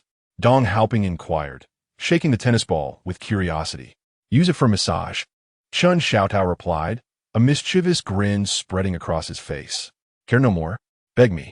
You think I've never encountered a fascia ball? Dong Haoping scoffed, dismissing the tennis ball with a wave. Let us speak seriously. You can't possibly believe there is a significant difference between a fascia ball and a tennis ball. Can you? Tennis balls are readily available. Any convenience store along the way could provide one on a whim. Then why didn't you allow me to buy one back then? Dong Haoping recalled their escapade from a couple of days prior. Curiosity piqued. Who told you not to listen to me? Xuezhu retorted, continuing to roll about on the bed. You asserted you couldn't team manage the trek. Had you followed my proposed route, you wouldn't have broken a sweat reaching Nanchaman. Why should I heed your advice? Dong Haoping placed the tennis ball on his lap, mimicking Xuezhu's previous motions. When have I ever disregarded your counsel? Xuezhu paused, turning in surprise to face Dong Haoping. Are you truly trying to persuade me to seek out a wealthy woman? That is unrelated, Dong Haoping noted, discovering that the tennis ball indeed had some effect. Pressing down brought discomfort, yet his taut muscles began to relax. Why did you prevent me from entering that trendy restaurant the other day? Was it truly over this matter? Xuezhu resumed his search for a comfortable position on the bed. A place that skyrocketed in popularity upon opening is likely just a marketing ploy. In our line of work, you're well aware of the tactics, garnering favorable reviews, crafting soft advertisements, and enlisting influencers. However, Dong Haoping lamented, still fixated on having missed out on the restaurant experience, you cannot dismiss all trendy eateries for that reason. We could dine at establishments that have been around for over a year, Xuezhu suggested, recognizing that Dong Haoping was adamant about their dining choices. Your perspective is rather pessimistic. You risk missing out on some divine culinary experiences. Am I wrong for wanting to wait and be cautious? Xuezhu let his head and neck hang at an odd angle over the edge of the bed, ceasing his movements. But what about the proprietors? They have invested in group purchases, produced videos, and engaged influencers to entice you to sample their offerings. Yet you remain hesitant. But, Xuezhu countered, glancing at Dong Haoping. This way, I avoid falling into traps. Of course, you will not be deceived. Dong Haoping reclined on his own bed, rolling the tennis ball beneath him in the same manner as Xuezhu had. What is the saying? The pessimist is always correct, yet the optimist is forever advancing. Even if one stumbles, what of it? Would a single unsavory meal extinguish your passion for culinary delights? Something feels amiss. Xuezhu's eyes darted about, sensing that you, my friend, might be subtly advising me. I urge you to reconsider. Dong Haoping discovered that rolling a tennis ball on his back yielded little effect, and thus raised his hand to strike Xuezhu, exclaiming, why does this not work for me? Ah, Xuezhu exclaimed, press on the muscle that aches.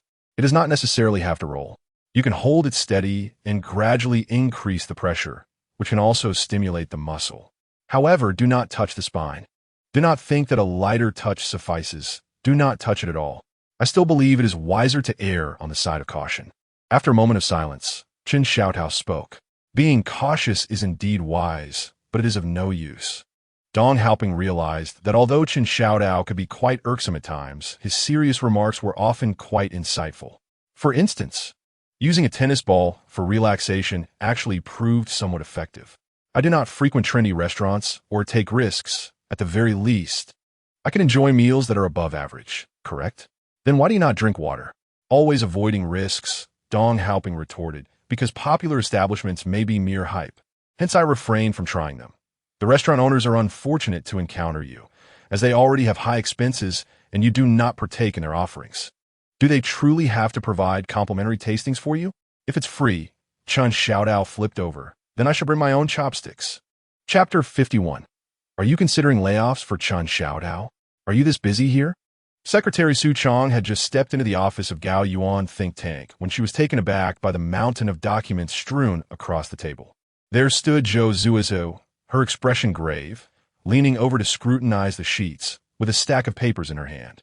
Place them on a coffee table for now, Xuezhu instructed, gesturing toward the sofa as she noticed Su Chong entering with a hefty stack of file folders. Take a moment to rest and extract the formatted documents. I will sign them shortly. Su Chong set down the heavy files, unable to suppress her curiosity as she leaned closer to the table, eager to discern what matter could occupy Xuezhu so intensely. Do you realize what you are doing? Su Chong inquired with a hint of discontent as she recognized that the table was cluttered with marriage intention forms. No need to ponder. is undoubtedly regarding that Chinfellow. This was precisely her aversion to romance. In love, the more precious the possessions of the woman, the more she is expected to lavishly bestow them upon the man, as if only in such a manner could her affections be conveyed.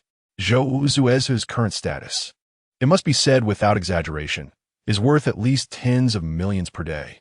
Yet she spends her time on such trivial matters. Chen Xiaodao's views on relationships were quite extreme. Xuezhu quickly scanned the documents on the table, occasionally pulling one out to hold, determined to uncover the reason. "Let me assist you," Su Chong sighed, resigned to retrieve a signature pen. "You need to sign the Group S documents."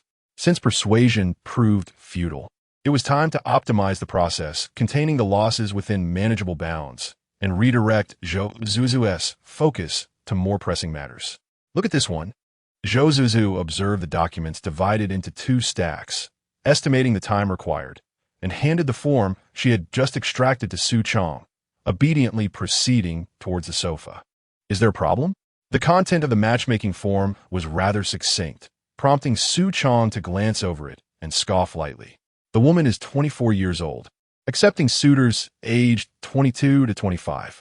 The female party, a graduate of a prestigious 985 university, requires the male counterpart to possess at least a master's degree, irrespective of the institution. With an annual income of 140,000, she expects her partner to earn a monthly salary of 20,000. Such demands may seem entirely reasonable. If Chen Xiaodao's perspective is distorted by these conditions, perhaps he is not worth pursuing. Traditionally, men seek partners who are not only physically attractive, but also possess a respectable job and exhibit a gentle, nurturing demeanor. Why is it problematic when the woman expresses a few equitable expectations? Her conditions, which reflect a desire for ambition, are hardly unreasonable. It is noteworthy that even you seem oblivious to this inconsistency. Xuezhu anticipated Su Chang's response, her attention fixated on the documents she had just set down. At 24 years of age, having graduated over 2 years ago, an income exceeding 10,000 based on her qualifications is not unusual. However, how many freshly minted graduates at 25 can command a salary of 20,000? Why is it that one cannot discern the reasonableness of their own demands? Su Chong gazed at Xuezhu with admiration, momentarily forgetting to respond. Zhou reclined elegantly on the genuine leather sofa, her legs, accentuated by tailored black trousers, crossed gracefully. The faintly visible blue veins in her left hand contrasted with its porcelain complexion as she held the file. Her right hand, wielding a pen, glided over the text with precision.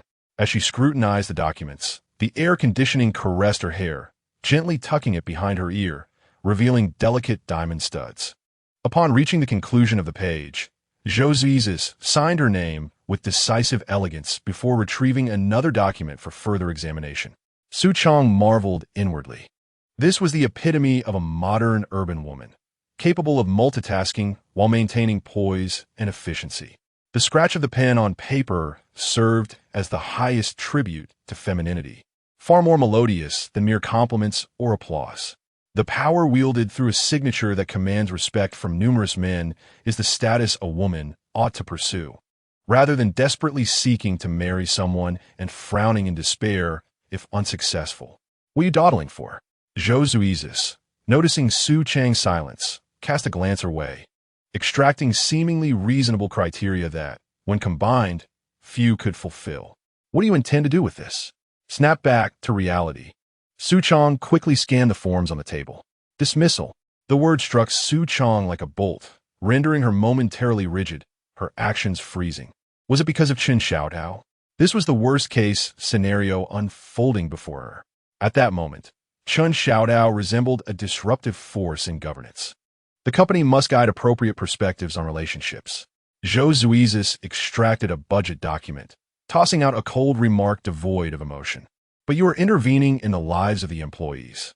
Su Chong hesitated before voicing her dissent.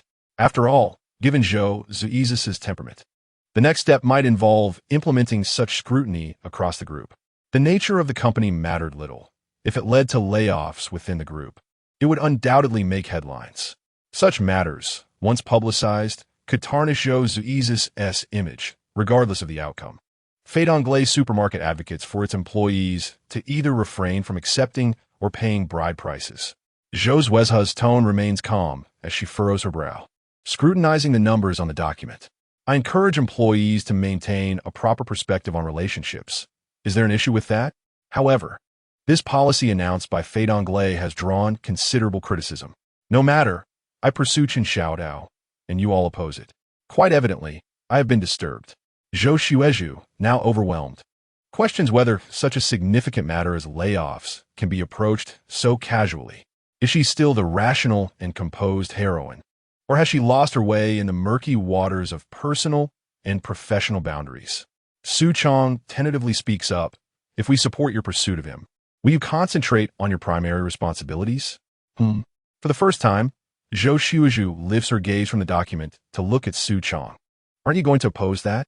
Will my lack of opposition disappoint you? Su Chong observes Xuezhu's expression of confusion and silently scoffs. Truly a love-stricken mind.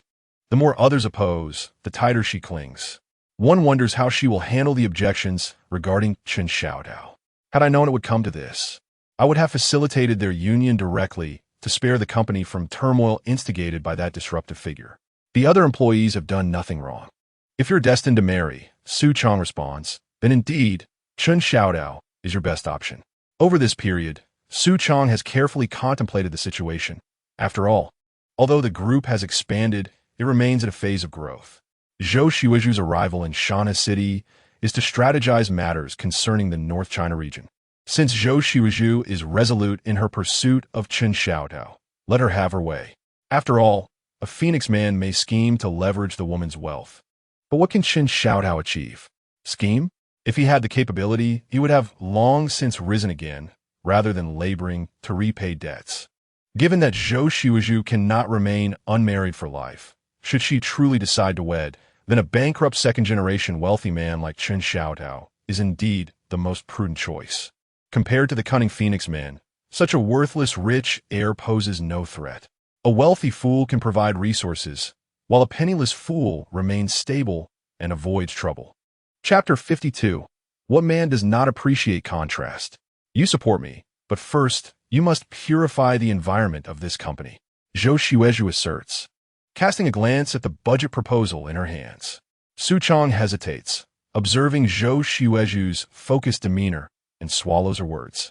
In the past, she had been too one-dimensional, believing that the disruptive figure had ensnared Xuezhu's senses. Now it appears that amidst the political chaos, aside from Su Daji, there remains a foolish King Zhou. Xuezhu's current indiscriminate hostility towards anyone with negative ties to Xuezhu is excessively extreme. Even a lioness does not guard her prey so fiercely. If one day the milk tea purchased by Xuezhu is half filled with crushed ice, will Xuezhu then feel compelled to open a milk tea shop? This budget is unacceptable. Xuezhu frowns, marking several areas with her pen. The initial goal is to seize market share. Investing an additional $10 million to attract merely 400,000 users is meaningless. Let's have the marketing and finance departments coordinate closely to ensure that, within the budgetary constraints, we achieve a user base exceeding 100 million in the first month. Xuezhu closed the document and noticed Su Chong standing beside the sofa, her tone tinged with displeasure. Why are you standing there? Have you finished sifting through the matchmaking forms on the table? Pursuing Xuezhu does not necessitate antagonizing other women. Su Chong, eager to speak as soon as Xuezhu had concluded her task, remarked, "This is merely a waste of energy. Look at what he's become under such pressure." Xuezhu recalled Xuezhu's self-deprecating and despondent demeanor atop Mount Tai, a surge of unnameable anger igniting within her. Do you know how optimistic he used to be? Was his optimism once a fault of women for turning into pessimism now? Su Chan silently scoffed. How could the person who had astutely identified budget issues moments ago become so muddled when it came to matters of the heart? Could it be that the considerable debt he bore at such a young age was the cause? Let's not even mention the burden of negative external debts. How many young individuals do not feel overwhelmed by mortgage debts? Are you pursuing him or seeking revenge on others? Su Chong contemplated, realizing that since Xuezhu prioritized Chen Xiaotao in all things, she might as well persuade her from his perspective. Surely, this would not conflict with her intentions? Leaning against the sofa and gently rotating her stiff neck, Xuezhu declared, "If I deal with those people, Chen Xiaodao will surely understand my intentions and accept me." Su Chong was taken aback by this statement, nearly forgetting her previously prepared response. Where did you learn such peculiar techniques for pursuing a man? Who would find a vengeful person attractive? They tend to be avoided like the plague. But that's how Chen Xiaodao pursued me, Xuezhu replied, her expression one of confusion as she looked at Su Chong. Didn't you say that I should pursue him the same way he pursued me? Did he also seek revenge on others? Xuezhu nodded, recalling an incident from university where a particularly delicious dish made by a lunch lady was always served in smaller portions to the girls than to the boys. When they questioned her about the disparity, she feigned ignorance, and reporting it to the cafeteria management yielded no results. Eventually, Chen Xiaodao replaced all the lunch staff with students on work-study programs, and such unfairness ceased. Did he possess the capability to take over the cafeteria? Su Chong questioned, skepticism in her tone. This is no trivial matter. Even a wealthy heir wouldn't typically meddle in university logistics, would he? His father signed a donation agreement with the school, doubling the contributions for work-study students at the cafeteria. The school sought ways to increase the number of work-study positions at the cafeteria. Since students cannot cook, they could only do the serving, Xuezhu explained. Su Chong gasped, having envisioned Chen Xiaodao rallying everyone to lodge complaints or enticing chefs to open a competing stall. Worst case, he could have bribed the logistics to replace the lunch lady. Who would have thought this wealthy heir could operate like that? It feels like Chen Xiaodao is one of those who would go to great lengths for a beautiful woman. However, Su Chong quickly reined in her thoughts, nearly straying off course. This method is overly complicated. Chen Xiaodao might not even perceive it. Why not? Xuezhu inquired, recalling how Chen Xiaodao animatedly recounted the events to her, making her perceive him as incredibly charming. Human perspectives are shaped by complex factors, Su Chong gradually guided. Rather than attempting to alter someone's beliefs, it is more effective to align with them. It is as if some men have a particular fondness for feet. Instead of engaging in lengthy discussions about hygiene or the establishment of proper values, it will be far more effective to simply cleanse one's feet and don a pair of red-sole high heels for his admiration. Of course, Su Chong emphasized her point, asserting that one must never insinuate that those women who wear high heels are intentionally seducing these men. Xuezhu nodded in agreement, retrieving her phone to scroll through its contents. What are you doing? Su Chong thought uneasily. This response did not seem indicative of someone truly listening. I just remembered that Chen Xiaodao seems quite fond of washing my feet, Xuezhu replied, her gaze fixed on the photos. What kind of shoes do you think he would like? Is that truly the message I conveyed? Su Chong could no longer contain herself and lightly tapped Xuezhu on the forehead, demanding, what have you understood? Chen Xiaodao likes feet. Therefore I must purchase high heels that he adores, Xuezhu replied, rubbing her forehead where she had been tapped, her eyes glistening with unshed tears. And what else? And one must not harbor disdain for other women. Su Chong nodded with satisfaction, relieved to see a shift in her understanding. Now, there remains a critical step. Beyond feet, do you know what type of woman Chen Xiaodao prefers? He must like someone like me, Xuezhu instinctively responded. Incorrect, Su Chong declared with certainty. He does not favor someone of her disposition. Impossible, Xuezhu exclaimed, her temper flaring as she stood abruptly. You are speaking nonsense. You do not truly understand him. I will not heed your words any longer. Listen to me. Su Chong sighed in exasperation, wondering how every discussion about Chen Xiaodao transformed Xuezhu's demeanor. What is it about men that holds such enchantment? Men are invariably drawn to women who embody contrasts. Contrast. Xuezhu furrowed her brow in contemplation, pondering what kind of woman epitomizes contrast. Observing Xuezhu's confusion, a subtle smile graced Su Chang's lips. Of course. It is you who appears serious in the office, but becomes affectionate with him after hours. Or you may be decisive during the day, yet speak softly to him at night. Thus, to cultivate this sense of contrast, what must you do? Xuezhu suddenly grasped the concept. I must find ways to be endearing to him after work. Su Chang's smile faltered. This was the second time Xuezhu had misconstrued her words. Was this truly the same Xuezhu who could pinpoint the essence of a 30-page contract? The crux of the matter, Su Chang said through clenched teeth, is that during work hours, you must maintain a serious demeanor to create that sense of contrast. Reflecting on her conduct at work, Xuezhu questioned, "Am I not serious enough?" "Not nearly," Su Chang emphatically declared, raising her fist. While at the office, ignore him. Focus solely on your tasks and create that disparity. Chapter 53. The door was knocked upon. Xuezhu slumped in his ergonomic chair, aimlessly tapping at the keyboard to project an image of busyness. He had previously detested team-building activities for encroaching upon his leisure time. Otherwise, they consisted of awkward group games and listening to motivational speeches tailored for executives. In essence, they left one mentally and physically drained. Yet why?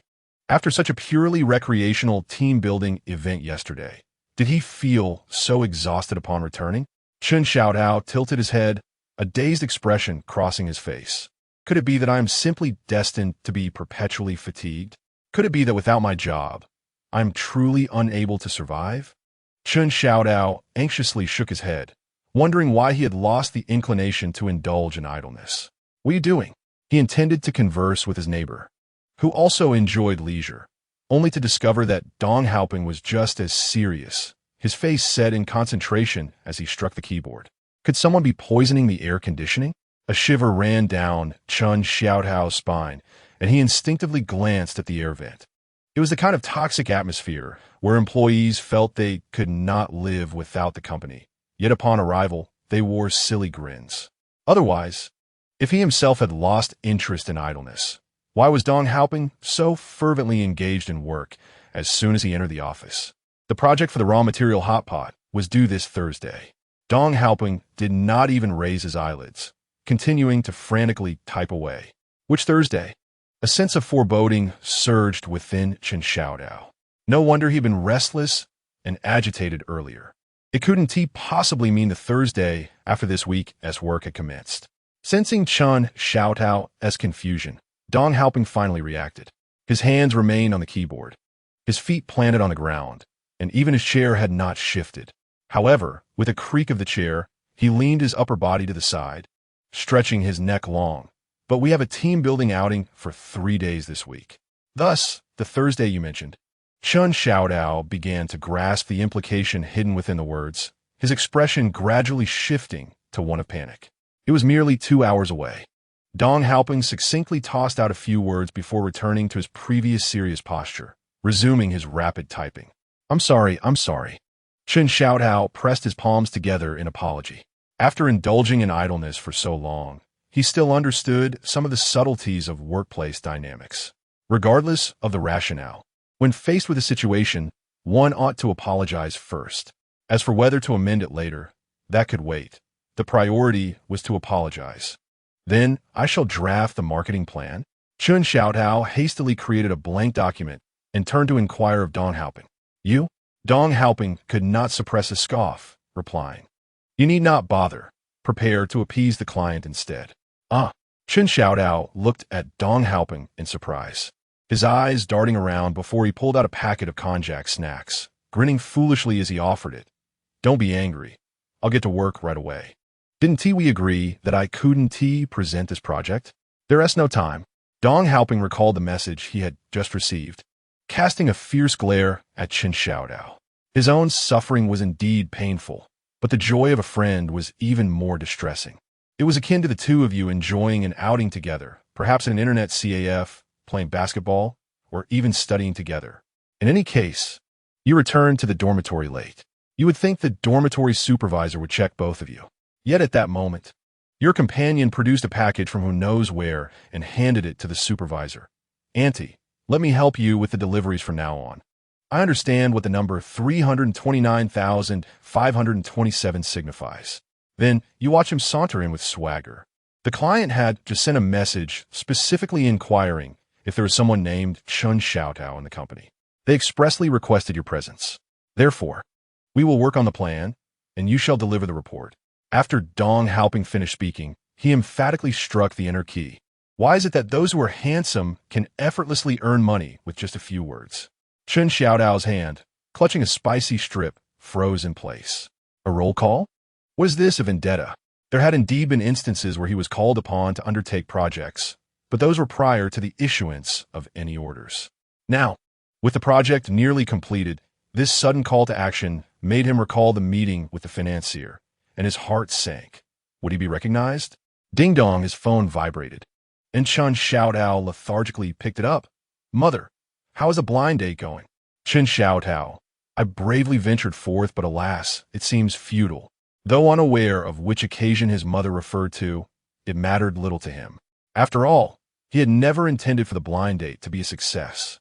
His goal was merely to attend, maintain decorum, and depart. "Mother, nonsense. Dr. Han specifically inquired about you yesterday, and he was quite thorough." Chen Xiaodao raised an eyebrow at the message, clarity dawning upon him. So, it was indeed about this Dr. Han that he had been set up with. Had he known, he would have reported his progress that very evening. Reflecting on the situation, he felt a wave of regret. Who would have thought that the information had leaked from his own backyard? If it had been a gossipy colleague, he could have at least gotten a meal out of it. Now, it truly felt like a loss in every sense. Chen Xiaodao understood. "I shall refrain from further discussion. I must earn some money to save for my future wife." What to do? Chen Xiaodao anxiously tapped away at the keyboard. If it were merely a chance encounter, he could manage, but this direct summons indicated that matters were unlikely to end well. Perhaps I should also draft a proposal? Chen Xiaodao nudged Dong Haoping. Was that really necessary? Dong Haoping shifted his gaze from the screen, scrutinizing Chen Xiaodao with suspicion. For it was he who had previously remarked that this was a project fraught with intellectual taxation. Such projects merely required some lofty rhetoric and fanciful visual presentations. The most challenging aspect lay in the client's acceptance. Yet with Chen Xiaodao's visage, the likelihood of success was significantly heightened. On 10 occasions out of 11, the client would end up introducing a friend to place an order. Recalling the elderly gentleman he had met, Chen Xiaodao nodded. "I shall create a small proposal, presenting some genuine content, so that if things become awkward, there will still be a resolution." Why would it be awkward? Dong Haoping was somewhat perplexed. "Have you forgotten our past entanglements with the financier?" Chen Xiaodao seethed internally. "No wonder you reported my situation to the client so casually." After gesticulating for a while, Chen Xiaodao ultimately clenched his fist. "It matters not. We shall proceed as decided. Continue your work as usual, and I shall draft a small proposal." After all, further explanations at this juncture would be futile. Time was of the essence. A small proposal, as the name suggests, should contain substantive elements, thus avoiding excessive flamboyance. Chen Xiaodao contemplated the situation, considering how to advocate for that frail old man. The primary reason was that the elderly gentleman possessed the expertise. The failure of the shop was not attributable to him. Conversely, if the shop were to succeed, he would undoubtedly be a pivotal factor. The secondary reason is that he has not offended the gaunt old man. Perhaps, once they become preoccupied, they will forget to settle the score with him. Surely, no one would forsake profits merely to uphold their pride. However, reflecting on the gentle spring day and that artistic shop name, Chen Xiaodao felt a twinge of uncertainty. After all, which establishment opens a dining venue without clearly indicating what it offers on the entire sign and exterior? Chapter 54. Making a decision against ancestral principles. Though he has never ventured into entrepreneurship, he is not unfamiliar with the ways of the world. After all, Chen Xiaodao once raised a small white pig for 4 years. He opened the document and began typing vigorously. The blue glow of the screen illuminated his serious demeanor, akin to a strategist directing his forces on a battlefield. This is precisely why he cherishes this industry, the opportunity to earn money while confidently guiding others. A small shop must embody the essence of a small establishment.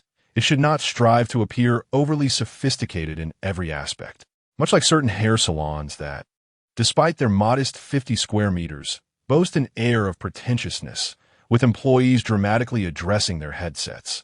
"Vivian, prepare a drink for the customer." With only 5 staff members, a store manager, an artistic director, a senior design director, a chief perm and dye specialist, and a chief care specialist. It seems the place is filled with leaders, yet devoid of laborers. Chun Xiaodao set aside his distractions and focused his thoughts, acknowledging that since he had displeased the financial backer, he must now place his bets on the gaunt old man. The approach to appeasement is straightforward. Engage in discussions that are urgent and significant to practical individuals. First and foremost is finance. The loan must be treated as a matter of life and death, necessitating a stringent repayment plan. After all, if overdue, the bank will indeed pursue legal action. A lesson Chun Xiaodao has learned all too well. Next comes publicity. Pouring money into artistic promotional films for a small shop is merely self-indulgent. While the quality might rival that of chain establishments, what about the returns? The advertising and marketing expenditures of large corporations are often considered part of their operational costs, regardless of effectiveness. What does this imply? For instance, when they open a store in Xuezhu, especially the first one, they will undoubtedly engage a local advertising agency to promote on various outdoor billboards throughout the city. Even before the store opens, their advertising budget has already been expended. Can such a scenario be compared to the advertising efforts of your small shop at launch? Why is it that some marketing strategies involve purchasing local traffic on short video platforms, while others utilize advertisements on public buses and subways? Uncertain? Uncertain of what you have learned from large corporations? That would be rather foolish. Chun Xiaodao stared blankly at the text he had composed, feeling a surge of emotion. Never mind. He would save his portion for a speech. After all, these are heartfelt words that the gaunt old man should understand. Perhaps these sentiments are precisely what the old man wishes to convey to his daughter. Then comes the positioning. High-end, with an emphasis on premium pricing, necessitates that the client's dignity, especially that of the one settling the bill, be upheld. An ordinary shop, an establishment frequented by everyday patrons, seeks affordability and approachability. If all else fails, perhaps two separate shops should be opened, each catering to its unique clientele. In any case, the food and beverage industry operates in this manner. From coffee to bread, what you perceive as rival brands often belong to the same parent company. In a rare exception, the company founded by the elder gentleman was divided between the two brothers. Yet what substantial difference did that make from the parent company? Regardless, the media always referred to it as a family affair. How is the progress? Wang Jiefeng approached with Xuezhu, patting Dong Haoping on the shoulder. The client is almost here. The templates are all set. Dong Haoping snapped his fingers. Shall we head to the conference room now? Working so hard. Wang Jiefeng straightened his back, glancing at Chun Xiaodao's screen filled with dense documents. Teasingly remarked, "You're relying on that face of yours, not on what's inside. Isn't this just self-inflicted suffering?" Upon hearing this, Xuezhu discreetly observed the reactions of everyone present. No wonder Xuezhu had sent her to this group, initially thinking it was merely a matter of a beautiful woman's overwhelming control. Unexpectedly, there were indeed individuals within the company daring enough to challenge Chun Xiaodao, this mascot. Chun Xiaodao hastily concluded his remarks, sending the documents to the printer. "It is my duty as a gentleman to alleviate the burdens of our esteemed boss, Zhou." Xuezhu silently nodded in her heart. No wonder the beautiful lady was so persistent. This young man certainly had a way with words. "I'll go greet them," Wang Jiefeng commanded in a leadership tone. "You all go prepare the conference room." "Huh?" Dong Haoping, who had already risen, instinctively glanced at Chun Xiaodao. Previously, such welcoming tasks were always his responsibility. After all, as the main speaker, understanding the client's interests was crucial. At the very least, he could tailor examples to their preferences. Noticing Chun Xiaodao shake his head slightly, Dong Haoping refrained from probing further. "Please, the frail elder must come." The tables and chairs were arranged, name cards set, tea brewed, and the projection screen prepared. Once everything was complete, Chun Xiaodao, somewhat anxious, clasped his hands together, resting his index finger against his nose. Hearing the approaching footsteps, he quickly stood up, a bit awkwardly. "Allow me to introduce, these are the members of our team, specifically crafting a proposal for you." Wang Jiefeng pointed at the group, introducing each member to the elderly gentleman and the younger one. "Let me introduce This is General Manager Jiang, the principal of the Spring Day and Harmony Project. And this is Master Jean, the head of Jin's Hot Pot. After the introductions, everyone stepped forward to shake hands. It's you? Old Master Jin's eyes suddenly brightened with surprise. He had previously noted the young man's eloquence in the shop and never expected to encounter him here again. Your presence is truly wonderful. Chen Xiaodao grasped Old Master Jin's somewhat rough hand tightly. You are my lifeline. After shaking Old Master Jin's hand, Chen Xiaodao felt a bit awkward as he now faced Miss Jiang. As anticipated, his outstretched hand hovered in the air before Jiang Ran, who regarded him with a mocking glance, then disdainfully walked toward her seat. It's over. Dong Haoping witnessed the scene, feeling a twinge of guilt. I'm sorry. My good brother, it seems I have betrayed you. How delightful. Wang Jiefeng observed the scenario with a cold smile. Had they offended the client before even starting? Someone would surely take the blame for this project. Important projects cannot be trifled with, as they involve real financial stakes. However, if such a project, which should have been a sure win, encounters issues, there would be plenty to write about. A secret. Xinyu raised an eyebrow slightly. Xuezhu indeed made the right choice in sending her here. Clearly, there was some history between the two. As expected, handsome men never make things easy. Xinyu subtly shook her head, recognizing that a moment's lapse could lead to several romantic entanglements. Each person harbored their own thoughts as they took their seats. To put it plainly, our establishment had but one goal. Chen Xiaodao cleared his throat and got straight to the point. No losses, only profits.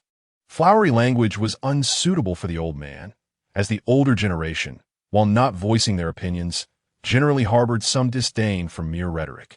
However, Chen Xiaodao had gradually acquired some insights.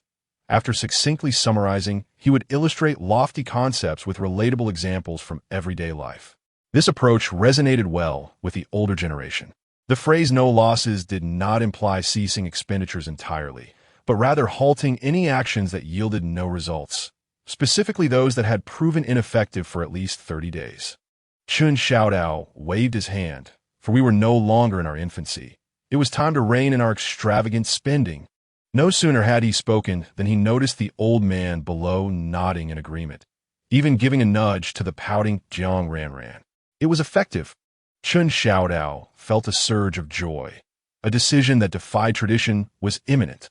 In the past, disputes among shareholders or management typically revolved around the party placing the orders, as only after placing orders could they be considered the primary party. However, today, Chen Xiaodao resolved to prioritize the old man. After all, even if Chen Xiaodao's arguments were sound, the financier, Jiang Ran, would surely seek trouble. Chapter 55. Xuezhu once again saved the day. Overall, I was satisfied. Jiang Ran toyed with the two reports in her hands, a cold smile gracing her lips. Initially, she had feared that the company would cover for Chen Xiaodao should the situation escalate, but she had not anticipated that he would dare to present such a chaotic proposal. Compared to his colleague's submissions, Chen Xiaodao was practically handing her a weapon to create a scene at the company. It seemed this lad possessed little genuine skill, relying solely on his academic prestige to secure a position in the firm. Reflecting on the earlier scene, where Chen Xiaodao was unceremoniously dragged away, Jiang Ran tossed the documents in front of Wang Jiefeng and remarked sideways, "However, I must express my disappointment with your proposal. How dare you present such a subpar plan? Are you truly unconcerned about tarnishing your reputation? Let us not be so harsh," the old man interjected, tugging at his daughter's sleeve, then turning to Chen Xiaodao, "Young man, you are absolutely right. I concur with your plan. Why are you defending outsiders?" Upon hearing her father's interjection, Jiang Ran grew anxious. "He will just flatter you. Everyone can speak in such platitudes. But what is that worth at a consultation fee of 50,000? Yet the young man genuinely has our interests at heart." The mention of the 50,000 fee caused the old man's heart to ache. 50,000, not to mention the loans, was surely enough to cover bank interest, wasn't it? Was it truly just being squandered away? The second young man, appearing honest and earnest, spoke in an obscure manner, leaving him confused. What were private board meetings? What was private and public domain traffic? What was reciprocity? The charming young man who had visited the shop previously was far better. He communicated clearly and would even explain what was unclear. Was he truly looking out for us? Through the glass walls of the conference room, shadows could be discerned moving outside. Jiang Ranran picked up 2 reports. He mentioned commencing repayments within a manageable cash flow range, ideally in advance. Is this what one calls financial planning? Do I need him to remind me of the obligation to repay debts? She continued, take another look at Manager Wang's proposal, which suggests dividing 500,000 into digital dining bonds. Consumers purchasing our bonds would receive complimentary drinks and dishes upon visiting the store. Now, that is what one would truly refer to as a modern financial strategy. You wish to devise a plan to use my funds to repay my debts? Absolutely not. Hearing the client's praise, Wang Jiefeng stood and bowed slightly, a smile gracing his face as he responded, thank you for recognizing our professionalism. And I sincerely apologize for the unpleasant experience caused by my team. Unpleasant experience. As Jiang Ranran noticed support beginning to form around her, she leaned her left arm against the armrest of her chair and pointed at Xuezhu with the document in her right hand. Individuals like him should be dismissed. He exhibits no professional competence. Seeing the situation devolve into chaos, Xinyu noted that rather than mediating, Wang Jiefeng seemed to be stoking the flames of discord. Discreetly pulling out his phone, you may have misunderstood, Dong Haoping quietly shifted closer to Qin Xiaodao. The first plan is your self-rescue strategy from the past couple of months. It is sufficient for you to turn a profit immediately. While the language may be straightforward, it is indeed effective. The young man's suggestions are indeed feasible. Results can be seen within weeks. Old Jean interjected, emphasizing that his establishment had invested heavily and could not afford to act on impulse. Old man, they are merely taking advantage of your lack of education. Jiang Ranran waved her hand to halt her father's continued remarks. But I am not foolish. I can distinguish who treats me well and who does not. Turn a profit? Can we not think bigger in this modern age? Jiang Ranran forcefully slammed the thick proposal book onto the table. Manager Wang's ideas are splendid. We must transcend the dining sector and observe the broader market. The valuation model is what truly matters. In the future, we will sell franchises hot pot base ingredients and co-branded scented candles. What cannot generate profit? Manager Wang, Jiang Ranran exclaimed passionately, her chest rising and falling rapidly. You must manage your subordinates effectively. We need long-term vision and a broader perspective. Your guidance is invaluable. Wang Jiefeng eagerly offered a cup of tea, suggesting, let us finalize the project summary today. I will report to the minister immediately for serious consideration. Child, do not create a scene.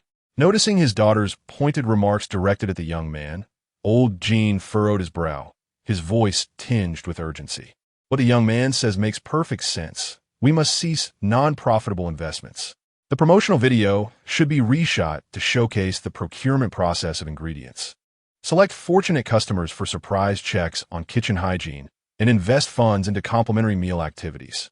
He had seen such strategies before, but the young man had indeed put considerable effort into articulating them so meticulously. If we were to implement such measures, I would accept the losses. However, I'm truly pained by the current extravagant spending. I'm not causing trouble. Jiang Ranran stood abruptly, her indignation evident. I am safeguarding our rights. 50,000 yuan spent on this pretty boy as trivialities? I have dedicated my life to hot pot. Old Jean rose as well, his rough hand striking the table with force. I am inclined to try what the young man suggests. I believe it can yield profits. Why do you insist on employing your outdated methods? Jiang Ranyan's anxious tone began to exhibit a hint of the Sichuan Chongqing dialect. We must delve deeply into vertical fields and transform into a composite entity of hot pot culture. Otherwise, we shall forever remain mere purveyors of hot pot. However, if we were to host weekly postmodern hot pot poetry gatherings, employing gustatory stimuli to inspire creative impulses, we could cultivate a differentiated content matrix. By not relying on the food and beverage sector for profit, we would thereby eliminate competition with our peers. Desperate, old Jean, unable to persuade Jiang Ranyan, picked up the thin proposal from the table, shaking it as he made a suggestion, just as the young man suggested. If you allocate me a portion of the space, we could attempt both of our proposals, and whoever turns a profit first shall prevail. Absolutely not. Jiang Ranyan's tone escalated sharply as she turned, hurling the proposal at Chen Xiaodao. Watching the pages scatter in midair, she screamed, "Look at your disastrous idea. Trying to sow discord between me and old Jean, aren't you?" With that, Jiang Ranyan charged toward the conference room door, flinging open the glass door with a crash, and stood outside, pointing back into the room. "Look at the caliber of people you've hired. The proposal is a complete mess, and you're undermining client relationships. What absolute nonsense." She pivoted, her right hand gesturing emphatically toward the crowd lurking outside the conference room, questioning whether such individuals deserve to remain and tarnish the company's reputation. "They do not deserve to stay. They do not." Wang Jiefeng, with a nervous smile, hurried out after her. "Please, feel free to voice any concerns. We will certainly present a plan that meets your satisfaction. Ideally, this person should be dismissed."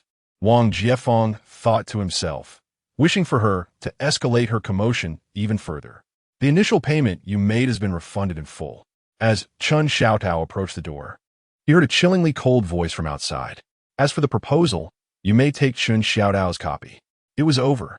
Chen Xiaodao clenched his fists, feeling a tightening sensation in his throat. How had Xuezhu been alerted? Was he about to be publicly reprimanded again in front of her? Chapter 56. Another fine of 500 from Xuezhu. "Who are you?" Jiang Ranyan turned around, a waft of cold fragrance brushing past her nose. There stood a woman with a delicate visage, her expression veiled in a thin frost.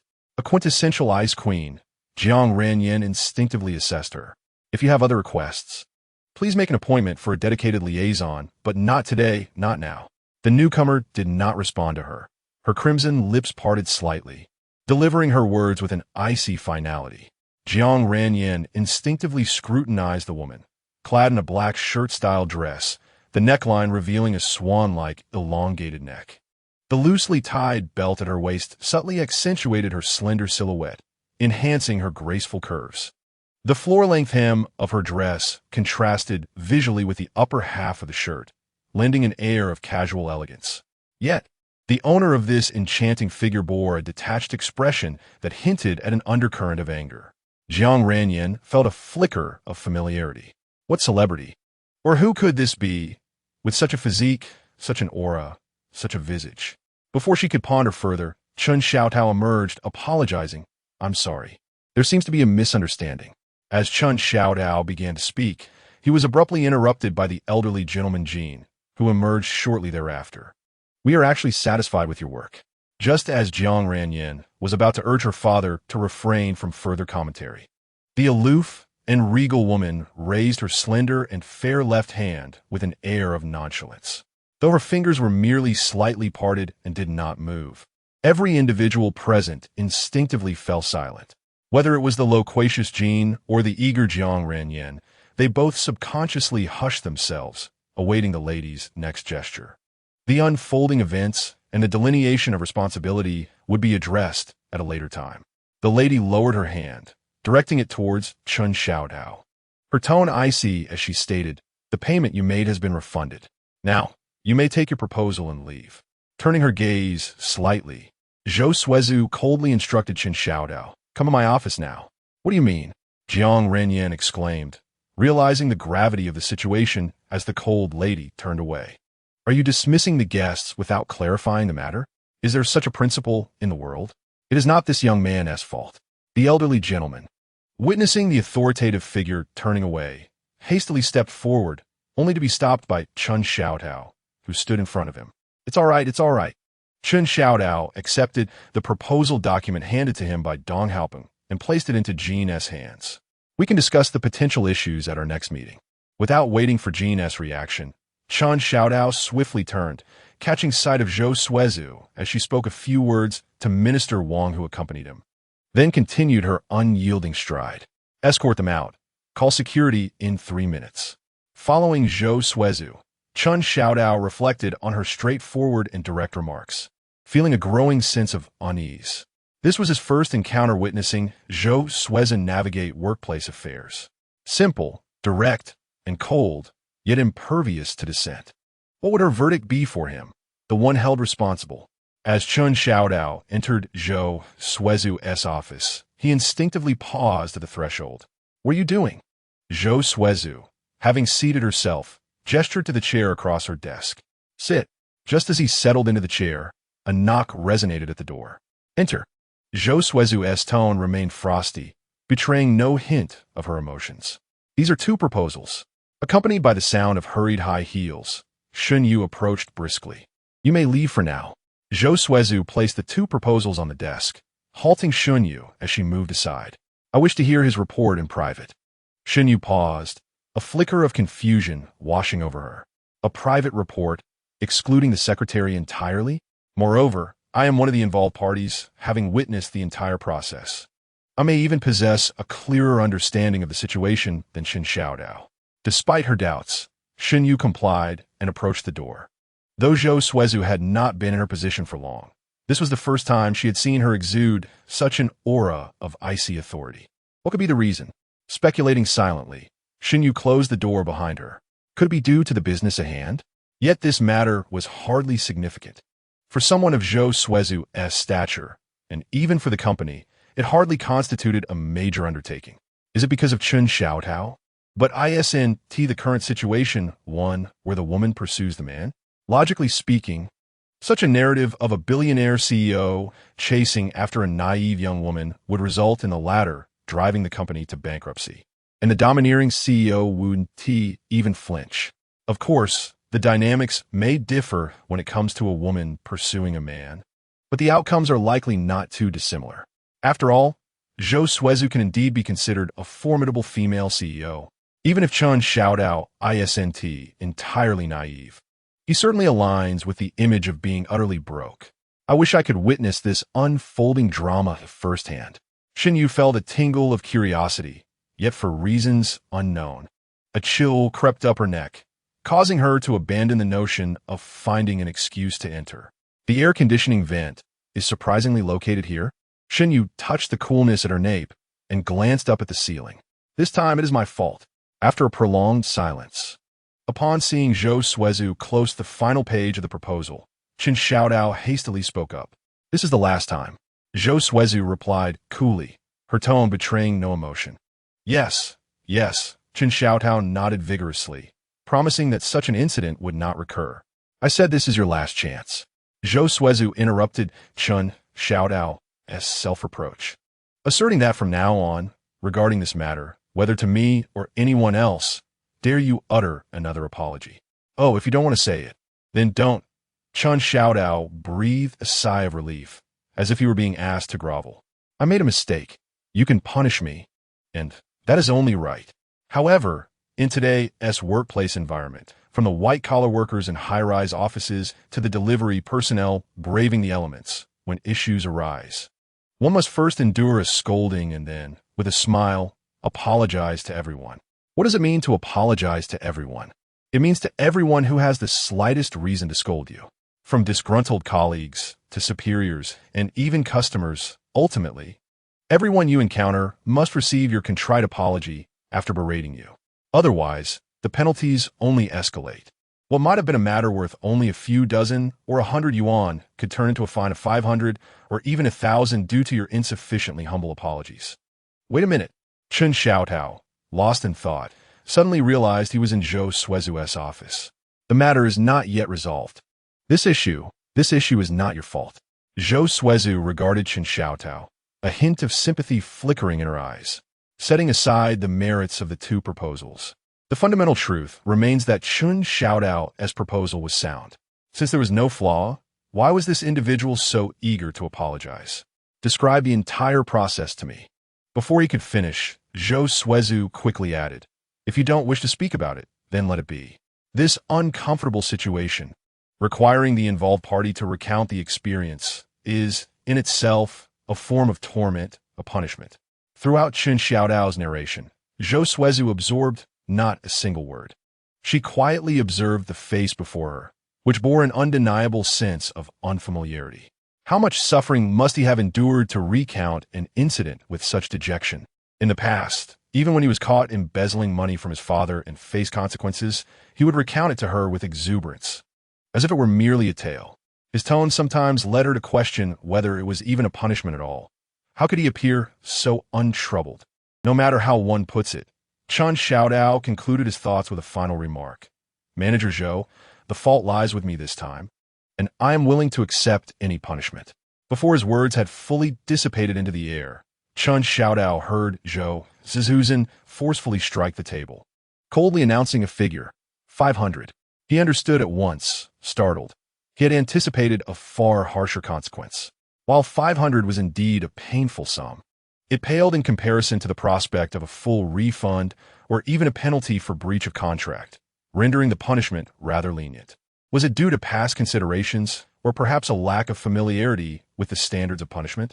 As Chun Xiaodao pondered this, Zhou Zuozhu's voice cut through his thoughts once more.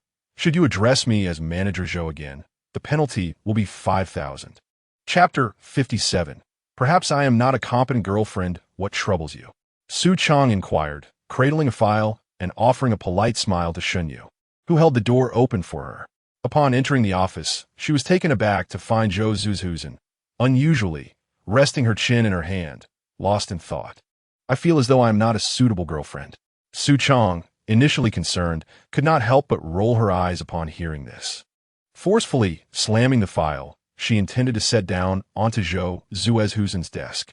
All her worries were for naught. It was merely a matter of romantic entanglements. Do not burden me with your trivialities. Sign this document, and once completed, I shall leave. Su Chong was disinclined to linger on this topic. As long as Zhou Zuozhu maintained her professional demeanor, the rest was inconsequential. Let her entangle herself with that man named Chun as she pleased, out of sight, out of mind. At times, Su Chong considered that Zhou Zuozhu's continued presence in this modest company might be for the best. If the wolves of the conglomerate were to witness her in her current state, they might be tempted by ill intentions.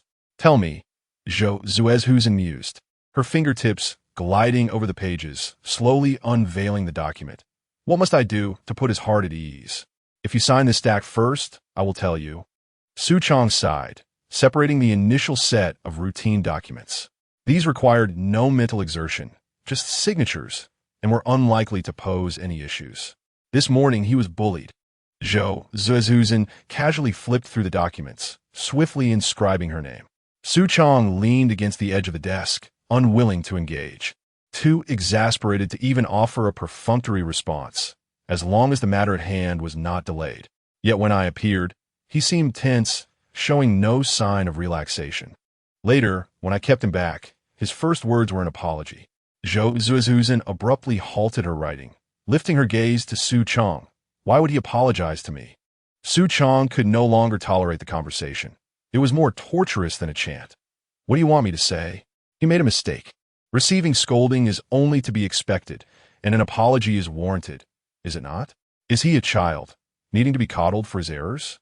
With a sharp motion, Zhou Zuozhu slammed the recently signed meeting minutes onto the table. He did nothing wrong. After declaring this, she pushed two proposals she had been reviewing towards Su Chong. Look here, which proposal do you believe to be more effective? If it were you, which would you choose? I do not need to look, Su Chong retorted, her frustration boiling over as she set the two proposals aside. This is a professional environment. If he wishes to earn, then Chun Xiaodao must apologize. But he was not in the wrong. Su Chong slapped the table and pointed toward the door.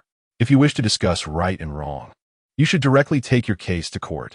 However, if your intention is to make money, irrespective of right or wrong, you must first apologize to the client when issues arise. I do not discern between right and wrong.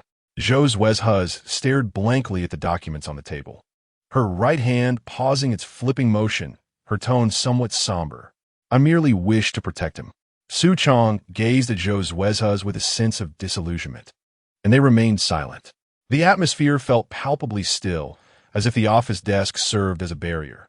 Zhou Zuozhu remained motionless, her eyes cast downwards, lost in thought. Meanwhile, Su Chong curled her lips in discontent, her eyes rolling slightly as she continued to fixate on Zhou Zuozhu. Do you understand why I suggested you separate personal matters from work?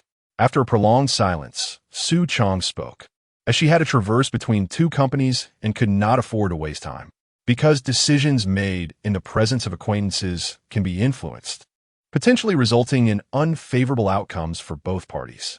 Xuezhu kept her head bowed and slowly began to speak, her voice tinged with bitterness. When personal interests intertwine, the purity of the matter is compromised, and the other party's obsequious concessions can distort the relaxed atmosphere. Isn't that quite evident? Su Chang's expression shifted. If Xuezhu was indeed aware, why would she still engage in such behavior? It's akin to drinking. I evade it, and you scold or hit me, such is the joy among friends. Su Chong sensed something amiss. This was not the typical discourse. If I evade drinking and you feign ignorance, then the gathering loses its charm. Have you lost your senses? Su Chong couldn't help but wave her hand in front of Xuezhu's eyes. The reasoning was sound, yet Xuezhu's demeanor, speaking in a low, unvaried tone, evoked a sense of discomfort. Moreover, Xuezhu would never utilize drinking as an analogy. This was a lesson imparted to me by Chen Xiaodao. Xuezhu finally lifted her gaze to meet Su Chang's, her tone shifting. He understood this principle while still in school. Don't you think that is impressive? Indeed, he is astute, wise, rational, charming, and captivating. Su Chong responded with a perfunctory string of adjectives. Now, can we focus on the matter at hand? This is the matter at hand. Xuezhu pushed the remaining documents aside, her interest waning. She would deal with them later in the evening. I was wrong. Su Chong regretted her earlier verbosity, realizing she had yet to learn the virtue of patience. Let's not penalize Chen Xiaotao. He is not at fault. The fault lies with me. If necessary, while we cannot reward him openly, you might discreetly bestow him a gift. I refuse to reward him in secret. Xuezhu pounded her fist on the table. I cannot concern myself with others. In my presence, Chen Xiaodao shall earn his keep standing. Is this the onset of a romantic obsession, devoid of warning? Su Chong stared in disbelief at the seemingly irrational Xuezhu, hesitating to speak. According to the earlier lesson, she ought not to interject. The less she asserted herself, the better. Presumably, Xuezhu would return to normalcy after some time alone. However, upon reflection, facilitating Xuezhu's prompt success might indeed expedite her return to normality. Chen Xiaodao did not appear as inept as he seemed. At the very least, being cared for by Xuezhu was a fitting arrangement. The separation of personal and professional matters is essential due to the differing logics involved. Resolute inner thoughts. Su Chong spoke up. Your excessive indulgence towards Chen Xiaodao will only lead to his alienation from colleagues, ultimately fostering resentment towards you. Is my kindness towards him a fault? You must discern the appropriate circumstances. With a sigh, Su Chong felt compelled to articulate her thoughts. He makes mistakes, you discipline him, and that should conclude the matter. No one else should have the right to comment.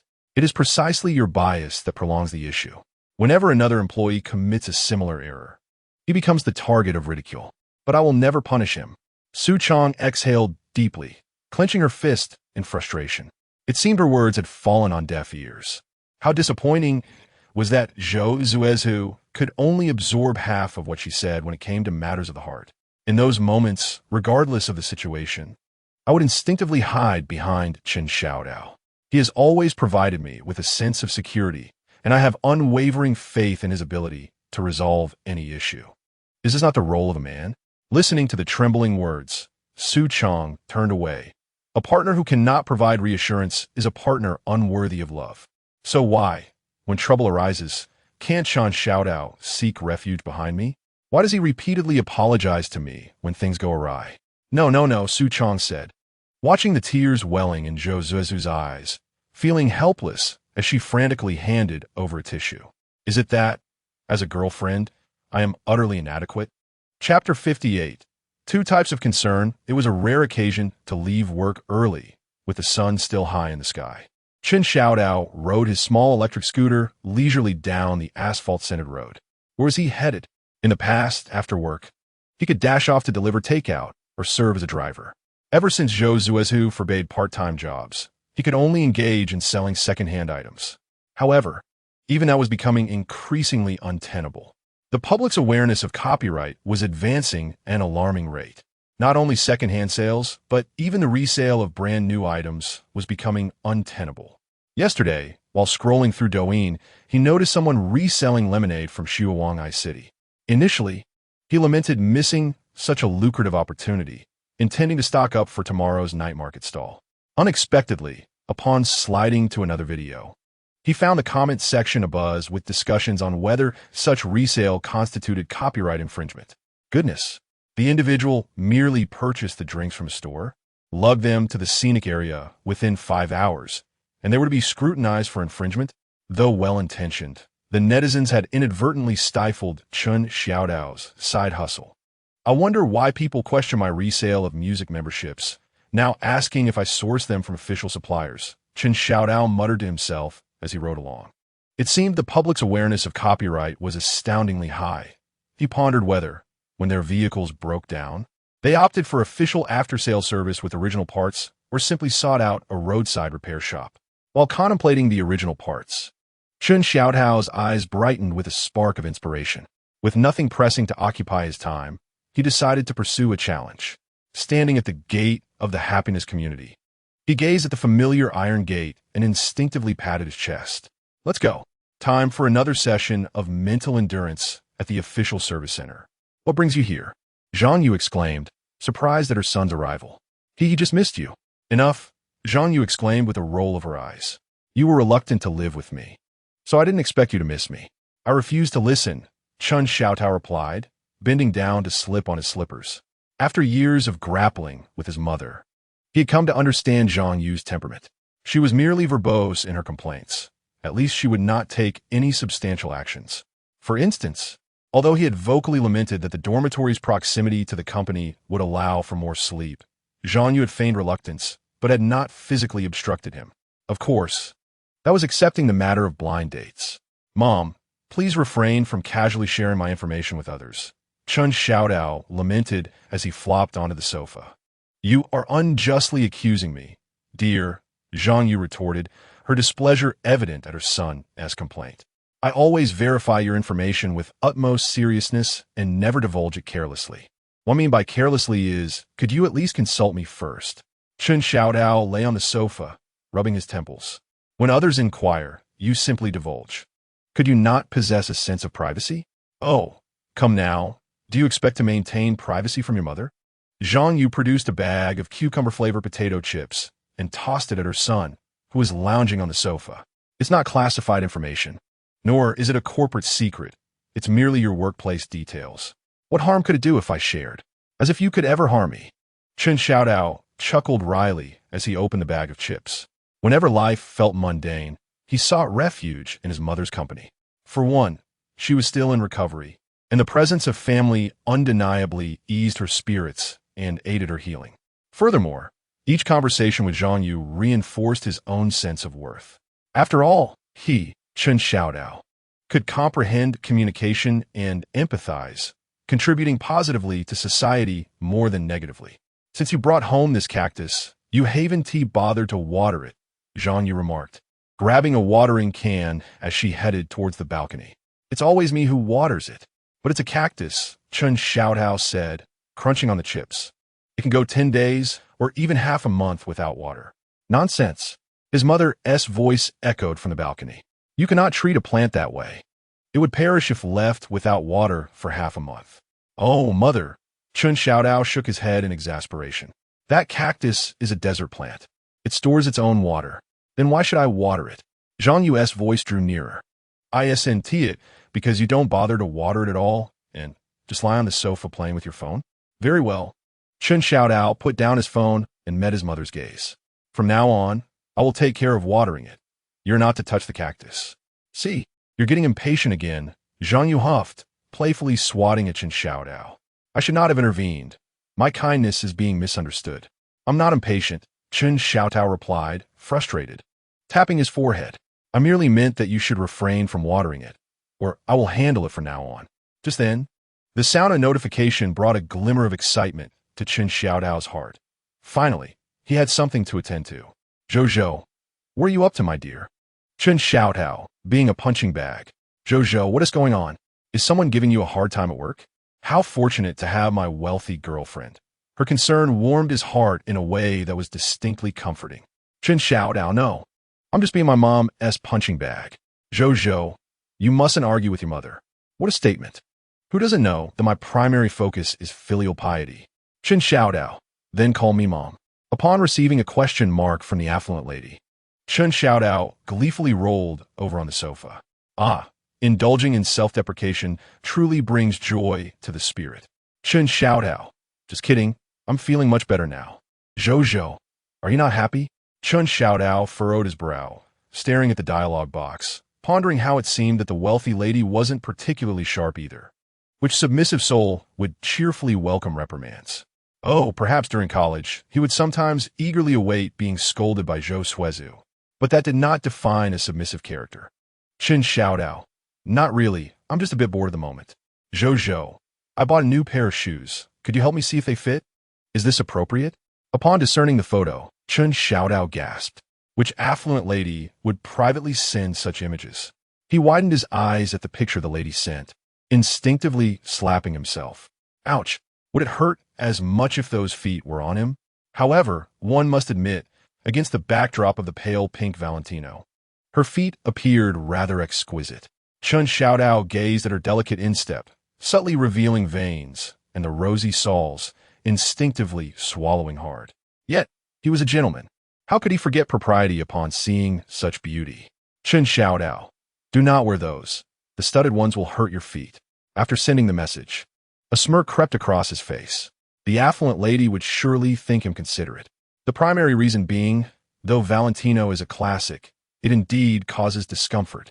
The secondary reason is that such a remark portrays him as sincere, gentle, and not lecherous. A trivial justification, yet if she opts for a different style, it grants him another opportunity for evaluation. Chapter 59. If you don't use the vacuum, then I want to eat spicy chicken. Still clutching his phone and grinning like a fool, observing his son deeply embedded in the fabric sofa, illuminated by the glow of his phone screen. Xuezhu lamented. Can't you help your mother with some chores? This young man, his fingers casting shadows on the screen. Chen Xiaodao, fixated on the screen, didn't even lift his eyelids. My dear mother, the house isn't that cluttered. What household tasks require daily attention? You're being obstinate. Xuezhu smacked the armrest of the sofa, rising in irritation. Sweeping twice will surely be cleaner than once, right? That makes sense. Chen Xiaodao, with a swift flick of his finger, replied. Then I'll set a scheduled task for the vacuum cleaner to sweep 3 times daily. No need to do that. Xuezhu, already approaching the door, abruptly turned at the sound of his voice, her tone rising sharply. You're always wasting money. You can use that robot yourself. Mother doesn't need it. Ignoring his mother's complaints, Chen Xiaodao began to set the schedule for himself. After all, he had discovered that whenever the vacuum did its job, Xuezhu indeed swept less. Task successfully set, deep cleaning 3 times a day. Chen Xiaodao deliberately turned the ringtone of his phone to the maximum volume. You might as well save your energy. Once the robot finishes cleaning, you can check it later. I've already said it's unnecessary. Xuezhu, returning with a broom, lightly tapped Chen Xiaodao. This thing doesn't clean well. That's not the case, Chen Xiaodao began to persuade. This is modern technology, developed by scientists in laboratories. It's a win-win situation. He felt a sense of pride in his statement. Either he would convince his mother to embrace the vacuum cleaner, thereby saving time and effort, or he would instill a sense of rebellion against such so-called technological marvels in her, which would at least spare him the worry of her purchasing health products. Nonsense. Mom has been in a lab before, Xuezhu retorted, narrowing her chin and glaring at her son. If this thing is so effective, why do we have to hire 3 cleaners before? It seems he need not fret about his mother buying that 31,000 yuan therapeutic mattress. Forget it. I can't control you. Noticing her son's silence, the white circular device buzzed back to life, prompting her to angrily toss the broom into the corner. What do you want to eat? There are some vegetables left in the fridge. No, I'm not hungry. Upon hearing the prospect of cooking, Chen Xiaodao sat up straight. He had resolved that from this day forth, he must begin to rebel. After all, Xuezhu was not particularly old and could still handle him. if things escalated. He could always let his mother give him a good scolding. You always make it too spicy and never listen to me. Oh, so you find your mother's cooking unpalatable? Here it comes again. Xuezhu felt a dull ache in his head. At times, the cost of communication with his mother was so high that he preferred to be misunderstood. The terrifying part was not playing the piano for a cow. At least one could explain the logic behind it, and whether the other party listened or not was their concern. What was truly dreadful was when the cow continued to face him, oblivious to his explanations. Clearly, Xuezhu was such a case, completely disregarding his opinions. I just want to eat the braised pork that you make. Xuezhu donned a pitiful expression, wondering if this was such a crime. All right. Xuezhu opened the fridge, turning to Xuezhu as she spoke. Then I'll make you braised pork. How does that sound? That would be wonderful, Xuezhu exclaimed, leaping up in joy, finally able to indulge in a proper meal made by his mother. Thank you, Mom. He raised his arms above his head, forming a character gesture. Dream on. Xuezhu rolled her eyes at her son and turned to head into the kitchen. You'll eat what I make. You love spicy chicken, right? Oh no. Xuezhu felt beads of sweat forming on his forehead. The doctor advised me to maintain a light diet. He attempted to plead, Mom. Could you refrain from adding chili today? What is there to fear about spice for a grown man? Xuezhu's voice resonated alongside the thudding of her knife against the cutting board. You'll get used to it after a few meals. A man who doesn't eat spicy food will be laughed at. Xuezhu rubbed his face in exasperation. He didn't know if others would laugh at him, but he certainly knew that consuming spicy food would wreak havoc on his stomach. Glancing at the time, and realizing he had been sitting there for several hours, Xuezhu made a resolute decision. If it came to that, he would simply escape. Mom, I have something to attend to. I'll take my leave now. Upon seeing the vibrant spicy chicken prepared by Xuezhu immediately rose to his feet. I can eat later. It won't hinder my affairs. Xuezhu seemed to perceive his thoughts and countered. These chilies were specially selected by Mom. You consume takeout drenched in gutter oil daily without a problem. What harm could a few chilies possibly do? Is this even comparable? Xuezhu's eyes shifted, and he concocted a clever excuse. I am truly in a hurry, Mom. Let us save it for next time. I shall bring some groceries when I come. However, Xuezhu glanced at the rice cooker on the dining table and remarked, Mom has already prepared the meal. It would be a shame for you not to partake. Just this one dish, I assure you, you can finish it. Xuezhu, sensing Xuezhu's vulnerability, felt a surge of delight within. Moreover, you have already purchased the vacuum cleaner, yet you leave it unused. Oh really? Xuezhu retorted, you dare to speak of your mother in such a manner? Is it not commendable that I help you save money? I feel for you, Mom. I truly do, Xuezhu chuckled, but today I shall abstain from eating. Just wait. Xuezhu, left with no recourse, threatened fiercely. Next time, I will go and tell your father. Upon hearing the mention of his father, Xuezhu hastily checked his phone for the time, nearly forgetting the matter entirely. The visitation hours approved by the prison were for the following day. Originally, according to plan, he was to provide on-site guidance at the Xuezhu project and then take the opportunity to visit his father. After all, he chose this project primarily due to its proximity to his father's prison. Now, with the project in disarray, he certainly wouldn't need to be out in the field tomorrow, but he still needed to see his father. After all, visits were a monthly occurrence. Miss it, and it would be lost. With this thought in mind, Xuezhu retrieved his phone, preparing to request a day off. Xuezhu, Xuezhu, how do I request leave? I have something tomorrow. Previously, securing leave simply required approval from a supervisor. However, since Lu Jing had been dismissed, no one had taken his place. Thus, he had to turn to Xuezhu, who was at least currently managing affairs. Xuezhu, I will inform General Zhou. Please await my response. A mere small fry seeking leave must wait for the big boss's reply. What was this? Did they fear he would flee? Was Xuezhu that kind of person? Even if he made a mistake, he wouldn't simply walk away. Dismissing the thought, Xuezhu shook his head, deciding to temporarily set aside company matters. The immediate priority was to escape this meal. Just as he was about to push the door open, a thought struck him. He went to the balcony and picked up the bothersome cactus. Mom, I'm taking the cactus with me. Chapter 60. The imprisoned father. How come you appear to be in such good spirits? In a visitation room of the Thailand prison, upon seeing his father's current state, Chen Xiaodao cupped his hand around his eyes, mimicking a gesture of squinting into the distance, and teased. Clad in a gray-blue striped prison uniform, Chen Guangyu appeared remarkably relaxed, walking steadily towards him and taking a seat opposite him with composure. Were it not for the circumstances and the attire he wore, Chen Xiaodao might have mistaken this meeting for one in a rehabilitation center. In the initial years, his father's face bore a look of defiance. Gradually, a hint of sorrow settled upon his features. Yet, to his surprise, upon this visit, his father's face was aglow with vitality. The prison garb exuded an air of linen-like comfort. Could it be that too much time has elapsed? Chen Xiaodao felt a pang of guilt. It had been over a year since he last visited his father. You seem to be in much better spirits, Chen Guangyu remarked, observing his son. This was not mere consolation. During the tumultuous year following the incident, the boy had appeared utterly distraught.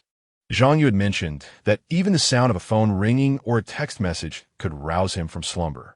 Gradually, Chen Xiaotao began to shoulder responsibilities, his demeanor becoming increasingly somber, with scarcely a smile gracing his lips. Even during visits, he could only manage a strained grimace. Subsequently, Zhang Yu fell ill, and Chen Xiaodao feared that he might not endure, his brow perpetually furrowed. To his surprise, after such a long absence, he noticed a glimmer of light in his son's eyes. At least I can now enjoy a few peaceful nights' rest, Chen Xiaodao thought, chuckling softly at recent experiences. You should have mentioned your desire for sleep earlier, Chen Guangyu jested. Perhaps I should invite you in. Here, the routine is quite regular. That won't do. Chen Xiaodao feigned alarm, waving his hand. At home, my mother wakes me. Here it would be you.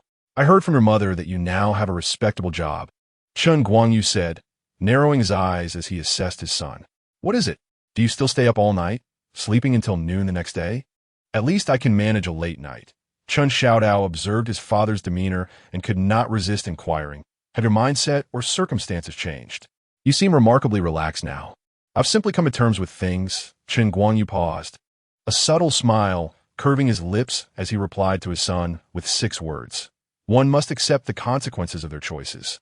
What a positive outlook. Chen Xiaodao raised his hand to give his father a thumbs up. If only I could possess your mindset, old Chen. Chen Guangyu, amused by his son's gesture and the long unheard praise, chuckled.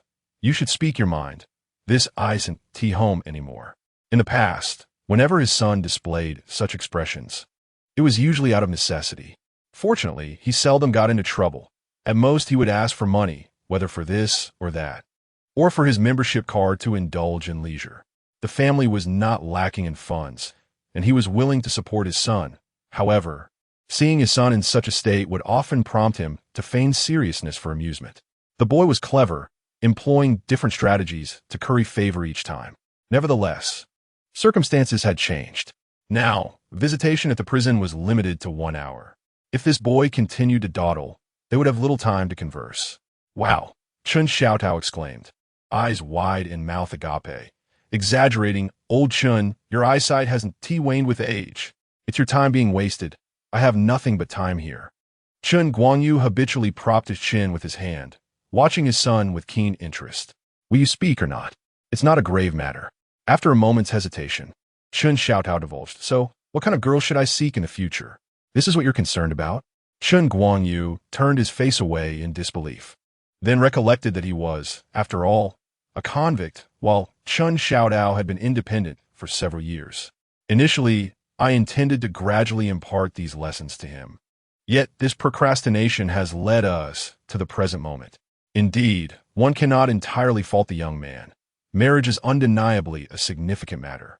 When he inquired why I should be consulted, I retorted, I am not you. Chen Guangyu cast a sidelong glance at his son, questioning why he sought my opinion regarding his choice of a wife. Old Chen, are you in a sound state of mind? Chen Xiaodao had anticipated his father's response, perhaps a focus on social standing or the virtues of a dutiful spouse, but he never expected such an indifferent attitude towards a matter that concerns him directly. Is this appropriate? I am your own son, and my wife is to be your daughter-in-law. So naturally, your opinion should hold weight. Noticing his son's astonishment, Chen Guangyu thought it an opportune moment to enlighten the young man, adjusting his posture to convey the seriousness of the conversation. You assert that you are my son, which is indisputable. However, that does not imply that your wife automatically becomes my daughter-in-law. These are distinct concepts. Do you have access to mental health counseling here? Seeing that his father was not jesting, Chun Xiaodao expressed his concern. Old Chun, your demeanor is quite unsettling. Chun Guangyu let out a cold snort, managing a wry smile. In the past, he hesitated to push his son too hard, fearing he might stifle his growth. Yet now that his son was older, he found himself confined, and their communication had dwindled to mere handfuls of words over the course of a year. Nevertheless, despite his lack of understanding towards his son's thoughts, he appreciated that the young man was candid, still willing to speak his mind as he once did. Do you not comprehend? Chun Guangyu contemplated a relevant anecdote from their social circle, an actual occurrence worth sharing.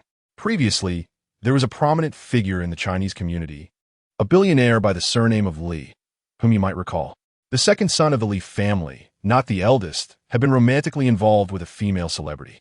This celebrity bore him 3 sons, yet they ultimately parted ways. One must ask, did the second son of Li not hold affection for this actress? Chun Xiaodao shook his head, affirming that he certainly did. He had heard whispers about this. If he were indifferent, the woman might have leveraged their son to gain his commitment, but she would never have had the chance for a second pregnancy.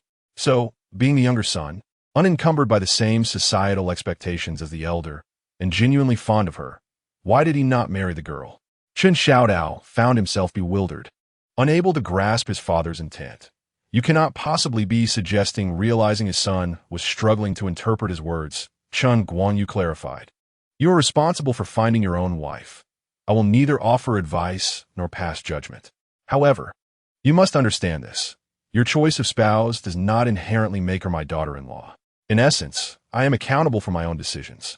Chun Xiaodao pondered this, piecing together the crucial information.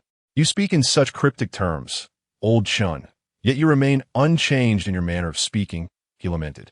His father had always communicated in such an elusive way, meandering through topics before ultimately inquiring if he had grasped the essence of the conversation. I had thought you were preparing a betrothal for me. My fiancée's earring alone costs $3 million. Chapter 61. The indifferent old Chun, however. I do not recommend that you pursue a romantic relationship at this time. Upon hearing this, Chun Xiaodao leaned back in his chair, turning slightly, closing his right eye while peering at his father with his left, a quizzical look upon his face. Not recommended? Does that not imply your support? It seems that, in principle, it cannot be done. Does that not imply it can be executed? Old Chun, you just stated you would not interfere in my search for a spouse. Chun Xiaodao, with a mischievous grin, pointed his index finger at Chun Guangyu. Are you suggesting that your words hold no weight? This rascal, observing his son's reaction, Chun Guangyu suddenly felt as though he had stumbled into a trap. Chun Xiaodao's demeanor was less about seeking advice and more about testing his father's stance. Which girl has captured your fancy? Chun Guangyu ventured cautiously. He was aware of Zhang Yu's zealous efforts in arranging blind dates for his son and had initially intended to intervene. However, he reconsidered. Perhaps it would be beneficial for the boy to experience some trials. After all, he was growing up and could not be devoid of his own thoughts, merely becoming a puppet to his parents' whims.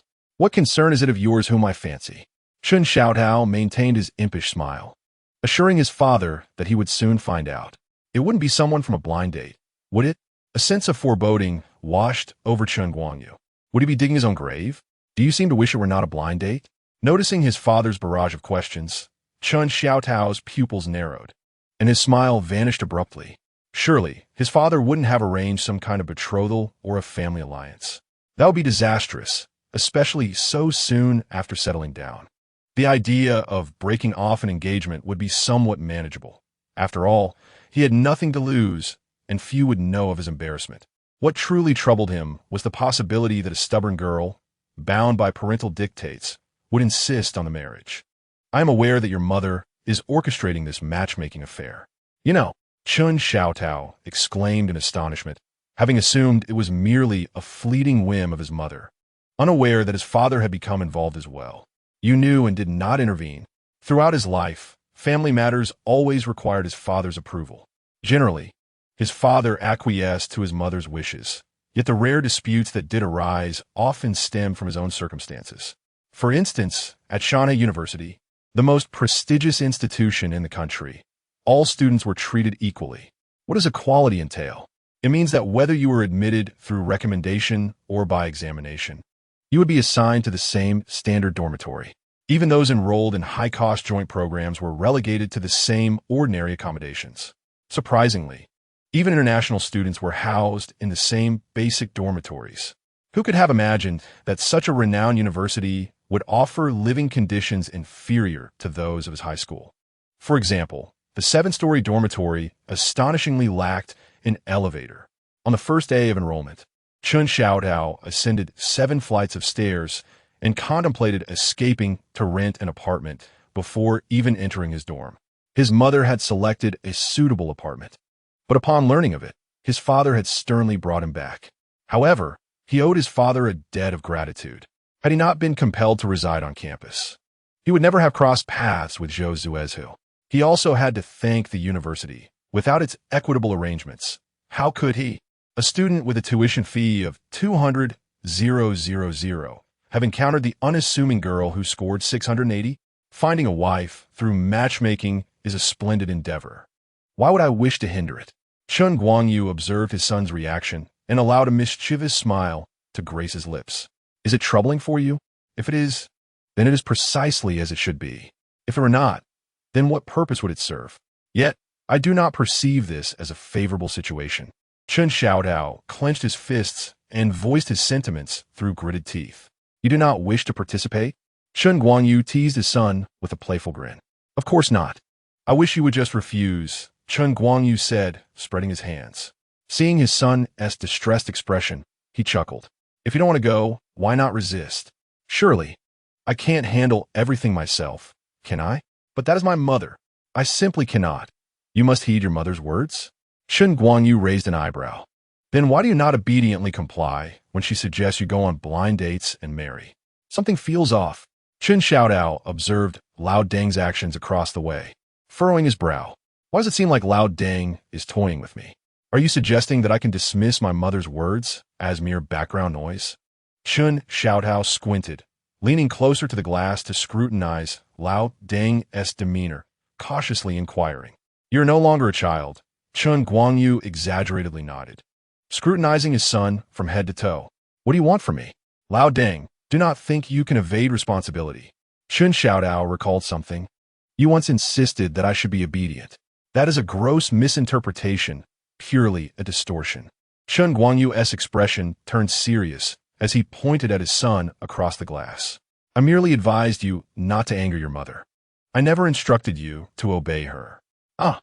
Xuezhu raised his fist, preparing to knock on the glass, but caught sight of an uncle nearby and instead tapped his own head in frustration.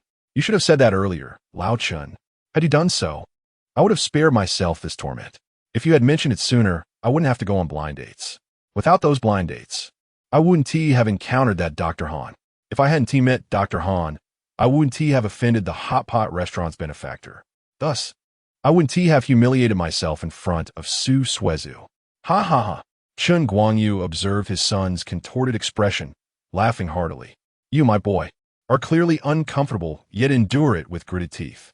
Noticing his son's indignant gaze, Xuezhu's eyes twinkled mischievously as he said with a straight face, why don't I find you a wealthy family to marry into? Your current demeanor, swallowing your discontent, would make you the ideal son-in-law in their eyes. Just wait. Xuezhu looked at his father, finally recognizing the true source of his troubles. Next month, I shall seek out a wealthy woman to marry. I've already stated. What does it have to do with me? Xuezhu could no longer maintain his serious facade and burst into laughter, relishing in his son's plight. After all, it is not I who suffers. Then from now on, I shall not heed my mother's words. Xuezhu sighed with relief. He anticipated this visit would bring unexpected joy. However, to be cautious, he decided to tread carefully. After all, Lao Deng was notorious for stirring up trouble. Is that so? You won't listen to your mother anymore? Xuezhu mimicked his son's earlier tone. I can't shake the feeling that you might need some mental health counseling. I've said it several times. It's not my concern. You must handle your own matters. Xuezhu imagined various scenarios of resistance, but, recognizing his role as the protagonist, lowered his head and sighed. But she is my mother, and she is unwell. Noticing his son's troubled expression, Chen Guangyu set aside his playful demeanor and spoke earnestly. The notion of mental independence may sound abstract and elusive, and I know you may not wish to hear my ramblings. For you at this moment, it suffices to withstand the myriad influences of others and remain true to your own heart. Beware, I emphasize various people. Those who oppose you are easy to manage. The true tormentors are often those who appear to have your best interests at heart. If you cannot bring yourself to be resolute, you will only suffer in silence. Lao Deng, here you go again. Xuezhu raised his hands in a gesture of exasperation, his face a portrait of disdain. Next time, just convey these grand principles directly. Spare me the torment. Just remember one thing, his father insisted. Xuezhu instinctively perked up his ears. According to experience, this final statement from his father was the crux of the matter. In the past, had he been able to recall this pivotal phrase and recite it verbatim at the appropriate moment, his father would undoubtedly have rewarded him. You cannot bully my wife, otherwise I shall deal with you. Chapter 62. Establishing an investigation team. A splendid day is about to commence. Seated at his workstation, Xuezhu caressed the coffee he had just acquired, reflecting upon his sentiments. Although he often dreaded going to work, he felt a twinge of anxiety at the thought of having no job to attend to. He was at a loss regarding how to resolve this mess. What have you been up to? Inquired Dong Haoping, just awakened from his midday slumber, as he observed Xuezhu slowly taking a seat beside him. Where have you been all afternoon? Xuezhu looked incredulously at Dong Haoping. What do you mean all afternoon? I wasn't even here this morning. It was one thing for others to overlook his absence, but Dong Haoping, his dear companion, should have been more attentive. We share a bond forged through our mutual exploits at the company, he lamented. How could you be so oblivious? I certainly had to eat lunch. He added with a chuckle. What did you have for lunch? I can't recall, Dong Haoping replied, his demeanor reminiscent of an antiquated computer struggling to boot up. It wasn't tea particularly delectable. Noticing Dong Haoping's state, Xuezhu quickly probed. So what did you do this morning? It better be something significant. Otherwise, am I to become a mere specter? The kind that remains unnoticed for 2 hours, trapped in a restroom? In the past, being overlooked had its advantages. Fewer responsibilities, but the same pay. However, now that trouble had arisen, invisibility translated to a heightened risk of termination. This morning, Dong Haoping finally reacted, casting a puzzled glance at Xuezhu.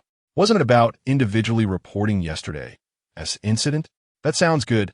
Individual reports are beneficial. Xuezhu sighed in relief, grateful that no one had discovered his absence. He had essentially pilfered half a day's salary from the company. Wait a moment, he suddenly realized. I had to take a leave of absence. Isn't that a significant loss? What else transpired besides the reports? Xuezhu inquired, a hint of reluctance in his voice, regretting that he had slipped away unnoticed. Although he was uncertain of the full attendance bonus for the month, it was rare for anyone to be granted full attendance after taking a personal leave. I wonder if approaching Shun you could erase my leave record. Dong Haoping, lost in thought, pondered for a while before finally extracting a useful piece of information from his muddled mind. They are forming an investigation team. Is it truly that serious? Xuezhu sensed an ominous undertone. This was indeed a legitimate public relations strategy. When negative news surfaces, there are several classic methods of handling it, such as sending a lawyer's letter, conducting a serious inquiry, or establishing an investigation team. Lawyer letters are quite common, typically employed in ambiguous situations where the opposing party lacks solid proof, yet one remains uncertain whether they possess any substantial evidence. It is tempting to adopt a passive approach, but one risks being thrust into the limelight by the opposing party's actions. In this situation, a conventional announcement should be crafted, followed by a pretense of sending a lawyer's letter. After all, a lawyer's letter is neither a receipt for a police report nor a notification of a court filing. It holds no real power. However, once the letter is dispatched, the supporters of the party involved will be invigorated, their spirits lifted as if they had received a shot of adrenaline, which ultimately serves to enhance morale. The matter will be addressed seriously and as a formal announcement. It is imperative that the parties involved are dealt with accordingly. Yet, once the issue is resolved, it quickly fades from public concern. An announcement could state that employee Chen Xiaodao has violated certain regulations, resulting in detriment to the company's interests, and thus, his position is terminated, with further investigations to follow based on other aspects. As for the subsequent actions taken, typically, these details are not disclosed.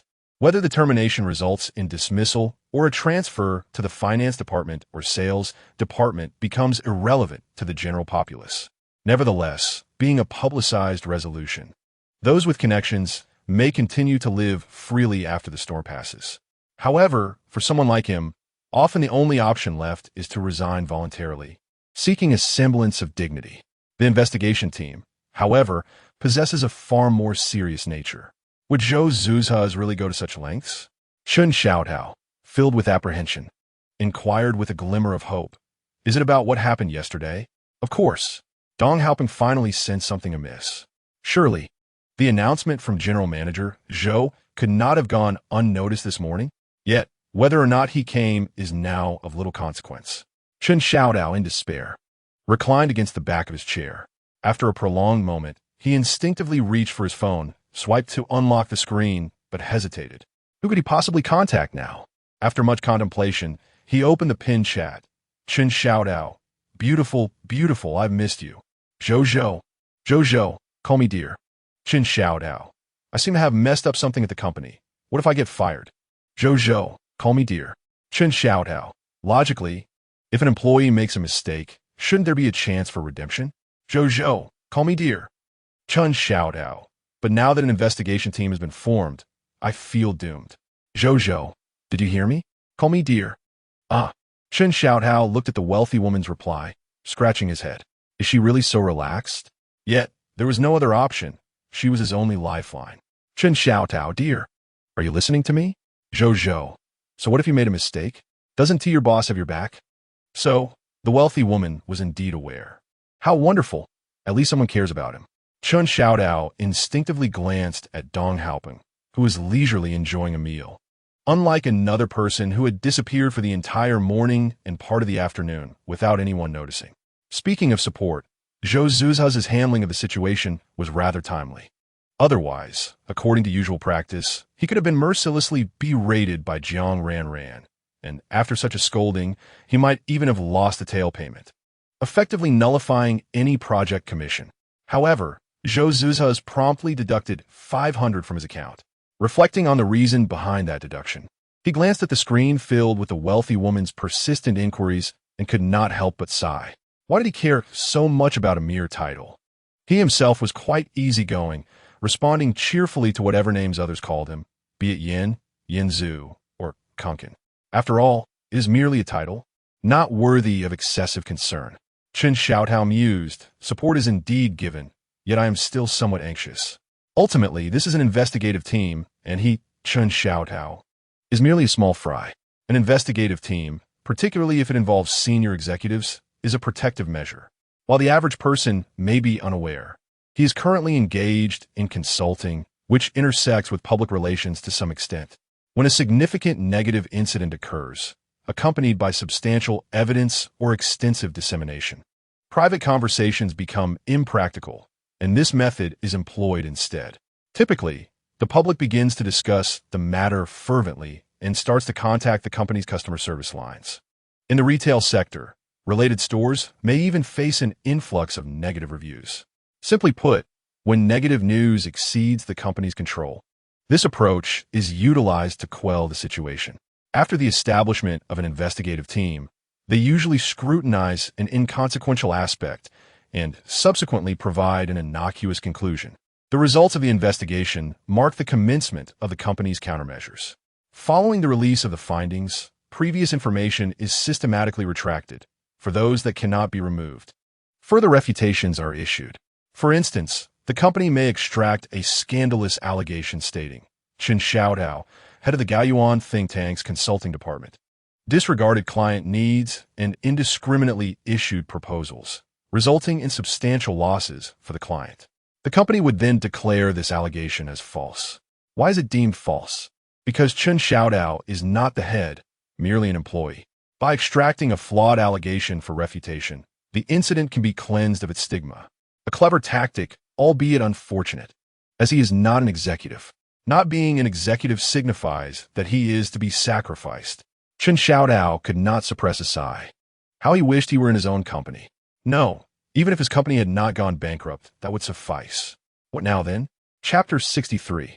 Why do I feel I might be dismissed? Knock knock. Chen Xiaotao's desk was tapped by a finger adorned with a lovely bean paste-colored manicure.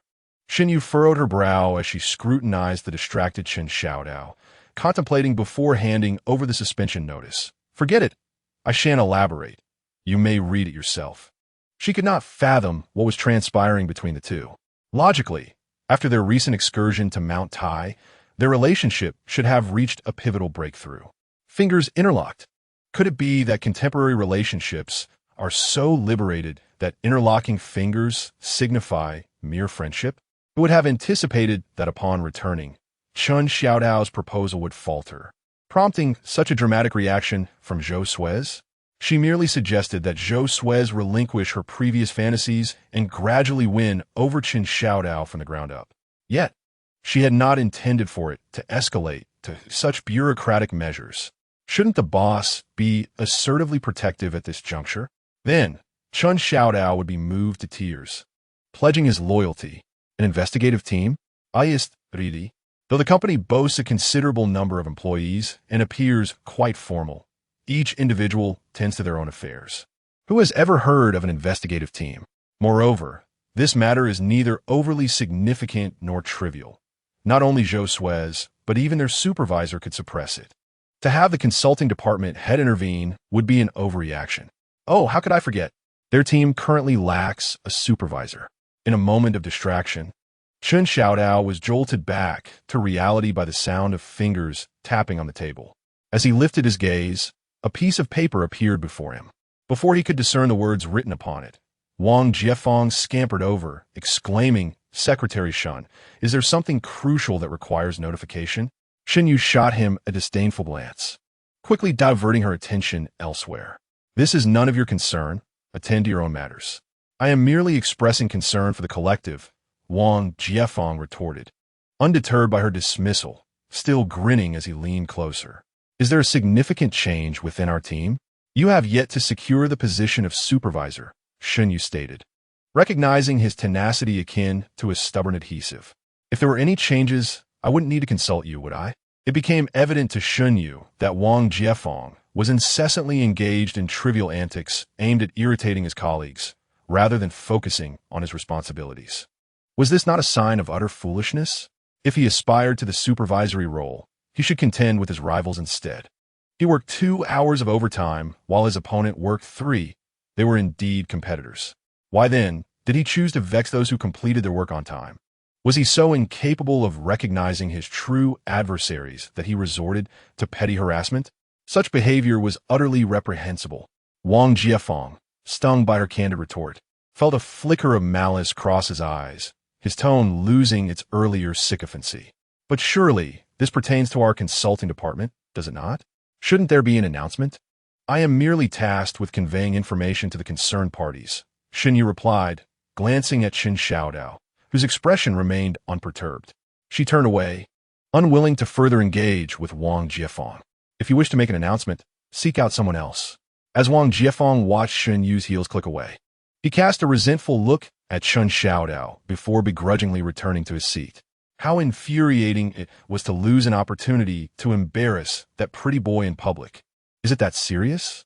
Dong Haopeng, observing Xuezhu's departure, noticed Chen Xiaodao still fixated on the paper, curiosity prompting him to lean closer, only to be taken aback. "Suspended? Our company operates on a project basis. Suspension means merely receiving a base salary. Isn't it a subtle way of being advised to leave?"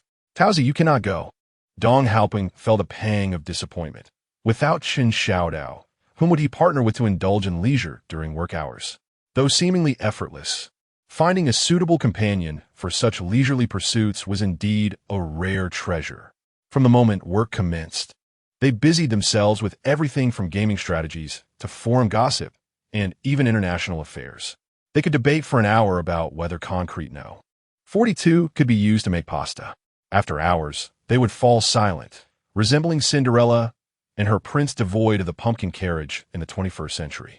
Yet, this did not diminish the depth of their bond in leisurely endeavors.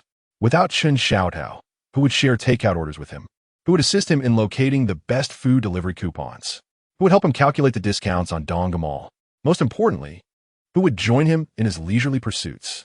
The method of minimizing the WeChat reading program window to disguise it as a pop-up ad was generously imparted to him by Xuezhu.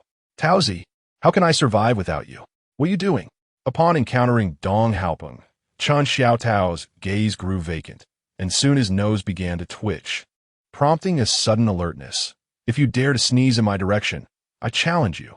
Recovering his senses, Dong Haopeng felt compelled to take action. I shall speak with General Manager Zhou. What do you need to speak with her for? Xuezhu inquired, taken aback by Dong Haopeng's unusual behavior. A diligent worker would hardly provoke a high-ranking executive, especially someone like Dong Haopeng, the king of slacking off. I cannot allow General Manager Zhou to treat you this way, Dong Haopeng declared, shaking his fist for emphasis. Indeed, Xuezhu could not be permitted to depart. Do not frighten me, Xuezhu remarked, sensing the overweight man's sentiment. Tugging at his clothing. What is this? Are you reluctant to part with me? This is Shanhua City, not Chuanyu. When did you develop an affinity for this? Should you leave? Dong Haopeng lamented, recalling the last message exchanged with Xuezhu, his expression one of tragic despair. Who shall I share my videos with? Had you not mentioned it, I would have almost forgotten. Xuezhu realized, and he playfully thumped Dong Haopeng's shoulder. Dong Haopeng was utterly beyond redemption. He was obsessed with videos akin to the dark web, filled with bizarre, abstract productions. He could hardly fathom how Dong Haopeng managed to stumble upon such content daily. Frankly speaking, those peculiar videos would be removed from the dark web in an instant. He worried that Dong Haopeng's shares might lead to a ban on their signal. You can watch whatever you please, but should you tag me in those ghastly things, Xuezhu warned, mimicking a throat-cutting gesture, I shall make you regret it. Surely it isn't that severe? Dong Haopeng, observing Xuezhu's reaction, hesitantly opened a video, finding it rather intriguing. Get lost. Xuezhu playfully thumped Dong Haopeng again. After their playful scuffle, Xuezhu's spirits lifted. Yet, the matter at hand still required resolution, whether to address the company issue or contemplate a job change. With this thought, Xuezhu retrieved his phone and tapped on the affluent woman's profile. Xuezhu, darling, I find myself missing you once more. Surprisingly, the affluent woman promptly replied during working hours. Xuezhu, what do you miss me for? Xuezhu, I long for your support. Xuezhu, I shall grant you another chance. What do you miss me for? Xuezhu hurriedly retracted his message, mortified at having revealed his true feelings. Xuezhu, it's merely that after a few hours without speaking to you, my heart feels vacant. Xuezhu, ha, min. Xuezhu, speak, what has transpired? Xuezhu, I have offended a client and have been suspended. What shall I do if I find myself starving in the future? Xuezhu, suspension does not equate to dismissal. It merely provides you with an opportunity for maneuvering. Ah, that made sense. Unfortunately, he was currently without power or connections, save for Zhou Zuizis. After all, the suspension notice bore Zhou Zuizis' signature. Xuezhu, however, I am but a small fry. It is difficult to maneuver. Xuezhu, since you have offended a client, why not seek their understanding? Xuezhu, rest assured, you shall not go hungry. If necessary, I shall support you in the future. Xuezhu was initially extolling the affluent woman for her foresight and meticulousness. But upon reading the final sentence, he found himself momentarily entranced. Support you? What did it mean by I'll support you in the future? It implied that if he failed to handle this matter well, there was indeed a possibility of dismissal. Chapter 64. The key to reconciliation surprisingly lies with her. Xuezhu gazed at the banner beneath the word Zaya Kunri and smiled faintly. Opening promotion for Shengliao Hot Pot. Students enjoy a 31% discount. Quite commendable, at last. Passers-by could discern the establishment's offerings. Although the red banner rendered the decor somewhat gaudy, it was a minor compromise in light of business. After all, The banner could be removed later, whereas every penny lost in revenue was a penny too much. Upon entering the establishment, he encountered the same elderly woman as before. But this time, the ticket machine was not in use. Instead, she greeted him warmly. "Welcome. Would you like hot tea or cold tea?" Xuezhu managed a smile, tinged with a hint of helplessness. "Hello, Auntie. Is Master Jean here?" His previous visit was for a site inspection, which could be reimbursed. This time, however, he had come to apologize, and spending money would not be prudent. If the negotiations did not go well, it would be a waste to indulge in a hot pot meal. "Oh, it's you." An emaciated old man in the hall heard someone calling for him, and upon turning around to find a handsome young man, he hurried over to greet him. "Gulme, Gulme, Gulme." The old man grasped Xuezhu's arm and began to pull him toward a seat. "This meal is on me. I truly felt embarrassed last time. Please." "No need for that." Xuezhu quickly waved his hand, overwhelmed by the elderly man's warmth. After all, he was not there to celebrate a successful project. "Master Jean, I have come to see if there is anything I can assist with." He was firmly seated by the old man, so he hastily spoke up. "Joking aside, if the hot pot were to be served, matters would become quite complicated. What you mentioned last time was already quite sufficient." Master Jean replied with a tinge of regret. "Rest assured, I have reprimanded my son, and we will still pay you as per our original agreement." "That truly is unnecessary." Xuezhu firmly grasped Master Jin's right hand with his own, his left hand firmly clasping the old man's upper arm, conveying his seriousness. "We agreed to refund the amount, and we shall accept not a single cent." This point was crucial, resolved with the help of Xuezhu. Accepting money would only regress their progress. As long as no money changed hands, there would remain room for maneuvering, ensuring that the evaluation of the situation would not be overwhelmingly negative. "Is Miss Jiang not in the shop at the moment?" Xuezhu surveyed the surroundings while inquiring of Master Jean. It was now 3 in the afternoon. Although it was not a peak dining time, the number of customers had noticeably increased since his last visit. There were also 2 staff members in uniforms bustling about, though they were clearly not Jiang Ranran. Given Miss Jiang's temperament, she would likely be reluctant to assist in the kitchen. Xuezhu had previously worked in a restaurant kitchen, and what appeared to be the simplest task of slicing meat, even with machines, could become quite exhausting when busy. Moreover, the kitchen was bound to be greasy and messy. One could hardly expect Miss Jiang to tolerate such an environment. Yet this time he had come specifically for Jiang Ranran. After all, it was she who had placed the order, and he needed to uncover who had introduced her to the establishment. "A friend of my younger sibling is coming over, and it is evident that old man Jean has some reservations about his daughter's reckless wandering away from his shop. Otherwise, the video would have been completed by now." "Are you filming the video by yourself?" Xuezhu let out a sigh of relief. "Filming it myself indeed saves money." Saving money is certainly welcomed by old man Jean. Once Miss Jiang realizes the potential uses of the saved funds, her attitude should improve as well, right? Just do as you see fit, capturing whatever comes to mind. Old man Jean smiled as he mentioned this, noting that the results were quite impressive, with many inquiries in the comments about the location of her shop. "Let me share another tip with you," Xuezhu thought, hoping to elicit some insights from him. After all, they are father and daughter. "Do you know how to film a video with your phone?" "I can manage that," old man Jean replied, pulling out his phone and fiddling with it. "It's simply pressing this, then tapping this circle. If numbers appear, it indicates that recording has commenced." Observing old man Jean skillfully starting the recording, Xuezhu felt a sense of ease. It was indeed manageable. "Old man, first focus on yourself and read aloud the questions from the video comments. Then capture the current situation." After demonstrating, Xuezhu added, "Look, someone inquired about the types of hot pot base we offer. Start by addressing yourself. Then mention that a fan previously asked about our available hot pot bases. Subsequently, direct the phone towards the hot pot base and proceed with the introduction. We have pure beef tallow, a dual flavor pot, and a tomato broth." Old man Jean, astonished by how swiftly Xuezhu completed the video in under a minute, exclaimed, "Is it really that simple? You might as well give it a try," Xuezhu encouraged, patting old man Jean's arm. "It's no trouble at all. Just observe the results." "I'm immensely grateful." Old man Jean, brimming with excitement, promptly stood up. What do you enjoy eating?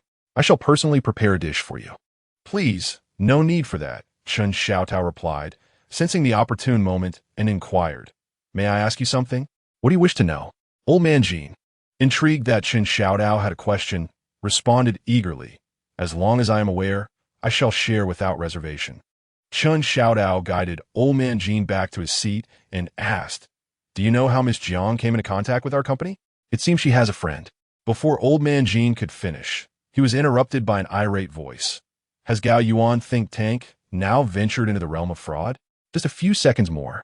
Chen Xiaotao sighed internally, lamenting that Old Man Jean was on the verge of revealing critical information. The matter of seeking understanding comprises two parts. One is the principal parties, Jiang Ranran and Old Man Jean, and the other is the introducer. Old Man Jean would not make things difficult for him. As long as the introducer is identified, the situation could be resolved smoothly. Alas, what a pity. Young one, do not speak so. Old Man Jean, who had just learned something from Chen Xiaodao, stood up, exclaiming that the young man was here to assist him. Jiang Ranran, fully aware of Chen Xiaotao's intentions, upon returning and witnessing her father beaming at Chen Xiaotao. Couldn't he help but mock? Do you think charming my father will allow you to escape unscathed? I am here to win you over, Chen Xiaotao retorted, retrieving several design sketches from his backpack. This is the collaborative proposal for the hot pot scented candles you mentioned last time. What is the meaning of this? Jiang Ranyan, with a face full of vigilance, accepted the blueprints, which bore the word free highlighted in fluorescent ink, accompanied by a simple doodle of a crying stick figure. To express my apologies, I will design several versions for you at no charge. Chen Xiaotao lowered his head slightly, secretly relieved. Fortunately, in this era, there exists such a convenience. His sole responsibility for the entire candle scheme was merely to draw a small figure as an apology. What do you really want? Jiang Ranyan casually flipped through the blueprints, casting a mocking glance at Chen Xiaotao. You do not truly believe that this will earn my forgiveness, do you? This is certainly insufficient. Chen Xiaotao had not anticipated that Jiang Ranyan would alter her attitude, yet now, caught at a critical juncture, he had to lower his tone. I merely wish to ascertain who referred you to place an order with our company. Is there a problem with my introduction? Chen Xiaotao's heart leapt at her response, and he swiftly turned around, only to feel his spirits plummet upon recognizing the visitor. After all, that striking mane of red hair was impossible to forget. Chapter 65. Thankfully, I was not recognized. Lu Ruyin adjusted her sunglasses with a fingertip, lifting her gaze to assess the man before her. Indeed, he possessed an acceptable appearance, though a touch weathered, embodying the typical unrefined straight man who neglects grooming and relies solely on innate charm.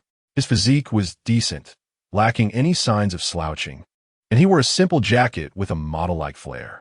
Alas, even the best presentation could not elevate him to high fashion status. However, Lu Rian furrowed her brow slightly, as she felt a flicker of familiarity with this face, though she could not quite place it. It mattered not. She pushed her sunglasses back onto the bridge of her nose, dismissing the thought. She had encountered countless handsome men, certainly more than 1,000. Perhaps they had shared a drink at some point. Do you know me? Upon hearing the question from the red-haired enchantress, Chen Xiaotao hesitated and shook his head. We have met only once. How could that be considered knowing one another? Moreover, he did not even know her name. Yet, fortunately, judging by her expression, she had not recognized him either. It was for the best. Had she done so, it would have created a chaotic predicament. Just then, Lu Rian retrieved her phone and handed it to him. Let us add each other on Tingxin. What is this? Chen Xiaotao stared blankly at the back of Lu Rian's phone, perplexed. Who adds friends using the back of phone? Shouldn't it be a bright QR code? There is no print on your phone case either. Observing his bewildered gaze, Lu Rian smiled smugly, her red lips curling up. This little card was inexpensive, yet it had garnered her a fair amount of attention. Just tap your phone against mine. Skeptical yet intrigued, Chen Xiaotao took out his phone. As the backs of the two devices touched, the screens illuminated, displaying a prompt. How astonishing! Chen Xiaotao's eyes sparkled with wonder, though he did not understand how it worked. It was undeniably intriguing. He must figure it out later and then market it to university students. Not just the students. If this could be accomplished through phone cases or similar accessories, They could print designs and sell them to the otaku crowd. Watching the ad button pop up on the other S phone, Lu Ruyin raised an eyebrow. Pleased. Not bad. There was some reaction. He was not the sullen, stagnant type after all. Add me now, and I will approve you immediately. After speaking, Lu Ruyin shook her phone, turned around, and pulled Jiang Ranyan, preparing to enter the inner room. Wait a moment. Chun Xiaodao called out hastily, aware of the fiery temperament of the red-haired witch. At this juncture, it will be troublesome not to inquire. If you wish to ask me whether I am free tonight, spare yourself the effort. Without even glancing back, the red-haired witch flung out her words, continuing to stride towards the room. No, I meant to ask if any questions regarding me are off-limits. No, who is interested in you? So confident, are we? Though she was met with sarcasm, seeing the red-haired witch swiftly distance herself, Chun Xiaodao hurriedly followed a few steps. I just want to confirm, Miss Zhang's collaboration with our Gao Yuan think tank. Was it recommended by you? I heard you have a top-tier talent. And since Ranyan is in need, I recommended her. Is there a problem? Lu Rian impatiently halted, lazily glancing back, suddenly recalling something. She inquired of Jiang Ranyan beside her. By the way, have you encountered that exceptionally handsome one? Is the rumor true? After pondering for a moment, she pointed behind her. Compared to this one, who is better? Don't even mention it. Jiang Ranyan's temper flared at the mention, stamping her foot and pulling Lu Rian's hand as they walked inside. Let me tell you, I am utterly infuriated. Chun Xiaodao, observing the red-haired witch's unwavering demeanor, felt a wave of frustration. Master Jean, recalling the frail old man beside him, Chun Xiaodao quickly inquired, do you have any idea what they are planning? At this hour, the red-haired witch was unlikely to be here for a meal. If it were a minor matter, he could wait. However, if it took too long, he would rather not, as knowing the objective sufficed. Yet, inwardly sighing, Chun Xiaodao thought that perhaps he would need Xuezhu to mediate with the red-haired witch. Need I even ask? Master Jean shook his head, sighing. They are here again for photographs. A table full of dishes, posing in various ways, using a light to illuminate, changing styles for the photos. Photograph? They will likely take quite some time. There is no need to stay any longer. But why was the old man sighing? Does that red-haired one come often? Chun Xiaodao probed into the relationship between the red-haired witch and Jiang Ranyan. About 2 or 3 times a month, Master Jean furrowed his brows in recollection. She doesn't come frequently, but other friends of my girl do, having visited 4 times last week. So frequent? Chun Xiaodao looked at Master Jean in confusion, noticing the frown on his face. What are they all coming for? They can't be eating hot pot every day, can they? Hot pot, while enjoyable for occasional gatherings, would be quite a burden if consumed daily. You must have an abundance of clothes, as hot pot is known for its penetrating aroma. They all come for photographs. Master Jin's expression grew increasingly troubled. My girl mentioned that afternoon tea is in vogue now, and they prepare some pastries for photos. Chun Xiaodao nodded, ready to complete his final task before departing. He took out his phone, about to start recording, when a notification from a discount app caught his eye. Suddenly inspired, he exclaimed, Master Jean, please take note, the afternoon tea that Miss Jiang arranged features remarkably lifelike models. You may consider procuring some stock at reasonable prices, allowing customers to utilize this model for free after spending a certain amount. Alternatively, perhaps a group purchase deal could be arranged for photography sessions. At this hour, the establishment cannot accommodate a full house, so any profit is welcome. Chun Xiaodao surveyed the shop's decor. After all, it was a place opened without concern for profit, ideally suited for artistic souls to capture moments. Jean Laotu regarded him with skepticism.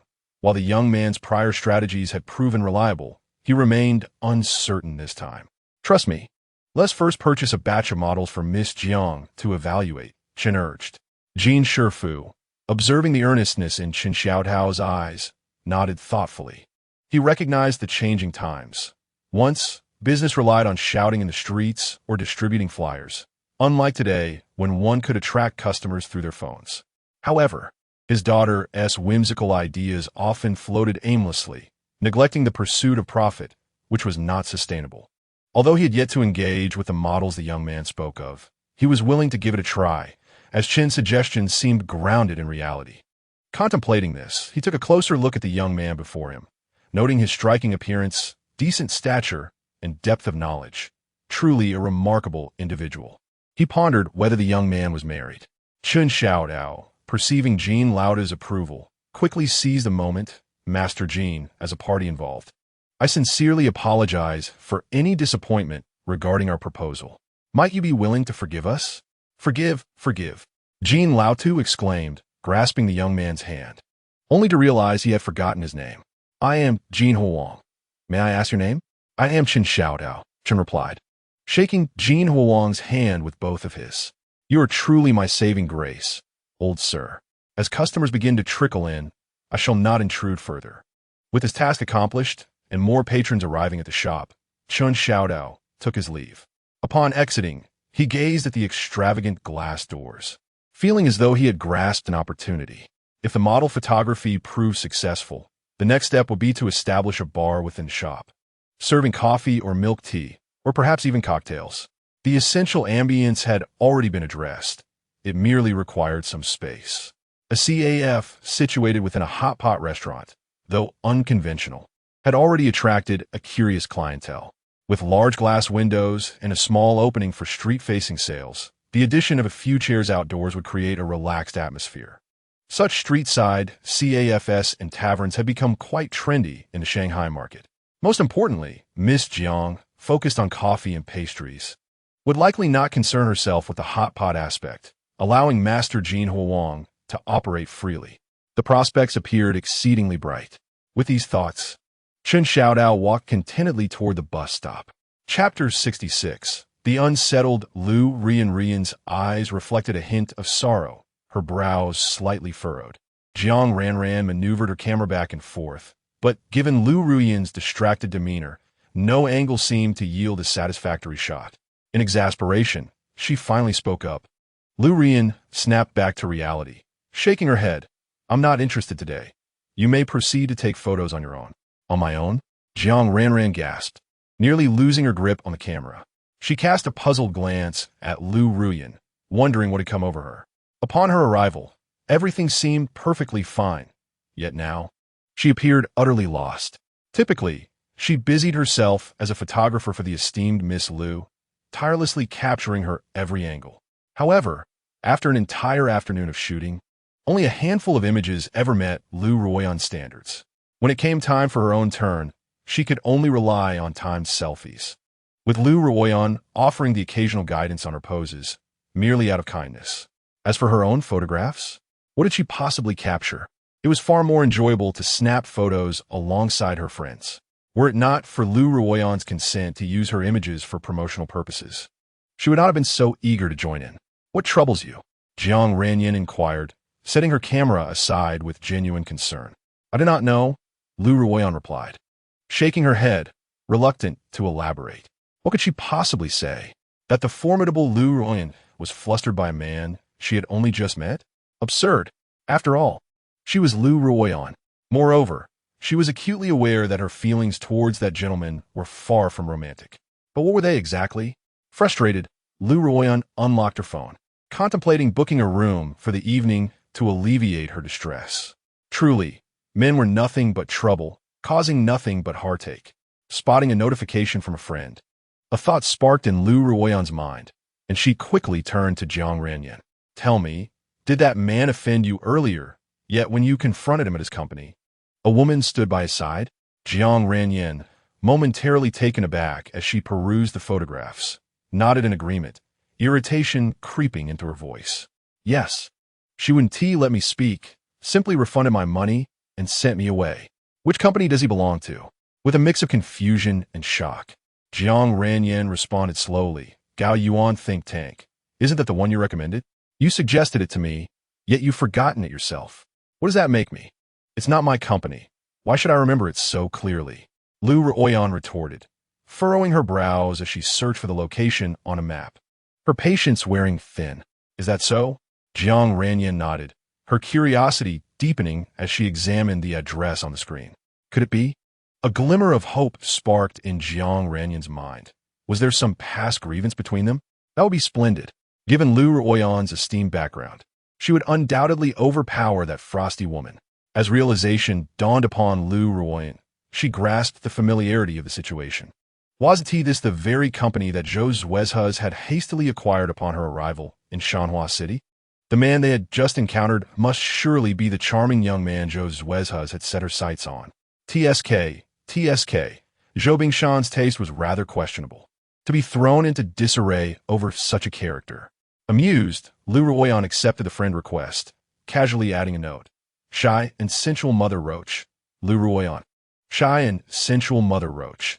If addressing me by my full name feels too formal, feel free to call me Mother.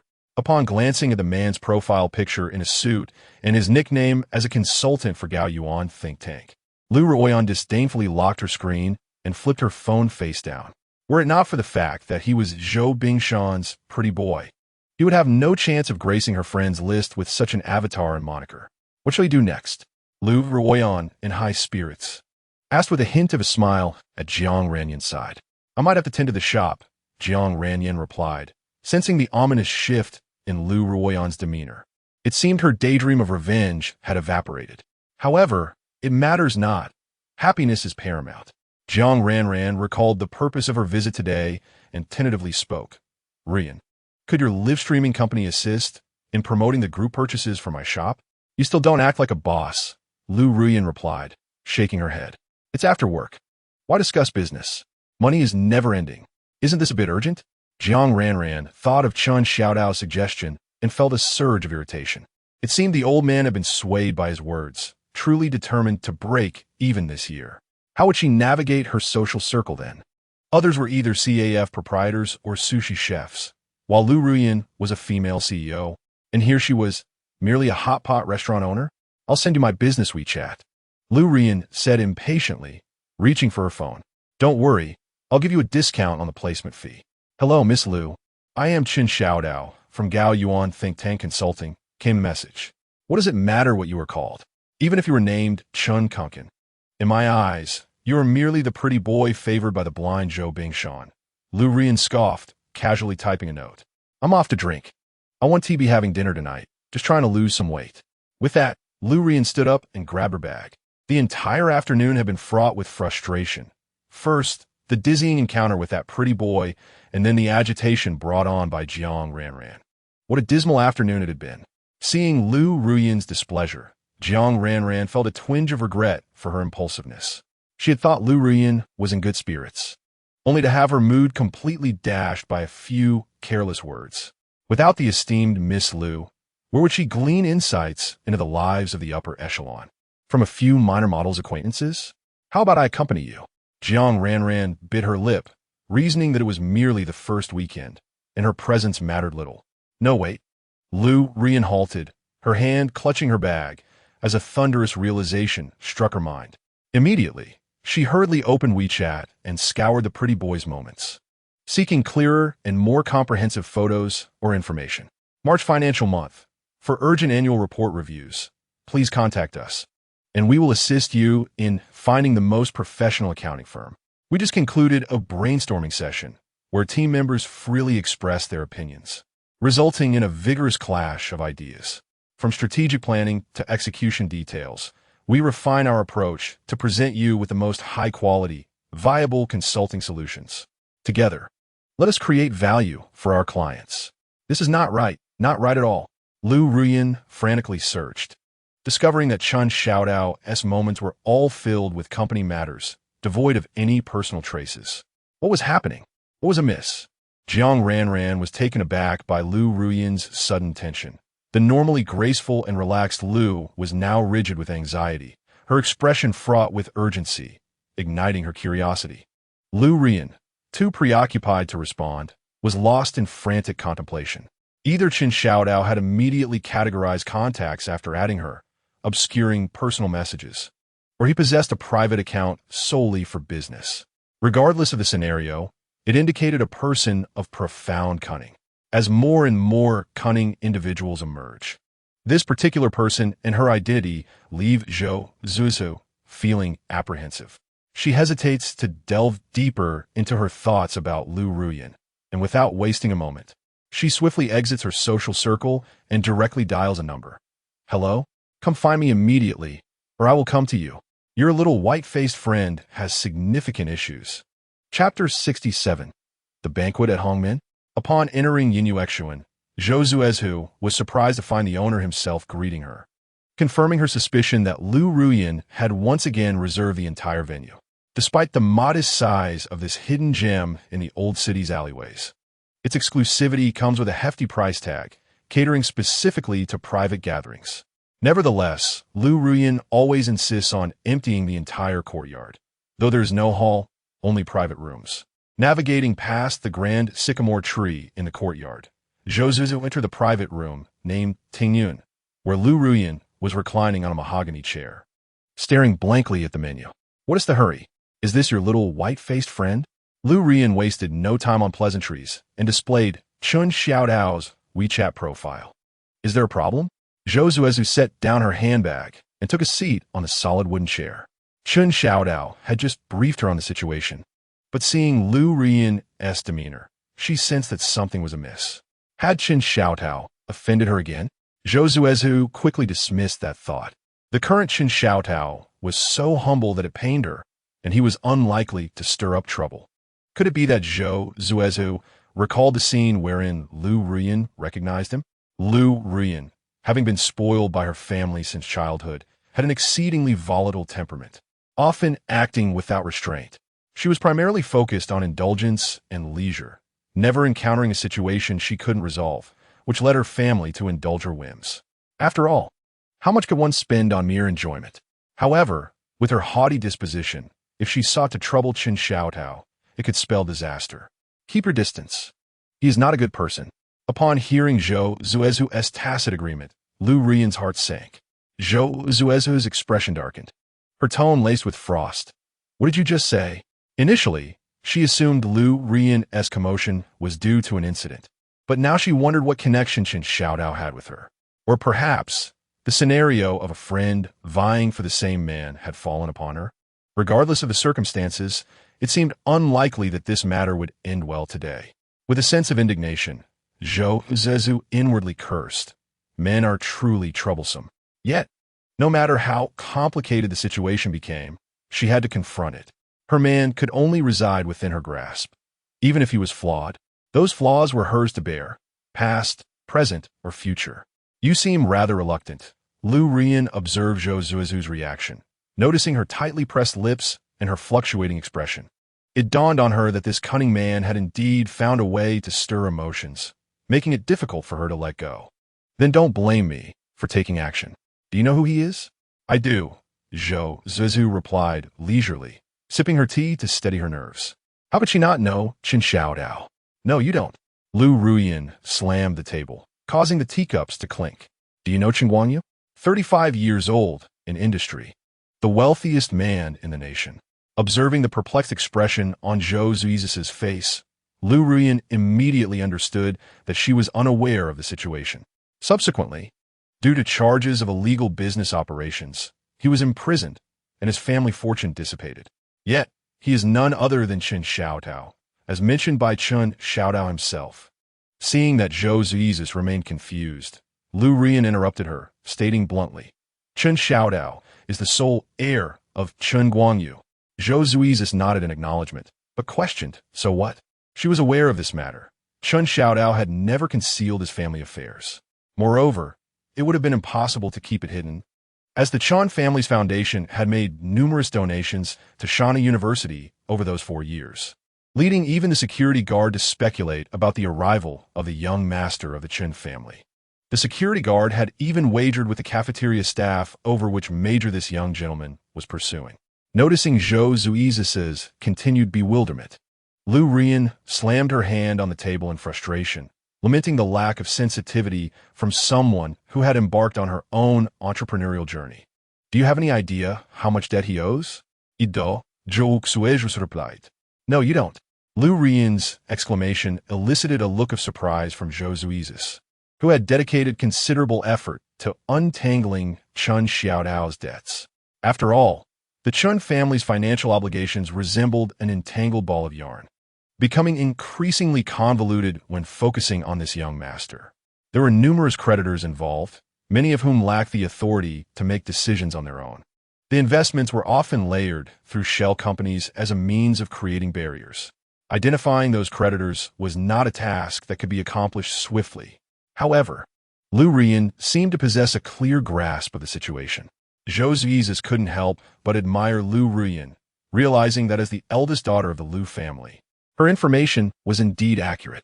Despite her usual frivolity, when it came to significant matters, her knowledge surpassed that of anyone else. Witnessing Xuezhu respond without hesitation, Lu Rian felt her forehead pulse with urgency. If Xuezhu knew, she wouldn't have rushed to get involved. Recalling how Xuezhu had purchased a company shortly after arriving in Shana City, Lu Rian concluded that the unscrupulous man must have concealed his debt situation, leading the naive Xuezhu to believe she could handle it. This called for some shocking revelations. The debts of his family involved various stakeholders, and few dared to claim they could settle them.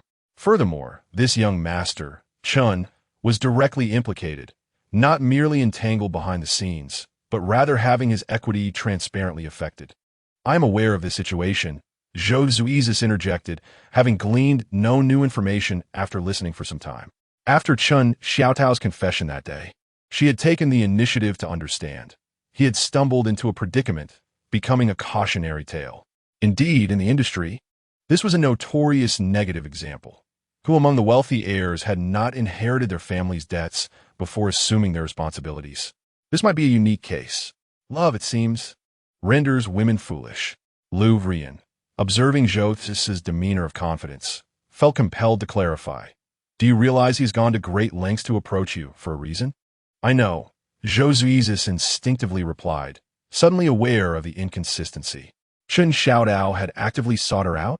"No, you don't." Lu Rian leaned closer, pulling her wooden chair beside Xuezhu. "He is making an effort to curry favor with you, and he certainly has ulterior motives. Therefore, it is imperative that you safeguard your password. Never employ a fingerprint while in his presence, lest he abscond with your funds while you slumber." A warmth enveloped Xuezhu's heart as she finally grasped Lu Rian's intentions. Indeed, from her perspective, men are undeniably fickle creatures. Tentatively, Xuezhu ventured to solicit her advice. "You should expeditiously rid yourself of him," Lu Rian replied without hesitation. Xuezhu, taken aback, mimicked her tone. "Am I not to indulge?" This was decidedly uncharacteristic of her. What was Lu Rian's adage? Never don the same undergarment for 2 consecutive days, nor share the same bed with the same man for 2 nights. She has always been unwilling to overlook any man that caught her eye.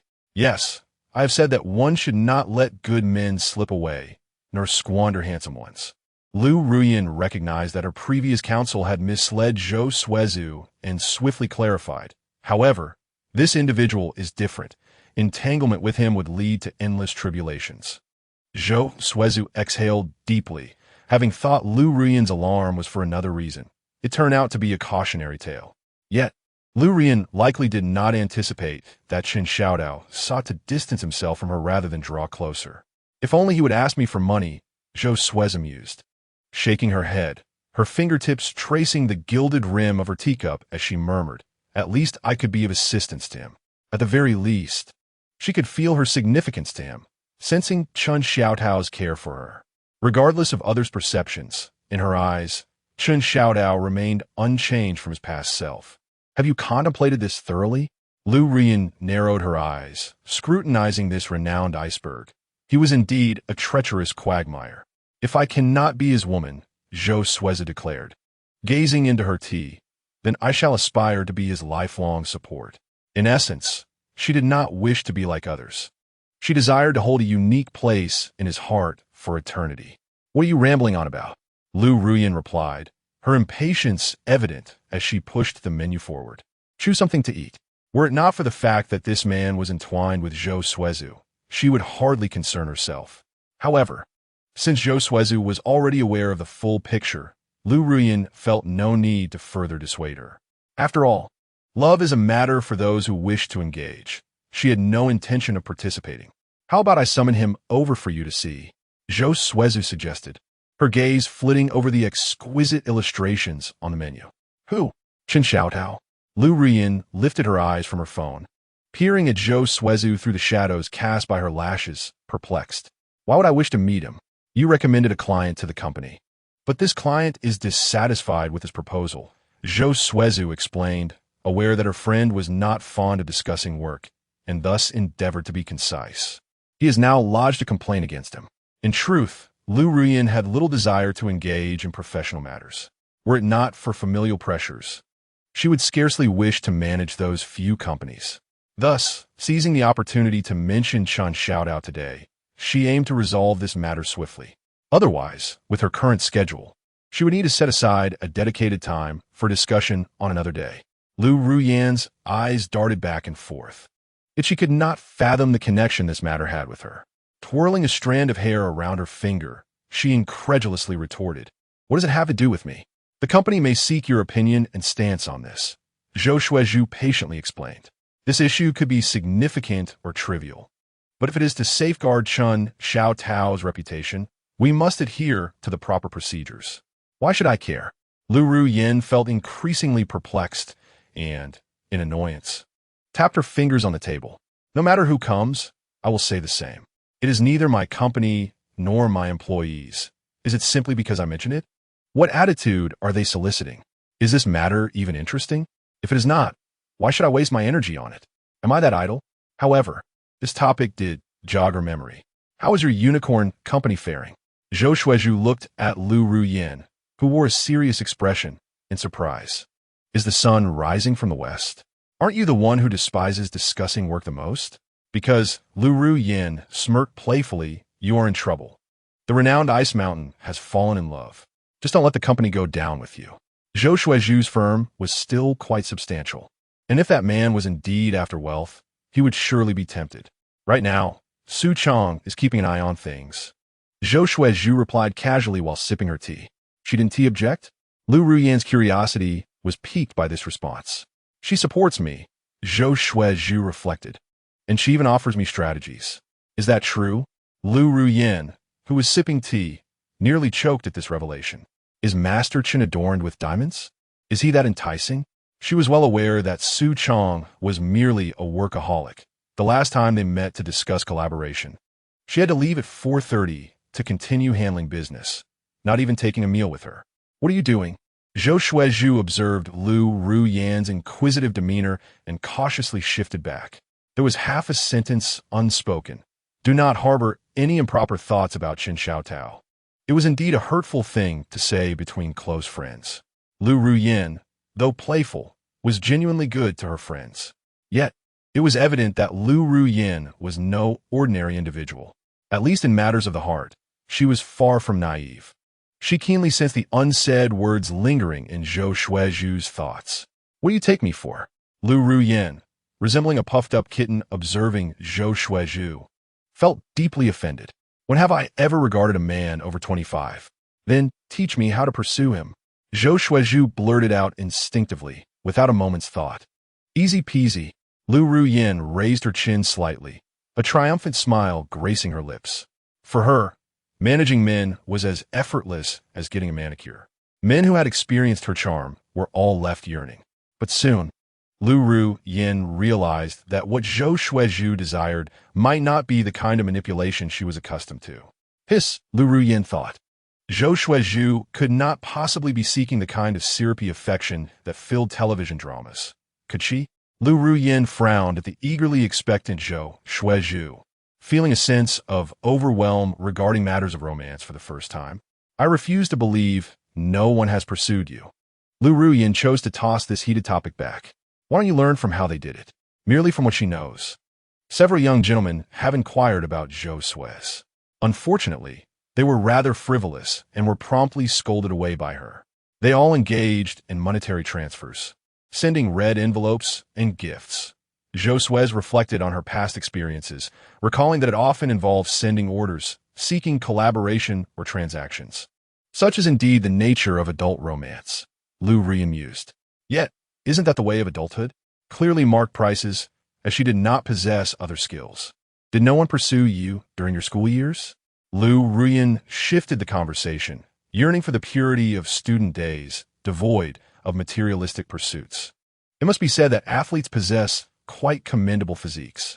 With this thought, Lu Rian unconsciously swallowed.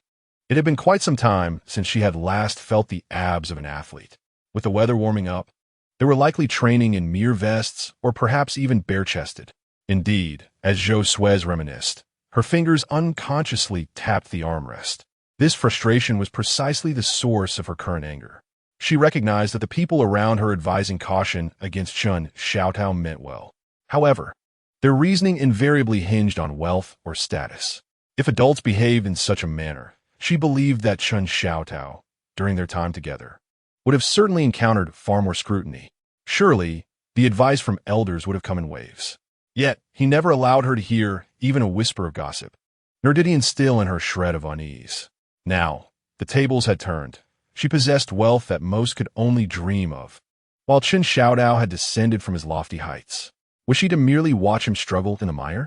Why was it that when Chun Xiaotao was affluent, lavishly spending on her was deemed acceptable and even celebrated? Yet now that she had money and willingly spent it on her partner, she was derided as being infatuated, cautioned against the cunning of impoverished men. If she were to spend 100,000 on a meal and open a bottle of wine worth 300,000, she would be praised for her extravagance. Yet, if she were to increase Chun Xiaotao's salary by a mere 10,000, she would be met with lectures. Chapter 69. Why not tread lightly? Rian, how is it that you can so swiftly attract men? Lu Rian, leisurely savoring the crossing bridge starry pattern, lifted her eyelids and noticed Xuezhu gazing despondently at the dishes before her. With a hint of impatience, she remarked, "Isn't it simply a matter of throwing money at the situation? You're a woman, and you spend money?" Xuezhu retorted, her back straightening in surprise as she hastily swallowed her fish. What nonsense! Does spending money have any relation to gender? Why can't I, as a woman, spend money? I'm also a patron. I buy their time. What if they refuse money? Xuezhu pondered, realizing that it was quite rare for women to directly offer money to men, especially in their current somewhat formal and slightly awkward relationship. A woman giving money directly to a man with the expectation of his company that evening would likely offend 9 out of 10 men. If they refuse money, just give them gifts. Lu Ruoyan gazed at the decaying wood with a look of exasperation, imparting her wisdom. For those who revel in sports, gift them with equipment, such as limited edition sneakers for basketball enthusiasts or carbon fiber helmets for cyclists. For those who lack enthusiasm for physical activities, one must compel them to embrace a particular sport. And if they remain obstinately inactive, perhaps seek a different pursuit, as their stamina or core strength is likely deficient. Observing Xuezhu nodding thoughtfully, Lu Ruoyan recalled her earlier foolish inquiry and quickly added, "Should you dare to question why women bestow gifts, I shall surely tap your head with great force." Xuezhu remained silent, shaking her head in quiet resignation. She understood well that gifting among women is neither illegal nor invites divine wrath. However, the dilemma lay in Chun Xiaotao's profound aversion to receiving gifts. During their university years, she had saved diligently to purchase a red and white gaming console for him, believing that his passion for gaming would bring him joy. Yet, upon seeing the packaging, he had seized her wrist and insisted she return it to the delivery station, his expression grave as he demanded that no purchases be made on his behalf without his prior consent. That firm tone still stung Xuezhu's heart. Even after all these years, I offered gifts, yet he refused them. Refused? Who would refuse? Lu Ruoyan paused, her chopsticks hovering over the dish of chicken, and with a keen glance at Xuezhu's demeanor, she grasped the situation. It was no wonder she had not connected the dots. Xuezhu and that young master Chen had been together for nearly a month now. Thus, it appeared that since entering the room, her thoughts had been solely occupied by him. With this realization, Lu Ruoyan's eyes sparkled mischievously, her left hand discreetly concealed behind her. She pointed to the truffle risotto. "If you wish to learn how to gift a man, you must either reveal the color of my left-hand manicure or consume this dish." Xuezhu, noticing Lu Ruoyan's hand hidden behind her back and her fox-like cunning expression, sensed impending trouble. Upon reflection, it dawned on her that their conversation had indeed been centered around Chun Xiaotao. It was no wonder Lu Ruoyan felt aggrieved. After all, she was Lu Ruoyan, always the center of attention wherever she went. Yet, fully aware of the potential pitfalls, Xuezhu shut her eyes and took a spoonful of the dish, reasoning that in such an upscale private dining setting, the chef's caliber would ensure that no dish could be unpalatable. Alas, upon tasting, Xuezhu spat it out, disregarding her image, as Lu Ruoyan erupted in laughter. I knew it. This dish is beyond the acceptance of any sane individual. Xuezhu hastily rinsed her mouth with tea, furrowing her brow as she inquired, "What is this?" "It feels as though I have ingested a mouthful of soil mixed with decaying leaves." "White truffle," Lu Ruoyan replied, giving her a thumbs up. "I admire your forthrightness. Your emotions are clear and genuine, lacking pretense." Xuezhu stared gravely at the dish, which had only been disturbed slightly, yet exuded a faint aroma of garlic, incredulously asking, "Is this truly white truffle? How can something so expensive be so unpalatable? Or rather, how can such an unpalatable dish command such a high price? How delightful!" Lu Ruoyan's eyes crinkled into narrow slits of mirth. "Be cautious, for the one you admire may also possess such charm, only to regret it once it is too late." "He is not like that," Xuezhu immediately interjected, without a moment's hesitation. Indeed, Xuezhu would never behave in such a manner, at least not when he is with her. She had encountered countless individuals, both in reality and online, classmates, friends, even casual acquaintances at dining establishments, who shared a certain reverence for wealth. The notion that expensive items must inherently be superior, while cheaper ones are deemed inferior, was pervasive. For instance, the 800 yuan fried rice in a restaurant is considered far more delectable than the 10 yuan version from a street vendor. If one finds the former lacking in taste, it is a reflection of their own inferior palate, unworthy of high society. Yet, Xuezhu would never subscribe to such beliefs. He was a person of pure intentions and straightforwardness. After all, he had once exclaimed at a French restaurant, pointing at baked snails, that he had been deceived. At the time, she had thought him spoiled by a life of luxury, only to discover, after tasting them herself, that they were overwhelmed by seasoning. With this thought, Xuezhu's mind sparked with intrigue. Perhaps a shift in perspective could expedite her efforts to win Xuezhu's affection. "Ruoyan, I must earnestly inquire about something." "Oh no, please don't," Lu Ruoyan replied, warily surveying the suddenly animated expression of the woman before her. "Why not ask something frivolous instead?" Ignoring her reluctance, Xuezhu pressed on, "What type of daughters-in-law do families of wealth typically prefer?" Lu Ruoyan rolled her eyes in exasperation. Wealthy families? Daughters-in-law? Standards? How could she possibly know? It was precisely her disdain for being a mere pawn in a cold, calculated marriage that had driven her to seek freedom. Little did she expect that someone would actively pursue entering such a family, especially one that seemed to be in decline. "Perhaps you could flirt a little," Lu Ruoyan suggested, regarding Xuezhu's expectant yet unremarkable demeanor with disdain. "If you don't silence this woman, who knows what astonishing remarks she might utter next? Men are visual creatures. A little teasing with a photo here, and there will surely pique his interest." Xuezhu hesitated. "Wouldn't that seem a bit lacking in propriety?" "Huh," Lu Ruoyan scoffed, as if she had heard the grandest of jokes. "Are you prioritizing your own modesty or his affection?" "Certainly, his affection," Xuezhu promptly decided. Yet, after a moment of contemplation, she gazed at Lu Ruoyan with uncertainty. "But I wouldn't know how." "Exactly." Lu Ruoyan's eyes sparkled with delight as she clapped the table in approval. "What I desire is that charmingly awkward demeanor of yours. You see, your present look of confusion is simply delightful. I cannot resist. Allow me to pinch your cheeks. Let us focus." Xuezhu playfully nudged Lu Ruoyan, her ears slightly flushed. "Don't you have a cat?" Lu Ruoyan pondered, deciding to start with the basics.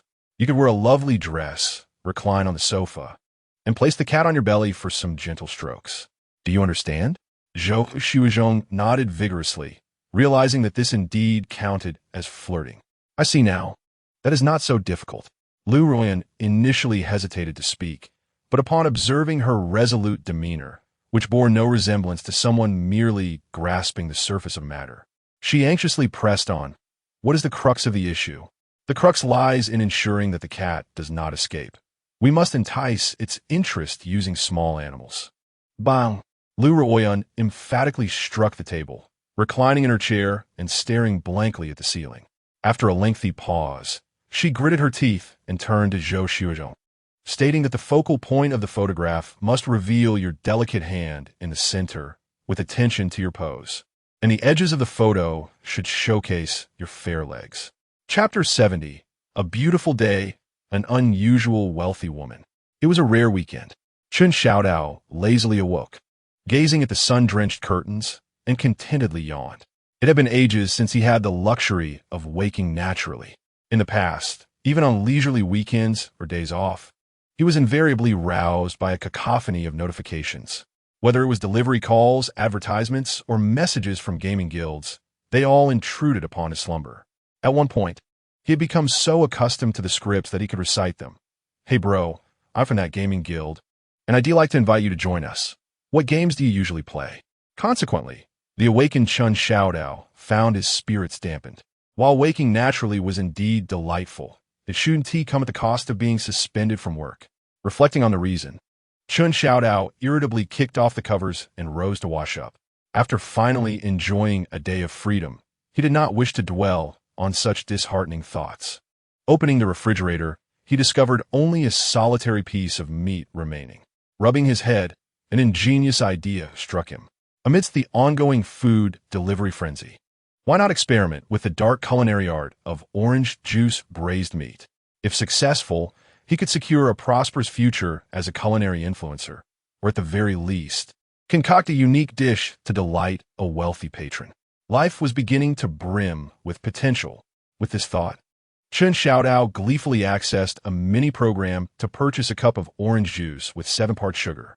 Ridiculous. Would he truly buy oranges and juice them for this dish?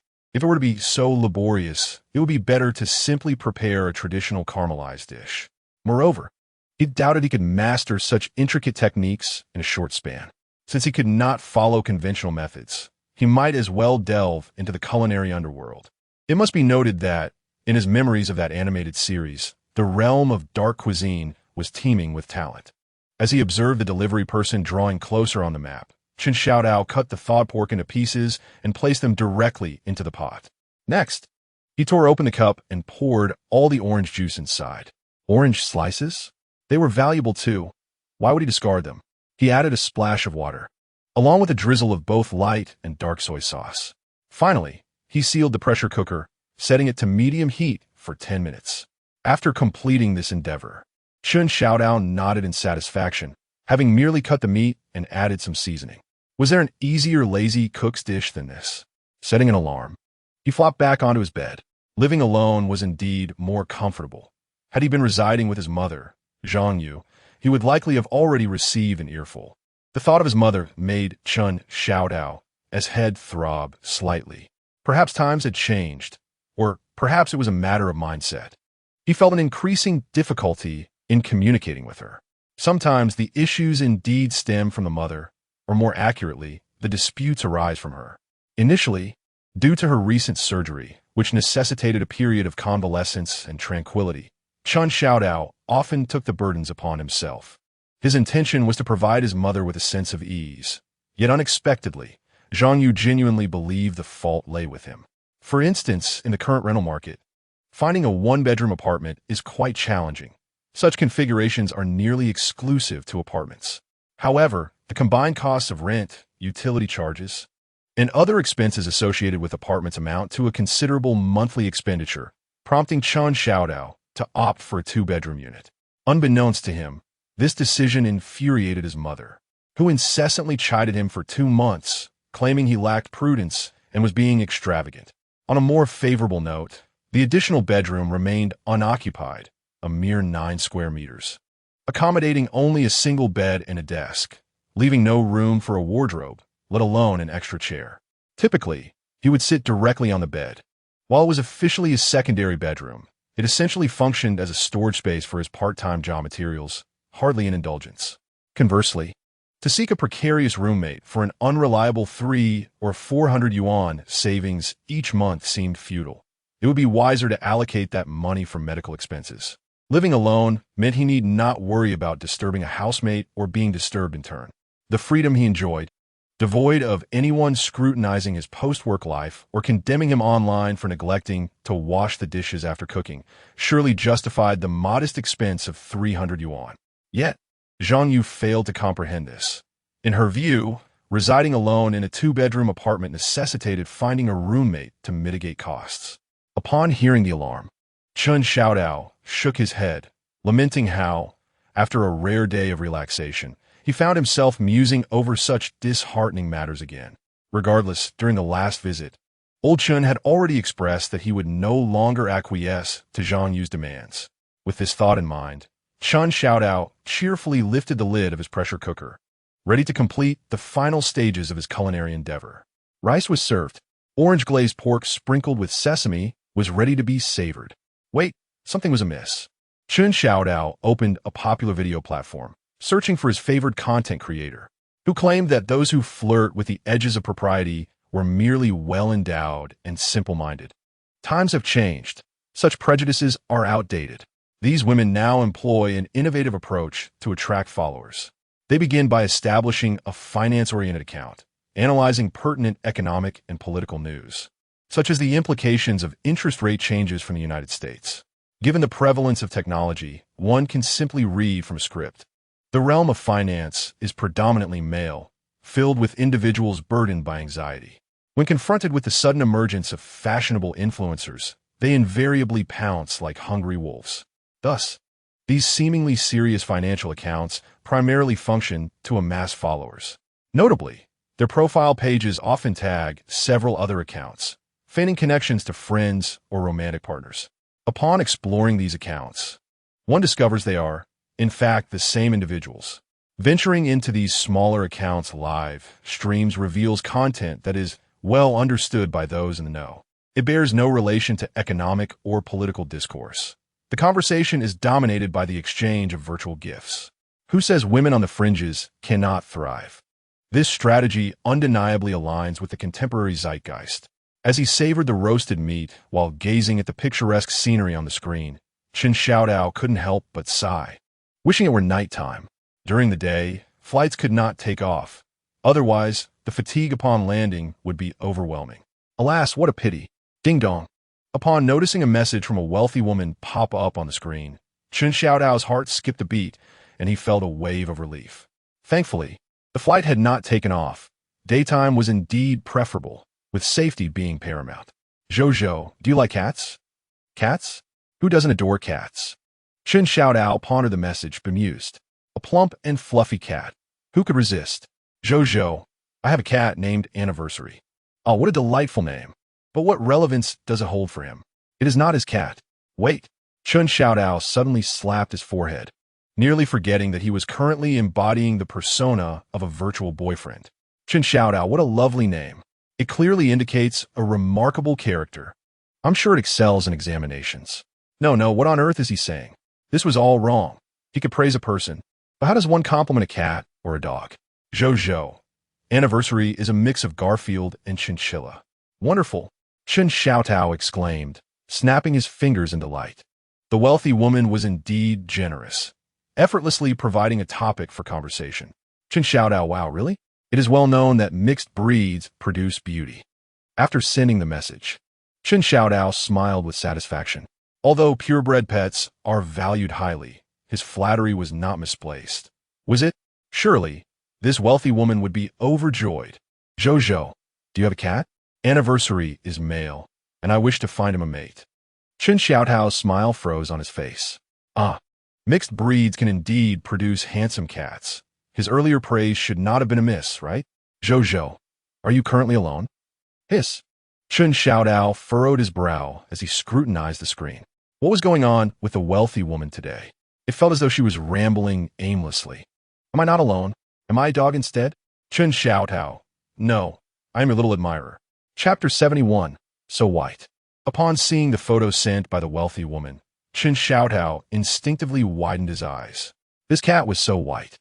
The fingers scratching the cat's chin were so slender. Chun Xiaodao stretched his thumb and forefinger, preparing to enlarge the photo for a closer examination. After years of navigating the world of companionship, the fundamental principles had been etched into his very bones.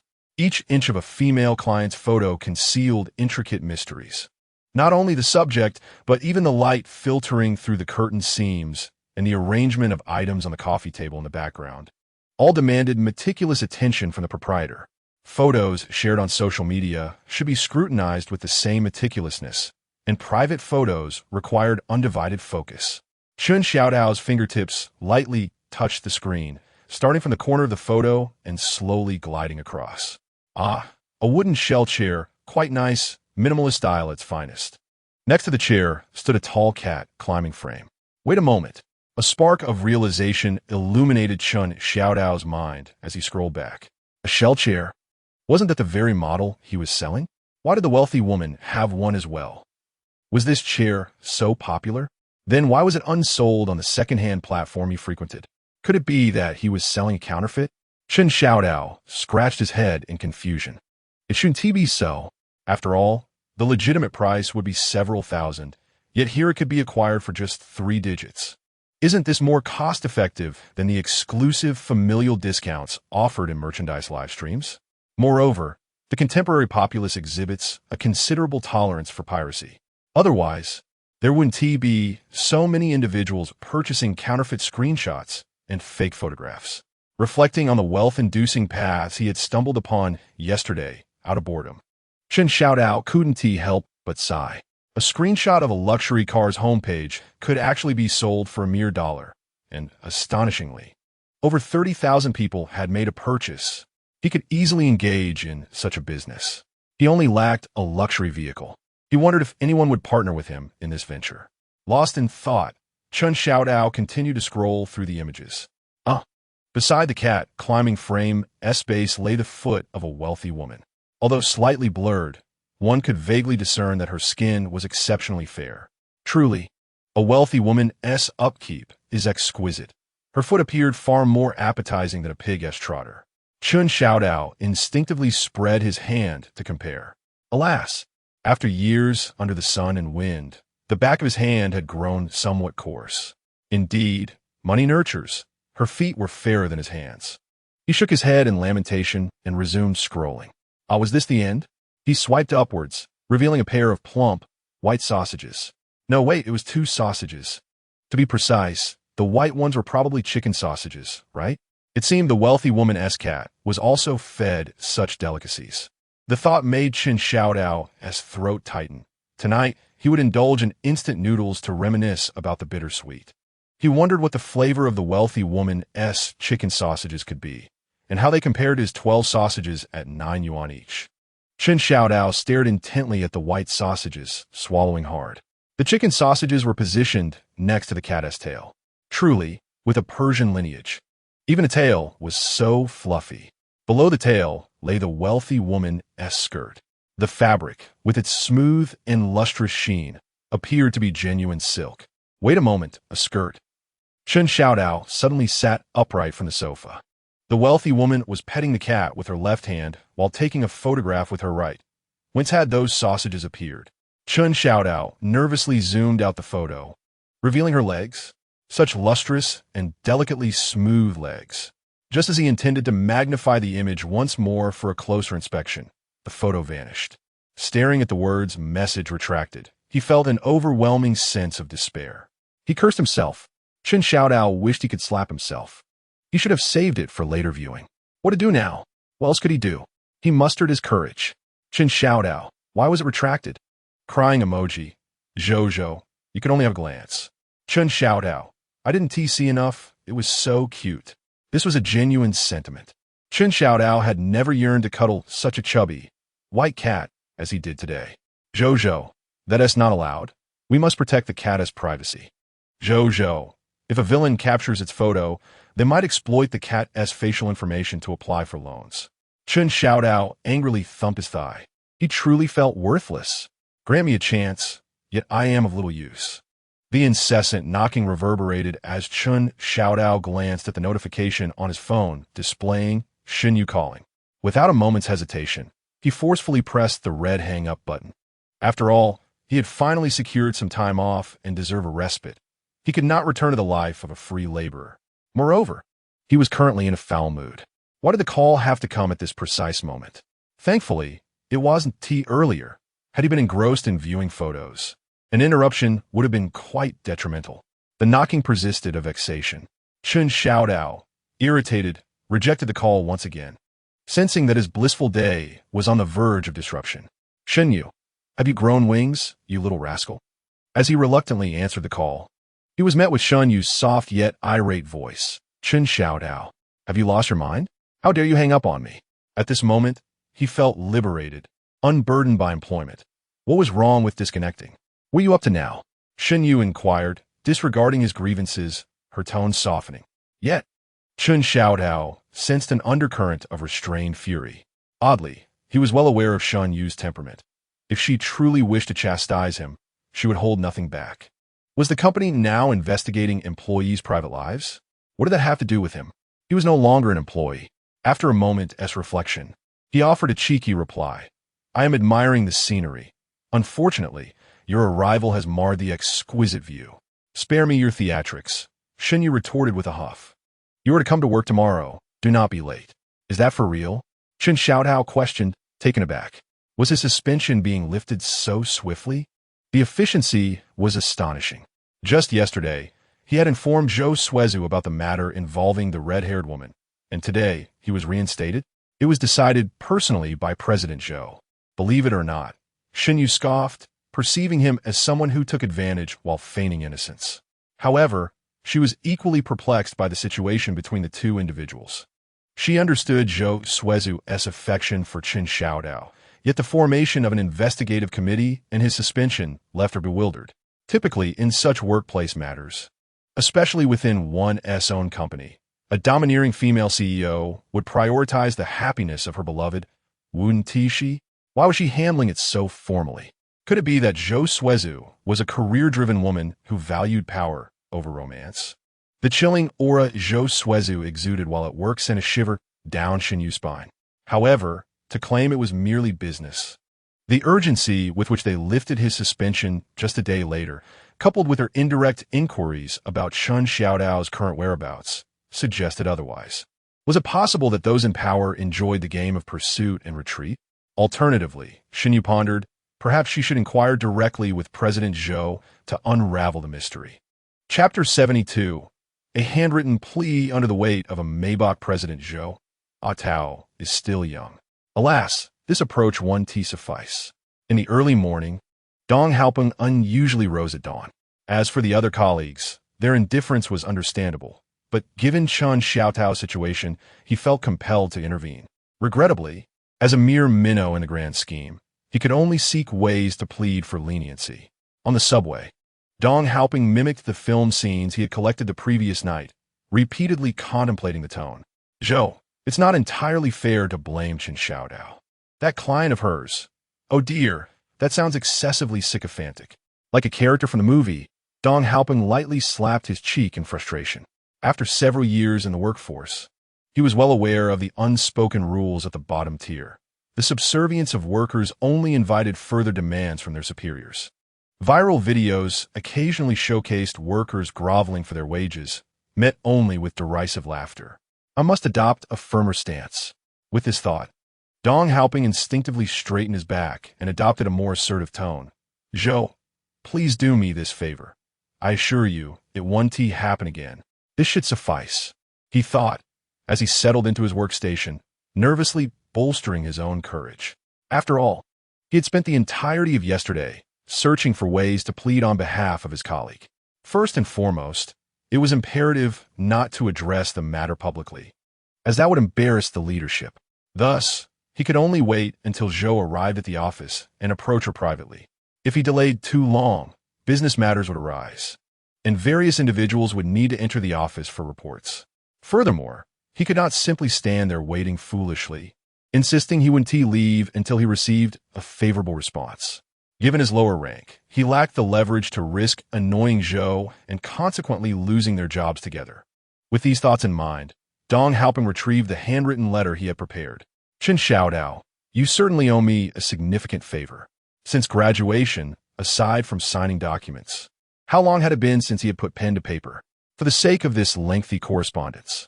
He even went to a stationery shop near the school to purchase letterhead and envelopes. Once this was over, he would have to insist on treating him to several meals. No, that wouldn't do. Considering Chen Xiaodao's usual stinginess, Dong Haoping quickly revised his request. You must treat me to a week's worth of milk tea. Regardless of whether you paid 168 or some other amount, it's settled. You owe me a week of milk tea.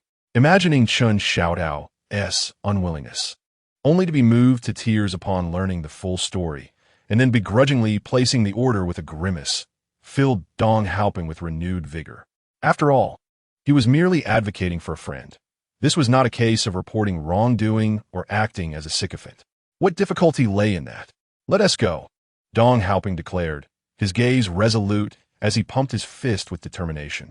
Why are you so fired up so early? Came a familiar voice from beside him. Don't speak. We must not let others gain the upper hand. Dong Haoping waved dismissively with his right hand while keeping his left firmly over his heart. Wait a moment. Why was that voice here? In disbelief, he turned to see Chen Xiaodao sitting at his workstation, now curiously observing him. What brings you here? Dong Haoping's voice quivered slightly. Had he arrived too late? He glanced at the envelope in his hand. Surely, Chen Xiaodao hadn't he been dismissed already? Was today merely a day for clearing out belongings? If that were the case, he should have mentioned it. At the very least, he could have spared him the strain on his hand. Yet, something felt amiss, as the self-proclaimed king of slacking off. Chen Xiaodao hardly kept any personal items at his workstation.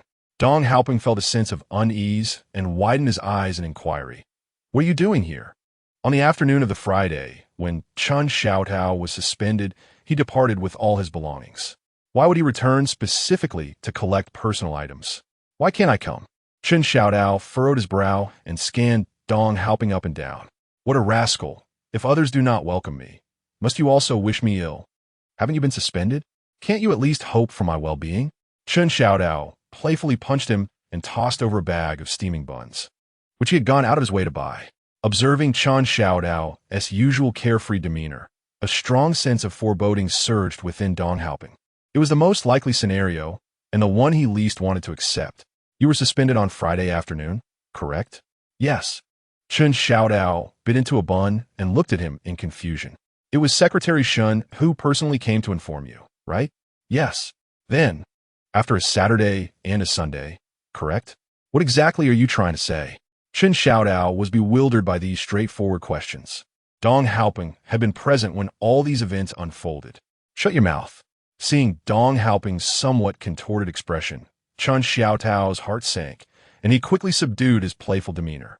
Surely nothing has gone awry? They must have brought him back to save the day. After all, Dong Haoping, this couch potato, rarely appeared so serious. I ask you, it is now Monday morning, correct? Chen Xiaodao remained silent, but solemnly nodded. Now, it is not even time to clock in, is it? As if. When have I? Chen Xiaodao, ever been late? Chen Xiaodao attempted to lighten the atmosphere, as this somewhat unfamiliar version of Dong Haoping made him feel uneasy. So, you came here because you have been reinstated? For this matter, indeed. Chen Xiaodao clapped his hands and spread his arms wide, cocking his head with a smug grin. Isn't that wonderful? Indeed, this is absolutely splendid. Dong Haoping gazed at the handwritten letter in his hand, which he had yet to present, and reflected on his early rise that day, his chest heaving violently. You are truly my good partner. Dong Haoping gritted his teeth, delivering a punch to Chen Xiaodao for each word until he was nearly exhausted. Ouch, ouch, ouch. Chen Xiaodao realized something was amiss after the second punch. But by then, Dong Haoping had leaned in, trapping his left leg, leaving him with no escape. Have you lost your mind? Chen Xiaodao questioned, irritated as he covered his bruised arm. With this as evidence, Dong Haoping angrily hurled the envelope at Chen Xiaodao, declaring that it was already written and must not go to waste. You owe me a week's worth of bubble tea. What is worth a week's worth? Chen Xiaodao skeptically opened the envelope. Upon reading its contents, Chen Xiaodao's face instantly lit up with joy, nearly wanting to embrace Dong Haoping in gratitude. My good brother, true friendship is revealed in times of adversity. However, your handwriting is rather ugly. It's quite a strain to read. Be serious. Shan Yu, who had come to fetch the buns, felt a surge of unnameable ire at Xuezhu's incessant antics upon arrival. Suspended on Friday afternoon and reinstated on Monday morning. Are the administrative clerks the only ones being put through this ordeal? Moreover, as Xuezhu recalled the reasons behind Xuezhu's reinstatement, she couldn't help but feel a tightening sensation in her jaw. What did it mean that the company's newly acquired Maybach had arrived and required someone to collect it? What business did this concern an ordinary employee in the consulting department? Could this truly serve as a justification for his reinstatement? It seemed to be yet another glitch of the CEO purchasing a luxury vehicle, did it not? As a secretary, she certainly possessed a driver's license. Why was she not entrusted with a Maybach? Though she understood Xuezhu's intentions, witnessing Xuezhu's nonchalant demeanor stirred a wave of jealousy within her. Why was it that some individuals approached their work as a form of amusement while she endured a laborious ordeal? Chapter 73. Does one truly require a special reason for reinstatement? Would this vehicle accommodate all of us? In the underground parking garage, Director Lin of the finance department scrutinized the elongated Maybach belonging to General Manager Zhou, hesitatingly glancing at Xuezhu. Typically, such vehicles were configured with 2 executive seats in the rear and with the front passenger's seat. Only 3 positions were available. Presently, with both him and Xuezhu present, along with General Manager Zhou and Secretary Shan, there were at least 4 individuals. Surely, they couldn't utilize a personal vehicle for official purposes? As the finance director, he was acutely aware of the complications arising from the use of personal vehicles in such matters. It should be manageable, Xuezhu pondered upon being questioned. Xuezhu's Maybach 680 Pullman featured a rear layout accommodating 2 executive seats, with 2 secretary seats positioned in front. However, if those facing each other were indeed occupied, the space would become rather cramped. Would he and Director Lin be seated opposite one another? In such a confined area, 2 large men would scarcely have room to stretch their legs. The optimal arrangement would be to designate one individual for the front passenger seat, but whom should they choose? After all, both Xuezhu and Xuezhu were women, while he and Director Lin were men. Inevitably, 2 individuals would have to sit face to face. How has work been lately? It was hardly productive to simply wait idly, and now, smoking seemed inappropriate. Director Lin casually initiated a conversation with Xuezhu. After all, she was a female leader, and women generally despised the scent of smoke. His impression of this young man was still quite favorable. After all, Xuezhu was the only one in the consulting department who understood, after just one training session, that only invoices were reimbursable, while other minor receipts or vouchers were not. It's been tolerable, Xuezhu replied with a smile. Ever since Xuezhu's arrival, he had experienced a period of anxiety, but that was merely his own imagination. To speak candidly, Xuezhu had indeed treated him well. She had not uttered a single harsh word even when dealing with difficult clients. Where could one find a better boss than this? Is that true? Director Lin jested, reminding him that he had been fined by General Manager Zhou twice, each time for 500. As the finance head, he was quite sensitive to the direct financial interactions stemming from the boss. After all, it was possible to infer the boss's preferences. Although the penalties were ostensibly from the president's office, one could easily surmise that given the few individuals involved, who would make a fuss over punishing subordinates? Those words struck a nerve with Xuezhu. How infuriating of Xuezhu's to be so particular about a mere title.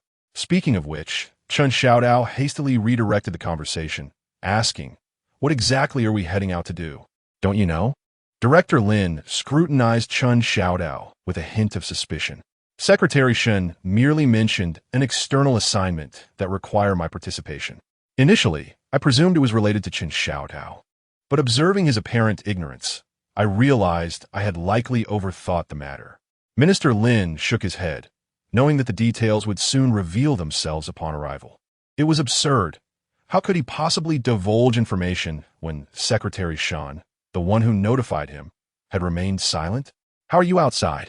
Xuezhu approached in her slender high heels, noticing the beads of sweat forming on Xuezhu's forehead, and asked with concern, "Aren't you eager to greet me?" Xuezhu politely opened the car door for her. "Minister Lin, please take the front seat," Xuezhu stepped forward to assist in opening the front passenger door. Thank you, Secretary Shun. Minister Lin responded with a smile, casting a casual glance at Qin Xiaodao before settling into the passenger seat. What a surprise. When did this young man become so obsequious? He hardly seemed the type to curry favor with his superiors, whether male or female. Please take a seat. Zhou. This is a gesture to the space beside her in the back seat, a subtle smile gracing her lips. Xuezhu occupied the opposite seat in the rear, her expression a mix of astonishment as she turned her gaze toward Qin Xiaodao. No wonder General Zhou mentioned she had her own arrangements. It appeared the seating in the car could be so uniquely configured. In ordinary circumstances, he would never encounter such an arrangement in 100 vehicles. Seating is seating. What do I have to fear? Qin Xiaodao nonchalantly reclined his seat and settled in. After all, having weathered far greater storms, what was it to share tight quarters with Xuezhu? He reassured himself that as long as there was no abrupt stop that sent him tumbling forward, he could manage. Inside the vehicle, he inhaled the faint scent of woodsy perfume, glancing down at the high heels perilously close to his feet, his heart racing involuntarily. Strange. Although Xuezhu's attire was quite formal, a light gray suit that exuded professionalism, there was something about it that ignited his passions. Perhaps it was the way his gaze inadvertently drifted toward the slender calves revealed beneath her straight skirt, tightening his throat. Could it be that his prolonged singlehood had led to this? Yet, he reassured himself, he was not a lecherous man. He merely worried that her shoes might dirty the floor mat. They must be quite expensive, and thus deserving of care. Nonetheless, Xuezhu's calves were undeniably captivating, showcasing a graceful curve devoid of any unsightly bulk. Should he consider a change in position? Qin Xiaodao was jolted from his reverie by her voice above him. She regarded him with a playful expression. As my assistant, you would see me every day. Being an assistant sounds appealing, especially to a stunning beauty. Who wouldn't desire such a role? Qin Xiaodao steadied his thoughts. Yet, a man of ambition should not confine himself to a single position. No, I intend to fulfill my duties until the very end. Though he anticipated her response, hearing him refuse still darkened Xuezhu's gaze. Then devise a justification for your reinstatement, she replied coolly. I had intended to transfer you to my team, but since you were reluctant, I expect you to come up with a suitable rationale. Seeing Qin Xiaodao frown in silence, Xuezhu turned to ask Xuezhu, Secretary Shun, what do you think would be a suitable reason? I think, Xuezhu, having observed the subtle interactions between the two after getting into the car, intended to commend Qin Xiaodao for his composure in resisting such temptations. However, she was caught off guard by Xuezhu's inquiry. I believe it would be best if you canceled that suspension notice. After all, not many people care. Why make it so formal? Moreover, Xuezhu recalled Qin Xiaodao's peculiar work schedule of being suspended on Friday and returning on Monday. Your suspension is more of a thunderstorm with little rain. It only inconveniences us administrative staff. Yet, despite her internal musings, she knew praise was necessary, as she was well aware of what Xuezhu desired to hear. Qin Xiaodao, in his business role, occasionally brings in orders and can also prompt clients for overdue payments. His impressive image and multifaceted capabilities make him an invaluable asset. It would be a shame to keep such talent idle. He would be better suited as your assistant. Quite remarkable, she thought. Having flattered the boss while nudging him toward the assistant role, truly, I am clever.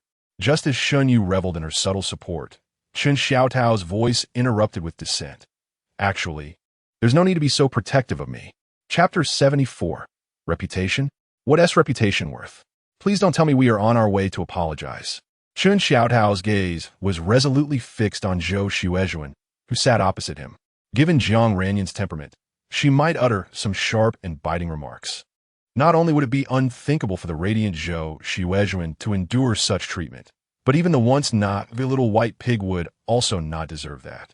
What kind of matter is it to drag a woman into the mess he created? You don't want me to handle this? Xuezhu inquired, noting the seriousness etched on Qin Xiaodao's face.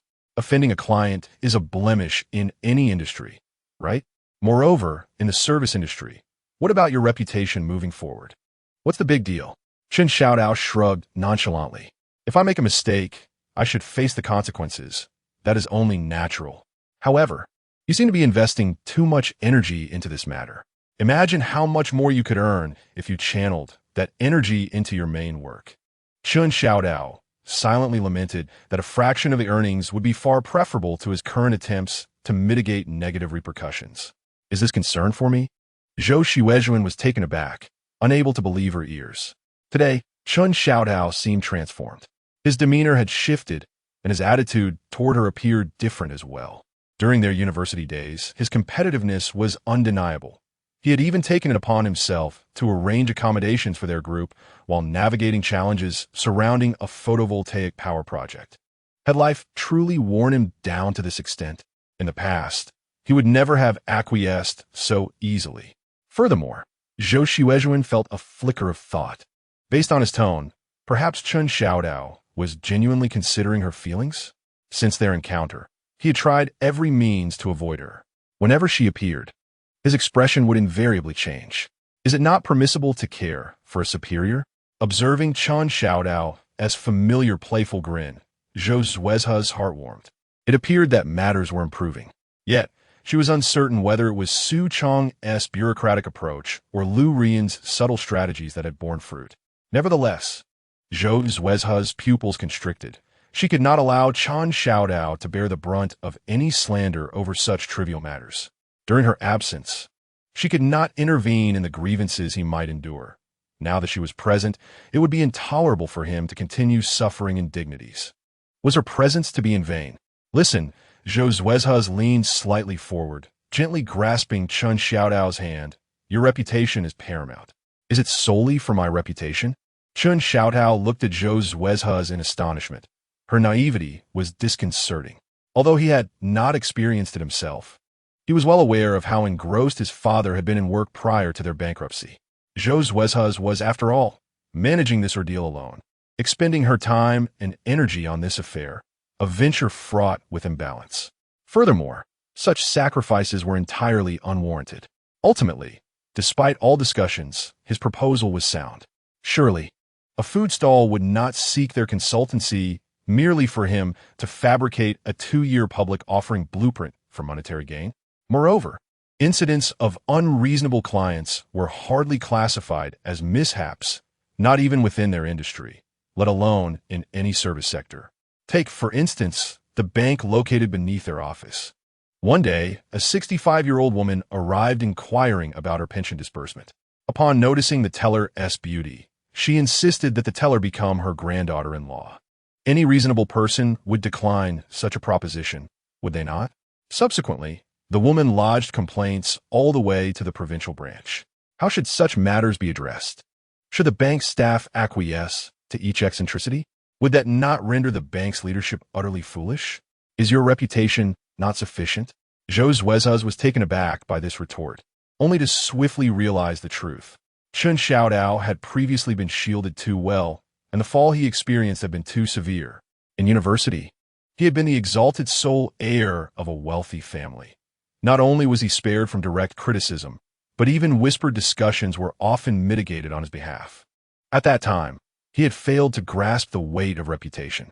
Following his downfall, he had to toil through arduous tasks, and his reputation had become irrelevant.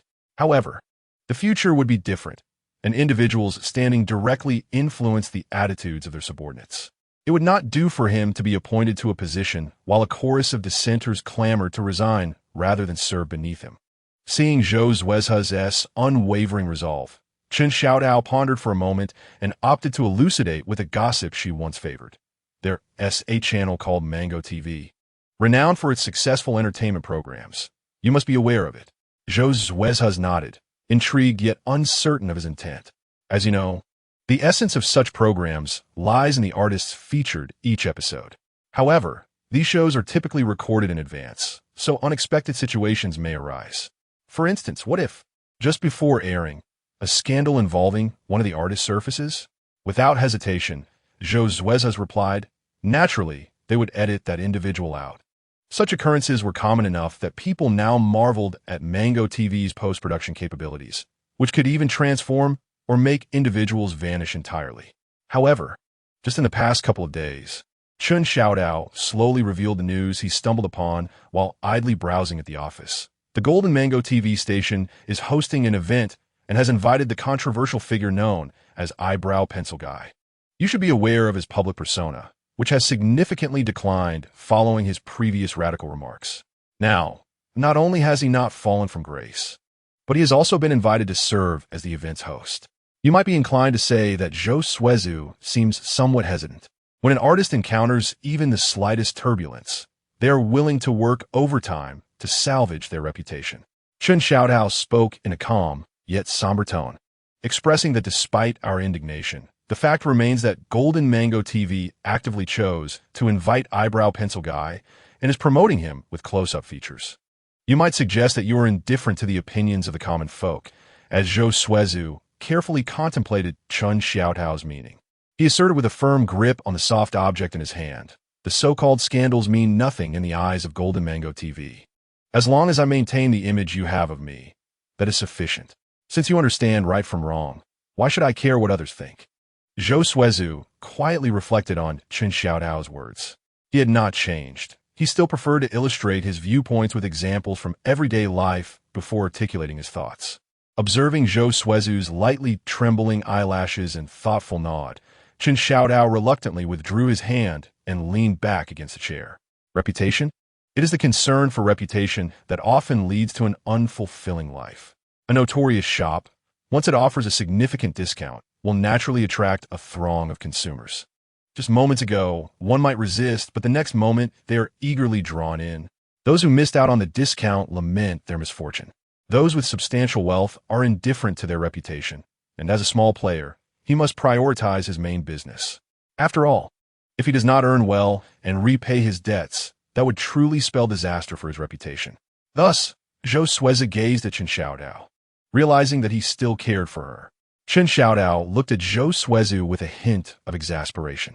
The familiar sensation had returned. In the past, whenever a thought crossed his mind, he would eagerly share it with Little White Pig, though she often failed to grasp his meaning. Eventually, he began to emulate his father, using real-life examples as a basis. Yet even then, Little White Pig would frequently respond with an utterly bewildering comment. Chapter 75. Buying a car for Little White Face? So where are we actually going? Chun Xiaodao inquired anxiously. Where do you hope to go? Xuezhu asked, intrigued by the slight panic evident in his expression. The former Chun Xiaodao had a penchant for engaging in peculiar activities. She was curious about his current preferences, as long as it did not involve a trip to Thailand. Chun Xiaodao shrugged nonchalantly. Do you still have business in Thailand? Upon noticing Xuezhu's reaction, Chun Xiaodao perked up. That was a connection introduced to me by my fourth brother. Your fourth brother? Xuezhu, intrigued by his revelation, noted that Chun Xiaodao had seldom spoken of his relatives. The opportunity my fourth brother introduced is indeed high risk, but the profits are substantial. Xuezhu couldn't help but roll her eyes, unwilling to engage further. With her eyes closed, she was already aware of what Chun Xiaodao would say. As Xuezhu began to rest, Chun Xiaodao, who was about to speak, awkwardly shut his mouth. Why was the most thrilling part stifled? Feeling uncomfortable, Chun Xiaodao glanced sideways at Xuezhu. Why was Xuezhu allowed to sit there alone? I wish to sit too. Observing Xuezhu's crossed legs in front of him and comparing them to Xuezhu's relaxed posture, Chun Xiaodao couldn't help but feel a twinge of irritation. How vexing. He discreetly took out his phone. Chun Xiaodao. Sister, you wouldn't really sell me, would you? Upon feeling the vibration of her wristband, Xuezhu glanced at the message from Chun Xiaodao and instinctively looked at the neighboring Xuezhu. Xuezhu, yes. We plan to reassign you as a labor dispatch and then sell you. Was that true? Chun Xiaodao stared at Xuezhu in shock. Chun Xiaodao, are you serious? What are we here for? Sensing the gaze from beside her, Xuezhu smirked slightly. Xuezhu, seriously? It seems that President Zhou has taken a liking to a handsome guy and is preparing to buy him a car. Chun Xiaodao's eyes widened in disbelief as he looked up, incredulous at Xuezhu across from him. Noticing that Xuezhu remained in her meditative state, he cast a suspicious glance toward Xuezhu. Seeing Xuezhu nod, he directed his attention back to the screen. Chun Xiaodao, handsome guy? Could there be anyone more handsome than me? Xuezhu, observing the self-absorbed aura emanating from his words, couldn't help but curl her lips. Xuezhu, that's debatable. Chen Xiaotao, have I seen him? Xuezhu, you should have, I suppose. After all, Xuezhu thought, you must look in the mirror when you wake up in the morning, right? Was that true? Staring at the chat box, Chen Xiaotao pondered for a long time and arrived at a possibility.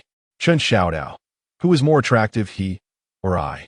Xuezhu did not expect Chen Xiaotao to be so astute, instantly thinking of himself, and turned her head in surprise to glance at him. Why was President Zhou still resting with her eyes closed? And why was this guy particularly energetic at such moments? Xuezhu recalled the last time they climbed Mount Tai, when Chen Xiaotao suddenly grew close to Xuezhu. That was truly amusing. It was undeniable that Xuezhu had feelings for Chen Xiaotao. Chen Xiaotao must feel something for Xuezhu as well. At least he was not resistant at present. In this scenario, shouldn't they have already broken through the last barrier? What were these two entangled in? Was Chen Xiaotao a slow-to-warm, twisted person who needed a partner that was impossible to push away? That didn't seem right. Xuezhu thought. It appeared that the situation had recently reversed. Why did it now seem that Xuezhu sometimes wore a stern expression, and Chen Xiaotao was testing the waters? No matter. Xuezhu shook her head, dismissing these chaotic thoughts. Observing such drama was far more amusing. Xuezhu, just ask President Zhou later, and you'll know.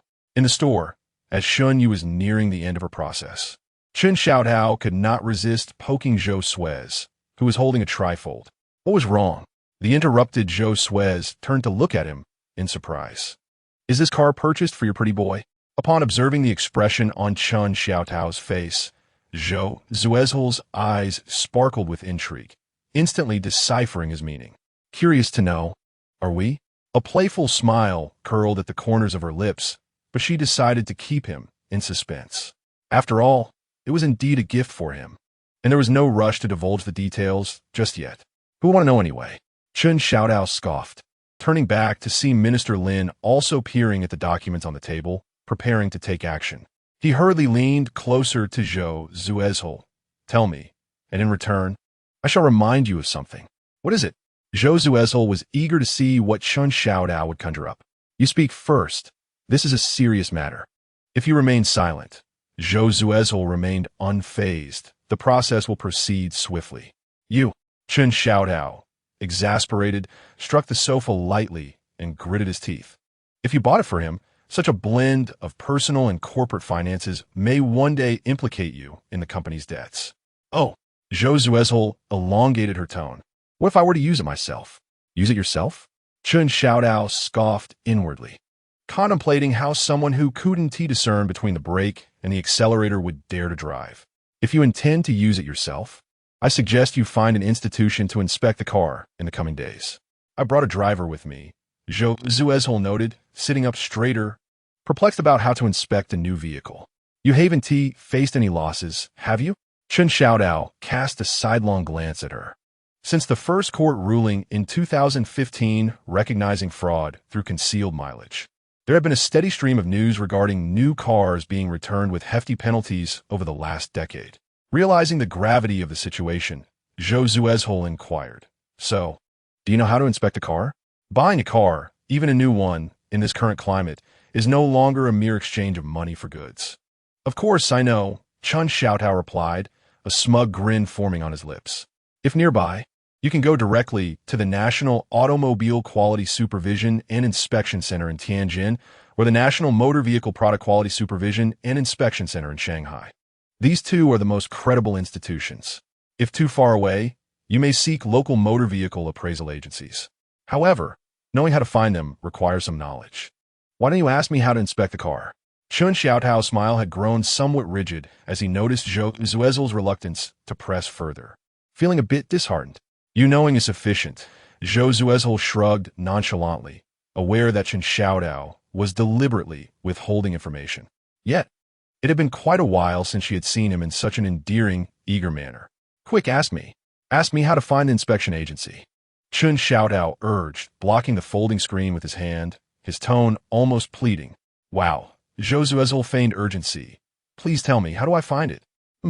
Chen Xiaotao, filled with self-satisfaction, lifted his chin, Check the auction announcement from the local court to see which institutions they utilize for appraising auction vehicles. Chapter 76. He rejected the my ba he in that kiss in the hazy confines of the consulting minister's office at Gao Yuan think tank. Minister Liu reclined in a spacious leather chair, his laughter ringing through the air as he spoke into his phone.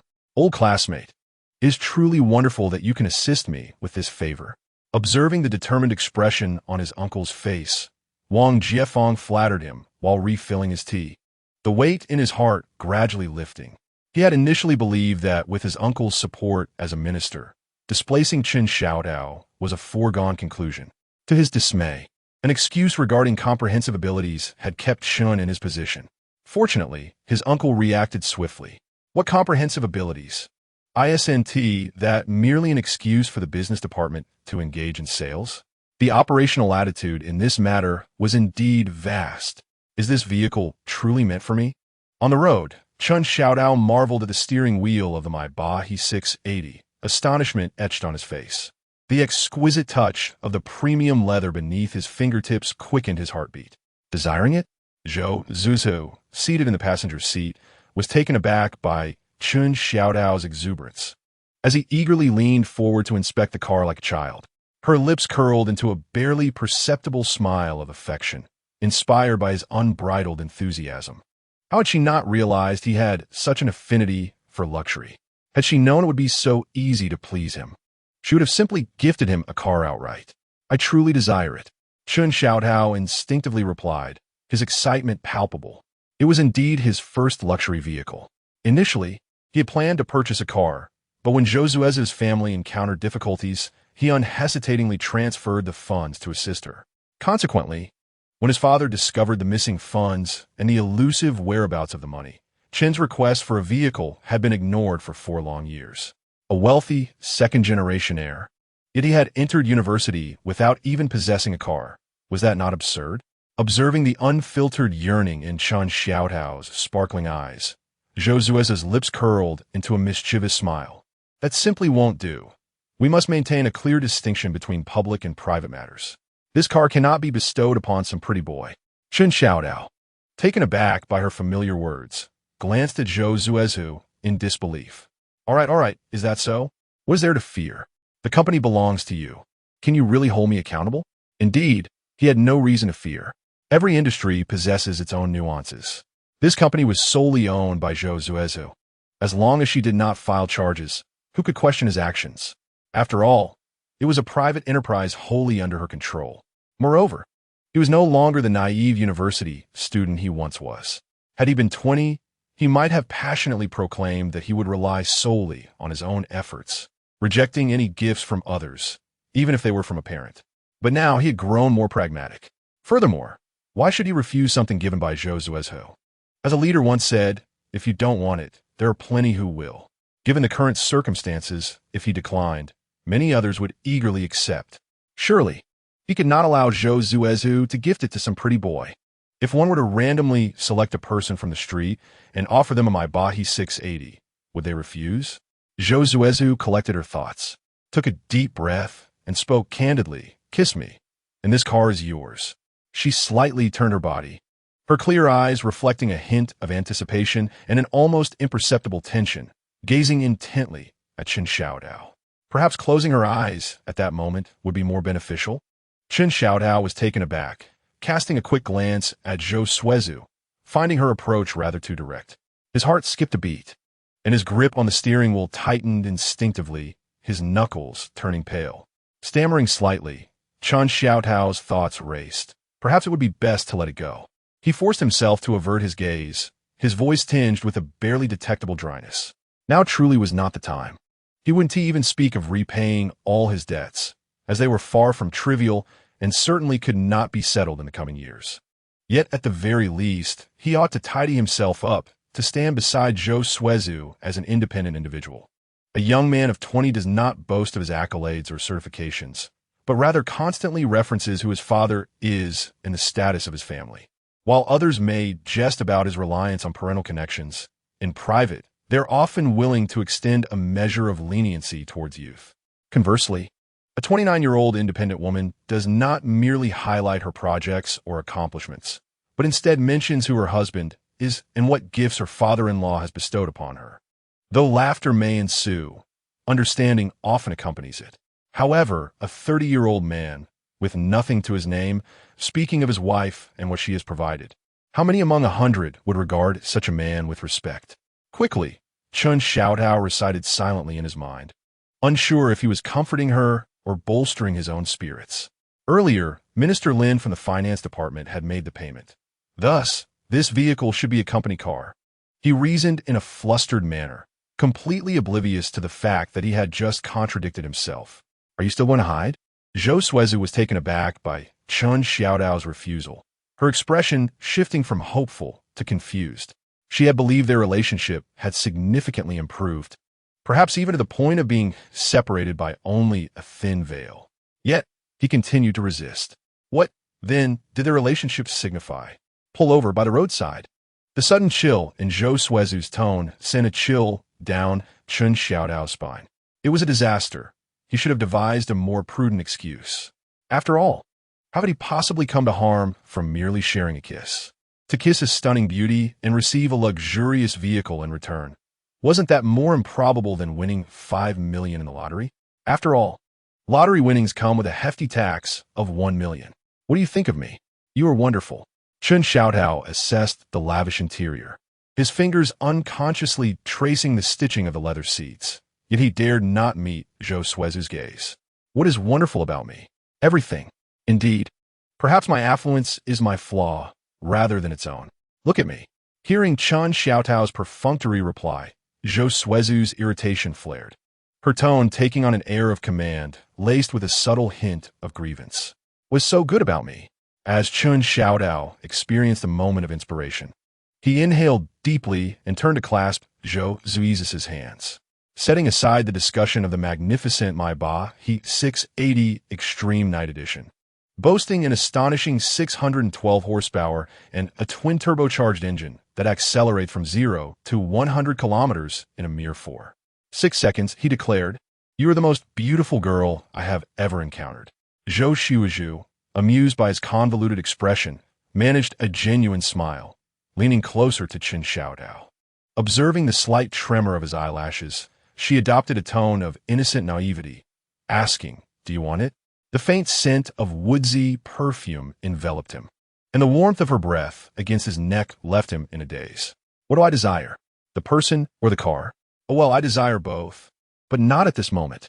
Xuezhu's expression was one of inner turmoil as he instinctively swallowed hard. In truth, whether it was today or tomorrow, there was no need to be so rigid about the timing. It wasn't as if they were getting married, tied to a specific date. If I want it, I won't give you anything. Suddenly, Xuezhu playfully pinched his arm in mock annoyance. You dog, I almost forgot how you refused to accept my gifts back in university, scolding me for not asking first. Yet now, you are so eager for a car of such expense. If you don't give it, then I don't want it. Xuezhu retorted, inhaling sharply from the pinch, though he secretly felt otherwise. Really don't want it? Absolutely not, he replied defiantly, though his gaze betrayed uncertainty. He was relieved he had not given in earlier, nearly forgetting a crucial detail. His current rented apartment had no parking space for such an extravagant vehicle. Then let's drive. Xuezhu huffed, crossing her arms and gazing out the window, unwilling to engage further. Chapter 77. Betrayal during complaint handling. Did you buy a car? Seeing Xuezhu engrossed in his phone, Dong Haoping leaned over with curiosity. It's hard to say, Xuezhu replied lazily, casting a sidelong glance at him. It might be a gift from some wealthy lady. Is that true? Dong Haoping's eyes widened. She just gave you a Mercedes? If anyone else had said that, he would have assumed they were joking. Yet, Xuezhu had the means to be a kept man. Good brother, although you've had a rough past. We aren't the kind to despise the poor for their wealth. But you can't actually be driving a Land Rover, can you? Indeed, Xuezhu said, sensing Dong Haoping's skepticism. He smirked and quickly added fuel to the fire. He set his phone aside, straightened his posture, and with a serious expression, declared, last month, I met a wealthy lady online. She told me she owns 8 companies and 5 villas in Shanna province. and offered me 80,000 yuan a month just to accompany her in Shana City. Ridiculous, isn't it? I'm feeling so confident now. How could I possibly agree? As Dong Haoping listened, his expression morphed from shock to suspicion, ultimately settling into a look that seemed to say, "Do you think I believe you?" He raised an eyebrow and glanced at Chen Xiaodao sideways. "So, where are you now?" "In Shanha City," Chen Xiaodao replied. In a sudden epiphany, Dong Haoping slapped his thigh, feigning realization. "Brother, I trust you. This affluent lady seems familiar to me. Is it true?" Chen Xiaodao felt a jolt in his heart, momentarily startled.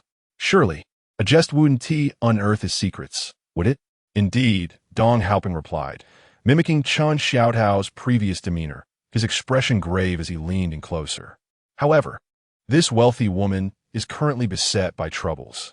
She has recently opened a raw material hot pot restaurant, but the designer has managed to provoke her ire. Therefore, she intends to confront us today." "Today?"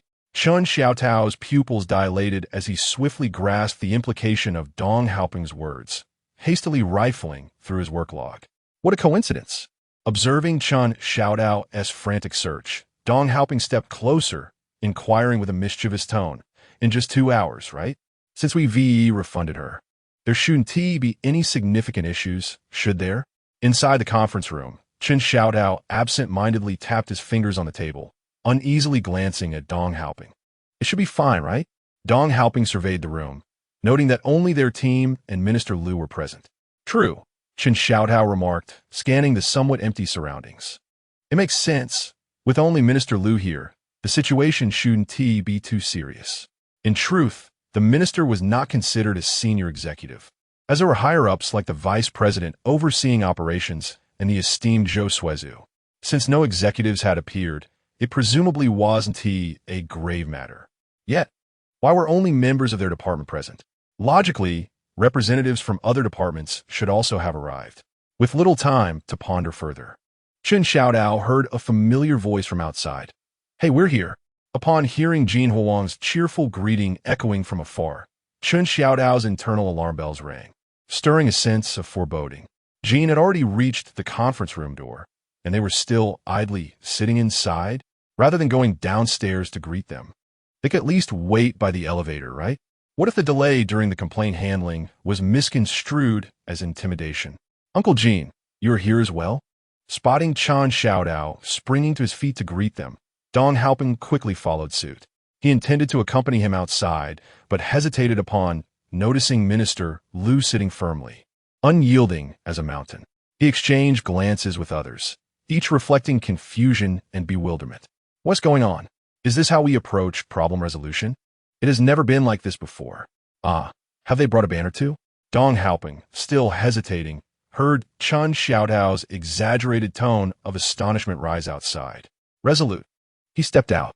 There stood Chen Xiaodao, slightly bent, respectfully accepting the banner handed to him by Master Jin, with Jiang Ranran beside him holding another. Come, Minister. You must take this." Chen Xiaodao guided the two into the conference room, turning slightly to introduce them, raising his voice to address Minister Liu. Upon seeing the young woman holding a banner inscribed with Model of Professionalism, Industry Benchmark, Minister Liu's face brightened with a broad smile, eagerly rising to greet them. "Oh my, this is too kind. Shall we take a photo together?" As Dong Haoping perceived the lively atmosphere, he hastily retrieved his phone and vocally proposed an idea. Although Chen Xiaodao had just stepped out, he sensed the subtle ambience of the day and thought it prudent to contribute in any way he could. Chen Xiaodao stood on the far left, proudly holding a personal banner signifying their impressive and well-executed plan alongside Jin Huang. Minister Liu occupied the far right, presenting a banner bestowed upon the company with Jiang Ranjin by his side. Dong Haoping intended to remind them, yet seeing everyone already pose for a photo, he refrained. Why was Wang Jiefeng standing between Jin Laohan and Jiang Ranjin? What relevance did he have in this matter? Once the photo session concluded and everyone settled, Jin Laohan unceremoniously took Chen Xiaodao's hand, insisting he sit beside him. "Young fellow, your model afternoon tea has truly attracted a great number of people." Without waiting for anyone to speak, Jin Huang beamed at Chen Xiaodao with praise. "You have no idea, after years in the restaurant business, This is the first time I've seen an afternoon tea so bustling. Xuezhu, with a quick mental shift, cleverly returned the compliment. Such success surely stems from Miss Zhang's strategic planning. After all, only the youth can truly relate to their peers. Jiang Ranjin, noticing the old man's familiarity with Xuezhu, felt a surge of frustration. However, recalling Lu Rian's words, she suppressed her discontent and reluctantly offered pleasantries. It cannot be without your excellent planning. Recognizing the misunderstanding, seeing Chun Xiaotao engaged in warm conversation with the others, Minister Lu cleared his throat and suggested, "How about we proceed as per the established contract?" This statement instantly cast bewilderment and astonishment across the faces of those present. What did this mean? Wasn't this a complaint resolution? How had it transformed into a pursuit of the final payment? What do you mean? Jiang Ranjin erupted, slamming her hand on the table. The very reason for her anger was the free proposal, and now they sought to reclaim the money?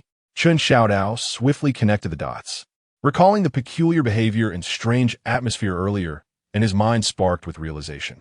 "Let us not rush," he urged, raising his voice to soothe the tensions. "Since this concerns financial matters, I will ask Secretary Shan to facilitate communication and bring a few representatives from the legal and finance departments." "So, you intend to create complications? Then I shall muddy the waters," he thought. If they did not act now, the blame would be inescapable. Yet, involving other departments would lead to a chaotic struggle over responsibility. "Very well," Jean Laohan responded promptly. "Since the young fellow's strategy has proven effective, it is only right that we pay." "No way." Jiang Ranjin shot up angrily. "Last time they were so resolute in demanding a refund and expelling us. How can they now dare to mention the contract?" "Everyone, please remain calm," Chun Xiaodao interjected as Jin Huang turned to dissuade Jiang Ranjin. He gestured with both hands to cool the situation. "I have a proposal. Based on the afternoon tea concept, we can create a targeted plan addressing Miss Zhang's needs. How about we first discuss my preliminary proposal?" Chapter 78. Socializing? Or is it more important to appease my treasure? The hot pot of Chef Jean and the artistic flair of Miss Jiang can indeed coexist. The key lies in discovering the appropriate artistic medium. The incident unfolded abruptly, leaving Chun Xiaodao no time to devise a detailed plan. He could only proceed in accordance with Jiang Rannin's demands. After all, by following a singular thread, he could organize his thoughts more effectively. Once the afternoon tea was launched, it became an instant sensation. He would never arrogantly attribute its success solely to the confectionery models worth a few hundred yuan. What truly attracted the crowd was likely the lavish decor, which cost hundreds of thousands. Given this, why not establish a beverage bar? Coffee, milk tea, or fruit tea would suffice, depending on what Miss Jiang fancies. Transforming the expansive glass window into a street-side beverage outlet, adorned with a charming sign that exudes artistic flair, would undoubtedly elevate the aesthetic she desires. With the desired ambience in place, Miss Jiang's reputation would naturally flourish. Through their several interactions, he had come to realize that, while she spoke of entrepreneurship, her concerns revolved more around her image than profit. With the obstacle of this daughter removed, the hot pot business of Jin Yuang would surely thrive even more. Considering the seasoned chefs and the novelty of fresh ingredient hot pot, both innovative and solidly grounded. Most importantly, Chun Xiaodao succinctly concluded that this proposal required only minor alterations, without necessitating a significant overhaul of the restaurant's layout. This was feasible. Jiang Rannin's eyes sparkled with excitement. She promptly turned and eagerly grasped Jin Yuang's arm, exclaiming, "This is his proposal. You wouldn't oppose my endeavor to make hand-ground coffee, would you?" Initially hesitant, Jin Yuang recognized that Chun Xiaodao was merely seeking to engage his daughter and alleviate her distractions. Upon hearing that minimal space was required and that it wouldn't disrupt the hot pot business, he felt a surge of relief. A few square meters wouldn't significantly impact their operations, and it would allow him to keep an eye on his daughter. What could be more advantageous? "All right," Jin Yuang finally inquired. "What is the fee for these two proposals?" "I shall consult the higher-ups." Before Chun Xiaodao could finish, Jin Yuang interjected, cutting off others and assuring him of a preferential rate. It would be unwise to let Minister Lu speak, as who knows what complications might arise. Let us consider to buy one, get one free. As Chun Xiaodao rose to leave, Minister Liu hastily interjected, stating that since the previous collaboration had already been refunded, he would not trouble other colleagues further. Shall we simply sign the contract for this occasion? He was still present. Whom was Chun Xiaodao seeking to consult? Surely not the newly appointed boss?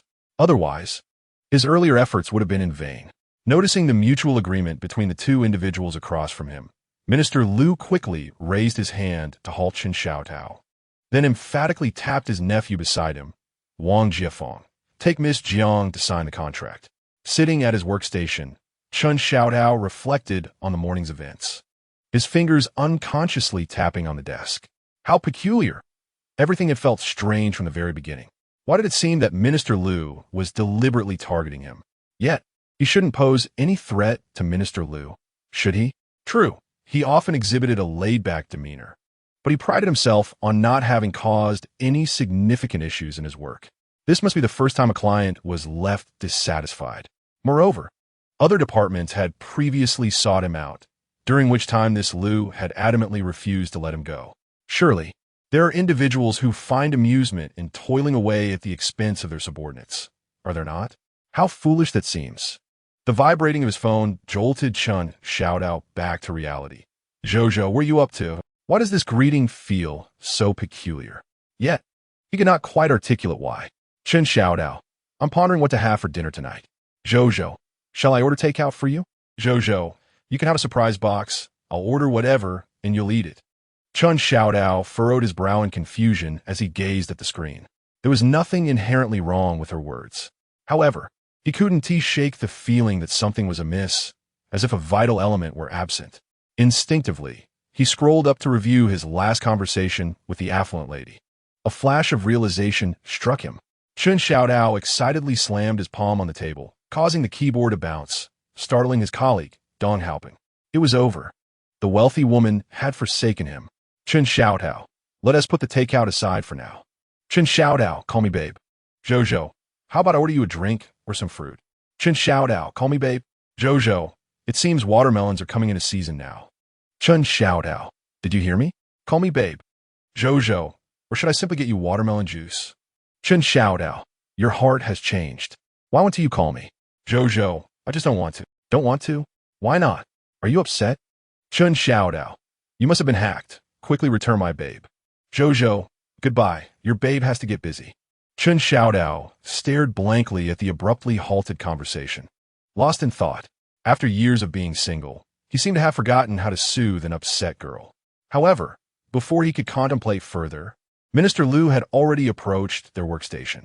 Your colleague Wang Jiefeng is quite industrious. He has successfully secured a client from a state-owned enterprise. Tonight, the client has invited everyone to dinner, and you shall accompany them. Understood. Wang Jiefeng stood up abruptly, responding with a booming voice. I will ensure the reception task is completed. Chun Xiaodao exchanged a glance with Dong Haoping, both feeling a sense of unease. Must we attend? Dong Haoping voiced his concerns. Entertaining clients? What does that have to do with our department? Surely, they should be expected to accompany meals and drinks without any orders placed, right? Isn't such pre-sales business the responsibility of the sales department?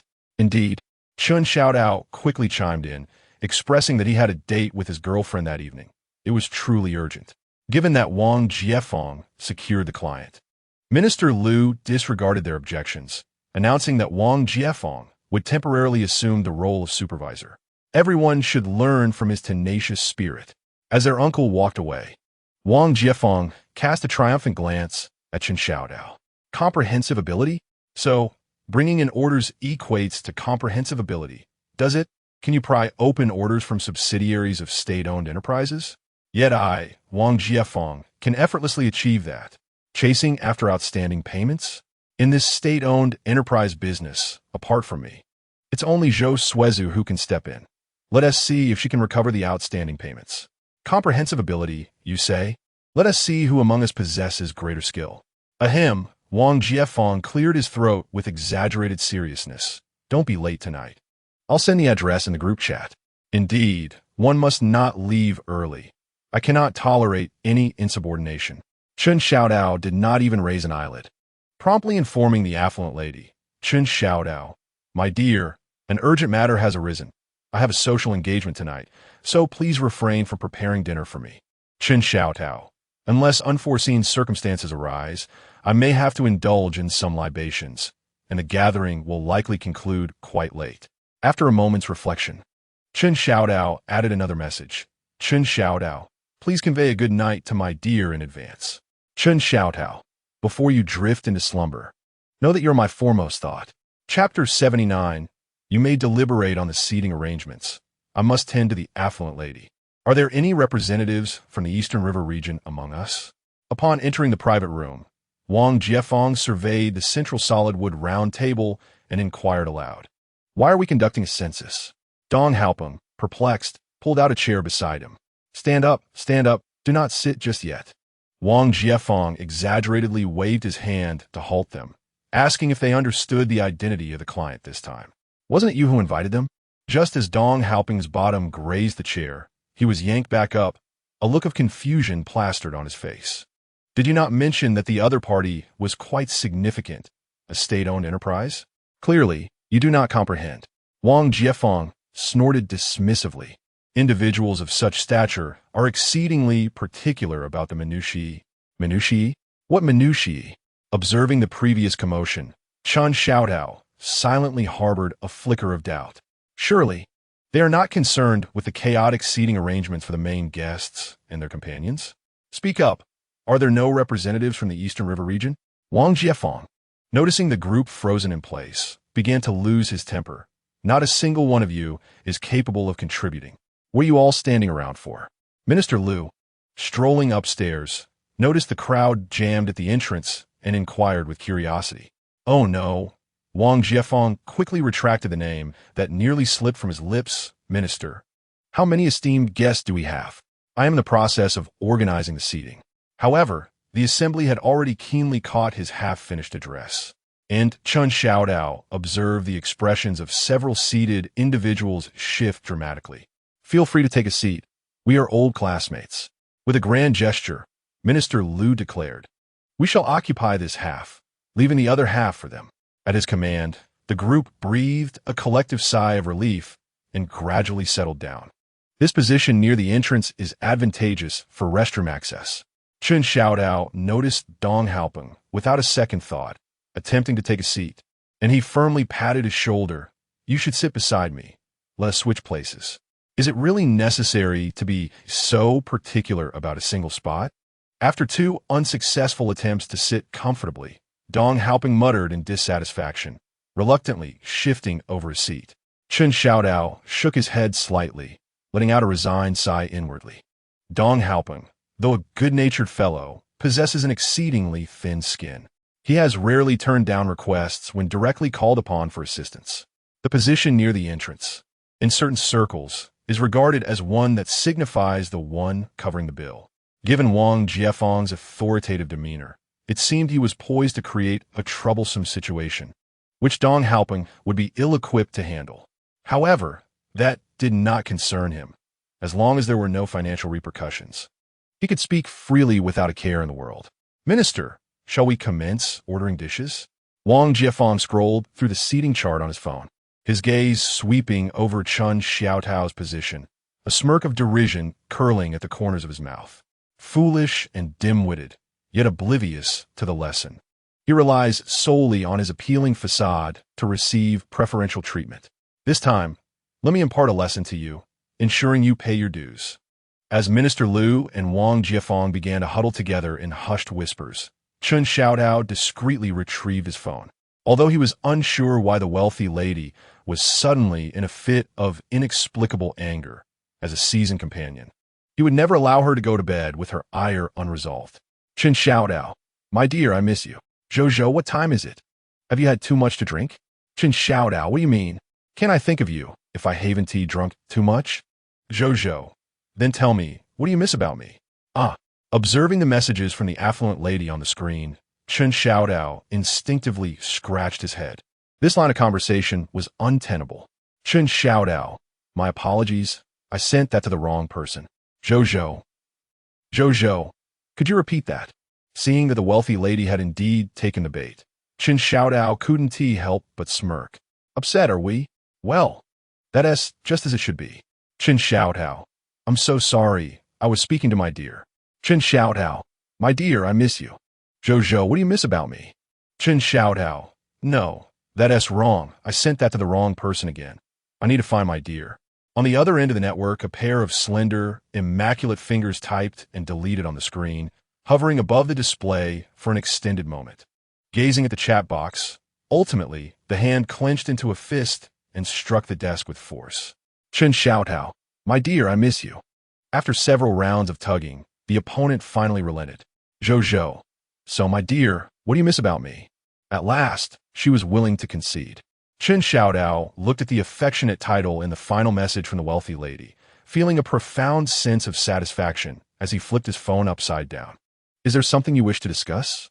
Closing his phone, Chen Xiaodao discreetly surveyed the room. Minister Liu and Wang Jiefeng were still engaged in low conversation, while others sat staring blankly at the table or scrolling through their phones, lost in their own worlds. Only Dong Haoping gazed at him with bright eyes. Their gazes suddenly met, startling Chen Xiaodao. I just remembered. Dong Haoping leaned closer, lowering his voice conspiratorially. You've pulled orders before. How did you manage that? Is that what this is about? Chen Xiaodao couldn't help but chuckle, patting his thigh reassuringly, signaling him to relax. What's the rush? If the sky falls, our leaders and our agency supervisor will be there to support us. You only need to focus on eating and drinking. How did he manage in the past? He had never personally signed off on any orders he had procured. For the routine, smaller orders, he would either randomly select familiar salespeople or see who he had last played games with, or who clicked on the red envelope link he shared.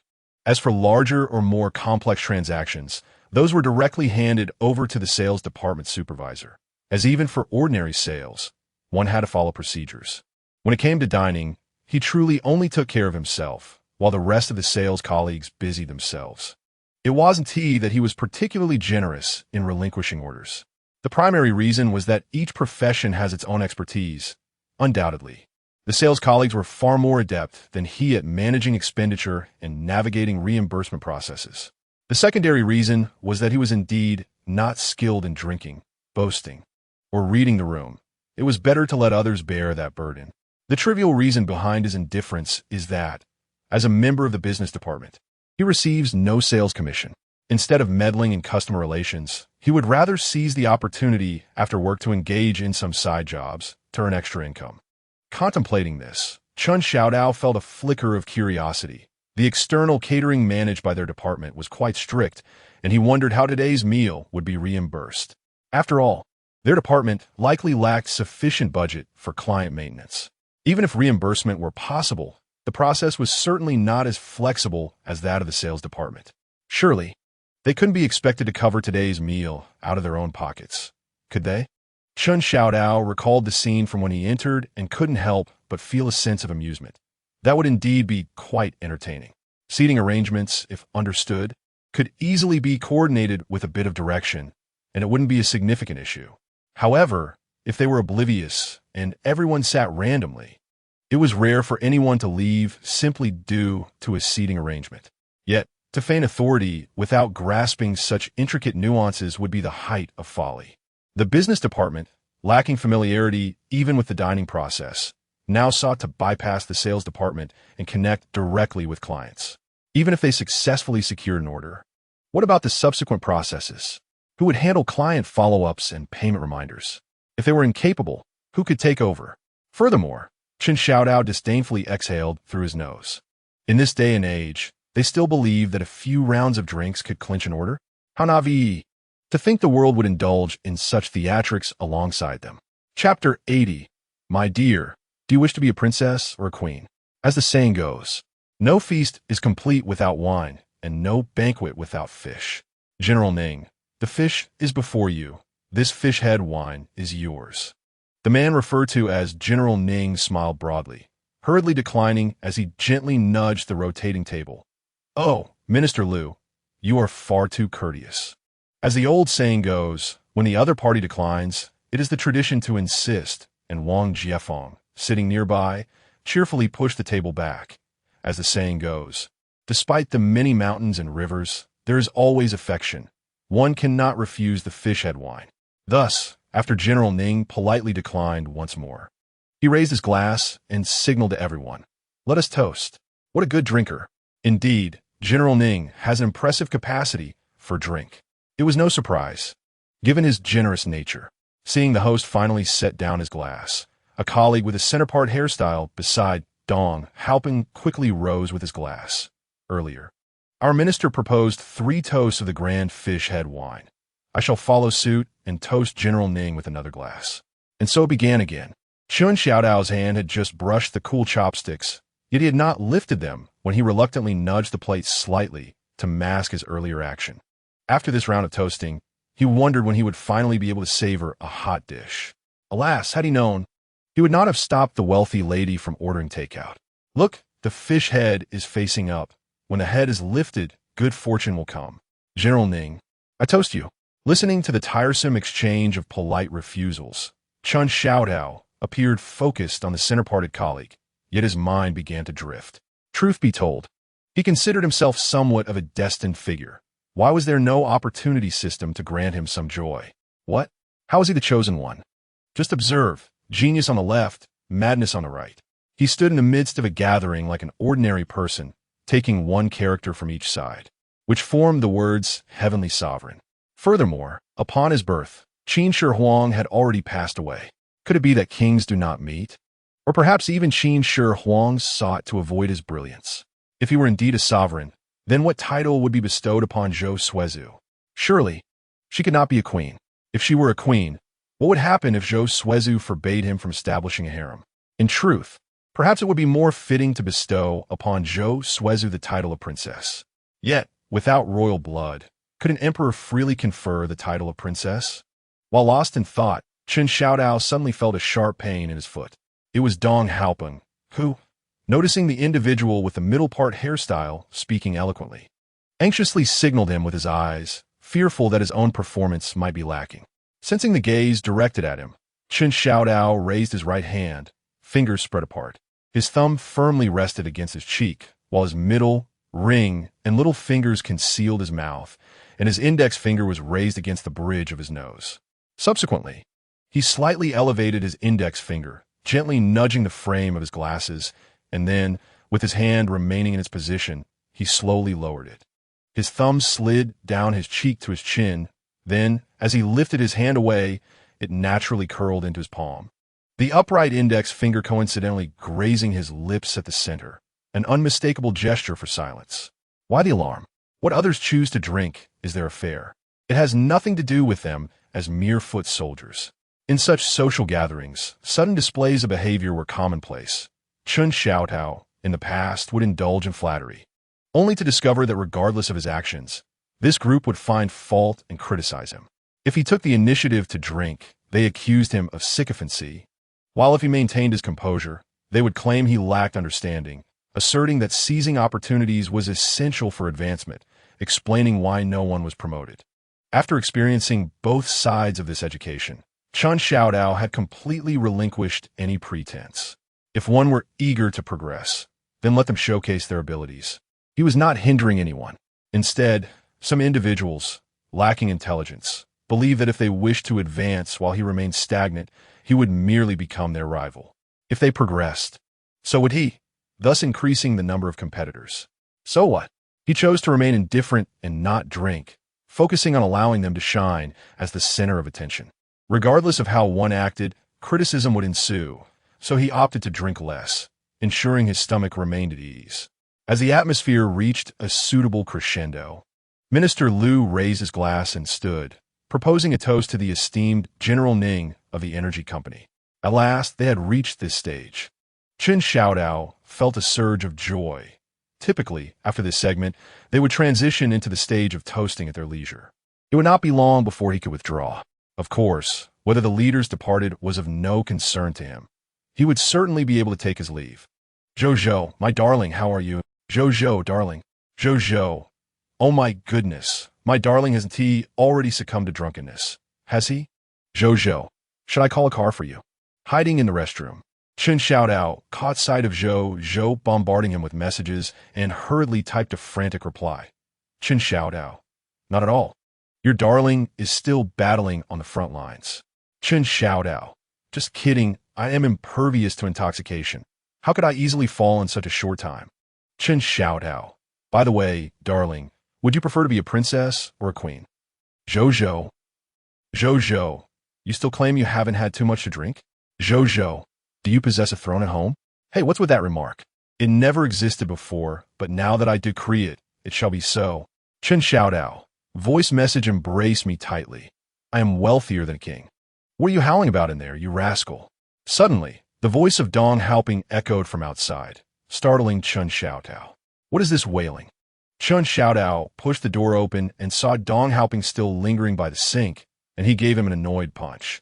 This is the dream of countless young maidens.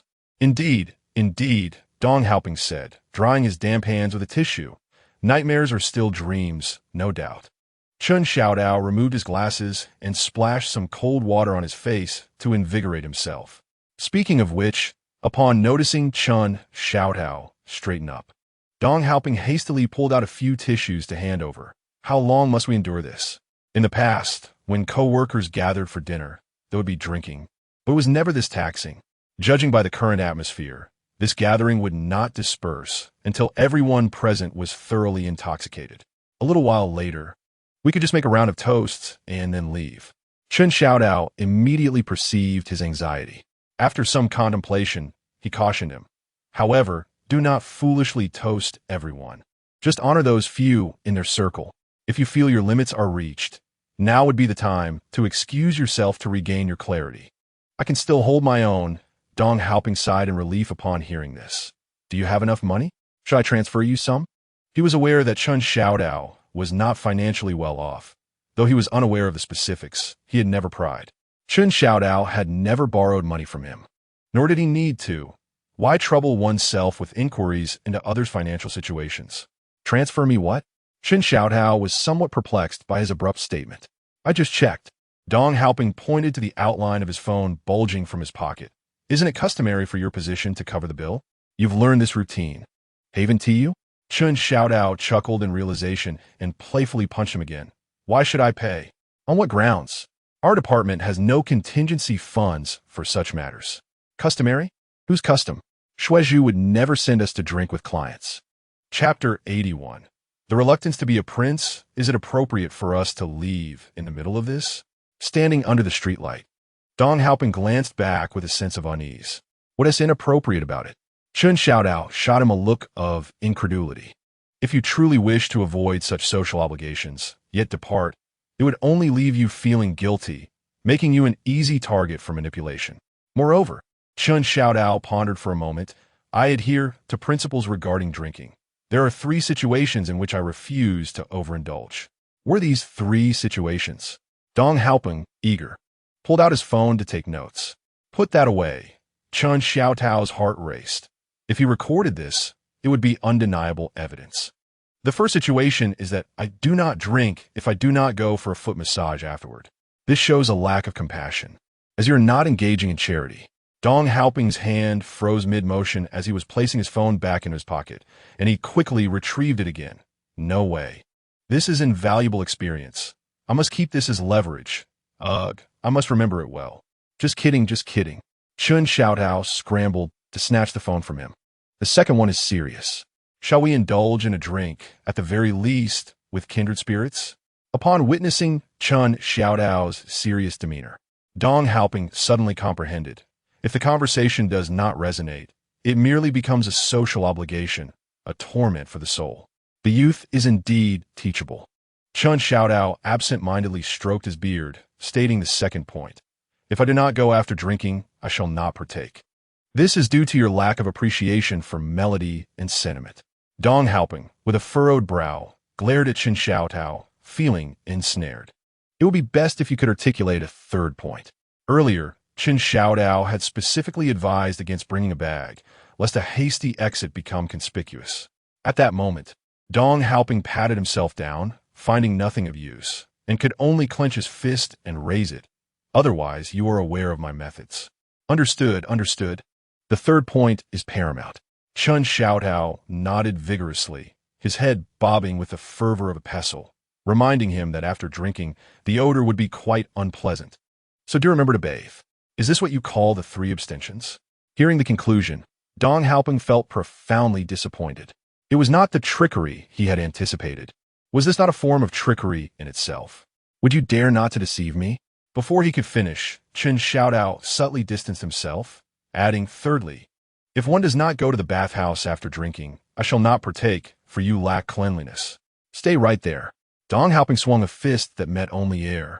Seeing Chun Xiaotao dart aside, he furiously chased after him. Chun Xiaotao, darling, have you missed me? Chun Xiaotao, hee, I slipped out, now heading home. Chun Xiaotao, now out of breath, paused to retrieve his phone and inform his wealthy companion, then hastily raised his hands in surrender as the panting Dong Haoping approached. Stop, stop. One should not engage in such vigorous activity after drinking. It is detrimental to health. Yet Dong Haoping paid no heed to such caution, and despite gasping for breath, his fist landed on Chun Xiaotao's shoulder. But not delivering that blow leaves my spirits low. I am preparing to take a taxi home. Seeing Dong Haoping at least able to walk in a straight line alleviated Chun Xiaotao's worries. How will you return? I shall also take a taxi. Dong Haoping, still somewhat anxious, nervously inquired, are we truly leaving? What if the minister inquires about our whereabouts afterwards? What shall we do? Chun Xiaotao's eyes darted, concocting a mischievous idea. If you are genuinely concerned, Chun Xiaotao glanced around, draping his arm around Dong Haoping's shoulders, and lowered his voice. Allow me to share a clandestine secret. What is it? Having learned from the earlier lesson, Dong Haoping's expression turned wary. However, since the secret cannot be disclosed to outsiders, I must first appoint you as the Grand Eunuch.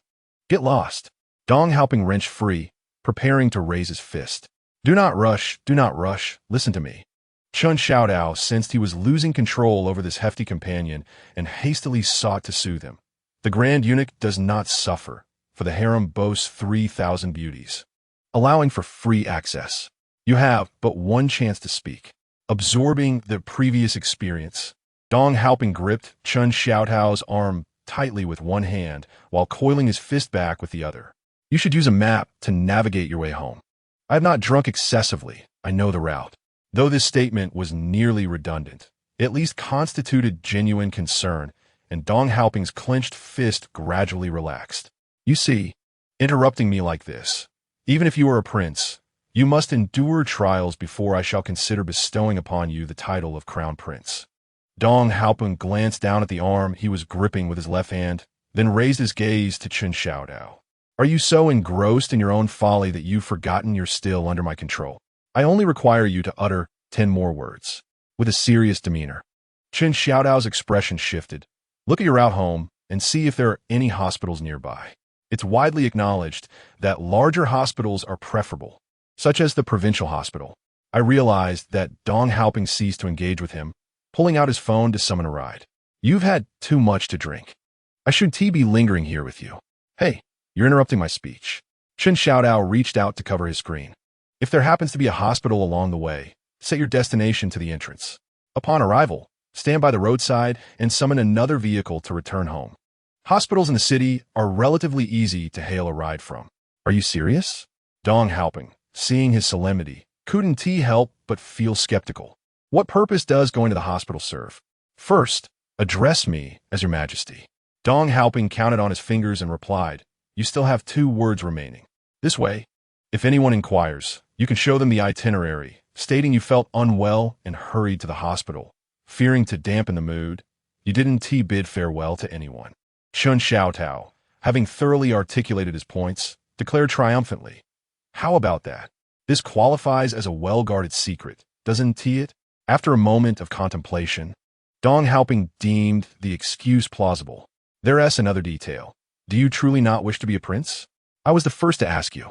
A simple nod from you could elevate you to the rank of the Grand Prince. While waiting for my ride, Dong Haoping checked his phone screen. You have merely 2 minutes left. For the second ride, you may take a taxi. This way, the ride-sharing app will not record your second journey, only that you left the dinner and proceeded to the hospital.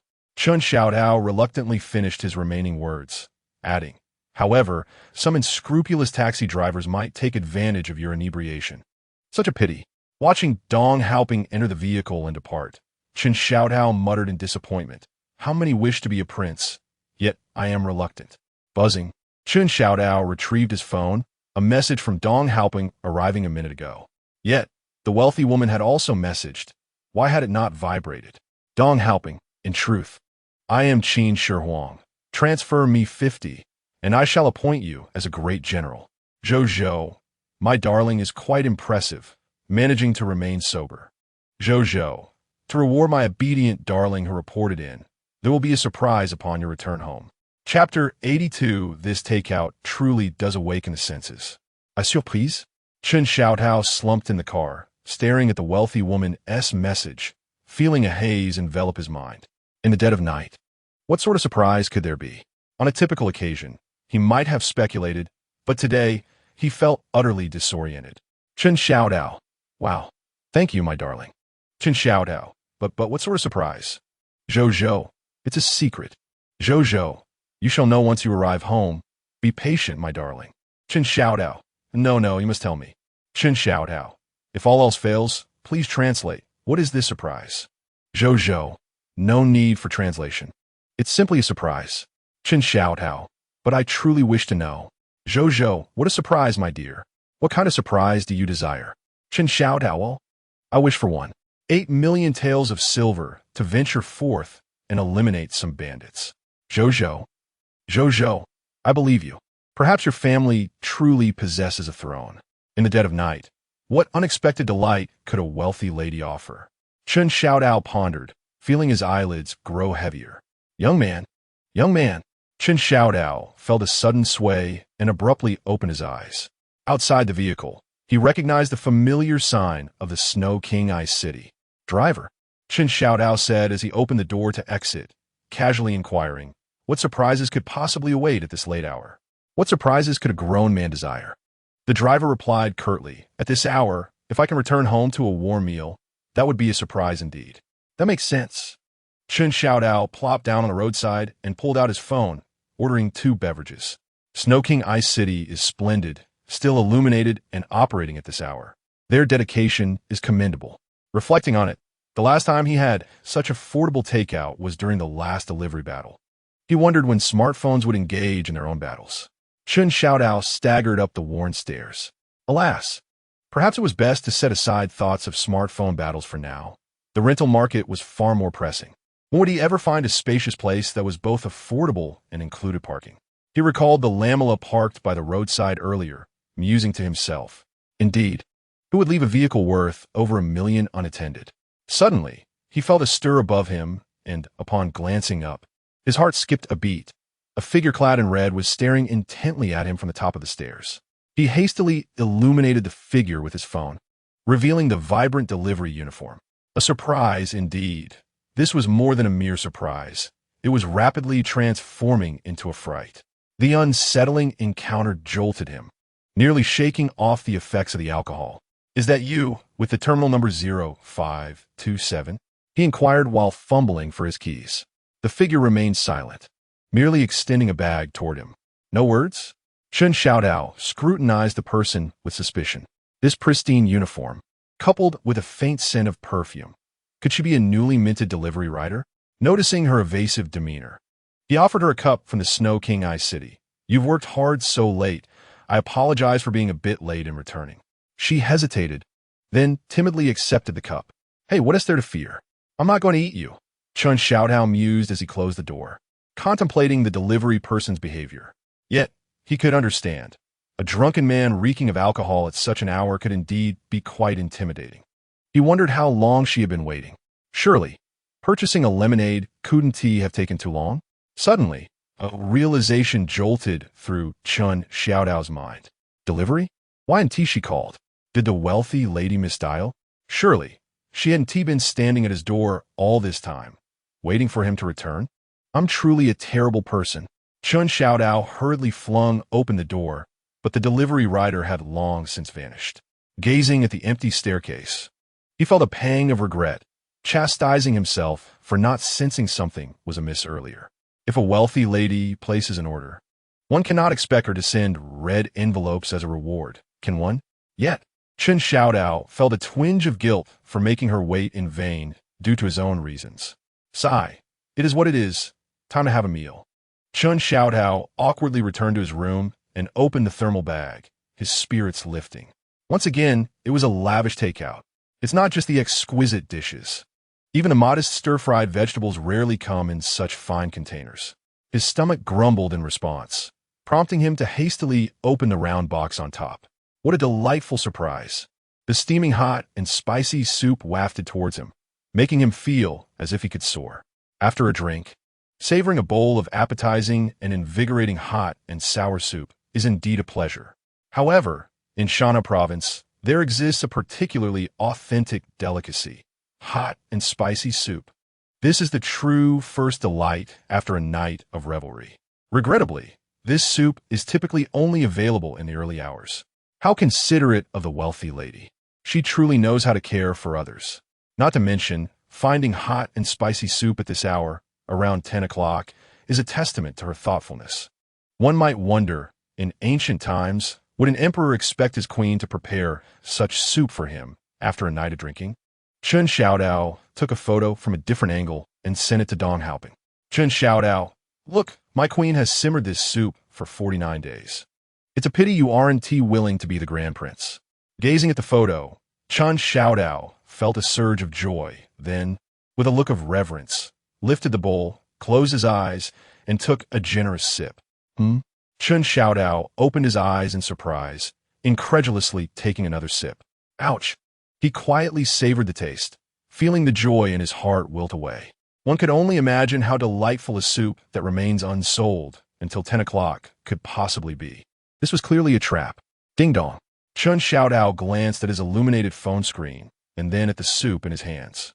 Thankfully, it still looked appealing enough to boast about. He hoped the other dish would be more palatable. Xuezhu, darling, are you home yet? Yes, he was home. But darling, you stepped into a pitfall. Chen Xiaodao, the takeout has arrived. Thank you, my dear. Chen Xiaodao, but let us try a different place next time. This isn't tasty. Xuezhu. Upon seeing the series of question marks from the wealthy lady, Chen Xiaodao quickly realized his blunder and hurriedly retracted his message. How foolish of him to squander her good intentions. If he upset her, who would bring him a steaming bowl of hangover soup after a night of drinking in the future? Chen Xiaodao, wrong message, wrong message. Let's try a different place next time. This bowl isn't very good. Xuezhu, what? Do you wish to leave a bad review? A bad review?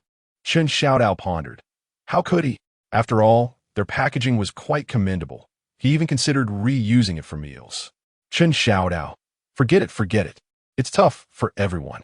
Chen Xiaodao, I feel like the delivery person waited for me for quite a while. That's rather pitiful. Xuezhu, indeed. It is quite pitiful.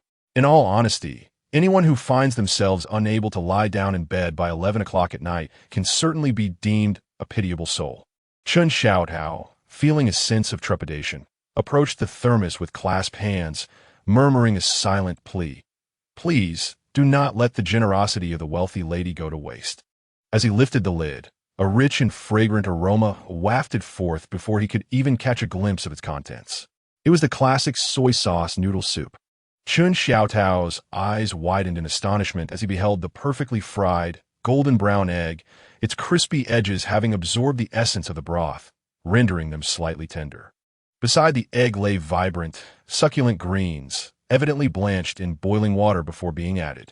The fresh vegetables, coupled with scattered bits of green onion, created a delightful contrast of deep and light greens, mingling with tiny shrimp and fragments of seaweed, igniting his appetite. Without the luxury of chopsticks, Chen Xiaodao eagerly slurped a mouthful, the savory broth sending a delightful shiver through his entire being. Neglecting to respond to messages, he dashed to the kitchen to retrieve chopsticks and devoured the noodles and broth with reckless abandon. Reclining on the sofa, Chen Xiaodao let out a contented belch, an indescribable sense of satisfaction and happiness washing over him. Coming home after a night of revelry to a bowl of soy sauce noodles topped with a fried egg felt like a treasure beyond compare. Chen Xiaodao, darling. The noodles are absolutely delectable. Chen Xiaodao, they carry the taste of home. Chapter 83. Grant me a moment, if you will, among the days of the month.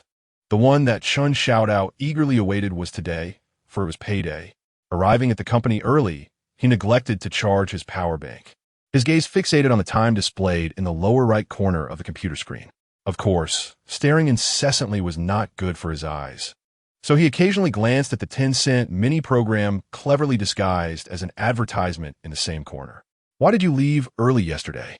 Wang Jiefeng approached, tossing a few receipts onto the table. These are last night's expenses. You need to reimburse them through finance. What is finance? Chen Xiaodao feigned ignorance, tilting his head. Goodness, don't tell me you're acting like a superior now. Even if you were a department head, you'd still have to handle your own reimbursements. Moreover, you're not even a supervisor yet. Is this how you carry yourself? Haven't you ever processed a reimbursement? Wang Jiefeng frowned, glaring at him. What are you pretending for? I have processed reimbursements before. Isn't it's just a matter of filling out the reimbursement form online and submitting the paper receipts once approved? Chen Xiaodao shrugged, yet he was unaware of the differences between the reimbursements of leadership and those of mere underlings. He also didn't know whether the funds for official reimbursements were deposited into personal accounts or elsewhere. It's all the same, Wang Jiefeng said. Sensing the sarcasm in Chen Xiaodao's tone, he impatiently tapped the receipts that had been placed on the corner of the desk. Just process it as a personal reimbursement. Once the funds arrive, you could transfer them to me. All right, that is how we'll do it. Chen Xiaodao watched Wang Jiefeng walk away, suppressing a snort and clenching his fists in silence. Just wait. Once this month's salary is in hand, let us see if I don't go a little wild. You wouldn't dare, he thought, as he turned to find Dong Haoping staring blankly at him, startling him. The previous night's drinking had not been excessive. So why did he appear so lifeless now? Look, Dong Haoping mechanically opened his mouth, devoid of any emotion. He has begun to retaliate against us. What is the logic behind this? Do you truly believe that Chen Xiaodao's attempt to comprehend Dong Haoping's intentions stems from our premature departure last night, leading him to deliberately set traps today? Is that not absurd? Dong Haoping's demeanor shifted from tranquility to agitation. There was finally a hint of turmoil, for that was a client from a state-owned enterprise. Chen Xiaodao snorted dismissively. The scheming began even before Jiang Ranyin and Jin Huang arrived. Besides, who informed you that it was a state-owned enterprise? Minister Liu, you say? Just because he claims it to be true, does that make it so? Is he a representative of the State-Owned Assets Supervision and Administration Commission? Stop arguing. Dong Haoping, in despair, cradled his head in his hands. I checked earlier. The business registration indeed identifies it as a wholly state-owned enterprise. You truly believe that? Chen Xiaodao responded incredulously. That rotund and balding General Ning is a representative of a state-owned enterprise? Moreover, if he truly wished to create trouble for you, there are countless reasons at his disposal. Surely, some individuals do not genuinely think that merely studying the art of sycophancy will lead them to a smooth path in life. Oh wait, one cannot refer to it as a sycophant training manual anymore. It must be termed social etiquette. Take yesterday's dinner, for instance. By the end, you lingered at the table instead of leaving. Such a lack of awareness. Did you not notice the leader was about to discuss matters privately? If he did leave, it would be considered a display of poor upbringing. Who departs mid-reception? It seems that no matter whether one stays or goes, either choice is deemed incorrect. Furthermore, even if one remains, what difference does it make? Should one indulge to the point of inebriation, vomiting in the bushes or on the pavement, and then collapse into their own regurgitation? Is that truly the height of revelry worth cultivating? It is merely self-inflicted suffering. In contrast, to vomit on the table or into the dishes in their presence creates a complete mess. They have begun to express their understanding of your plight, offering you a way out. Nevertheless, Chen Xiaodao contemplated and decided to retrieve his phone. Certain social niceties must still be observed. For instance, if you plan to act irrationally, at the very least, you should notify others. Otherwise, wouldn't you be deemed a lunatic? Why should workers make things difficult for other workers? Tian xiao tata, hao ye. What shall we have for lunch? Guahao. Anything is fine. Do you have discount coupons again? Chun Xiaodao. Coupons still require spending money. So grant me the opportunity to treat you to a meal. Guahao. You scheming little rascal. Guahao. But I must admit, it is indeed you, treating others to a meal or ordering takeout, right? Chun Xiaodao. Does this not highlight our accountant Gua's integrity? Chun Xiaodao complimented him and triumphantly closed his phone. Now, that is what one calls social etiquette, is it not? Preemptively offering apologies and gestures of goodwill will convey greater sincerity than post-incident reparations. Thus, one eagerly awaits the arrival of payday. When payday arrived, there was a commotion in the finance department. Why must the payslips be collected from Xuezhu's office? Chun Xiaodao pondered, as it had previously been customary for the supervisor to hand out an envelope. Must individual conversations now be held? Speculating, Chun Xiaodao knocked on the office door. Secretary Shun, please fetch a can of cola. Upon seeing Chun Xiaodao enter, Xuezhu instructed Xinyu. How much is my salary this month? After Xinyu departed, Chun Xiaodao discreetly exhaled in relief and hurriedly inquired. Xuezhu would not comply, opting instead to hand over her salary as a means of control. The moment her paycheck arrived, it would be seized. Should he desire it, he would have to seek her out. Why the anxiety? Xuezhu cast a suspicious glance at him, presenting an envelope. Like everyone else, but if you agree to be my driver, picking me up and dropping me off every day, I shall discreetly transfer you an additional 10,000. What do you mean by picking me up and dropping me off? Chun Xiaodao asked, bewildered. Xuezhu gazed at him in silence, as if the meaning were self-evident. You would drive that new car, fetching me each morning and returning me home in the evening? Realizing his previous question had been rather naive, Chun Xiaodao hurried to clarify the details. Otherwise, what would it be? Xuezhu scrutinized him, a hint of self-mockery curling her lips. Would you willingly undertake something even more troublesome? This is already quite a hassle. Chun Xiaodao hastily declined. If it were something else, he might have been agreeable. After all, that was a substantial sum of money. However, driving was out of the question. After dropping off Xuezhu, how would he return home? Surely, he couldn't traverse half the city on his small electric scooter. And driving a luxury car back to his rental would be utterly inappropriate. It was not merely a matter of pride. The car would certainly speak for him. The crux of the issue was that he lacked a parking space. While the community did possess an underground garage, he had previously only owned a small scooter, so renting a parking space seemed unnecessary. Moreover, he recalled the complaints that had erupted in the community's second-hand group the previous week. The underground garage only registered landlords. Those like him, mere tenants, could not rent a space. Surely, he could not leave a multi-million-dollar vehicle on the busy street. His building was an old complex devoid of elevators, with an abundance of elderly residents and children compared to more typical communities. What if one day, parked by the roadside, it were scratched or damaged? Who would he turn to for resolution? Not to mention, pursuing insurance claims would be futile. That stretch of road likely lacked surveillance cameras. Still unwilling? Noticing Xuezhu's evident disappointment, Chun Xiaodao felt a pang of anxiety and spoke with a hint of pleading in his tone. Could you grant me a little time? How long? As long as necessary. Chun Xiaodao replied, his eyes darting playfully. Let me share a secret with you.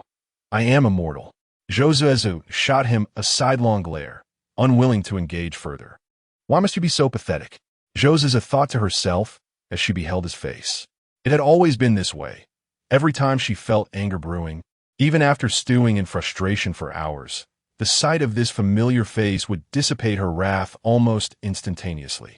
Xuezhu's breath quickened as she turned away, wishing to ignore this irritating fellow. Really, you must believe me. Seeing her mood lift slightly, Chun Xiaodao hastened to add, from the moment of my birth. To the best of my recollection, I have never died. Chapter 84. Women only diminish my resolve. Do you have business? Xuezhu turned her head to find Chun Xiaodao, still standing there, coldly inquiring. Chun Xiaodao hesitated slightly. May I see the salaries of some individuals? Upon hearing this, Xuezhu regarded him with newfound interest, sizing him up. You wish to see?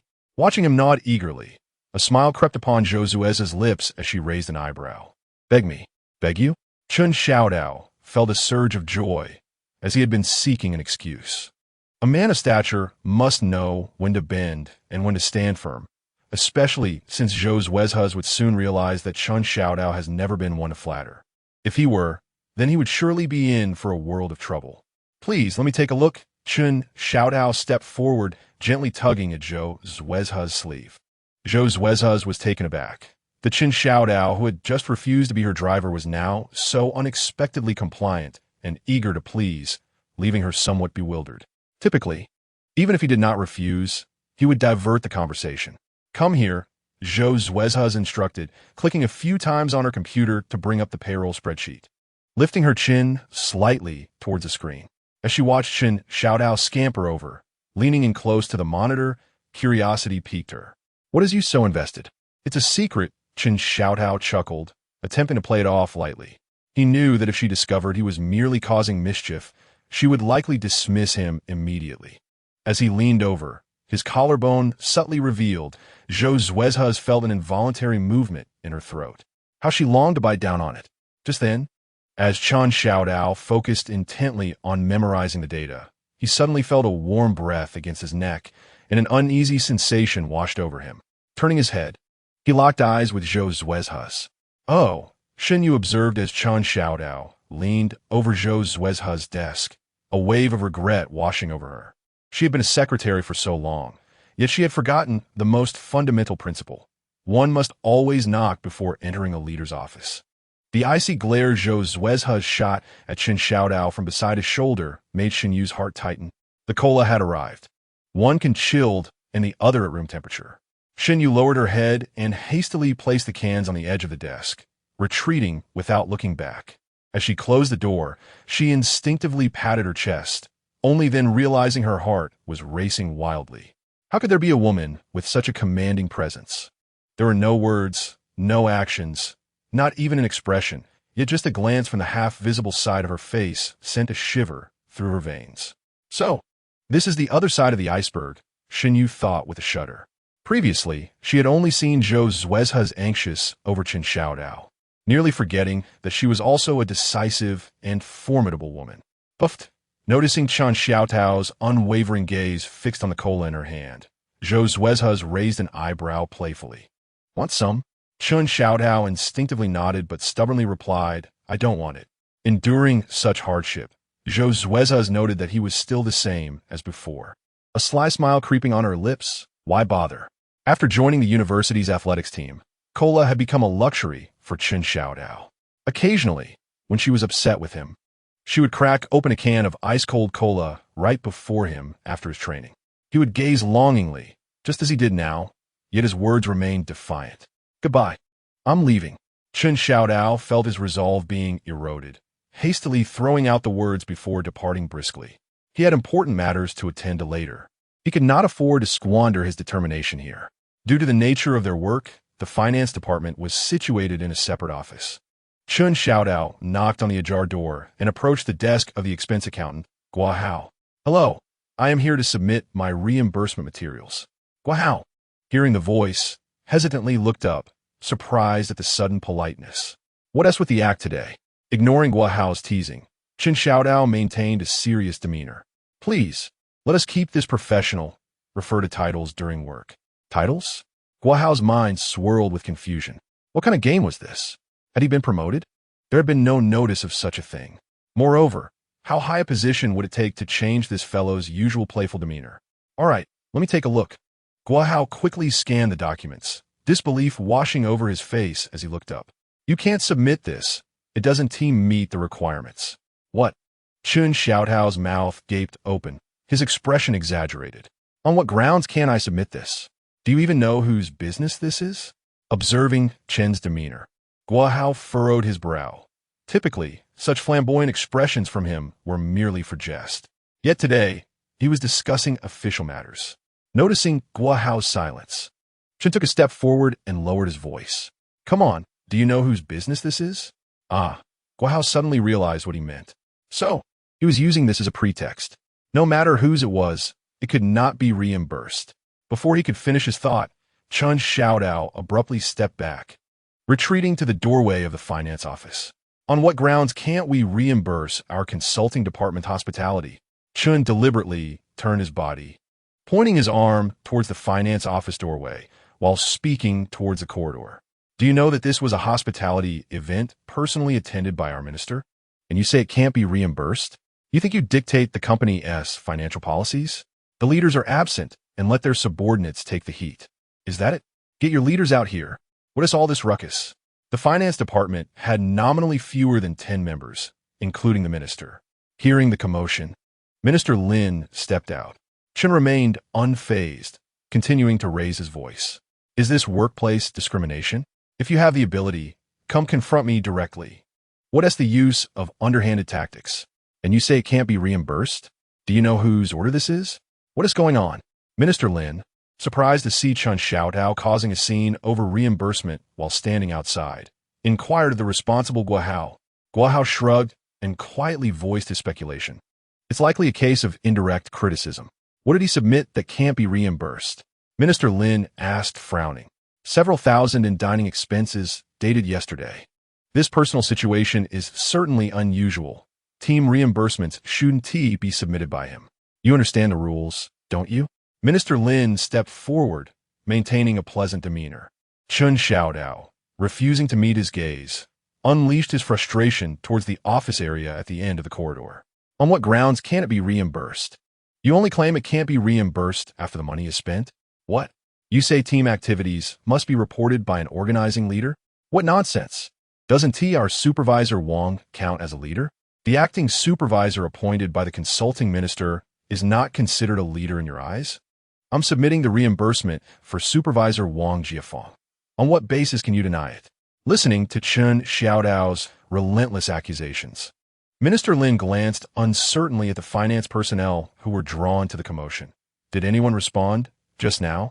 Seeing everyone shake their heads in unison, Minister Lin pressed on. Then who was he speaking to outside? It certainly wasn't us. Guohao replied in a low voice. Damn it. We should have had that lunch. I knew this kid wouldn't keep his mouth shut. With a troubled expression, a finance employee spoke up. How is this going to end? Guohao exchanged a glance with Minister Lin. End? This kid is clearly not thinking about an ending. When the others were making things difficult for him, no one stepped forward. Once it escalated, naturally someone would stand up, but it wouldn't be him bringing it to a close. What is all this ruckus? A voice of anger cut through the air. Minister Liu from the consulting department had arrived. Enough of this nonsense. If you can't reimburse it, then don't. Minister Liu's face was dark, and he reprimanded loudly. Upon seeing Minister Liu's arrival, Chun Xiaodao instantly transformed, plastering a fawning smile on his face. Minister, you're here. He then turned to the finance department, his expression shifting dramatically, and raised his voice. Our minister is here. Why aren't you all apologizing? Apologize for what? Isn't this embarrassing enough? Minister Liu waved his hand dismissively toward the finance office, directing another scolding at Chun Xiaodao. Minister, this is clearly their fault. Chun Xiaotao exclaimed in disbelief. You were present last night, too. It's not just a matter of business. It's a significant issue. Our minister personally attended the banquet. Why should it not be reimbursed? If it can't be reimbursed, then so be it. We'll discuss it later. Noticing Chun Xiaodao's unwillingness to relent, Wang Jiafeng hurriedly stepped forward, extending his arm to pull him away. However, Chun Xiaodao swiftly turned, dragging him to the entrance of the finance office. Our supervisor was present too. What excuse do you have? Speak up. This expense won't be reimbursed. Return the receipt to me. Wang Jiafeng steadied himself and reached for the receipt in Chun Xiaodao's hand. Why won't it be reimbursed? Chun Xiaodao dodged, his voice rising again. The entire team has set aside their own matters, considering that in the eyes of you leaders, subordinates are not entitled to personal lives. But surely there must be an explanation for this expenditure? I cannot bear it alone. Who asked you to bear it? Wang Jiafeng, seeing he couldn't move Chun Xiaodao, pointed a finger at his nose. Don't slander. If there is an issue, address it properly instead of making a scene. Didn't you say I should follow the process to reimburse and then transfer it to you once it arrives? Chun Xiaodao looked at him innocently, then suddenly turned and pointed at the finance office, shouting, What gives you the right not to adhere to our supervisor's reimbursement protocol? If the company defaults on this payment, What am I supposed to give her supervisor? My own salary? Enough. Minister Liu, noticing that Chun Xiaodao had mentioned reimbursement in nearly every sentence, sensed his intent. If you continue this farce, I will call security. Before Minister Liu could finish, a cold voice interrupted from behind. What are you calling security for? Xinyu felt increasingly bewildered by the situation between the two men. When she impulsively offered a can of cola, the actions of the two, while not overtly suggestive, certainly conveyed a sense of intimacy. Yet, after Chun Xiaodao departed, Xuezhu surprisingly wore a cold expression. Had they quarreled? What sort of person turns their back just when a kiss seems imminent? Could it be that she was upset by her sudden intrusion? However, upon hearing that Chun Xiaodao was causing a ruckus in the finance department, Xuezhu unhesitatingly rallied her team to intervene, drawing from her previous experiences of diffusing tense situations. One would expect her to swiftly disrupt the ensuing entanglements. After all, numerous employees had gathered along the sidelines, peering curiously at the unfolding drama. Yet, after eavesdropping for a while, Xuezhu displayed no inclination to intervene. Xinyu looked on in confusion as Xuezhu bore a faint smile. Was a boss merely going to observe their subordinates, creating chaos? Xuezhu herself was unsure when she last witnessed Chun Xiaodao in such a state. Chun Xiaodao possessed an ambiguous flaw. When he felt justified, he often refused to relent, particularly when faced with an adversary exhibiting a hostile demeanor. Despite being in the wrong, refused to back down, he would dismiss subsequent arrangements and stand his ground, arguing passionately. During university, it was precisely this nature that led to a dispute at a fruit shop near campus. The shop did not display prices, but warmly welcomed patrons. How much for the peaches? She inquired one day. Very inexpensive. How many would you like? Replied a bright-eyed middle-aged lady, deftly retrieving a bag to start filling. She hesitated, feeling shy, but after a moment's indecision, she stammered, just 5 yuan's worth, please. 5 yuan isn't enough, the lady remarked, flipping the bag onto the scale with a clang, declaring, 12.50, but since you're a student, I'll charge you 12. What do you mean 12? Chun Xiaodao, who had been standing nearby, was baffled and pulled her away. Hey, we haven't paid yet. Where are you going? The fruit lady, sensing trouble, grasped her arm to prevent her departure. When she winced in pain, Chun Xiaodao instantly adopted a fierce demeanor, forcefully removing her from the lady's grasp and positioning her behind him, loudly proclaiming, "Is this how you run a business? Coercing sales, is it? Did we even touch those peaches? We didn't even take the plastic bag, did we? Release the surveillance footage and let everyone judge the situation." Subsequently, facing the gathering crowd, Chun Xiaodao repeatedly asserted, "Do not concern yourselves with right or wrong. Do not ask about the circumstances, just one thing. Release the surveillance footage."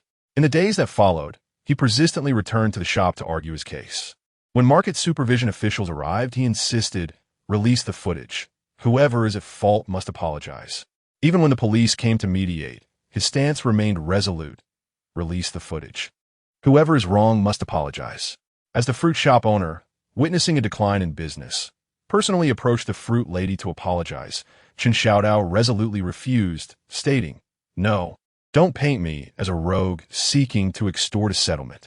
Until the footage is released, I will not accept your apology." Nearby merchants derided him for being shameless and obstinate, yet he did not engage in argument, reiterating, "Yes, I am shameless. If you have the ability, produce the footage and strike me down." After a stalemate lasting half a month, Chun Xiaodao finally ceased his efforts, calculating that the legal deadline for retaining surveillance footage had passed. It was the first time she genuinely felt that someone could unconditionally stand before her. There were no grand proclamations about the greater good, nor any dismissals of her grievances. He stood resolutely, disregarding the consequences, advocating for her just cause. Ironically, this very incident prompted some to subtly criticize Chun Xiaodao for making a mountain out of a molehill, suggesting that a wealthy individual should not trouble a poor fruit seller. After leaving university without a word, their reunion found him perpetually wearing a melancholic expression. Perhaps he was unaware of it himself, but the lines of worry were evident between his brows. Xuezhu was uncertain how long it had been since he had fought so vehemently for what was right when wronged. Yet she knew it had been an eternity since she had witnessed this side of him. The first instance was when she felt wronged, and he defended her. Now, it seemed he was the one aggrieved, resembling a petulant puppy whose food bowl had been kicked, stubborn yet pitiable in his loud protests.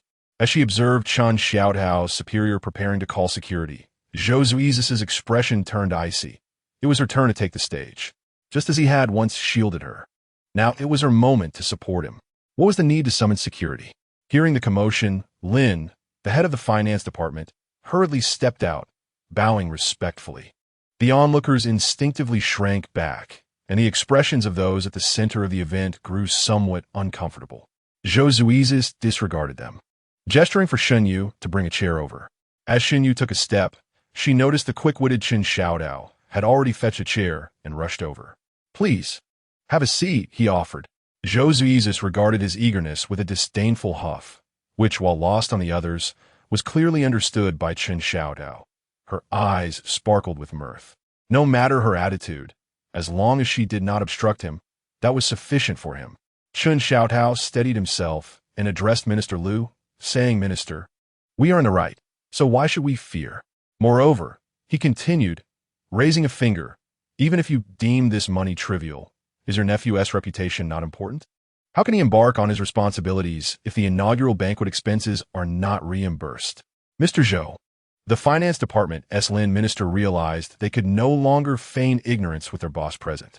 It was easy to remain silent when watching a spectacle, but now that the boss was here, further silence could lead to blame. According to the company's existing regulations, situations like this in the business department were typically non-reimbursable unless signed off by the vice president as a special case. Do not speak of special cases. Xuezhu had yet to utter a word when Chen Xiaotao began to vociferously counter, as if their consulting department were the ones being unreasonable. If necessary, let everyone weigh in. Why should the consulting department be barred from entertaining prospective clients? Why should expenses for hosting and signed clients be non-reimbursable? Mr. Zhou, this matter arose from an internal miscommunication. Minister Liu, seeing Chen Xiaotao's rhetoric expanding, hastily turned to Xuezhu to apologize. "I will take him back now and provide you with a detailed explanation first thing tomorrow." Chen Xiaotao, sensing the gravity of the situation, promptly interjected, "Isn't this merely a matter of reimbursement? Surely, clarity would suffice. If this continues, it will surely escalate into a trivial issue, unresolved." Determined to launch one final offensive, he addressed Minister Liu. "Last night marked your nephew Wang Jiefeng's first day as supervisor, correct? The dinner was held under the pretense of entertaining clients, with a special instruction that the entire team must attend, was it not?" Supervisor Wang, Chen Xiaotao, slightly turned, raising the stack of documents in his hand, and directed his gaze at Wang Jiefeng. "These receipts were submitted to me by you this morning, were they not? Following my own protocol, I intended to transfer the funds to you privately once they were processed. Is this not your directive?" "I simply do not comprehend." Chen Xiaotao vigorously shook the documents.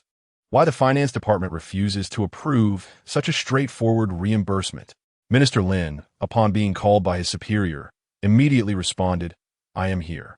According to current regulations, how are reimbursements from the business department handled?" He continued, "First and foremost, individuals must submit their own claims. One cannot submit on behalf of another due to the necessity of accompanying documentation, such as travel itineraries for business trips. Hence, personal attendance is required. Secondly, for group activities, it is the responsibility of the organizing leader or the highest-ranking official present at the event to submit the claims, not just any involved party. Lastly, as this pertains to each individual's performance evaluations, mutual claim submission is not permitted. Any behavior involving private transfers after reimbursement essentially involves claiming expenses through invoices obtained via other means, and the company will determine penalties based on the severity of the impact. Xuezhu nodded, remaining seated with her head unraised, her tone icy as she inquired, "Was the sales department aware of this business department activity?" "Unaware," the sales minister replied. "Having just learned, I had no idea our consulting department was independently soliciting clients until now. Perhaps their workload is insufficient." Having clarified the sequence of events, Xuezhu understood better Chen Xiaotao's motives for creating such a ruckus, and she turned to him, Have you caused enough commotion? Not at all. Chen Xiaotao chuckled awkwardly in response. Isn't this merely a matter of safeguarding our rights? Zhou, I have something to say. Wang Jiefeng interjected, unwilling to let the matter conclude. Chen Xiaotao is merely exploiting this issue to engage in office politics. If the finance department refuses to reimburse this expense, I shall bear the cost myself, without utilizing any company resources. Oh, Chen Xiaotao feigned surprise. How noble of you. If you are so virtuous, why am I the one handling the reimbursement? How did these documents end up in my possession? Effective immediately, Wang Jiefeng is suspended. Xuezhu, wishing to avoid further entanglements with others, then turned to Chen Xiaotao. You come to my office. Everyone else, return to your work. Inside the office, as Xuezhu listened to Chen Xiaotao's explanation, she instinctively furrowed her brow. This state-owned enterprise, it seems, has dealings with my group as well. You wouldn't hold this against me, would you? Chen Xiaotao pretended to be aggrieved. How could I ever blame you? He suddenly realized the flaw in his tone, his expression darkening. If not you, then whom shall I blame? Am I to blame myself? If you do not hold me accountable, Chen Xiaotao crouched down, resting his chin on his crossed arms, leaning against the table's edge, I shall reveal a secret to you. Xuezhu observed him, resembling a beggar dog in his obedience, stirring something within her heart. Yet upon hearing his latter remark, a flicker of irritation ignited within her, and she cast a sidelong glance his way. Dare to claim you are an immortal again, and see what happens. With utmost seriousness, Chen Xiaotao raised his right arm like a primary school student, asserting that the state-owned enterprise had issues, and he would investigate further tonight. Xuezhu scrutinized him with suspicion. Where will you investigate? Well, of course, I shall invite an insider for dinner. More drinking? Zhou's tone carried an undercurrent of concern. I will look into it myself. Your information is sufficient. That simply won't do. Chen Xiaotao hastily waved his hand. Having been treated by the astute, gentle, beautiful, and kind-hearted Xuezhu, I received a handsome salary today. I must flaunt it. Xuezhu was momentarily dazed by his flurry of compliments, and by the time she regained her senses, Chen Xiaotao had vanished. You dared to cause a ruckus in the finance department? Upon settling down, Dong Haoping immediately gave him a thumbs up. I always thought you were timid, but you turn out to be quite bold. Slander. Pure slander. Chen Xiaotao replied with indignation. I was merely defending departmental rights. How can you twist it to sound like a tantrum? Besides, he added, what do you mean by causing a ruckus? The finance department did nothing wrong. However, Dong Haoping quickly reconsidered, his expression falling. Zhou will not find you again, will she? What is there to fear? Chen Xiaotao responded nonchalantly, at worst. I'll have Xuezhu suspend me again. Get lost. At the mere mention of Chen Xiaotao's prior suspension on Friday afternoon and reinstatement on Monday morning, Dong Haoping felt an inexplicable surge of anger. Chen Xiaotao glanced at the time. Having nothing pressing to do, he messaged the wealthy heir Lu Ming. Chen Xiaotao. Ding, ding, ding. Shall we meet at the usual place for drinks tonight? Lu Ming, well, I never expected you to take the initiative. Lu Ming, the inspection team has arrived recently. I must work overtime tonight, finishing at 7. I should arrive around 8. Chapter 87.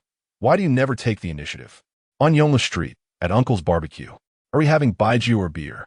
The mingling aromas of grilled skewers and the cacophony of voices imbued the room with a bustling atmosphere.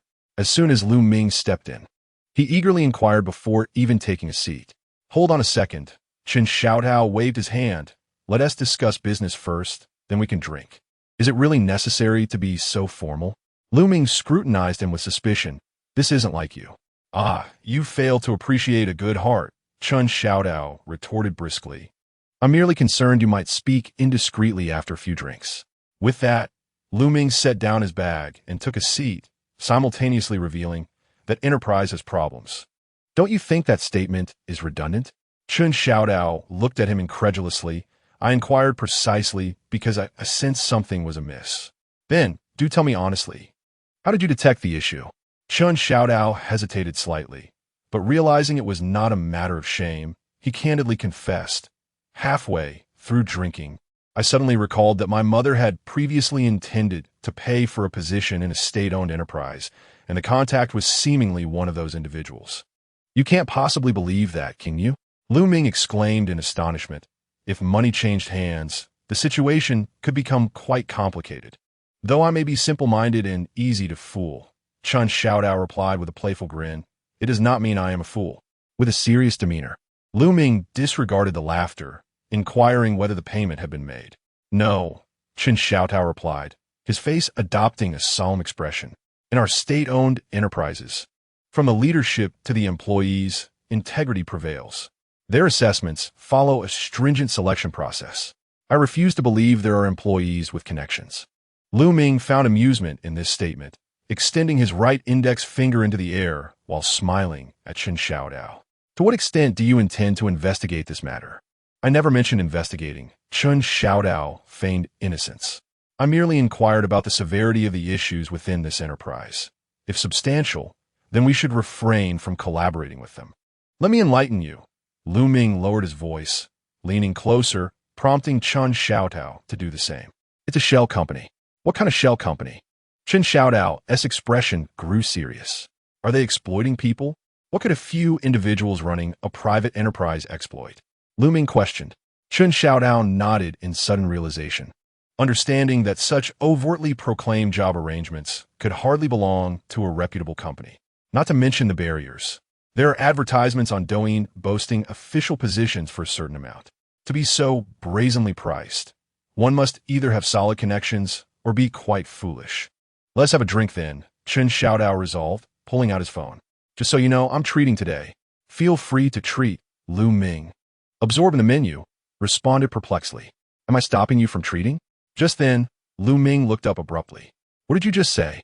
If there are issues, we should simply avoid collaborating with them? Who are you gathering intel for? For my future wife. Chun Xiaodao continued searching for takeout. How about we try the 15-year-old wine? I'm in earnest. Lu Ming leaned back slightly, his eyes scrutinizing Chun Xiaodao with caution. Who are you really asking for? Chun Xiaodao furrowed his brow, feigning gravitas. Actually, it's your future sister-in-law. Where did the money for today's outing come from?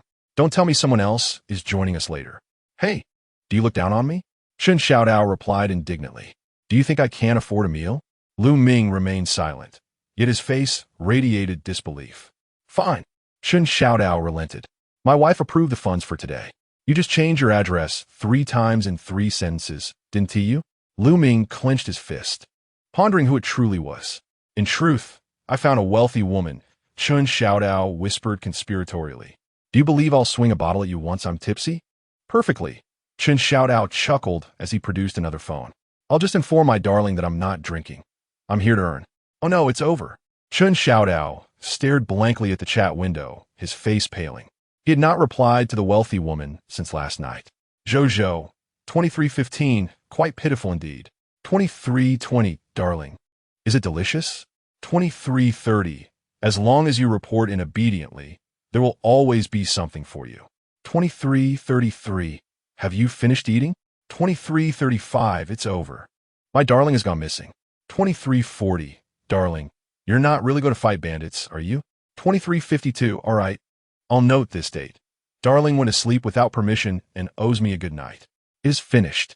During the day, I was so engrossed in my antics that I completely neglected my responsibilities. What could possibly be more important than a wealthy lady? Chun Xiaodao, my dear, I was wrong. Chun Xiaodao, you may not believe this, but I slept soundly until now. Xuezhu, my darling has turned naughty. Lying is not right. Hey, what are you saying? Is charming a wealthy lady considered lying? Chun Xiaodao, truly, the first thing I did upon waking was search for my darling. Chun Xiaodao, however, I feel as if I have been haunted, as though someone manipulated my body to go to work. Xuezhu, I don't believe it. I'm always the one seeking you out. Xuezhu, why do you never take the initiative to find me? Chun Xiaodao felt a bit overwhelmed. Indeed. Why couldn't he take the initiative to contact the wealthy lady? Chun Xiaodao, it's not that I'm afraid of interrupting my darling's work. Chun Xiaodao, my darling's time is exceedingly precious. What are you doing? As he saw the restaurant beginning to serve dishes, Chun Xiaodao raised his phone, ready to capture a photo. When he looked up, he found Lu Ming resting his chin on his hand, squinting with a curious expression. Now I believe it. Lu Ming scrutinized the man before him thoroughly. What stage have they reached? Chun Xiaodao pondered. She had given him her supplementary gold card. I wonder if this establishment accepts cards. If they don't, you'll have to treat me. No worries, I happen to have some cash on me. Lu Ming produced a device from his bag and placed it on the table with a thud. That one do. Chun Xiaodao protectively cradled his phone against his chest. Lest my wealthy lady's card be subjected to risk management. Understood. Lu Ming waved his hand dismissively, clearly protective of his meal. So, Lu Ming picked up a skewer of grilled wings. Is she the campus beauty from university? Which one are you referring to? Chun Xiaodao did not respond. After taking a photo, he began to grab the skewers. Would you like to advance your share of the payment? You and T have randomly chosen someone to escape from that campus beauty. Would you? Lu Ming looked up in astonishment. Such matters must be approached with caution. No, Chun Xiaodao replied, puzzled. Do you think I'm so frivolous? You're not frivolous? Then explain why so many are pursuing you, yet you remain uninterested? Chapter 88. Who says I am afraid? In truth, Chun Xiaodao, you're the one who values wealth over character. What nonsense is this? Chun Xiaodao incredulously raised his head. Clearing his ears, are you implying that I, a grown man, refrain from burdening my ex-girlfriend due to my debts, and this is valuing wealth over character? Precisely.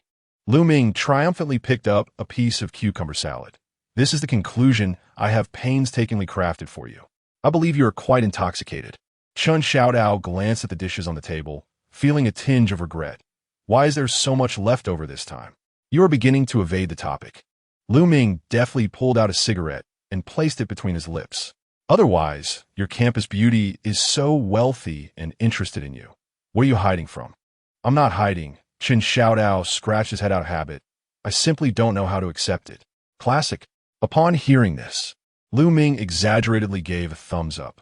Chun Xiaodao, when you were the one pursuing, you despised the ambiguity of the other party, insisting that everything should be made clear. Now that the lady has taken the initiative, you've resorted to the adage silence is golden. Haven to you? You abhor double standards, yet your current behavior reeks of them. Chun Xiaodao found himself momentarily at a loss for words, lingering in silence before sheepishly touching his nose and replying, this shouldn't be considered as keeping her hanging, right? After all, I made my rejections quite clear. Don't tell me. Lu Ming shot him a sidelong glance and snorted. You've never had relatives during the new year, have you? You may protest verbally, but your hands still